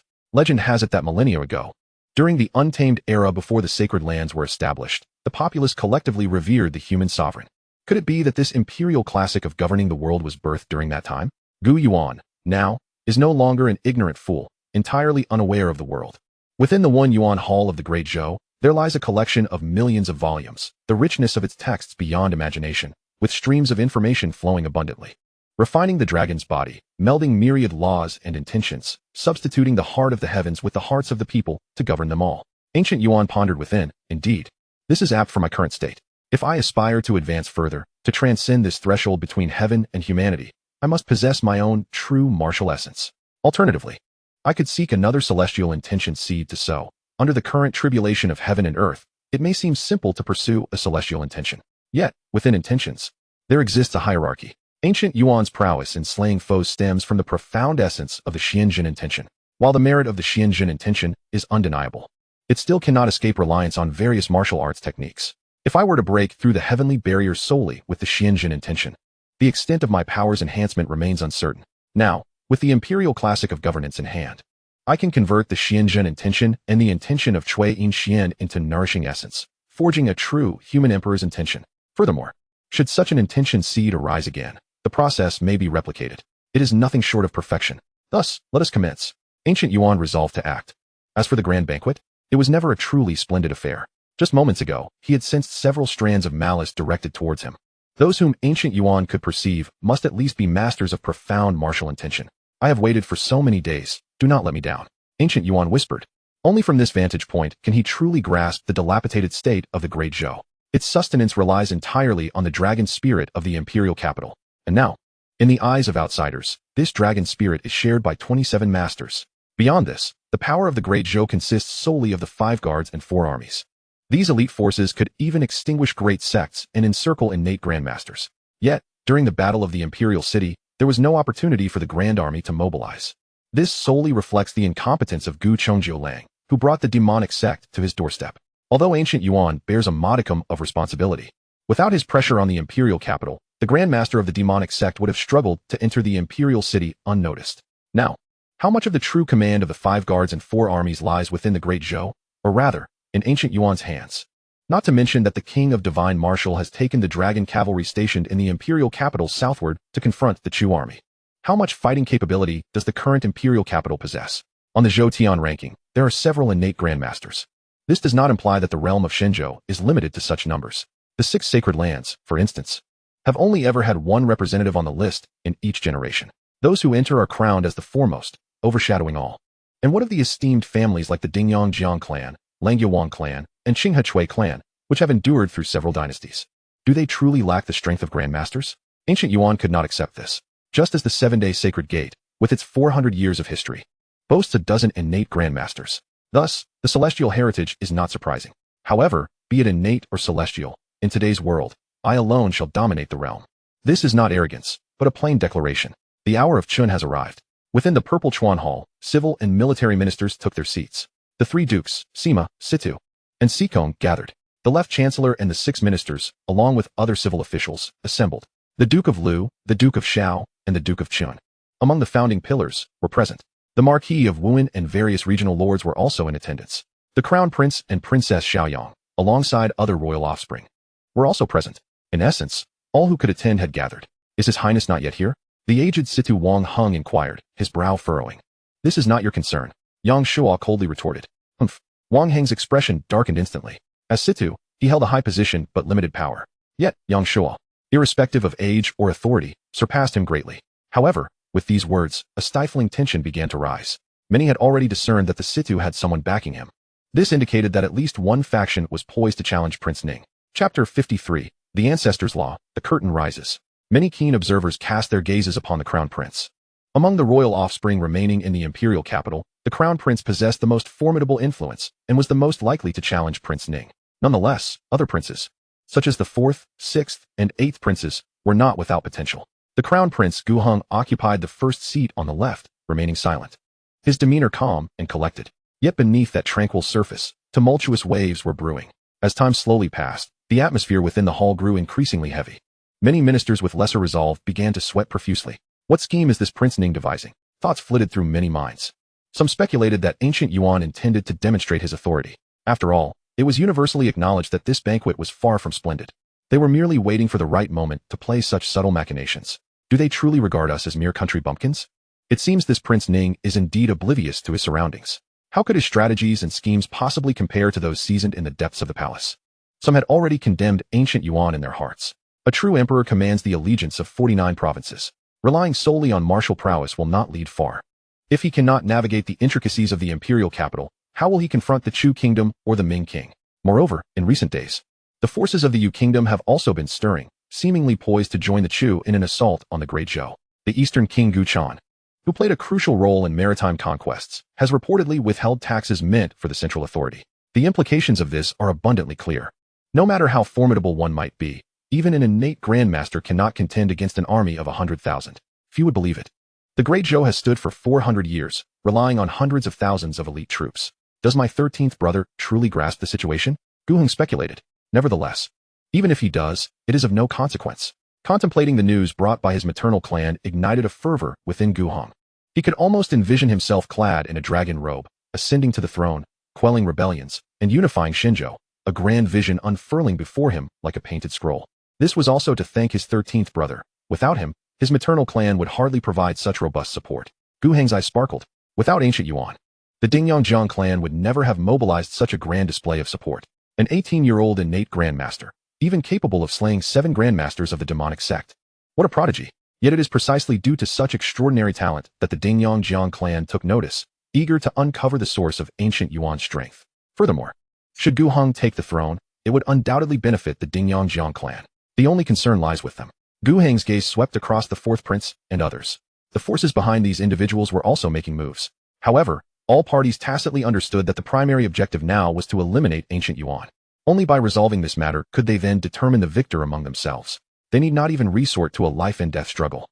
As long as the various factions are appeased and interests are judiciously delineated, perhaps tranquility may be achieved. You may indulge in your libertine ways as a princely figure, while I shall maintain my stature as the sovereign of the Great Zhou.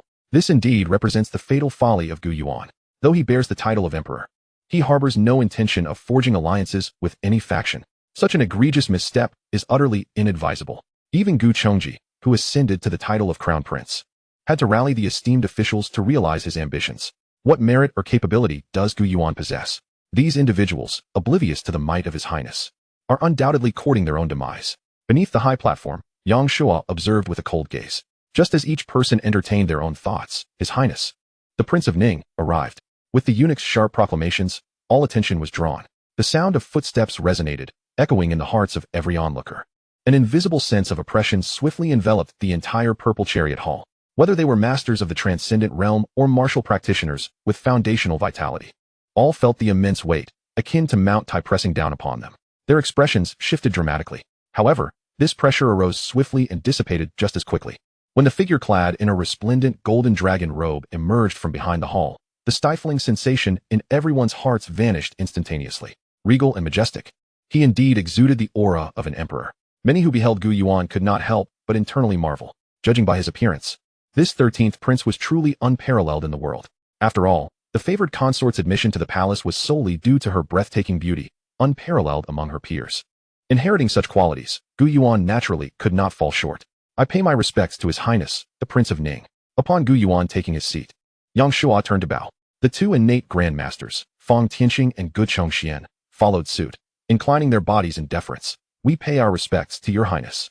Next came Duke Liu, along with several indecisive civil and military officials. To everyone's astonishment, Princess Xiaoyang also rose to pay her respects, leaving many wide-eyed in surprise. However, after Princess Xiaoyang's gesture, no one else dared to move. The 1st prince remained composed, the 4th prince appeared contemplative, and the 8th prince wore a smile. The atmosphere seemed to teeter on the brink of an explosive confrontation. What audacity! Before Gu Yuan could respond, Yang Shua was the first to step forward, his voice booming like a thunderclap. Your Highness is present. Why do you not bow? Yang Shua, at this moment, completely identified himself as Gu Yuan's sycophant. No one replied. Yet Wang Heng could sense several gazes lingering upon him. He understood that it was time for him to take the stage.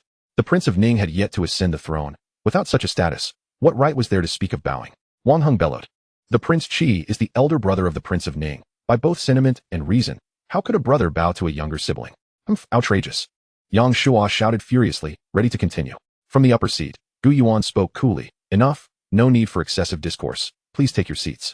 The purpose of inviting you all is indeed regarding the ascension to the throne. Just as everyone anticipated Gu Yuan to elaborate on some rationale, earth-shattering words escaped his lips. The coronation ceremony is set for 1 month from now. Given the current turmoil in the nation, it is, indeed, not the right time for such an event. However, a nation cannot be without a ruler.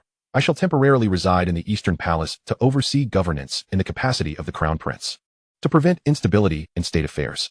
Gu Yuan's tone was nonchalant, as if he were discussing a trivial matter.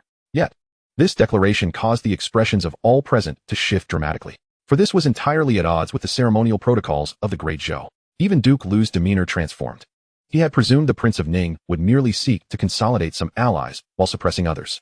Yet this course of action appeared to signal a complete dismissal of all parties, opting instead to play by his own rules. A wave of concern washed over him.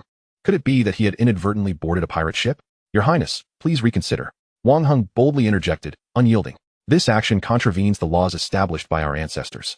Any ascension must be sanctioned by the imperial clan court. Ancestral laws. Gu Yuan's gaze, devoid of warmth, swept across the assembly. As of now, I am the law. Chapter 54. Either kneel or die. What you must do is obey. Gu Yuan's voice was not raised, even possessing a hint of clarity. Yet, to the ears of those present, it resonated like the rumble of thunder. Amidst the grand atmosphere, there lay an undercurrent of imperiousness, causing all to pale in response. Wang Heng attempted to speak again, but under Gu Yuan's sweeping gaze, he felt as if struck by lightning, collapsing to the ground in a heap. Blood trickled from the corner of his mouth, revealing his agony and horror. Blood was shed. In the sacred hall of the nation, blood had indeed been drawn. What has befallen us, Your Highness? Seeing Wang Heng was not dead, the Grand Minister of Works felt a sense of relief. He called out, I implore Your Highness to retract your decree. Otherwise, I shall willingly perish against these golden beams and jade pillars. Let me descend to the netherworld to meet the great Emperor Taizu and Emperor Gaozong. With unyielding resolve, he stood firm. Then go die? Gu Yuan replied coldly, his tone light, yet terrifyingly merciless. If someone sought death, how could he not oblige? Bang!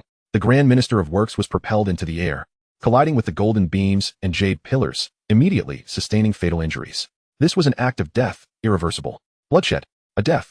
This was a matter between sovereign and subjects, not an external enemy. Such occurrences were indeed rare in a millennium. 13th brother, have you gone too far? Sensing the moment was ripe, the first prince, Gu Heng, rose with poise and declared, Wang Situ is a pillar of the court, respected even during our father's reign. To act so tyrannically before you have even ascended the throne, will you not become even more unrestrained once you do? The first prince's words were sharp and piercing. In that case, shall my 400 years of the dynasty fall into your hands? Indeed, the fourth prince's demeanor was gentle, yet his eyes flickered with malice. We initially intended to lend our support to the 13th brother, yet in light of these developments, we cannot allow you to act recklessly. At the same time, other princes chimed in, their words laced with severity. Oh, Gu Yuan chuckled, surveying the room. He noted the first prince, fourth prince, sixth prince, and eighth prince. All had risen. It seems you still have not grasped the essence of my words. Gu Yuan slowly shook his head. Very well, I shall reiterate. Before you now lie only two choices. Either kneel before me, or die. As the final word die left his lips, a tremendous pressure descended upon the hall. The entire chamber felt as though it were mired in mud. There was no sound, no ripple. The Prince of Ning truly exudes dominance. A voice suddenly rang out, slicing through the oppressive atmosphere. Amidst the layers of tension, the pressure dissipated. Simultaneously, an elderly man clad in a white Taoist robe stepped forth from outside the hall. He was frail and short, his face etched with wrinkles, embodying the essence of old age, yet emanating an aura of simplicity and authenticity. He stood steadfast like a rock amidst the tumultuous sea, unyielding against the crashing waves. The Lord of Xiantian. Gu Chongxian recognized the newcomer, his expression grave. Within the vast realm of the Great Zhou, there exist 3 esteemed sects, among which stands the Xiantian Dao sect, revered for its preeminent Grandmaster of innate mastery. This venerable figure, having attained fame long ago, has now reached the twilight of his years.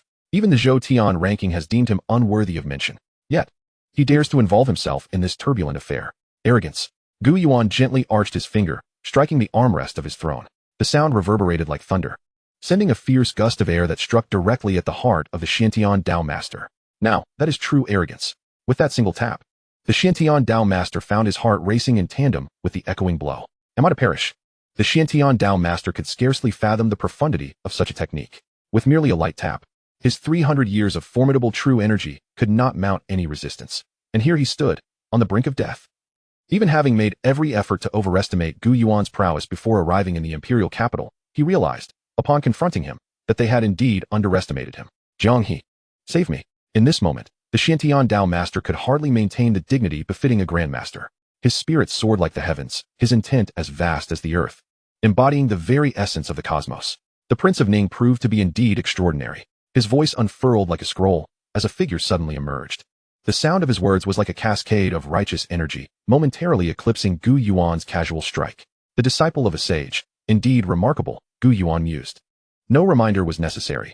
He already discerned that this Jiang He hailed from the illustrious Jiang family of the sage lineage. However, you two alone are still far from sufficient. Who else is willing to join us? Such grandiose claims. A cold scoff rang out as an elderly woman entered the hall, leaning on her cane, her back hunched, her silver hair cascading over her shoulders. With each step she took, a tempest followed, causing the silken garments in the hall to flutter wildly. The old crone, upon hearing of the Prince of Ning's victory over the sword master of the Yu Kingdom, expressed her delight, hoping he would not take offense. From the Kanglan Sword sect, the sword maiden, Mo Wenkyu. The Prince of Ning's martial prowess is indeed divine. I find myself most curious. A figure clad in a flowing black robe materialized. A magnificent man standing tall with hands clasped behind his back, his posture erect, and his gaze piercing. A single glance sent chills through those who beheld him. The Golden River Dragon King, Hong Tianzi. This individual, previously merely a master of transcendence and the leader of the Golden River Gang, had somehow breached the innate realm, stepping into the imperial capital to contend for dominance. It has been years since we last met. Your ascension to the heavens is truly admirable, the old Taoist sighed softly. Ultimately, a light sigh echoed through the air as a figure in a green robe approached. It was the master of the Xuan Zhen Temple, the only one among them who had previously encountered Gu Yuan. It is not too late for you to withdraw, the master observed. Gu Yuan cast a fleeting glance at him, his tone remaining indifferent. Ha! The master of Xuan Zhen Temple laughed heartily, stating that past kindness was merely being repaid today. His voice was filled with sorrow, hinting at untold tales. Yet, this was evidently irrelevant to Gu Yuan. What a pity, he remarked, that the master has achieved the hard-won innate realm. However, even with all of you, it is still insufficient. As for this insufficiency, whether it pertains to his ability to fight or something else, remains shrouded in mystery. Ha ha ha, then what if I join as well? Another extremely elderly man entered the hall, his face a tapestry of wrinkles, his skin parched like wax paper. The aura of innate mastery emanated from him without restraint. No one recognized this elder. Yet his attire bore the insignia of the former Great Yong's crown prince. The crown prince of Great Yong? Fang Tianqing's eyes narrowed in realization. By age calculation, this man had lived for 4 centuries, far exceeding the lifespan of a grandmaster. Is it just you all? Even with the presence of innate masters, Gu Yuan's demeanor remained unchanged. With my presence, it shall suffice. Zhao Rong's voice rang out. Today, I have come solely to kill you, the butcher of the Zhou dragon. To avenge the Yong. Prepare to die. His energy soared like a celestial bird. Zhao Rong transformed into a great winged creature, tearing through the void, his claw descending directly upon Gu Yuan. Since you are so eager for death, I shall not be remiss in my response. With that, Gu Yuan extended his right hand.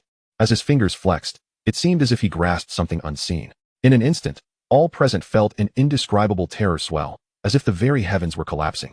Suppressing all. Chapter 55. A sword to cut the celestial bird. The saintly aura emerges. The celestial bird martial scriptures. The pinnacle of the Great Yong dynasty's esoteric arts. Reserved solely for royal blood. It is said that the bloodline of the Great Yong royal family carries the essence of the celestial bird. Now, in the hands of the former crown prince Zhao Rong, he appeared as a colossal celestial bird, poised to pierce the very skies. The savage and tyrannical aura dominated the grand hall. Clearly, he had mastered the celestial bird martial scriptures to an extraordinary degree, each movement exuding tremendous might. Yet, regardless of the ferocity of this celestial bird, a colossal hand descended, akin to a mountain, sealing all fluctuations of energy. In this current moment, Gu Yuan, armed with the Royal Extreme Divine Manuscript, wielded power far beyond his previous self. Not to mention, even without the Royal Extreme Divine Manuscript, he could easily suppress innate grandmasters with but a flick of his wrist. In a mere heartbeat, Zhao Rong's expression could not even shift. That hand, as imposing as a mountain, stirred the surrounding true energy and came crashing down. The celestial bird shattered. Not a trace of energy escaped. It was as though a grandmaster was merely instructing a novice. How could this be? Zhao Rong's heart raced, tasting the same bitter fruit as the Xiantian Dao master. Strike together. Upon witnessing this scene, Jiang he bellowed. Gu Yuan's strength is not to be underestimated, even with hidden cards. They must not give him the opportunity to strike them down one by one. Otherwise, a single misstep could render their preparations futile. However, how could Gu Yuan possibly grant them such an opportunity? This is the Zikan Hall. The imperial city had only just completed its renovations. Having been previously disturbed by several innate grandmasters from the demonic sect was one matter. After all, at that time, the ruler of the Great Zhou was not Gu Yuan. Now, to create chaos once more would be to besmirch his own reputation. As the Xiantian Dao master activated the formation, intending to seize control of the dragon energy with the great prince and 4th prince of the Great Zhou, the heavens descended.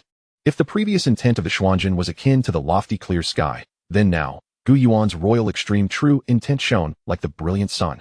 Unstoppable, unyielding.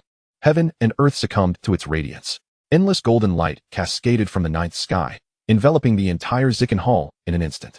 Yet, only a select few could truly sense this transformation. The Xiantian Dao master, the sword maiden Mo Wenqiu, the disciple of the sage Jiang He, the Golden River Dragon King Hong Tianzi, the master of Xuan Zhen Temple, and the former crown prince Zhao Rong. These 6 innate grandmasters felt the world before them shift dramatically. The original Zikan Hall abruptly vanished, transforming into an expansive and boundless landscape. The Dharma manifestation. Jiang He felt a surge of righteous energy coursing through him. Yet he was utterly unable to break free from this celestial cage. The Xiantian Taoist robes billowed, yet he remained unmoved. As for the masters of the Xuan Zhen Temple and Hongtianzi, they, as newly ascended innate beings, were oblivious to the implications of the situation. I retract my previous statements. The sword maiden Mo Wenqiu's gaze sharpened, her aged form seemingly yearning to reclaim its youth. A chilling aura of sword intent erupted from her being, and behind her, a 3-foot azure blade flickered into existence, radiating a fierce brilliance. Prince Ning was no longer merely boastful. He exuded a confidence bordering on arrogance.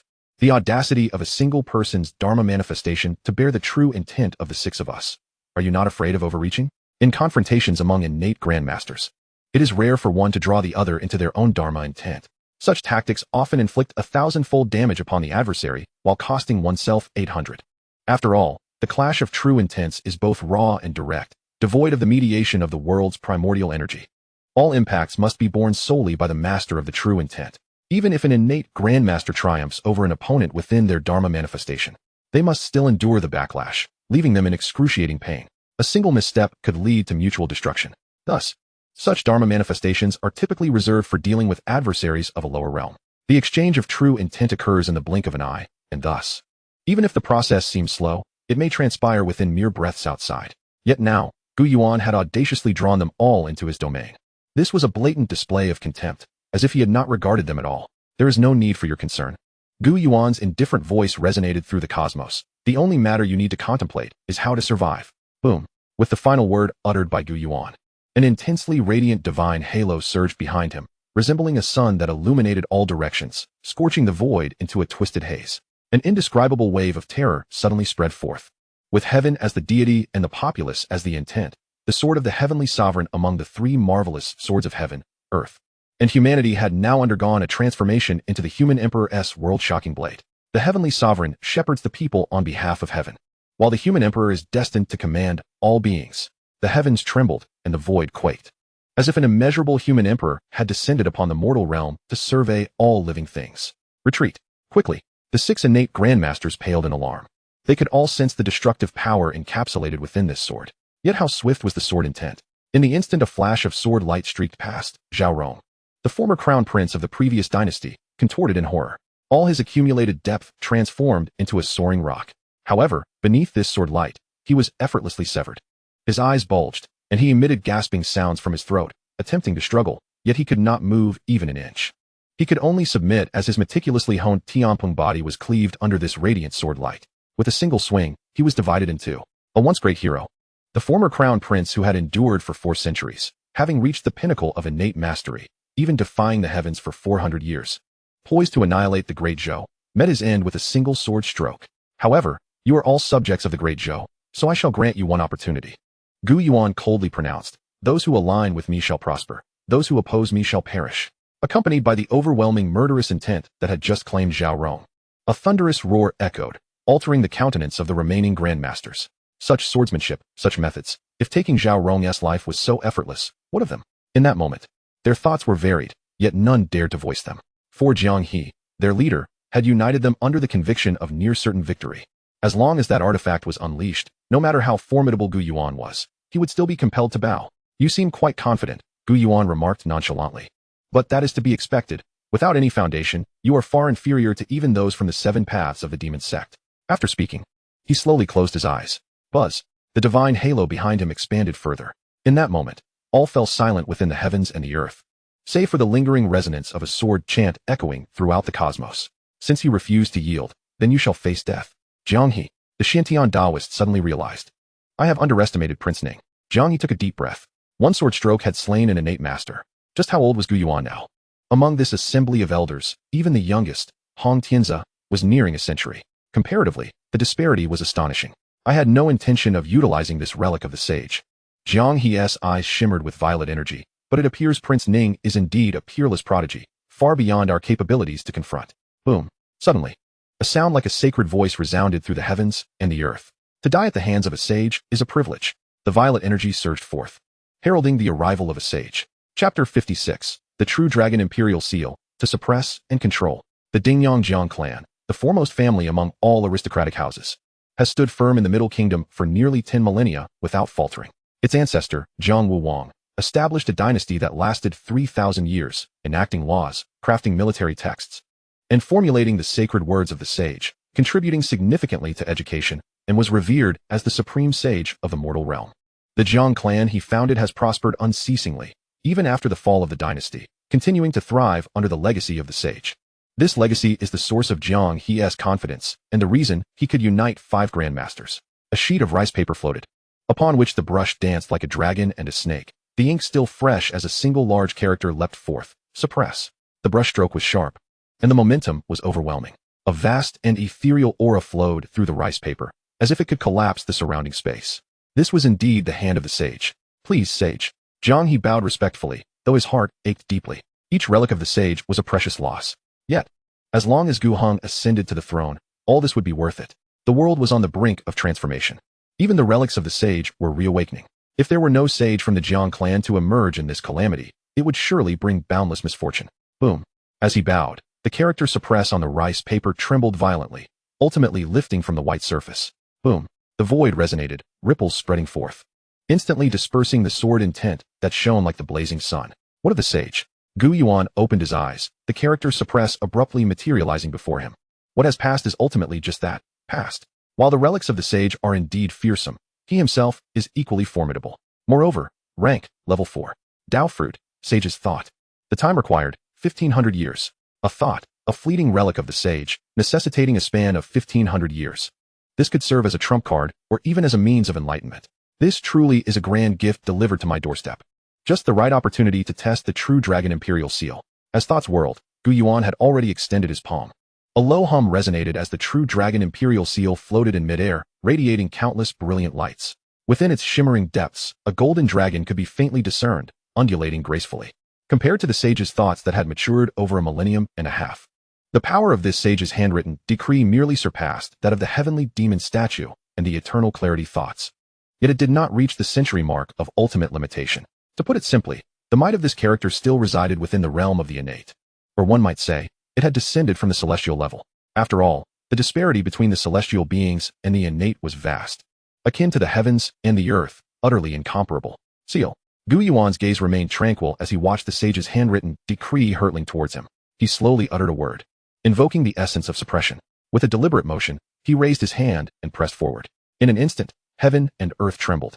The palm-sized true Dragon Imperial Seal expanded in the wind, transforming instantaneously into a colossal pillar, pressing down with tremendous force. Boom. 2 terrifying powers collided in a heartbeat. One radiated with the brilliance of the sun, commanding mountains and rivers, while the other exuded a righteous aura as grand as a mountain, supporting the vast expanse of the world. The clash of these 2 utterly opposing forces unleashed a tumultuous wave, causing the very heavens to collapse and the earth to quake. The realm of Dharma trembled in response. Crack. The previously immaculate characters on the rice paper suddenly fractured, revealing a myriad of fissures akin to a spider's web, spreading across the entire sheet. In the next moment, it shattered with a resounding crash. The magnificent sound formed by the character came to an abrupt halt, followed by a loud bang, as if something had shattered. The auspicious purple aura from the east was extinguished in an instant. The terrifying shockwave rendered the expressions of the 5 Grandmasters pallid, were it not for the fact that they were within the realm of Dharma. With all impacts absorbed solely by Gu Yuan, this shockwave would have obliterated the imperial city had it erupted within the purple chosen palace, necessitating the establishment of a new imperial capital altogether. How could this be? Zhang He was a tempest of fury and disbelief, his eyes nearly bulging out of their sockets, filled with incredulity. Impossible. How could this be? He roared in madness, his face flushed. The unwavering faith he once held was violently shaken in that moment. That was a sage's handwritten decree, even if it merely retained a trace. The opponent was but a pinnacle of the innate realm. How could he possibly shatter a sage's means and emerge unscathed? This was utterly preposterous. Zhang He even felt that these unfolding scenes were mere illusions, a figment of his imagination. The sheer magnitude of this event was enough to drive a pinnacle innate Grandmaster close to madness. I have stated before, you are far from sufficient. Gu Yuan shook his head, speaking with indifference. As his words fell, Zhang He's heart twisted in anguish, his blood seemingly reversing its flow. However, I find the sage family quite intriguing, Gu Yuan continued. If you can reveal the means of entry and exit, I may spare your life. Indeed, the Dingyang Zhang family, although located in Dingyang Prefecture, truly resided in a realm akin to a sacred ground. This was the foundation upon which the Zhang family could gaze upon the world with confidence. Dreaming in broad daylight was merely a matter of victors and vanquished. I shall await you below. Zhang He fixed his gaze upon him, blood trickling from the corner of his mouth, yet he gritted his teeth and remained resolute. Gu Yuan, unfazed, merely sighed. Since you are obstinately stubborn, I can only grant you a graceful exit. With a snap of his fingers, like the stroke of a sword, he executed a horizontal slash. A sword aura surged forth, and with a single strike, Jiang He was extinguished. Numbness enveloped the remaining innate Grandmasters, who were now almost desensitized. They had lost all sense of purpose in their presence. What place did such a confrontation have in their lives? Had they any semblance of relevance, they would not be utterly powerless. Now, it is your turn. Gu Yuan shifted his gaze. I am willing to submit. I am willing to submit. The Xiantian Dao master howled. I am willing to represent the Xiantian Dao sect and serve the Great Zhou, offering my utmost efforts for your highness. At that moment, he bore no semblance of a Grandmaster. Too late. Gu Yuan's voice rang out with the finality of a divine decree. I have already extended my offer. It is unfortunate that you did not cherish it. No. The Xiantian Dao master, filled with indignation, roared repeatedly. Yet, the outcome had already been sealed. With the stroke of a sword, lives were extinguished. It is your turn now. Display some of that Grandmaster demeanor. Gu Yuan was exceedingly magnanimous towards those facing death. Thank you, Prince Ning. The sword maiden, her silver hair billowing, straightened her hunched form. In a fleeting moment, the figure of Mo Wenqiu, who had dominated the world with his sword a century and a half ago, re-emerged. That dragon-headed staff was as sharp as the finest blade in existence, delivering a resplendent strike. I am but a person of the water, yet I find myself entangled in the dust. The Golden River Dragon King, Hong Tianzi, sang a haunting melody. With a decisive step, he unleashed a devastating punch. The Xianzhen Guan master remained silent, opting for action as his response. One sword, one promise. The debt of life and death shall be repaid with death. In that moment, the three innate Grand Masters revealed their final brilliance. You all. Gu Yuan's gaze flickered slightly. Not lacking. Chapter 57. The Emperor's Star descends, beneath the sun. To express my respect for you, Gu Yuan's calm voice resonated like a deity, echoing throughout the realm of Dharma. I shall wield my utmost strength to demonstrate to you the meaning of despair. As his words fell, an overwhelming force pierced through heaven and earth, annihilating all offensive maneuvers. Then, with the might of an emperor, brilliant as the sun, a sword descended, dominating the universe. An infinite, immeasurable hand of the true Buddha pressed down. In the purest of skies, a Taoist casually traversed the boundless cosmos. In the realm of mortal extremes, the god of swords emerged. Mo Wenqiu, filled with genuine admiration, offered his sword in demise. I yearn for great liberation, the enlightenment of life and death. Before his passing, the Golden River Dragon King transcended into the Buddha, ancestor above. The Xianzhen Guan master was struck with enlightenment. This Prince Ning, no? He should be the future emperor of the Great Zhou. To wield such boundless powers merely through a sage's handwritten decree. How much time had passed since then? This left him, the true inheritor of Xianzhen, feeling utterly ashamed. No wonder. No wonder. It was no surprise that Gu Yuan seemed indifferent to everything, regarding even the sage families and the great sacred grounds with disdain. Such talent, such celestial grace. Were a sage to walk the earth, it would be no different. With this final thought, the Xianzhen Guan master succumbed to despair and perished. Alas! Gu Yuan's ethereal presence seemed to express regret. Then, the heavens and earth leisurely turned. The realm of Dharma retracted. The vast, boundless expanse of the earth returned to the purple chosen palace. Gu Yuan remained seated on the throne, as if he had not moved in the slightest. Within the palace, the crown prince and several others had only just risen, channeling their energy in an attempt to seize the dragon aura of the Great Zhou, seeking to restrain Gu Yuan's power, thus creating an opportunity for a decisive strike. Meanwhile, the three Grandmasters, including Gu Chongxian, were also stirred by the surge of energy, attempting to intercept the other innate Grandmasters. However, all efforts proved futile, for in the next instant, amidst countless expressions of terror, suspicion, and confusion, the Lord of Xiantian was torn asunder, meeting a most tragic end. The sword maiden, Mo Wenqiu, with a crimson dot blossoming at her brow, gradually succumbed to the ground. Jiang He, a scion of the sage lineage, had his head severed cleanly at the neck. The Golden River Dragon King, Hong Tianzi, had his chest pulverized by a single blow. The master of Xuan Zhen Temple met his demise in a manner most ordinary, his eyes devoid of life as he collapsed. The former crown prince, Zhao Rong, suffered the most harrowing fate, his body of forged celestial essence disintegrating into a mist of blood that filled the heavens. 6 Grandmasters. 6 innate powerhouses, who had approached with formidable might, vying for supremacy, were all extinguished within mere breaths. How could this be possible? The hand of the eldest prince, Gu Hong, which had just been raised, froze instantaneously. His face turned ashen, rendered speechless by an overwhelming sense of disbelief, as if trapped in a dream. Had Jiang He not sworn that he had summoned the relic of the sage? Yet now, the relic had not been sighted, and the man lay dead. With Gu Hong's limited experience, he could scarcely fathom the strength of Gu Yuan, who could annihilate 6 innate Grandmasters in an instant. The only thought that echoed in his mind was, it's over. Indeed, it is over. He was not alone in this sentiment. The other princes shared the same dread, as did the esteemed ministers, including the left chancellor, who found themselves engulfed in confusion and uncertainty. This was entirely beyond their expectations. They had presumed that no matter how powerful Gu Yuan was, he could not surpass a sage. Yet the reality was that they were gravely mistaken. In mere moments, 6 grandmasters had perished, unable to offer even a semblance of resistance. The sheer magnitude of this disparity was utterly despairing. Jiang He, a descendant of sages, wielding a sage's relic, had been deemed capable of effortlessly suppressing his foes. Yet not even the second round of his methods was permitted to unfold before the contest for supremacy was declared concluded. Only Gu Chongxian and the other 3 innate grandmasters could vaguely sense the cause of their demise, a solitary force that had decisively vanquished 6 innate grandmasters through the mastery of both law and mind. Even having witnessed Gu Yuan's sweeping away of the 7 factions of the demonic sect, Gu Chongxian was still profoundly shaken. After all, at that time, the dragon chi of the Great Zhou had been bolstering him. Yet now, it was solely Gu Yuan's own might that prevailed. His realm had grown increasingly profound. Fang Tianxing murmured in reverence, his gaze filled with awe. Upon reaching the level of innate grandmaster, a cultivator required an extensive passage of time to achieve further breakthroughs. Even those of prodigious talent needed to endure years of arduous cultivation to elevate their strength, especially in the current environmental conditions. Yet Gu Yuan seemed to defy this norm, growing stronger as effortlessly as one would eat or drink. Only Yang Shua exhibited minimal reaction, having witnessed the scene of the suppression of the living Buddha. He had clearly understood that these individuals were merely jesters, utterly incapable of challenging Gu Yuan. However, had they known that Jiang He possessed a sage's handwritten decree, whether they could maintain their current convictions would remain uncertain. Indeed, the outcome mirrored what their mother had foretold. It was my 13th brother who would ultimately emerge victorious.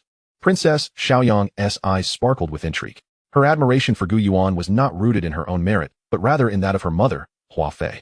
Before entering the palace, she had been a descendant of the heavenly mechanism pavilion, destined to cross paths with the then Prince Gu Chongji in the martial world, which led to her entry into the royal court. Yet why was her 13th brother, backed merely by an external path, so formidable? Princess Xiaoyang was perplexed. This very question had been posed to Hua Fei, but regrettably, even with the foresight of the heavenly mechanism pavilion, no answer could be provided. At the upper seat, Gu Yuan remained silent, merely tapping his fingers lightly upon the throne. His dragon and phoenix demeanor, a manifestation of celestial grace, surely warranted his ascension to the Eastern Palace as the crown prince of the Great Zhou, temporarily taking charge of state affairs. Instantly, the opportunists among the courtiers knelt down, vociferously declaring their allegiance. This act incited a fervor among the assembly, a cacophony of voices rising and falling, exalting Gu Yuan to celestial heights, proclaiming him the star of the empire descended to usher in a prosperous era for the Great Zhou. Such was the power of strength. Gu Yuan felt a profound calm within. Had he not possessed such formidable prowess, what would their words have amounted to? How were they to resolve the situation? His gaze swept across the eldest prince and others, assessing whether they should be eliminated or ensnared like fish on a line. In that fleeting moment, Gu Yuan had formed a strategy. To unify the realm, he could not permit any dissenters. Given the Jiang clan's disposition, it was clear they would not yield. A confrontation was inevitable. Thus, an almost imperceptible aura of menace enveloped the eldest prince, Gu Hong, causing his scalp to prickle with fear. Just as he believed his demise was imminent, a commanding voice rang out from beyond the palace. Halt! A figure stepped forth, adorned in deep azure robes and crowned with a diadem of 9 dragons and 4 phoenixes. It was none other than the mother of the eldest prince, a scion of the Jiang lineage, the empress of the Great Zhou, Jiang Xinyan. Her beauty was striking, exuding an air of regal grace. Upon her arrival, she instantly silenced the clamor surrounding them. Chapter 58, The Crown Prince Position, the Celestial Mandate declared. Mother, the eldest prince, Gu Hong, felt a flicker of joy. Your Majesty, it is a rule established by the founding emperor that the harem must not interfere in state affairs. Gu Chongxian scoffed derisively. Jiang Xinyan remained silent, advancing towards the eldest prince before coldly declaring, this matter is far from over. His Majesty has lost virtue, and you, his ministers, are heartless and treacherous. A pale purple talisman suddenly materialized in her hand. Jiang Xinyan's piercing gaze fell upon Gu Yuan. Next time we meet, it will be to the death. As her words fell, the talisman erupted, sending ripples through the void. It was indeed the void translocation talisman. Is that so? Gu Yuan replied with a serene smile. Since it is to the death, why the haste? Am I to suffer the same fate twice in the same place? With a sound akin to the shattering of the void, an overwhelming force surged forth. Gu Yuan had been pondering from the outset whether Jiang He possessed a similar talisman. For even the demonic sect had such artifacts, as the Jiang clan stood as the foremost family, nearly comparable to a sacred ground. It was inconceivable they would lack such means. And indeed, While Jiang he was devoid of it, it was the Empress Jiang Xinyan who possessed the void translocation talisman. Gu Yuan was unable to stabilize the void translocation talisman yet, but now it was sufficient. Boom. In an instant, the vast dragon energy within the divine capital trembled violently. Thud, thud, thud. First, the void shattered, and then the void translocation talisman broke. At this moment, as Jiang Xinyan remained in shock, Gu Yuan flicked his fingers. A sword light cleaved through the air like a dragon, piercing through Gu Heng's skull, instantly nailing him to the spot.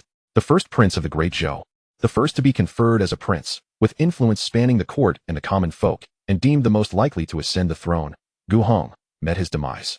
Countless hearts sank. They had believed that no matter what, Gu Yuan could not treat Gu Hong as he had treated the Grand Minister. After all, this was Gu Yuan's bloodline brother. The Great Zhou upheld ancient traditions, where propriety was of utmost importance. Even if one were to kill, it should be done silently. As thunder heard in the stillness. To strike so ruthlessly, one could only say, how fitting for the Prince of Ning. Hunger. Jiang Xinyan screamed as she lunged toward the spot where Gu Heng's lifeless body lay. Her beautiful eyes turned crimson with rage. Father killer, brother slayer. You shall not die a good death. She cast a gaze filled with hatred and venom towards Gu Yuan. Yet, Gu Yuan appeared oblivious, merely stating calmly, someone. Take the Empress away. The weather has turned cold. Grant her 3 feet of white silk as a token of my filial piety. The ministers exchanged glances. For it was still not autumn. What coldness was there to speak of? Moreover, Jiang Xinyan was not a defenseless woman. As a member of the Jiang family, she had always possessed martial skills. This reasoning was indeed far too strained. I see who dares to touch me. Jiang Xinyan shrieked fiercely, her dignity as the Empress stripped away. Your Highness, please. Zhao Xian finally found an opportunity to express his loyalty before Gu Yuan. Stepping toward Jiang Xinyan with a gesture of invitation, Jiang Xinyan remained unmoved, but none among the 10 guards were weak. Most were masters of the profound realm. They did not intervene in battles of Grandmasters. Subduing a transcendent Empress was more than sufficient. No matter how fiercely Jiang Xinyan struggled, she was ultimately led away from the Zikan Hall. Thud. At this moment, Zhuo Fenglu, the Prime Minister, knelt on the ground. I implore you, Your Highness, spare my life. He trembled as he bowed his head, eyes filled with fear and despair. He had thought he had calculated everything perfectly, but Gu Yuan used his fist to convey what true reality was. Splatter. Blood sprayed as a head soared into the air. If you hadn't mentioned it, I might have almost forgotten you, Gu Yuan said, rising. Well, it's getting late. Let this banquet conclude here. Upon finishing his words, a sword light flashed once more, severing a dozen splendid heads. The turmoil within the East Palace was entirely extinguished within the Zikan Hall. The first prince, the fourth prince, the sixth prince, the prime minister, the 3 dukes, the empress, and all the concubines, everyone was dead. Among the 6 departments, over half perished as well. This time, the divine capital had completely fallen under Gu Yuan's control. The following day, news spread rapidly throughout the divine capital, radiating at an astonishing speed. The first prince, the fourth prince, and several other princes had plotted rebellion. Empress Jiang Xinyan conspired with outsiders, intending to usurp the crown prince. Fortunately, His Highness the Crown Prince had long been prepared, and under his wise and martial command, he swiftly quelled the internal strife. He officially took control of the affairs of the Great Zhou, his momentum rivaling the earlier dragon-slaying war against the demonic sect. In the Jixia Academy, it was said that the Jiang family sage had spent several years here, making it a place all scholars yearned for. Countless literati aspired to enter. That night, within the Grand Hall of the Jixia Academy, named the Zhou Tian Hall, the illustrious Zhou Tian ranking was conceived here. This great Zhou Crown Prince truly was a figure of great renown. Since gaining fame, he had fought in numerous battles, all against Grandmasters, and had never suffered defeat. On a wooden rocking chair, a carefree young man swayed, recounting his victories. Defeated Gu Chongxian, ranked 16th on the Zhou Tian ranking. Defeated Meng Shintong, ranked 14th on the Zhou Tian ranking. The young man listed Gu Yuan's achievements in one breath. What do you all think? Where should he be ranked on this Zhou Tian ranking? In response to the teacher's words, a handsome youth clad in black and white replied, I believe he should be ranked 2nd. Oh, the young man inquired curiously, why is that? The 2nd on the Zhou Tian ranking was originally a swordsman from the western regions, whose sword techniques were divine, reaching the pinnacle of mastery. Wielding a legendary blade ranked among the top 10 divine weapons, he had held this position for 100 years without faltering. It's a pity that Gu Yuan's achievements are truly astonishing. Even the supreme Grandmasters cannot contend with him. Therefore, he could be ranked 2nd. What does the teacher think? The handsome youth spoke eloquently. Haha, Qingzhu, are you perhaps envious that Gu Yuan is younger than you yet possesses strength far surpassing your own, thus wishing to suppress him on this Zhou Tian ranking? The young man laughed heartily. Qingzhu, Lin Qingzhu, the contemporary top student of the Jixia Academy. A prodigy ranked 2nd on the Qingyan ranking. What does the teacher imply? That Gu Yuan Lin Qingzhu paused. He did not react to the young man's jest. However, How could Gu Yuan possess the virtue or ability to surpass the unparalleled Wanggeking, the supreme Grandmaster? 200 years ago, that figure could kill with a mere finger. What level of power might that figure have reached now, 2 centuries later? Lin Qingzhu even internally scoffed. Is it because the teacher has always been overshadowed by Wanggeking that he seeks revenge at the slightest opportunity? Very well, you may leave now. The young man did not speak further. Some matters were better left unspoken for these young disciples. By the way, the top of the Qingyun ranking should be changed as well. This Lin Qingzhu was momentarily taken aback. This surely meant allowing Gu Yuan to ascend the Qingyun ranking. What? Is he not capable? The young man smiled. The Qingyun ranking only considers age, not other factors. The disciple understands now. Lin Qingzhu clasped his hands in farewell. After Lin Qingzhu departed, the young man suddenly rose, walked to the wall, and with a grand stroke, inscribed 2 majestic characters, Gu Yuan. Chapter 59, Bridging 2 Rankings. The first of Zhou Tian. Yinzhou. At the Guangming Temple. Within the Buddhist hall, the fragrance of sandalwood lingered. A golden statue stood at the highest point of the hall, its majestic form representing the great light and infinite life Buddha. Before the statue sat an elderly monk, cross-legged, clad in coarse robes, his hair and beard streaked with gray, and eyes tightly shut. He was the abbot of the Guangming Temple, Master Kanang, a formidable figure ranked 10th on the Zhou Tian ranking. The sound of the bell resonated, echoing with Buddhist chants. Thud, thud, thud. The chimes resonated through the heavens. The suffering abruptly opened his eyes. He slowly rose, gazing out at the grand hall. There approached an elderly monk clad in a white robe, advancing with measured steps. Junior brother Ku, the suffering remarked with a calm demeanor. I have met with Master Fangzong. The old monk joined his palms in reverence and replied, I have encountered Master Ku. He was the second of the Ku lineage from the Great Radiance Temple, as well as the head of the Demon Suppression Hall, a master of the profound realm. Has junior brother come bearing news from the divine capital? The suffering inquired nonchalantly. What you say is not unfounded, Master Fangzong, Ku replied, nodding gravely.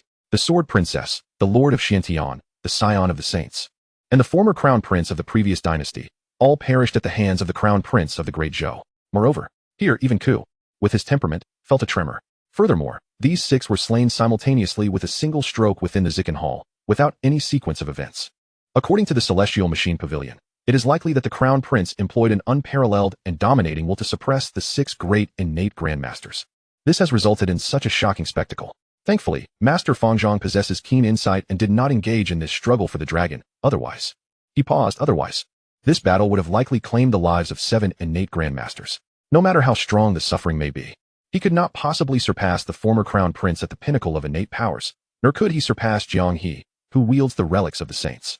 As a premier force within the Great Zhou, the Great Radiance Temple is certainly among Jiang He's list of allies. Moreover, it shares profound ties with a certain prince. The Buddhist realm is a sanctuary of purity and thus is reluctant to be ensnared in such murky waters. The suffering spoke with indifference. What should we, the Great Radiance Temple, do next? Ku inquired.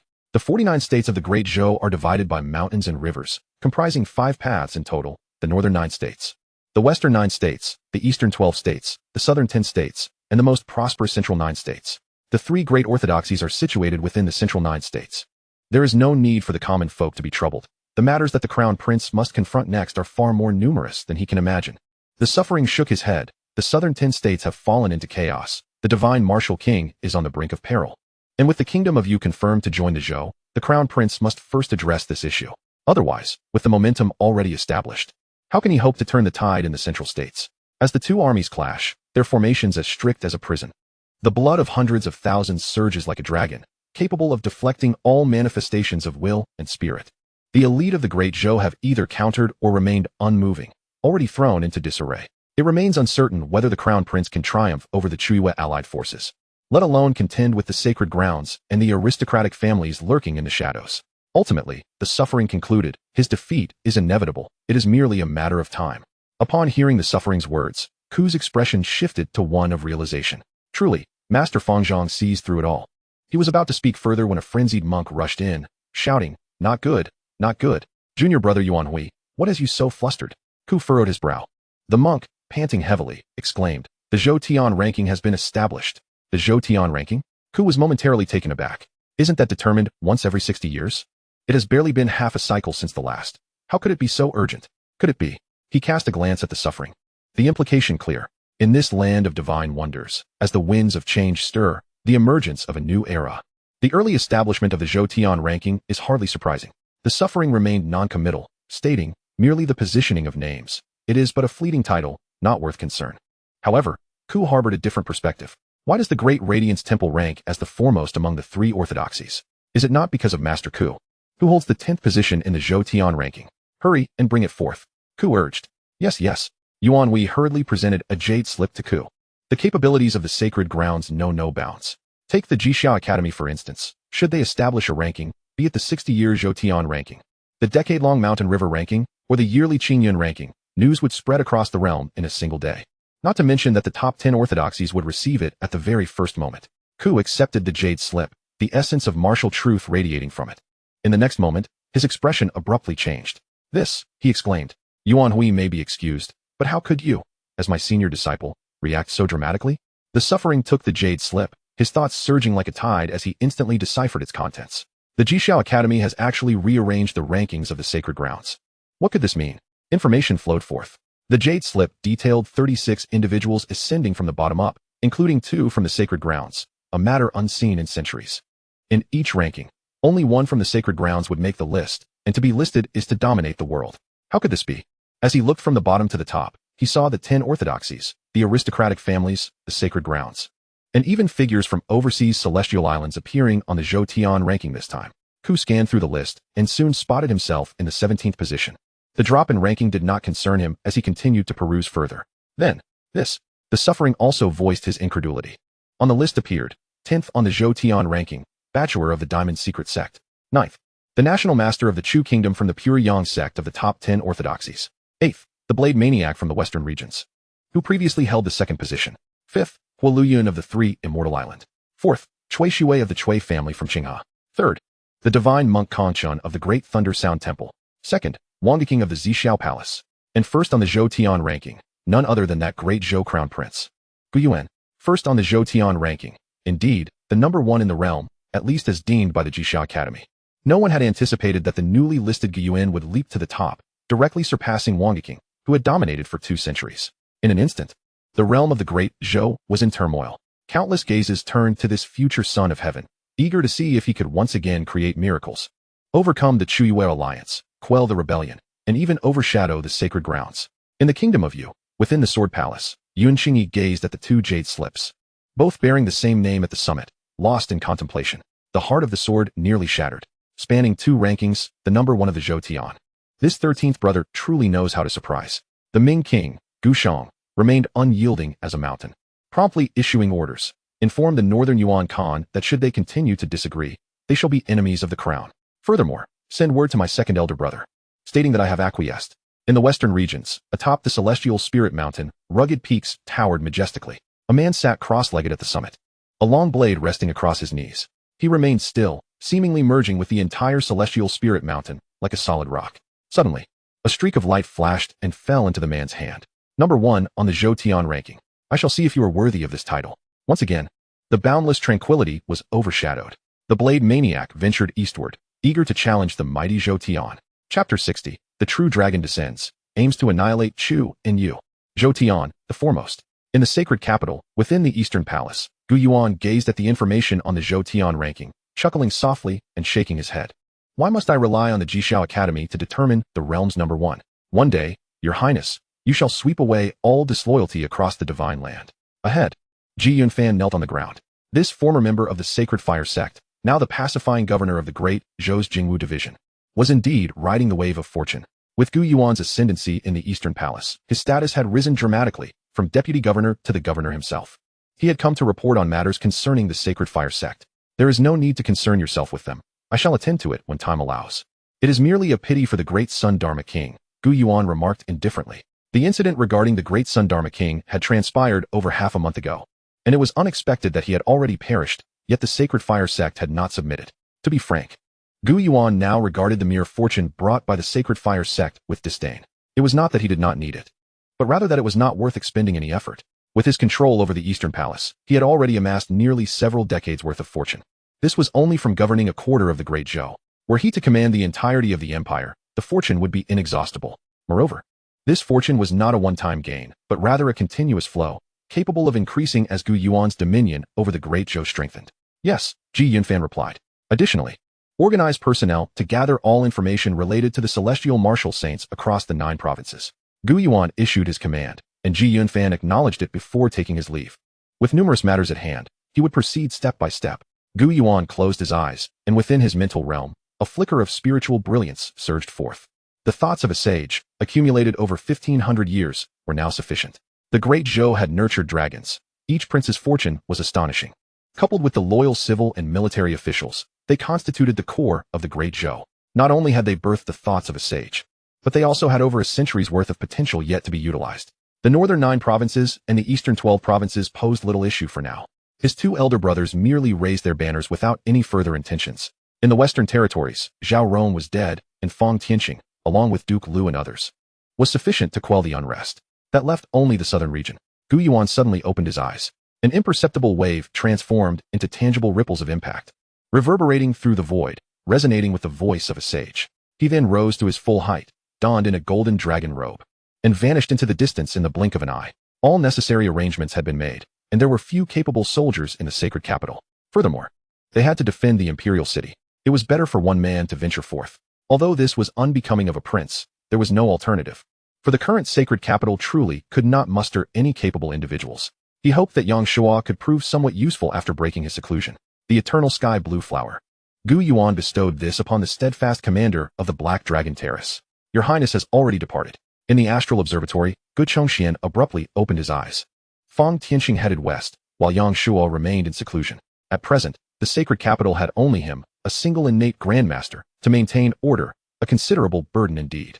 As for whether Gu Yuan would fail in his southward expedition, that was never a consideration for him.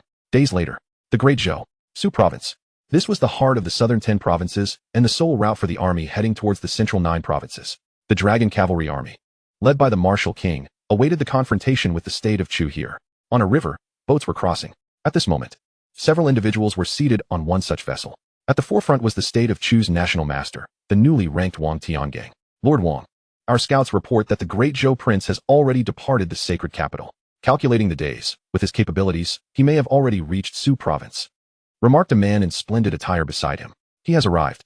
A flicker of pure yang spiritual light glimmered in Wang Tiangong's eyes, seemingly reflecting a true dragon soaring through the 9 heavens, frolicking in the skies above Su province, stirring the winds and clouds. Let us go and witness this Zhou Tian No. 1. Wang Tiangang slowly rose. Thunderous rumbles erupted. Instantly, the entire vessel shook violently, and it swiftly headed towards the riverbank. Waves crashed and roared. We pay our respects to Lord Wang. On the riverbank, individuals had long awaited respectfully. Wang Tiangang nodded slightly before issuing orders. Raise the flags. Set forth. Today marks the day of Chu's annihilation of Zhou.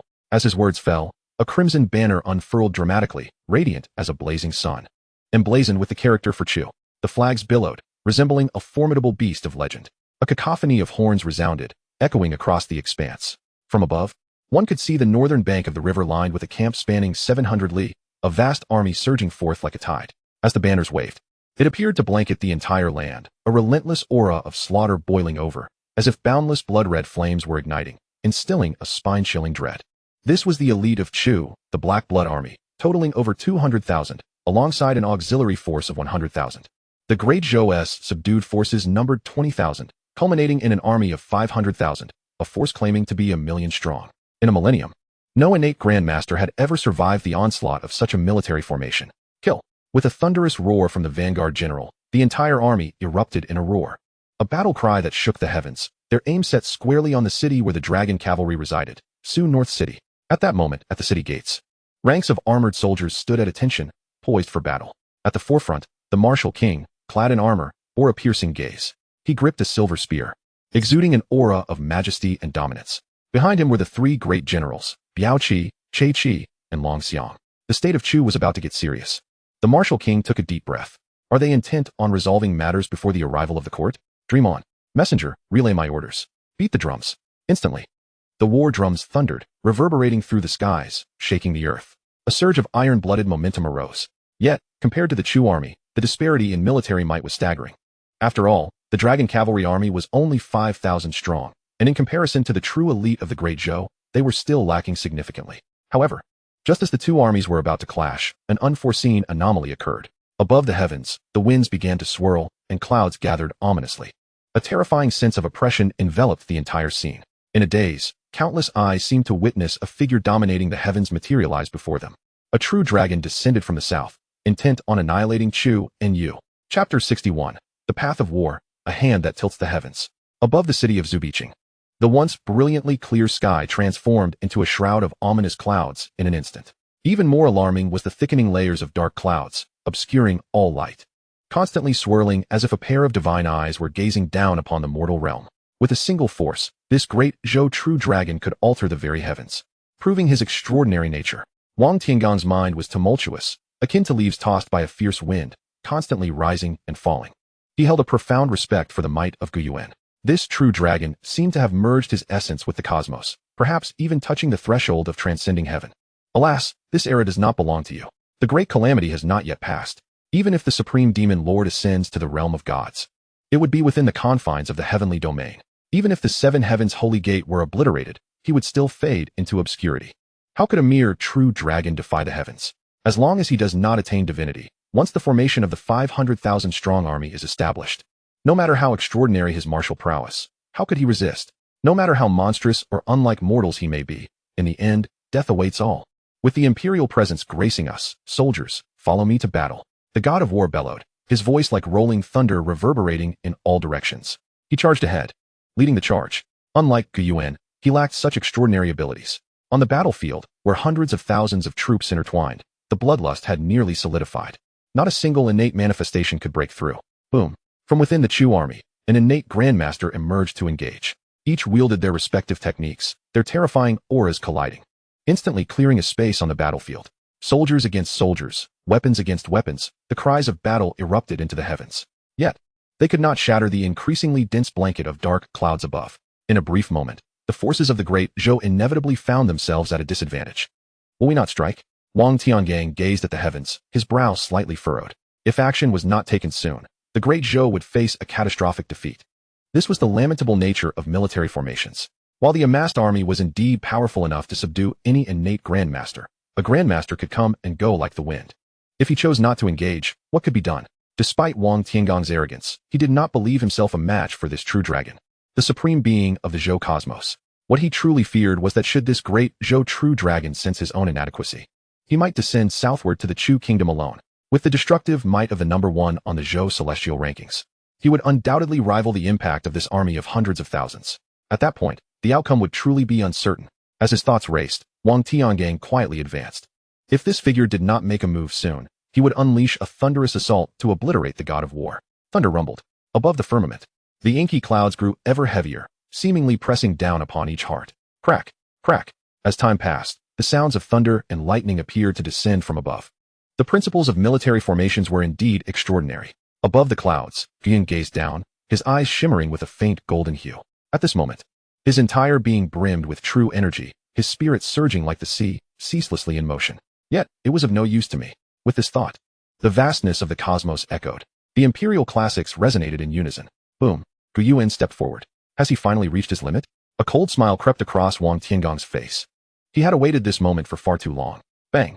Like a mighty bell tolling, in an instant, the energies of hundreds of thousands of troops converged, forming a terrifying might capable of devastating the heavens and earth. Wang Tiangong stood amidst them, resembling a war god. It is worth noting that while the pure Yang Dao sect is a lineage of Taoism, it produced an extraordinary figure thousands of years ago. Renowned as the second sage of war, a truly unparalleled individual, he left behind 3 volumes of military scriptures. Wang Tiangong was a descendant of this lineage. This is why, despite being a disciple of the Dao sect, he emerged to serve as the grand strategist of the great Chu kingdom. This was a path of training. This black-blooded army was forged by Wang Tiangong himself. At this moment, their energies intertwined and merged, vaguely forming a colossal figure standing tall between heaven and earth. Blood and energy billowed like smoke, reaching into the clouds, mirroring his own form. At this moment, he embodied the very soul of all soldiers. And this invincible army was but a fragment of that military soul. This technique was named the divine presence of the warlord. Strike! Wang Tiangong roared, akin to a deity challenging the heavens, shaking the very firmament with his every gesture. Yet, the ensuing scene caused Wang Tiangong's pupils to constrict. Above the heavens, Gu Yuan had already stepped into the bounds of the Chu army's formation. His demeanor, however, was calm and indifferent. He descended step by step, as if strolling leisurely in a tranquil garden. The might of the army, the spirit of war, the bloodlust, none appeared to affect him. Below, the slaughter had unconsciously ceased. Even the god of war and the Grandmaster of the Chu kingdom found themselves similarly halted. It was not by their desire to stop, but rather an unavoidable necessity. An all-encompassing martial will descended from the heavens, seeking to render all submissive. The Emperor's classics, the hearts of the populace united. On this vast battlefield, all lay beneath this overwhelming will. How could this be? How did he accomplish this? Wang Tiangang was astonished. Countless grandmasters had expressed similar shock in the presence of Gu Yuan. Each had once been filled with confidence, yet now found it all but obliterated. How could he regard this military formation as if it were non-existent?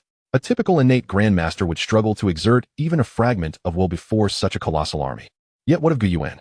He strode with unrestrained dominance, allowing the terrifying tide of power to wash over him. Yet he remained as composed as ever. Even from a distance, Wang Tiangang felt that absolute authority, that unparalleled supremacy, transcending all existence. The might of the heavens pressed for 1,000 miles, overshadowing 10,000 troops. This was truly the power of a transcendent being. Yet where in this world could such a being emerge? I refuse to believe you truly possess the strength of a transcendent. Wang Tiangang was unyielding. The essence of warfare lies in harmonizing the orthodox with the extraordinary. Since the might of the army cannot contend with you, let us see if you can withstand the path of martial slaughter. A fierce wind surged. True energy surged wildly. Suddenly, Wang Tiangang soared into the sky. An endless reservoir of power coursed through him, instantly enveloping him in an aura of ferocity. Kill! He bellowed. As weapons manifested around him, swords, spears, clubs, the myriad weapons coalesced into a formidable torrent, surging towards the ancient abyss. It resembled a canvas painted in ink, with dark clouds being scattered by this deluge, unveiling the radiance hidden behind. Alas, a voice as indifferent as a deity's descended from the heavens. No one understood what was lamented. The ancient abyss came to a halt, then raised a hand. With a simple gesture, it descended. Unadorned and devoid of any display of power, yet with that singular motion, the torrent of myriad weapons shattered instantaneously, vanishing without a trace. The towering figure, akin to a colossal titan, exploded in a moment, disintegrating into waves of energy. Boom. Following was a resounding crash. Wang Tiangang was hurled backward, his chest caved in, blood gushing forth. He plummeted to the earth like a kite severed from its string. Wang Tiangang opened his mouth, intending to utter something, but swallowed his words, transforming them into a roar. No. Rumble. It was as if the earth itself had turned over. No. It was indeed the earth turning. Dust billowed, and strange noises echoed. In a radius of several hundred miles, the ground, which bore the weight of hundreds of thousands of troops from the Chu state, began to collapse, crack, and shatter. One strike, as if the heavens themselves had descended. Chapter 62. Divine Retribution. The celestial beings descend to annihilate you. The power of a single palm was indeed terrifying. The divine martial king stood astonished, frozen as though not a transcendent grandmaster. If earlier battles in the capital had suggested that the ancient abyss's capabilities were still within the realm of the innate, now, this godlike might was undeniably beyond comprehension. Had his highness truly transcended the mortal plane? Yet, like Wang Tiangang, he shook his head internally. In the face of catastrophe, transcending the mortal realm was no easy feat. However, it appeared this battle was destined to conclude here. The Chu state was utterly powerless to resist. The divine martial king sighed. Wherever his gaze fell, there were cries of anguish, and death and injury abounded. Gaping chasms appeared upon the earth's surface. The once towering peaks crumbled entirely into ruins. This horrifying scene was reminiscent of divine wrath, inducing an inexplicable dread. Some Chu soldiers, fortunate to survive due to their proximity to the Zhou forces, now knelt in reverence on the ground, worshipping the towering figure above as if a deity. Others, however, were filled with terror, not daring to entertain even the thought of escape, and any notion of fleeing was extinguished the moment it arose. Not only the Chu army, but a majority of soldiers from the Zhou Longxiang army also knelt in homage. In the presence of the throne, did numbers still hold any significance? An unbidden thought arose within the divine martial king. The armies of various states were supposed to embody their strongest capabilities. Yet before the throne, numbers held no meaning. What, then, was their purpose? The divine martial king dared not ponder further. The ancient abyss. At this moment, Wang Tiangang had not yet succumbed to death, yet was drenched in blood, his hair disheveled as he crawled from the ground, gazing at the figure that stood like a pillar supporting the heavens. With a single force, it had slaughtered hundreds of thousands. You shall face divine retribution. Wang Tiangang cried vehemently, his eyes aflame. He formed a seal with his hands. Had it not been for the military formation, that strike from the heavens would have claimed his life. Now, his survival was merely due to the Black Blood army bearing the brunt of the damage. Divine retribution? The ancient abyss replied nonchalantly, its tone calm. In this realm, there exists but one heaven, and that is I. Boom. As the words fell, the ancient abyss raised its right hand, fingers splaying and closing. A fierce golden radiance gathered within its palm. In the next moment, it clenched tightly. Bang! The entire void quaked as if thunder had erupted. A golden stream of light surged forth, cutting through the air towards Wang Tiangang. This strike was too swift. So much so that Wang Tiangang had no time to mount any defense. This time, there was no military formation to shield him. He was obliterated outright. Wang Tiangang, the imperial master of the Chu state, a disciple of the pure Yang Dao sect, was dead. Along with him, a significant portion of the Black Blood army perished. One palm, one strike, capable of annihilating 100,000 troops. Whoosh! A figure darted through the air. Another Grandmaster from the Chu state fled north, seeking a chance at survival. He had escaped the colossal strike due to his engagement with the divine martial king. Now, upon witnessing Wang Tiangang's demise, he could no longer contain himself and turned to flee. But could he escape? Before the divine martial king could act, the ancient abyss's gaze turned cold. Boom. In the next instant, it flicked a finger. A beam of sword light erupted from its fingertip, astonishingly swift, slicing through the sky and firmly locking onto the fleeing Grandmaster of the Chu state. Bang! Within the span of 3 blinks, the Grandmaster, who had just turned to flee, let out a wail of agony. A massive blood hole had appeared in his back, blood gushing forth and staining the void crimson. This once dominant Grandmaster of the Chu state fell on the spot. Gu Qianbei, the task now rests with you. The ancient abyss stepped forward, seemingly flickering to appear several miles away. Execute the necessary eliminations and capture those who must be taken. Yes. Gu Qianbei understood the unspoken command and responded with a booming voice. Divine retribution? A mere jest. The ancient abyss traversed the firmament. Above him, the sky appeared to gather storm clouds, seemingly affirming Wang Tiangang's words. Yet, the ancient abyss, with a gaze keen enough to penetrate the veil of fate, understood clearly. This was not divine retribution but the might of the heavenly phenomena. It could also be described as the imperial dragon's aura. The populace sustains the dynasty. Thus, the dragon aura congealed by the dynasty would naturally protect its people. With a single palm, the ancient abyss obliterated an army. The violence of his actions inevitably attracted the attention of the Chu state's dragon aura. For this 300,000-strong army constituted nearly half of the Chu state's wealth. In simpler terms, it was the fluctuation of the Earth's veins and dragon aura that triggered the celestial phenomena. As for why the ancient abyss could be locked onto, it was due to Wang Tiangang. As the national master, he could invoke the dragon aura of the Chu state, similar to the emperor or princes of the Zhou dynasty. It was his summoning of the ancient abyss that resulted in such a situation. Otherwise, even if the ancient abyss's slaughter was even more rampant, this imperial dragon aura would have been powerless against him, or even indifferent. For the so-called dragon aura, unlike humans, lacks wisdom and perception. It operates solely on the most fundamental instincts. The massacres of mortals merely come and go. The ancient abyss remained unconcerned. The Chu army's incursion into Zhou had undoubtedly wrought havoc upon countless subjects of the Zhou dynasty. Now, it was merely a matter of retribution. Next, it was time for the Yu state. The ancient abyss turned its gaze southward, where the Yu army continued its rampage within Zhou's borders. Meanwhile, the storm clouds above were still brewing. Had the earth indeed turned over? Within the military camp's main tent, a brawny general stood beside the table, suddenly shifting his expression. He sensed an unusual disturbance in his heart.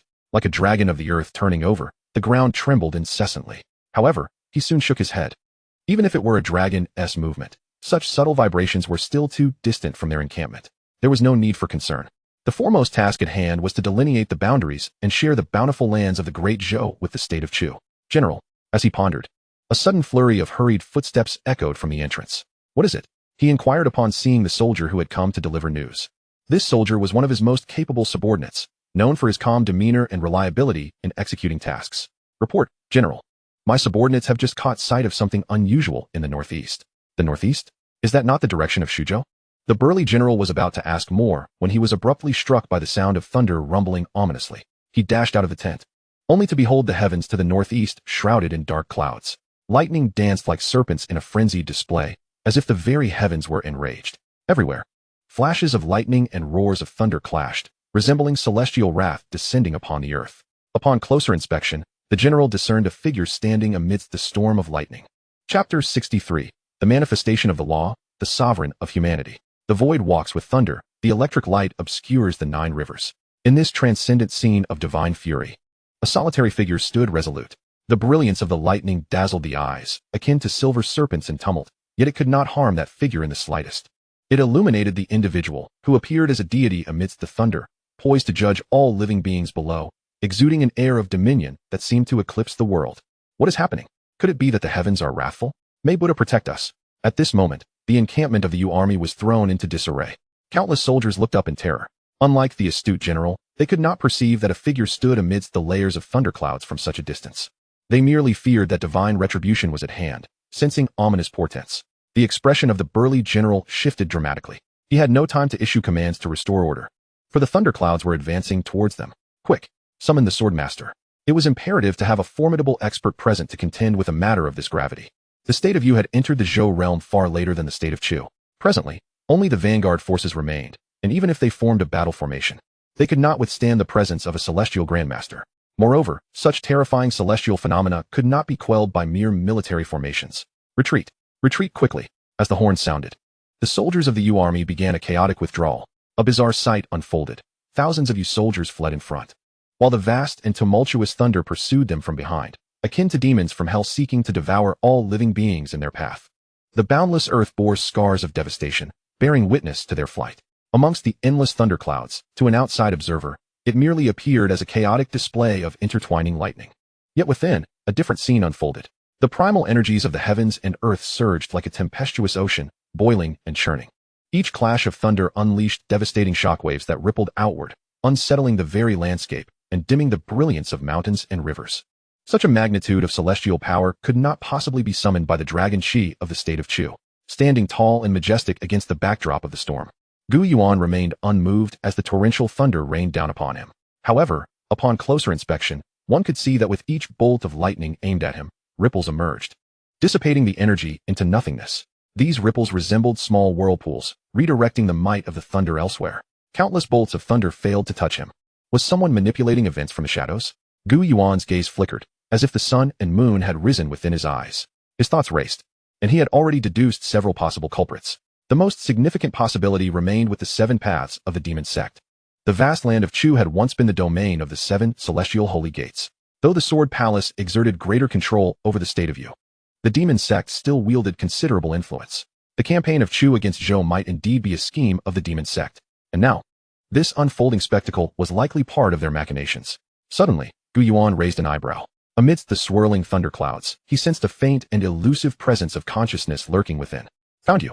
Gu Yuan's eyes narrowed as he pinpointed his target in an instant.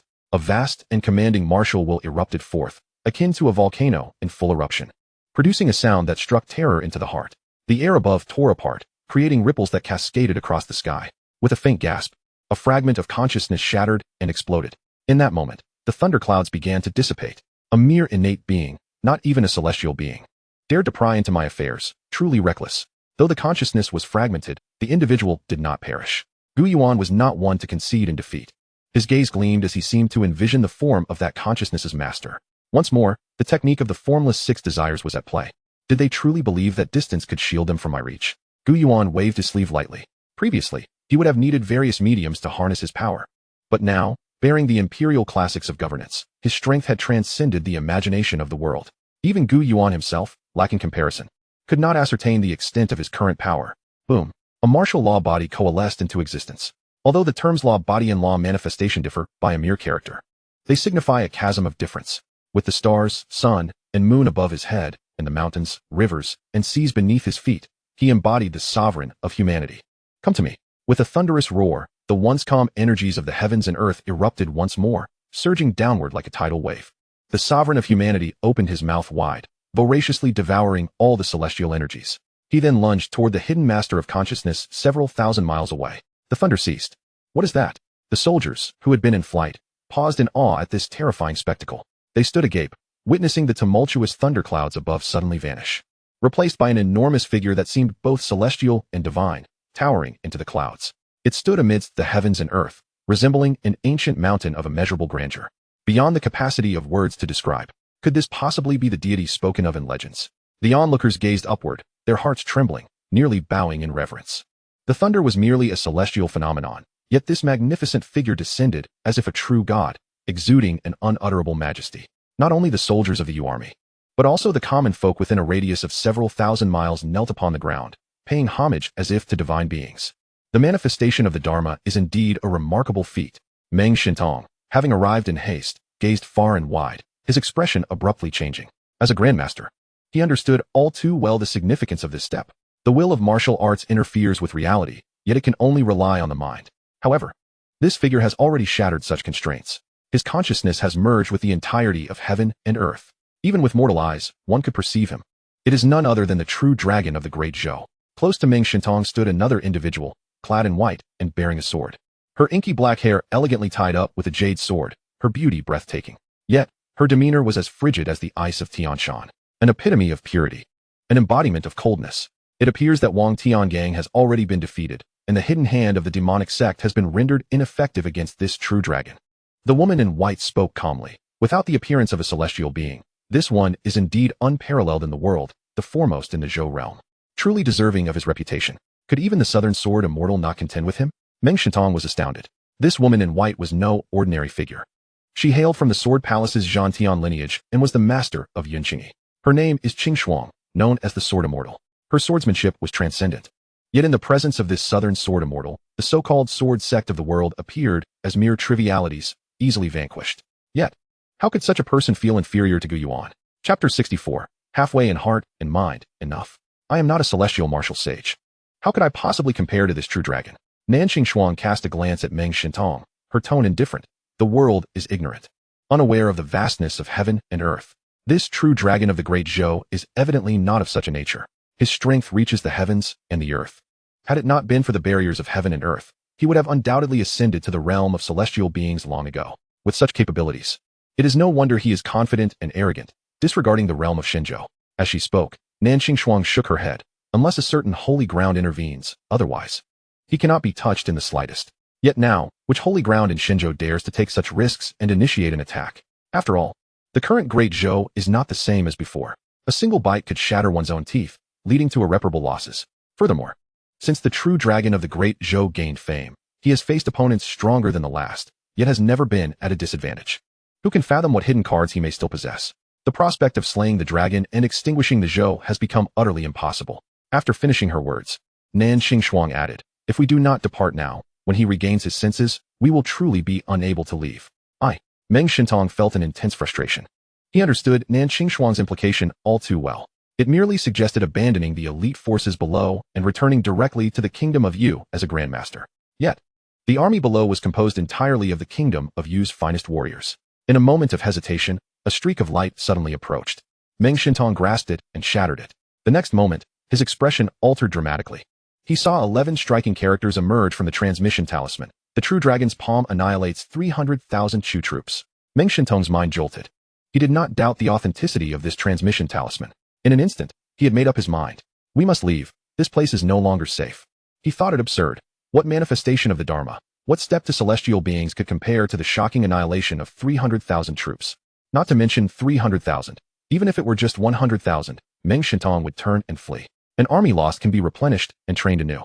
If he perished, that would be the end of it. With Yunqingyi absent, he had no talismans for void shifting. If he were truly targeted, death would be inevitable. Immediately, Meng Shintong's sword light flickered as he prepared to follow Nanqing Shuang. What do the two of you mean by arriving from afar and departing so swiftly? Suddenly, the heavens and earth were sealed off.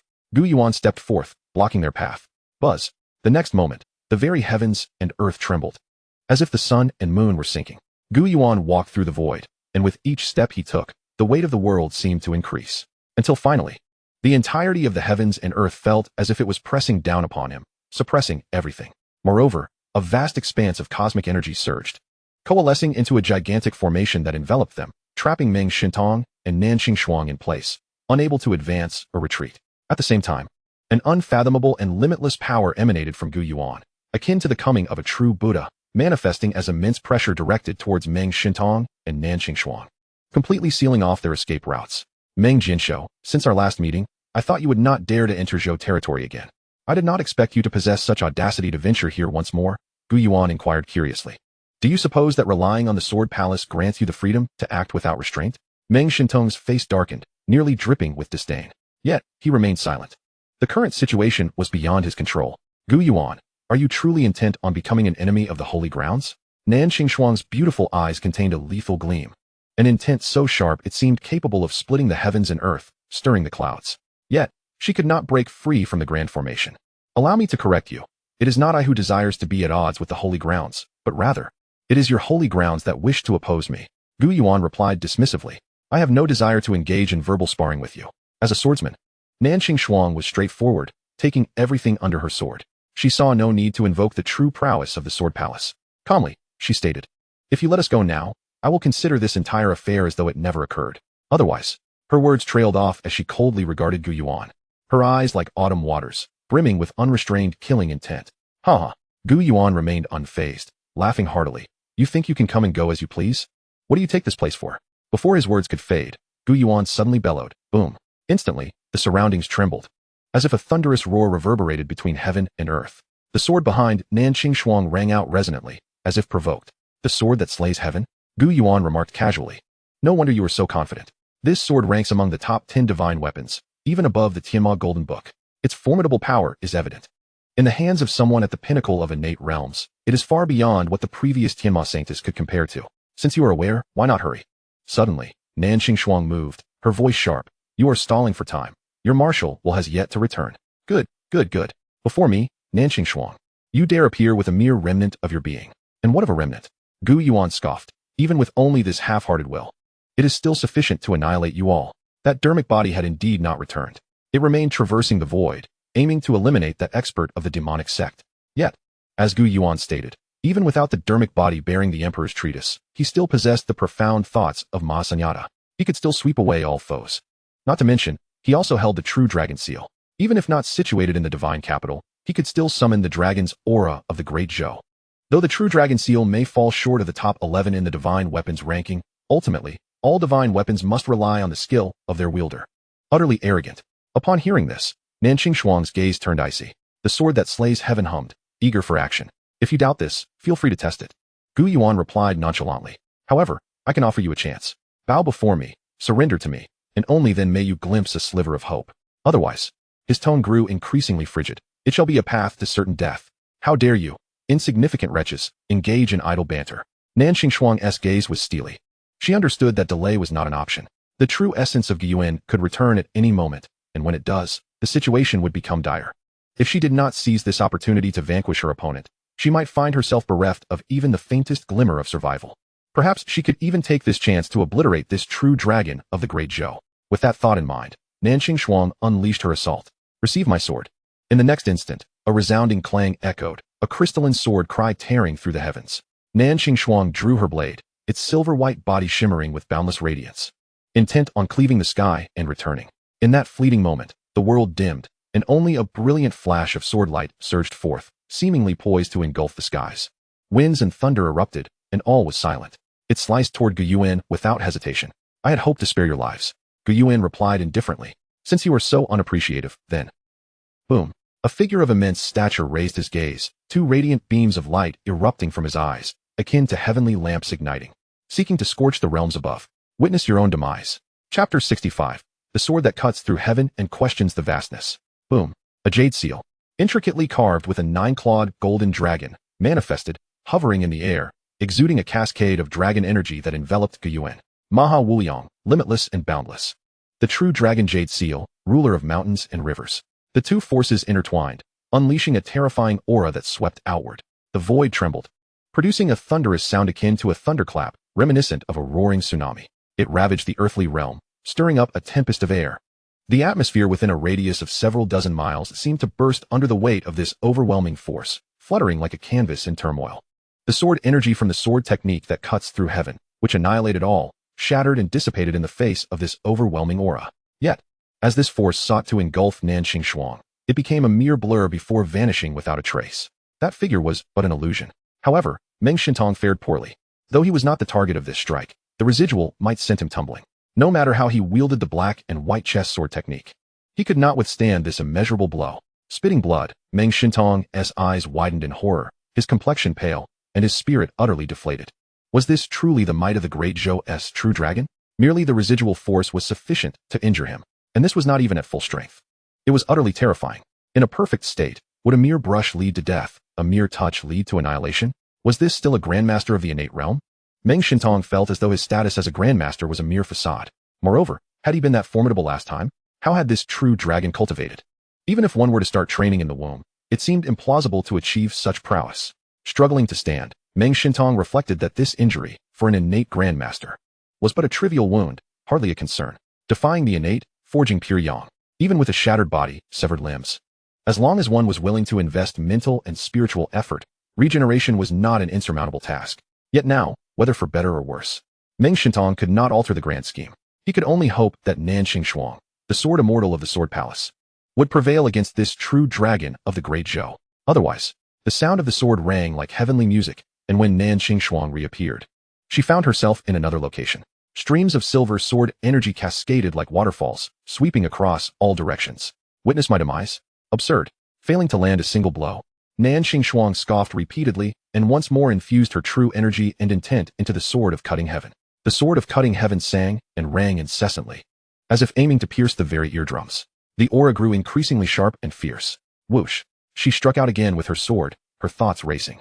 Although that previous strike was formidable, it had not truly harmed her. It seemed this true dragon was indeed not fully present, and his strength had likely diminished to merely 2 or 3 layers. Nanxing Shuang, using her own understanding, compared Gu Yuan's strength to the teachings of the Sword Palace across the generations. She believed her assessment to be accurate.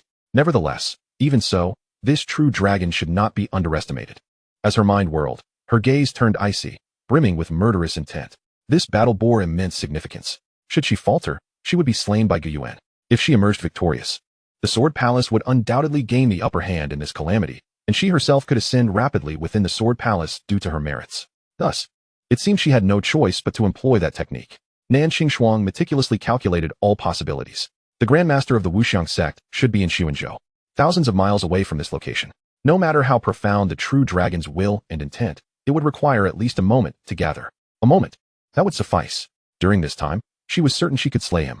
The sword technique that cuts through heaven was a technique of fortune. Everything revolved around that final strike to cut through the heavens. Coupled with the mysteries within the sword of cutting heaven, Nanxing Shuang was resolute. Her sword intent soared like the heavens, severing the myriad distractions within her heart. In that moment, her focus was unwavering. She sought only to subdue the true dragon of the Great Zhou. At this point, she swung her sword, true energy surging forth like a writhing silver serpent, akin to a waterfall cascading upwards. Where her sword energy reached, the heavens appeared to be torn asunder. Observing this strike, Gu Yuan remained immobile, his form towering like a mountain, his aura as vast as a true Buddha. The radiance descending from the true dragon jade seal formed a wall, blocking her assault. In an instant, the sword energy collided with the light barrier, creating massive ripples, akin to a stone plummeting into a lake. Nanxing Shuang remained calm and unhurried, a glimmer of enlightenment igniting in her eyes, the eye of breaking illusions. A clarity emerged between her brows, as if she had perceived many truths. With a casual slash, her spirit transformed into a transparent sword suspended in the air, its chilling sword energy imbued with boundless killing intent. It struck at the weak point beneath the light barrier of the eye of breaking illusions. Thud! The sound echoed like metal clashing against metal. But immediately following was a thunderous explosion that reverberated through the entire void. The light barrier shattered. The defense of the true dragon jade seal had been breached. Was it truly that simple? Nanxing Shuang was momentarily taken aback, seemingly incredulous. Though her mind was momentarily stunned, her actions did not cease. Amidst the swirling true energy, she slashed her sword forward. A tremendous and unstoppable sword power erupted, transforming the surroundings into a realm of swords. Everywhere was the sound of swords singing. Everywhere was the light of swords. The might of this strike far surpassed any previous sword. The fifth stance of the sword technique that cuts through heaven. The sword that cuts through heaven and questions the vastness. This was the ultimate move of the sword technique that cuts through heaven. The final killing blow of the lineage of cutting heaven. As this sword was unleashed, it was heralded as an instrument capable of cleaving through all that exists, shattering all that dares to oppose it. South Qing Shuang, with her extensive combat experience, seized the opportunity with unwavering determination. This strike embodied nearly all her strength. In that fleeting moment, her spirit, will, and essence converged into a singular force. Within the sword of heaven's destruction, an inexplicable aura stirred to life, amplifying the ferocity of her strike to an even more terrifying degree. Boom! In the realm enveloped by her sword, a cataclysmic force of destruction erupted suddenly. This sword, akin to the silent yet sudden strike of an antelope's horn, surged forth with blinding speed, an unstoppable torrent. Buzz! The resplendent blades swept across the skies, extinguishing the very radiance of the heavens. Between heaven and earth, it seemed as though only this magnificent sword existed. Truly, as a disciple of the Sword Palace, her prowess was commendable. Yet, a dispassionate voice echoed from Gu Yuan. But that is where your abilities conclude. You are still far from my level. Boom. As his words resonated, Gu Yuan remained motionless, emanating an unparalleled aura of majesty. It was vast and profound, like an ocean, with a finger as slender as jade. He pointed lightly, as if to crush everything into dust with the mere touch of a divine being. His finger landed precisely upon the edge of the sword of heaven's destruction. Buzz! The sound reverberated limitlessly, echoing like the tolling of ancient bells. The sword's intent, which seemed capable of severing the very heavens and annihilating the earth, was rendered trivial in the face of this divine finger. The teachings of the Buddha flowed forth, transcending all under heaven. What sword light, what sword domain could withstand a finger that towered above like the celestial firmament? They were utterly inadequate. Chapter 66, Millennia of Fortune and Splendor, the mad blade outside of Beijing, with a single finger descending. It appeared as if it sought to collapse the very heavens and earth. The indestructible essence of the Golden King stirred the air into a frenzied tempest, howling with unrestrained fury. The terrifying might of this force seemed to cause the surrounding void to implode. Boom! A resounding explosion heralded the shattering of the sword domain. Crack! Another sound followed, the breaking of the sword's energy. Soon after, a cacophony reminiscent of porcelain shattering echoed from all directions. Boom, boom, boom. The sword intent, spanning across the universe like an infinite light, the supreme killing intent that could destroy heaven and earth, was obliterated beneath this finger's might. In this vast expanse, only boundless Buddhist light radiated, sacred and untouchable, towering like a mountain. It suppressed all. South Qing Xuan, who believed victory was within her grasp and envisioned herself slaying the true dragon, suddenly paled. Her previously unwavering sword heart wavered in that moment. In disbelief, her eyes reflected sheer astonishment. How could this be? Her essence surged like the vast oceans, unfathomable in its depth. Her sword intent had been refined to its utmost peak, and the sword of heaven's destruction was firmly in her grasp. Across the millennia of the Sword Palace's history, few in the innate realm could claim to surpass her. Yet now, Gu Yuan, the true dragon of the Great Zhou, had not only bested her, but had done so while her spirit and martial will were already diminished. How was it possible for him to shatter her pinnacle sword strike with a single blow? Had this been before, South Qing Xuan would have scoffed at the notion. But now, the stark reality lay bare before her, causing the sword heart she had honed for 2 centuries to tremble uncontrollably. This was not a mere thought.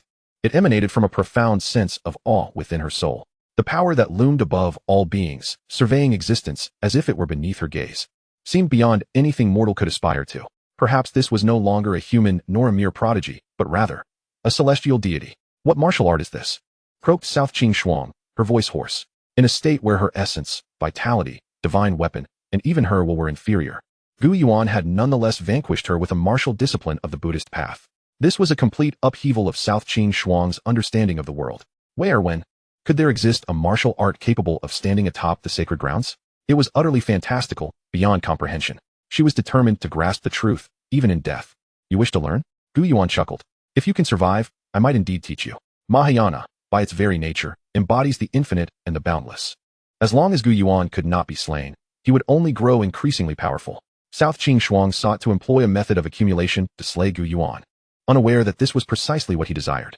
Though Gu Yuan understood that the Mahayana could not truly be limitless, as it paled in comparison to the fortunes bestowed by the imperial supreme scriptures, within the innate realm, no one could ever compel the Mahayana to its limits.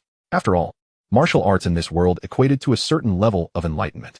Authentic paths falter, demonic schools falter, and even sacred grounds falter. If an innate Grandmaster were to break through, it would undoubtedly be the martial art that led the way. Just as Xuan Taoist created his martial art, achieving perfection before consolidating the Xuan will and expanding it step by step. Yet Gu Yuan was not bound by such constraints.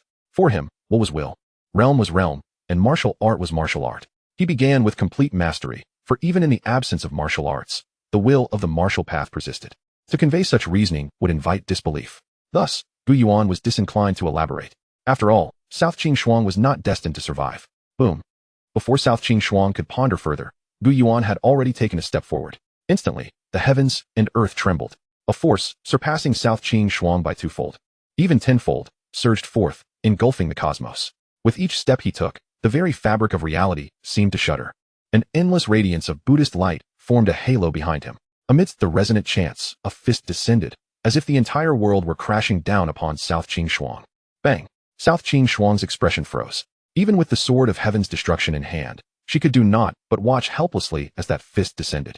Though her essence erupted in a desperate struggle, it paled in comparison to Gu Yuan's Mahayana, which soared to unfathomable heights. As the fist fell, South Qing Xuan of the Sword Palace was obliterated in an instant. South Sword Immortal, Meng Shintong stood in stunned silence, overwhelmed by the magnitude of this scene. The impact was so profound that even a Grandmaster of the innate realm stood frozen, staring blankly at the Great Zhou's true dragon, akin to a divine being. He was utterly bewildered, standing there like a statue. The moment that heavenly fist descended, he remained motionless, following in South Qing Xuan's tragic fate. Thus, The matter concerning Chu Yu was resolved. Gu Yuan traversed the void, and with a mere flicker of his expression, his imperial form struck down a master of the Wuxiang sect with a single palm, returning through the air. However, one must reciprocate when visiting. Thus, I too shall traverse this land of Chu and Yu. Lifting my gaze, I surveyed my surroundings, and with a grand gesture, Gu Yuan seized the sword of heaven's decapitation. Regrettably, without the true essence of the sword palace, I find myself incapable of wielding this blade. The sword of heaven's decapitation emanates an unparalleled aura of slaughter, resisting my control. Yet, the Gu Yuan of now is not the same as the Gu Yuan of yore. The Emperor's law body, which dominates the mountains and rivers, has returned, exerting boundless power that instantly subdues the sword of heaven's decapitation. I possess an arsenal of divine weapons, including the celestial demon golden tome and the sword of heaven's decapitation, each with a significant pedigree. Alas, none compare to the assistance the true dragon imperial seal provides to Gu Yuan. It is indeed a pity that I have not yet acquired a Dao fruit. Having vanquished the Chu army and slain several grandmasters, Gu Yuan's fortune now surges forth, vast as the ocean, with a history spanning millennia. A few more tomes of imperial governance could be cultivated from it. I hope my forthcoming journey through Chu and Yu does not lead to disappointment. With a single step, Gu Yuan traverses distances as if they were mere inches, reappearing 30 miles away, several hundred miles from Su Beiqing. A burly man carrying a sword strides along the official road. Though he walks, each step covers hundreds of zhang. The official road is bustling with carriages and pedestrians. Yet none can perceive this sword-bearing giant. The Chu army assaults Xuan. The man's eyes shimmer with brilliance, revealing a contemplative expression. Such a grand conflict evidently cannot yield a victor in a mere moment. It is rumored that the crown prince of the Great Zhou approaches this very location. I can only hope he does not perish at the hands of the Chu army before I arrive. As thoughts race through his mind, his pace quickens. His target is none other than Su Beiqing, or rather, the crown prince of the Great Zhou, the future sovereign. This individual is the sword maniac, Yu Duzuan, who yearns to test the blade against the true dragon. However, as this former second of the heavenly Zhou nears within 100 miles of Su Beiqing, his expression abruptly shifts. What is this? Chapter 67. The sword maniac's defeat. The world trembles. The Chu and Yu soldiers are sent forth. Inside Su Beiqing, the divine martial king diligently attends to various matters concerning the southern 10 provinces, with the deaths and surrenders of local governors. All military and administrative affairs rest solely on his shoulders. This is unprecedented in the 4th-century history of the Great Zhou. Never has a leading general of innate Grandmaster status interfered with local governance. Even in the absence of capable individuals, it is customary for the central authority to dispatch suitable personnel. Otherwise, the unification of military and political power raises concerns for the emperor residing in the Central Plains, even if no rebellion ensues. Yet, the reality is that Gu Yuan not only remains at ease, but the divine martial king also performs his duties with utmost diligence. Harboring no trace of disloyalty, his actions revolve entirely around the few characters that signify Gu Yuan. Suddenly, the divine martial king senses something. He perceives a surge of energy approaching from beyond the walls of Su Beiqing. It annihilates all in its path, a dominative force. Such an essence prompts him to rise. Is it the sword maniac? When Yu Duzuan made his name across the realm, it was precisely when the divine martial king ascended to the innate realm. Thus, he recognizes him. Is he here for his highness? Regrettably, the divine martial king shakes his head. Before his highness, even the sword maniac must bow. If he were to act with humility and contain any disrespect, or if he were to arrive a few days later, there might be no issue. However, should he oppose and disrespect his highness, he would surely face dire consequences. After all, the area stretching several hundred miles south of Su Beiqing is littered with the true essence left by his highness, boundless and overwhelming. Ordinary warriors may dismiss it, but those who comprehend true essence, whether they be profound masters or innate grandmasters, can unmistakably sense it within this realm. Having thought this, the divine martial king chooses to disregard it. Regardless of his involvement, it would not alter anything. It is more prudent to attend to pressing matters. Buzz. The sound of a sword trembles. The dominator's blade breaks free from its constraints, emerging of its own accord. It dazzles in the heavens, transforming into a ferocious dragon that spirals upwards, exuding a thick aura of malevolence, as crimson as blood. A strand of sword energy descends, cleaving through the air and leaving a trail of mottled scars. This is clearly a divine weapon endowed with spirit, instinctively responding to perceived threats. Brilliant as the sun. Is this the true dragon? Yu Duzuan's eyes ignite with astonishing brilliance. Within his spiritual perception, from 100 miles away, an awe-inspiring energy waves toward him, akin to an emperor commanding the mountains and rivers, resplendent and overwhelming, compelling one to kneel in reverence. Thus, it is no wonder he is renowned. Yu Duzuan laughs heartily, utterly unafraid. As he journeys forth, tales of Gu Yuan's exploits reach his ears, the battle in the imperial city that thwarted the 7 factions of the demonic sect, the slaying of 6 innate grandmasters within the Zicheng Hall. Invincible in the world, he stands atop the celestial hierarchy. The boasts are grand, yet Yu Duzuan, having risen from obscurity through countless tribulations, relies solely on the blade in his hand. What he hears pales in comparison to what he witnesses with his own sword. Amidst his laughter, the heavens tremble. With the blade in hand, Yu Duzuan presses on, the true dragon beckoning, the energy within reach. To retreat now would be to squander this splendid opportunity. A true warrior must wield their blade against those stronger. Yu Duzuan fears not Gu Yuan's strength, but rather that he may not be formidable enough. The domineering aura of the blade erupts with a thunderous roar, akin to a raging inferno sweeping the land. A deluge of power flooding forth. In an instant, it engulfs the entire void. Yet, such terrifying intent proves insufficient to aid Yu Duzuan in taking even a single step further. The Emperor's true essence, hovering above the heavens, resonates with a cataclysmic force. In the midst of shifting winds and clouds, a power as vast as a towering mountain bears down upon him. It feels as if the Tianshan mountains are pressing down, an unimaginable weight pinning Yu Duzuan in place. The surging and tumultuous blade intent is instantly extinguished, rendering Yu Duzuan unable to move. The ground beneath him erupts with a resounding roar, shattering into fragments. What is happening? This scene immediately stirs the nearby passersby. The shattering blade intent and the unstable true essence prevent Yu Duzuan from maintaining his ghostly prowess, leaving him exposed to the gaze of others. Yet, he has no time to concern himself with this now. At this moment, Yu Duzuan's eyes reflect the imposing figure that governs the mountains and commands the people. An embodiment of regal authority. The unmatched dragon energy transforms into a dark regal robe draping over him. The towering crown, adorned with divine light, cascading down, accentuates his stature like a legendary sovereign, presiding over the land of the divine. Every movement he makes resonates with the might of heaven, uniquely inscrutable. Even in the absence of the true person, the mere essence seeks to suppress me. Yu Duzuan laughs in fury. His true energy surges like an unfettered ocean, crashing forth, tearing at the confines, striving to break free, yet it can only ripple within a few zhong, incessantly quaking. No matter how he exerts himself, he cannot breach the overwhelming energy that radiates like the sun. Not an inch can he budge. I refuse to believe it. Yu Duzuan roars. With a resounding clash, the dominating heavenly blade sliced through the air with unparalleled ferocity, its radiant blade light bursting forth like a meteor plummeting to the earth. A thunderous roar reverberated through the heavens and the earth. It was the Blade Madman, 8th on the Zhou Tian ranking. At that moment, some bystanders finally recognized the identity of this Blade Madman, their faces betraying a mixture of astonishment and fear. Although Yu Duzuan had recently fallen several ranks in the newly released Zhou Tian ranking, a Grandmaster of innate prowess cannot be easily overlooked, even among the greatest of giants. Their expressions shifted dramatically, prompting many to flee the scene in haste, while only a few daring souls dared to observe from a distance. The one who unleashed such a strike must undoubtedly be a Grandmaster of innate skill. Boom. The overwhelming intent of the blade surged like a tumultuous tide, akin to a tsunami roaring, tearing the heavens and earth asunder. I possess a single blade, capable of severing all. Yu Duzuan's essence coalesced into a singular force, pressing forward without hesitation. Bang. He finally made his move, taking a steady step forward. Come again. Yu Duzuan's countenance was stern, his gaze sharp.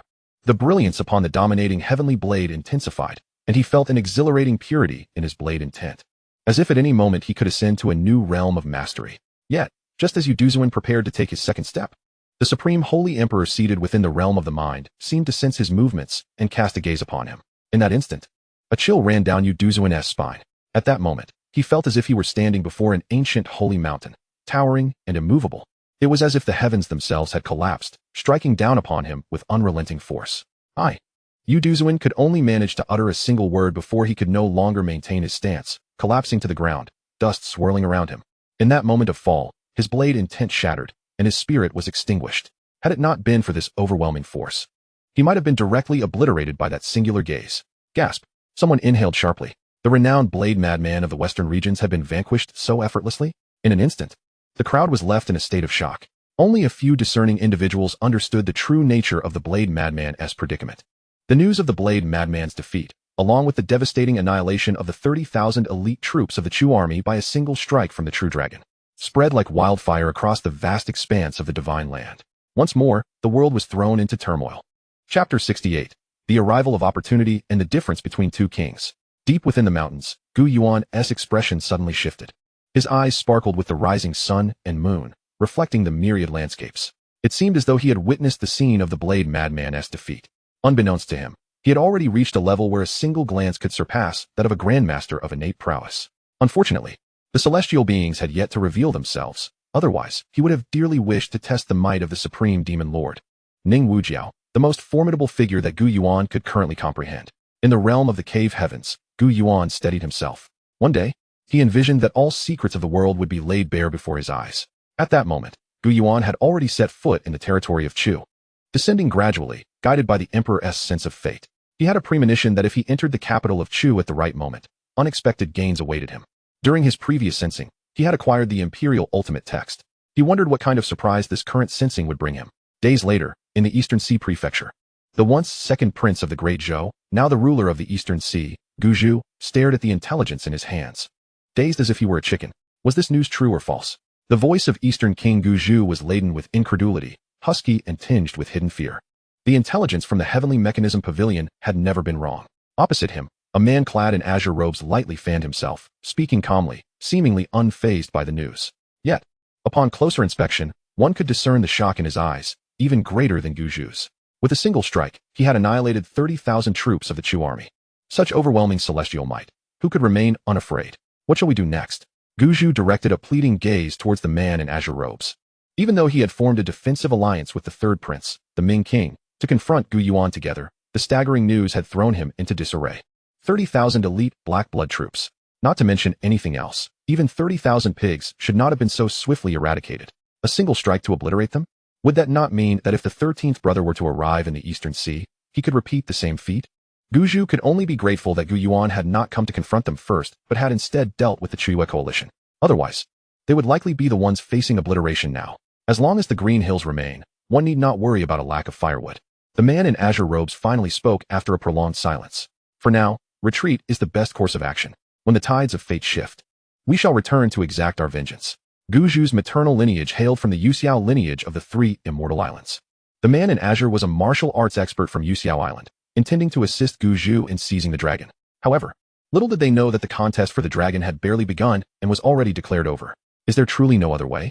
Gu Zhu's face contorted with struggle. Unwilling to yield. If only I could. Do not dwell on such thoughts. The man in azure shook his head. Even the current three immortal islands cannot contend with him. What a jest. If they could, why would they need you? They would have acted long ago. That holy land. Gu Zhu was reluctant to let go. How could I know the schemes of the 6 great holy lands? The man in azure replied indifferently. Even if we were to gamble, it would be at the behest of the island master. The implication was clear. Gu Zhu was not yet worthy. Very well, I shall. Gu Zhu gritted his teeth, preparing to arrange for the aftermath and carry away everything he could, when suddenly, a long, booming laughter echoed from afar. Ha ha! Eastern King, the 3 immortal islands, today is your day of reckoning. A thunderous sound rolled in like the roar of thunder. From the distance, a figure emerged, riding the wild wind, exuding boundless malevolence as if a demon god had descended, slaughtering 10,000 evils. The man in azure recognized the figure, soaring into the sky, conjuring a barrier of water to shield against the oncoming gale of malevolence. You aren't even a Grandmaster, yet you dare to appear before me? Seeking death, are you? Ha ha, Zhan Taijing, feel free to test your mettle. Slaughtering 10,000 evils laughed heartily. The Eastern King has annihilated my kin, 3,000 souls. Such a blood feud has finally granted me the chance to seek vengeance. Just you? Zhan Taijing scoffed dismissively. And what if I join in? Another voice resonated. As an elder clad in black robes slowly stepped forth. His hair and beard were white, yet his visage bore a youthful glow, with bright and spirited eyes. Master of Xianming Island, how can you still be alive? Zhan Taijing exclaimed, his pupils narrowing as he spoke with a fierce tone. The vast expanse of the divine continent, especially its overseas territories, is composed of numerous islands that form the martial world of the seas. Among them, the 3 Immortals Island is the most renowned. However, the other islands should not be underestimated. Since ancient times, after Zhou had been granted dominion over the Eastern Sea, relying on the might of the great Zhou's naval forces, combined with the martial prowess of the 3 Immortals Island, they had nearly swept away all the islands in the East Sea, establishing their monopoly over the waters. This process, of course, was drenched in blood. Tuan Sha, the master of Xianming Island, is a figure of such caliber. They possess formidable strength, favorable fortune, and have remained hidden from sight. Over time, the 3 Immortals Island ceased to concern itself with him. As long as the 3 Immortals Island has not perished, how dare I meet my end? Master of Xianming Island laughed heartily. You are rebels of the Great Zhou. I shall claim your heads and present them to the true dragon to receive the protection of the Great Zhou. What can your 3 Immortals Island do to me? Prepare to die. With that, The master of Xianming Island ceased his idle chatter and struck decisively. In Yinzhou, at the Mingwang mansion in Taiyan, Gu Shang sat at the head of the hall, his expression as calm as still water, betraying not a hint of emotion. 3 Sergio, how do you see this? Gu Shang, looking at Wang Jingyang, who hailed from the Langyuan clan, noticed a grave expression appear upon his brow. With a solemn demeanor, he replied, "We cannot oppose or engage. So, does this mean the Langyuan clan intends to abandon the prince?" Gu Shang remained motionless, his tone exceedingly tranquil. Wang Jingyang paused briefly, then sighed. "It is merely a temporary retreat. When the heavens and earth revert, there will be a time for reckoning. When the heavens and earth revert." Gu Shang cast a sidelong glance at Wang Jingyang, a smile that was neither entirely joyful nor entirely mocking gracing his lips. 10 years, or perhaps 20, or even 30. Does His Highness intend to hold on? Abandon? Gu Shang rose suddenly. "From the moment I set foot in this land, I have never contemplated retreat. In battle, the blood of dragons runs red and black. There are only kings who perish in combat, not cowards who cling to life." In an instant, a fierce aura surged forth, as if a multitude of armies were rushing forward. "Your Highness certainly possesses extraordinary fortune," Wang Jingyang murmured, lowering his gaze. "Upon my return, I shall report this to the ancestor. You may depart." Gu Shang strode out with the gait of a dragon and tiger, his presence resonating throughout the city. Rally the troops, we march northward. Chapter 69. The coronation ceremony. Various parties wish to congratulate. In the northern Yuan Khanate, the heavens and earth stretch boundlessly. In the distance, a black stone city stands resolute. This is the royal court of the northern Yuan, established by that formidable conqueror who unified the tribes of the grasslands. Emulating the Great Zhou, outside the city, a black torrent advances slowly. This troop, numbering scarcely 2,000, is clad in black armor, mounted on blood-red steeds. The guardians of the Vajrayana, the Ashura, each endowed with esoteric teachings, are invulnerable and possess immense strength. They are the most elite soldiers of the northern Yuan and the only force capable of contending with the Great Zhou's border armies. For reasons unknown, they now direct their military might towards the northern Yuan royal court. "Teacher, I have treated you well. Why do you betray me?" A middle-aged man clad in the royal robe of the northern Yuan bellowed from the city gates. This man is the current Khan of the northern Yuan, Shumatai. His brow furrowed with fury, he grasped his dragon-headed staff tightly, glaring at the imperial teacher who once saved the northern Yuan from peril. "Amitba, revered one above," Batter chanted, his voice deep and resonant. "It is not that this humble monk betrays the Khan, but rather that the Khan has betrayed the revered one." "Nonsense," Shumatai retorted, exasperated.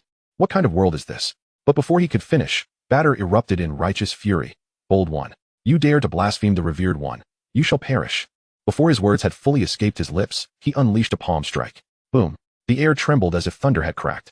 A tremendous force of a golden palm materialized, directly striking down the Khan of the northern Yuan. Since the passing of that formidable conqueror, the tribes of the grasslands have been under the control of the Vajrayana.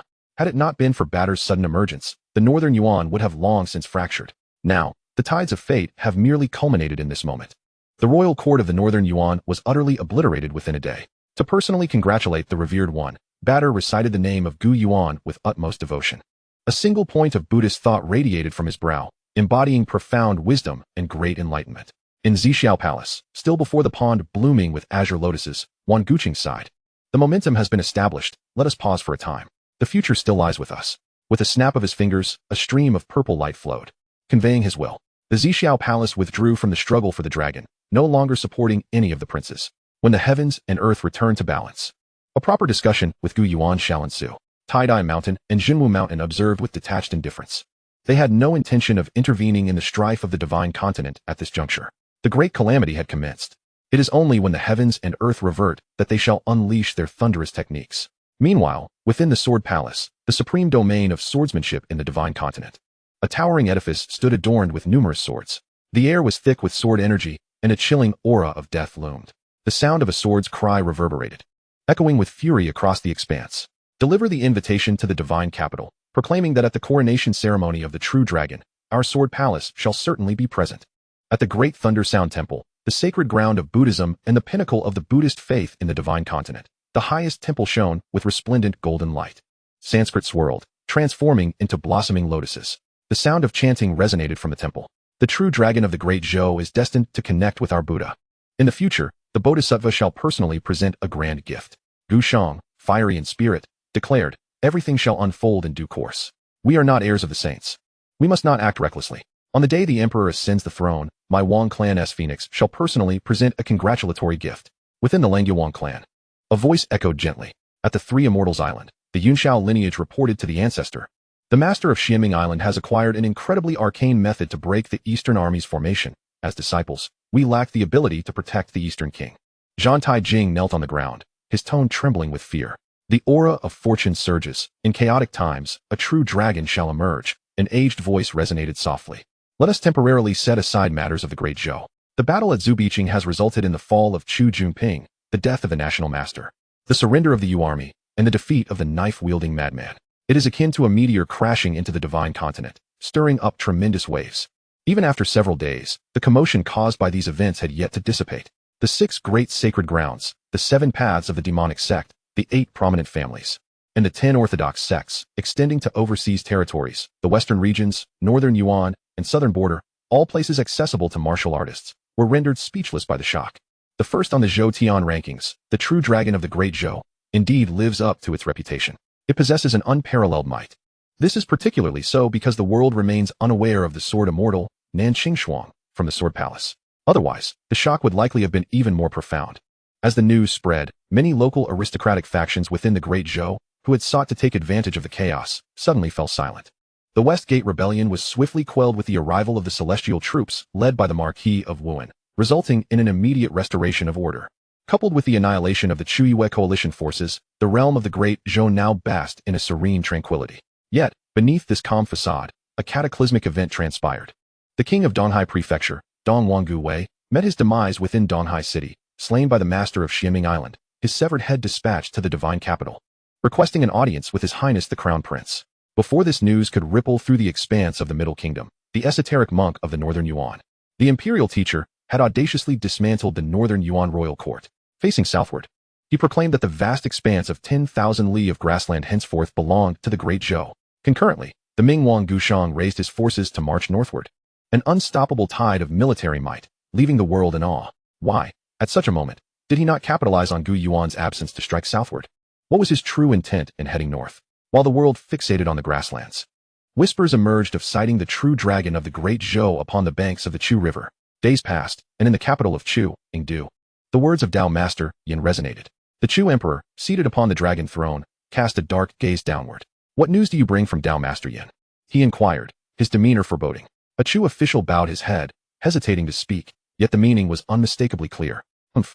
Wang Tiangang fell by the hand of Gu Yuan. And yet he, a legitimate Tao Master, disregards this vendetta, showing utter disregard for familial bonds. The Chu Emperor erupted in fury, demanding, what do the Tai Sword Sect and the Lianxin Zen Institute have to say? The Tai Sword Sect and Lianxin Zen Institute, along with the Pure Yang Dao Sect, represented the pinnacle of power within Chu, alongside the Tianyuan Martial Pavilion and Howran Mansion in Yu, and the Kunlun Dao Sect beyond the borders of the Western Desert. Together with the Kanglin Sword Sect, the Xiantian Dao Sect, and the Great Radiance Temple within the Great Zhou, they formed the 10 great orthodox sects. Since Gu Yuan descended upon the south and obliterated the 30,000-strong Chu army, the Chu Emperor had been consumed by thoughts of vengeance, losing all appetite and sleep. The 3 major orthodox sects were the allies he yearned for, yet the Pure Yang Dao sect had declined assistance, leaving only 2. The Tai Sword sect had shut its gates, while the abbot of the Lianxin Zen Institute, Master Yinjue, refused to meet anyone. The Chu official bowed his head, lamenting internally. Ever since the Kanglin Sword sect and the Xiantian Dao sect had failed in the contest for the dragon, their influence had waned significantly. The once mighty Golden River Gang now existed only in name. Why? Was it not due to the true dragon of the Great Zhou? In this moment, who could withstand the wrath of the true dragon within the realm of Chu? It was no wonder the 3 major orthodox sects stood idly by. Even the Pure Yang Dao sect, despite the loss of its patriarch, was similarly indifferent, reportedly preparing to send tributes to the coronation ceremony of the Great Zhou. Chapter 70. 3,000 years ago, the divine sovereign of heaven. Ah, how well you all fare. The Chu Emperor seethed through clenched teeth. Begone, all of you, get out. His furious roars left a tremor among the assembly of Chu ministers, who hastily retreated. Once they departed, the Chu Emperor regained his composure, coldly remarking, does the sacred sect have nothing to say? A delicate, ethereal voice echoed suddenly. The sacred sect has its own decrees, as the world stands today. It is the domain of the true dragon. Your Majesty would do well to enter the devil's realm to secure a safe strategy. It was the white-clad maiden named Ling Long, appearing like a specter before the Chu Emperor, her eyes glimmering with starlight. To raise an army against Zhou is the demand of the sacred sect. I have complied. Yet this is how you treat me? The Chu Emperor questioned, his gaze sharp and infused with fierce intent. Ling Long chuckled lightly, dismissing his fury with poise. Your Majesty is no child. How can you fail to see the circumstances? With 300,000 elite Chu soldiers in this realm, not even I nor the 6 great sacred grounds would dare to confront such might. Your only recourse is to enter the devil's realm, otherwise all will be lost. With these words, she turned and vanished into the depths of the palace, leaving the vast hall empty save for the Chu emperor, the demon sect, the orthodox. The words of our ancestors ring true. These individuals are utterly unreliable, the Chu emperor murmured, his tone icy. His gaze shifted, as if perceiving a towering presence. I shall never become a king of a fallen nation.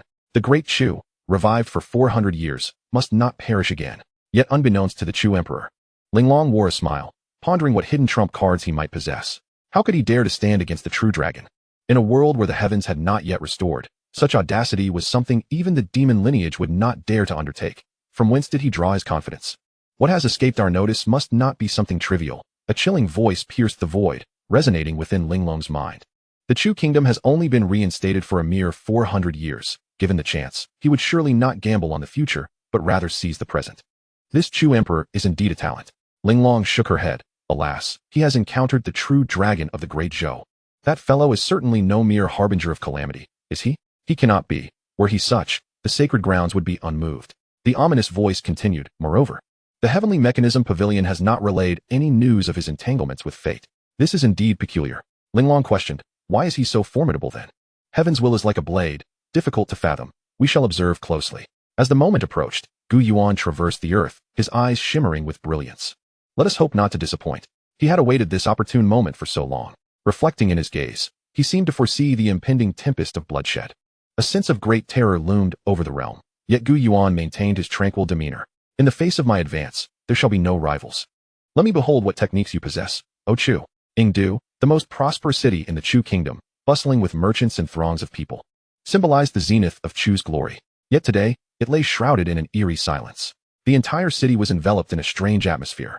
Not a single soul was visible on the streets, and the air was thick with the acrid stench of blood. As though Yingdu had transformed into a sea of blood and a hellish purgatory. The Chu emperor had gone mad. In the shadows, Linglong observed the Chu emperor, who appeared deranged, and her heart sank. In recent days, he had dispatched troops to mercilessly purge Yingdu, sparing neither noble kin nor common folk. Was this his plan for the continuation of the Chu kingdom? What was he attempting to achieve? Tianzi, Linglong inquired, seeking to ascertain whether this divine figure of the sacred sect had uncovered any information. But then, an unsettling occurrence transpired. No matter how Linglong probed or summoned her spiritual essence, she could not establish contact with Tianzi. What is happening? Linglong was taken aback. Tianzi, a sacred spirit of the sect, possessed unfathomable strength and numerous mystical means. How could she possibly be unreachable? I must depart swiftly. She felt a wave of foreboding rise within her, and without hesitation, she sought to flee the premises. Yet, just as the thought crossed her mind, it appeared that the Emperor of Chu sensed something, casting his gaze toward her location. In an instant, Linglong felt her entire being freeze, as if plunged into an icy abyss. My thoughts and spirit seemed to be utterly frozen in that singular glance. This was no ordinary human gaze. She had never encountered such eyes before, resembling the majesty of the heavens, as if embodying the very essence of the cosmos. Such a sight was not meant to be possessed by the mundane. After observing for so long, he still did not depart. The Emperor of Chu smiled enigmatically. Come. In the realm of reincarnation, utter my name. I am the sovereign of heaven. Boom. In Linglong's eyes, it was as though a gaping maw of blood had opened wide. Sovereign of heaven. Only at that moment did her dulled senses begin to comprehend the gravity of the situation. No wonder even Tianzi could not establish contact.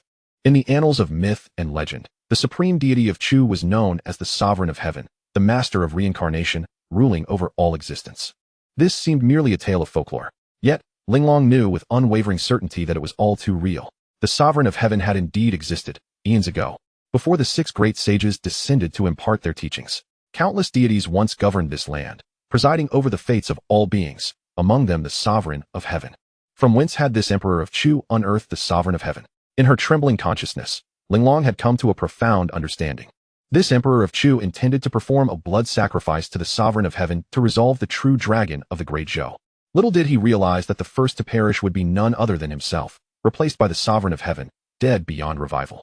A true deity in the present world, who could stand in opposition? Even in a time of diminished strength, deities are inherently born from this very realm. They are not bound by the tribulations of fate. Their power derives from the multitude, from themselves, rather than from the heavens or the earth. An inexhaustible allure surged forth, consuming her in an instant. Simultaneously, It tugged at her very spirit. Linglong was unable to emit even a scream before being drawn into that gaping maw of blood. Boom. Subsequently, that bloodied mouth closed, and all fell silent. The Emperor of Chu remained rooted in place, as if nothing had transpired. 30,000 years later, the mortal realm remained just as beautiful. The Emperor of Chu, or rather the Sovereign of Heaven, spoke with a near-obsessive tone. Suddenly, the gaze of the Sovereign of Heaven shifted sharply. There, beyond the skies of Yingdu, a figure descended through the void. The mountains and rivers seemed to rise and fall beneath his feet. The sun and moon appeared to crown him. All living beings transformed into his garments. He strode through the emptiness, much like an ancient sage king, surveying the realms of existence.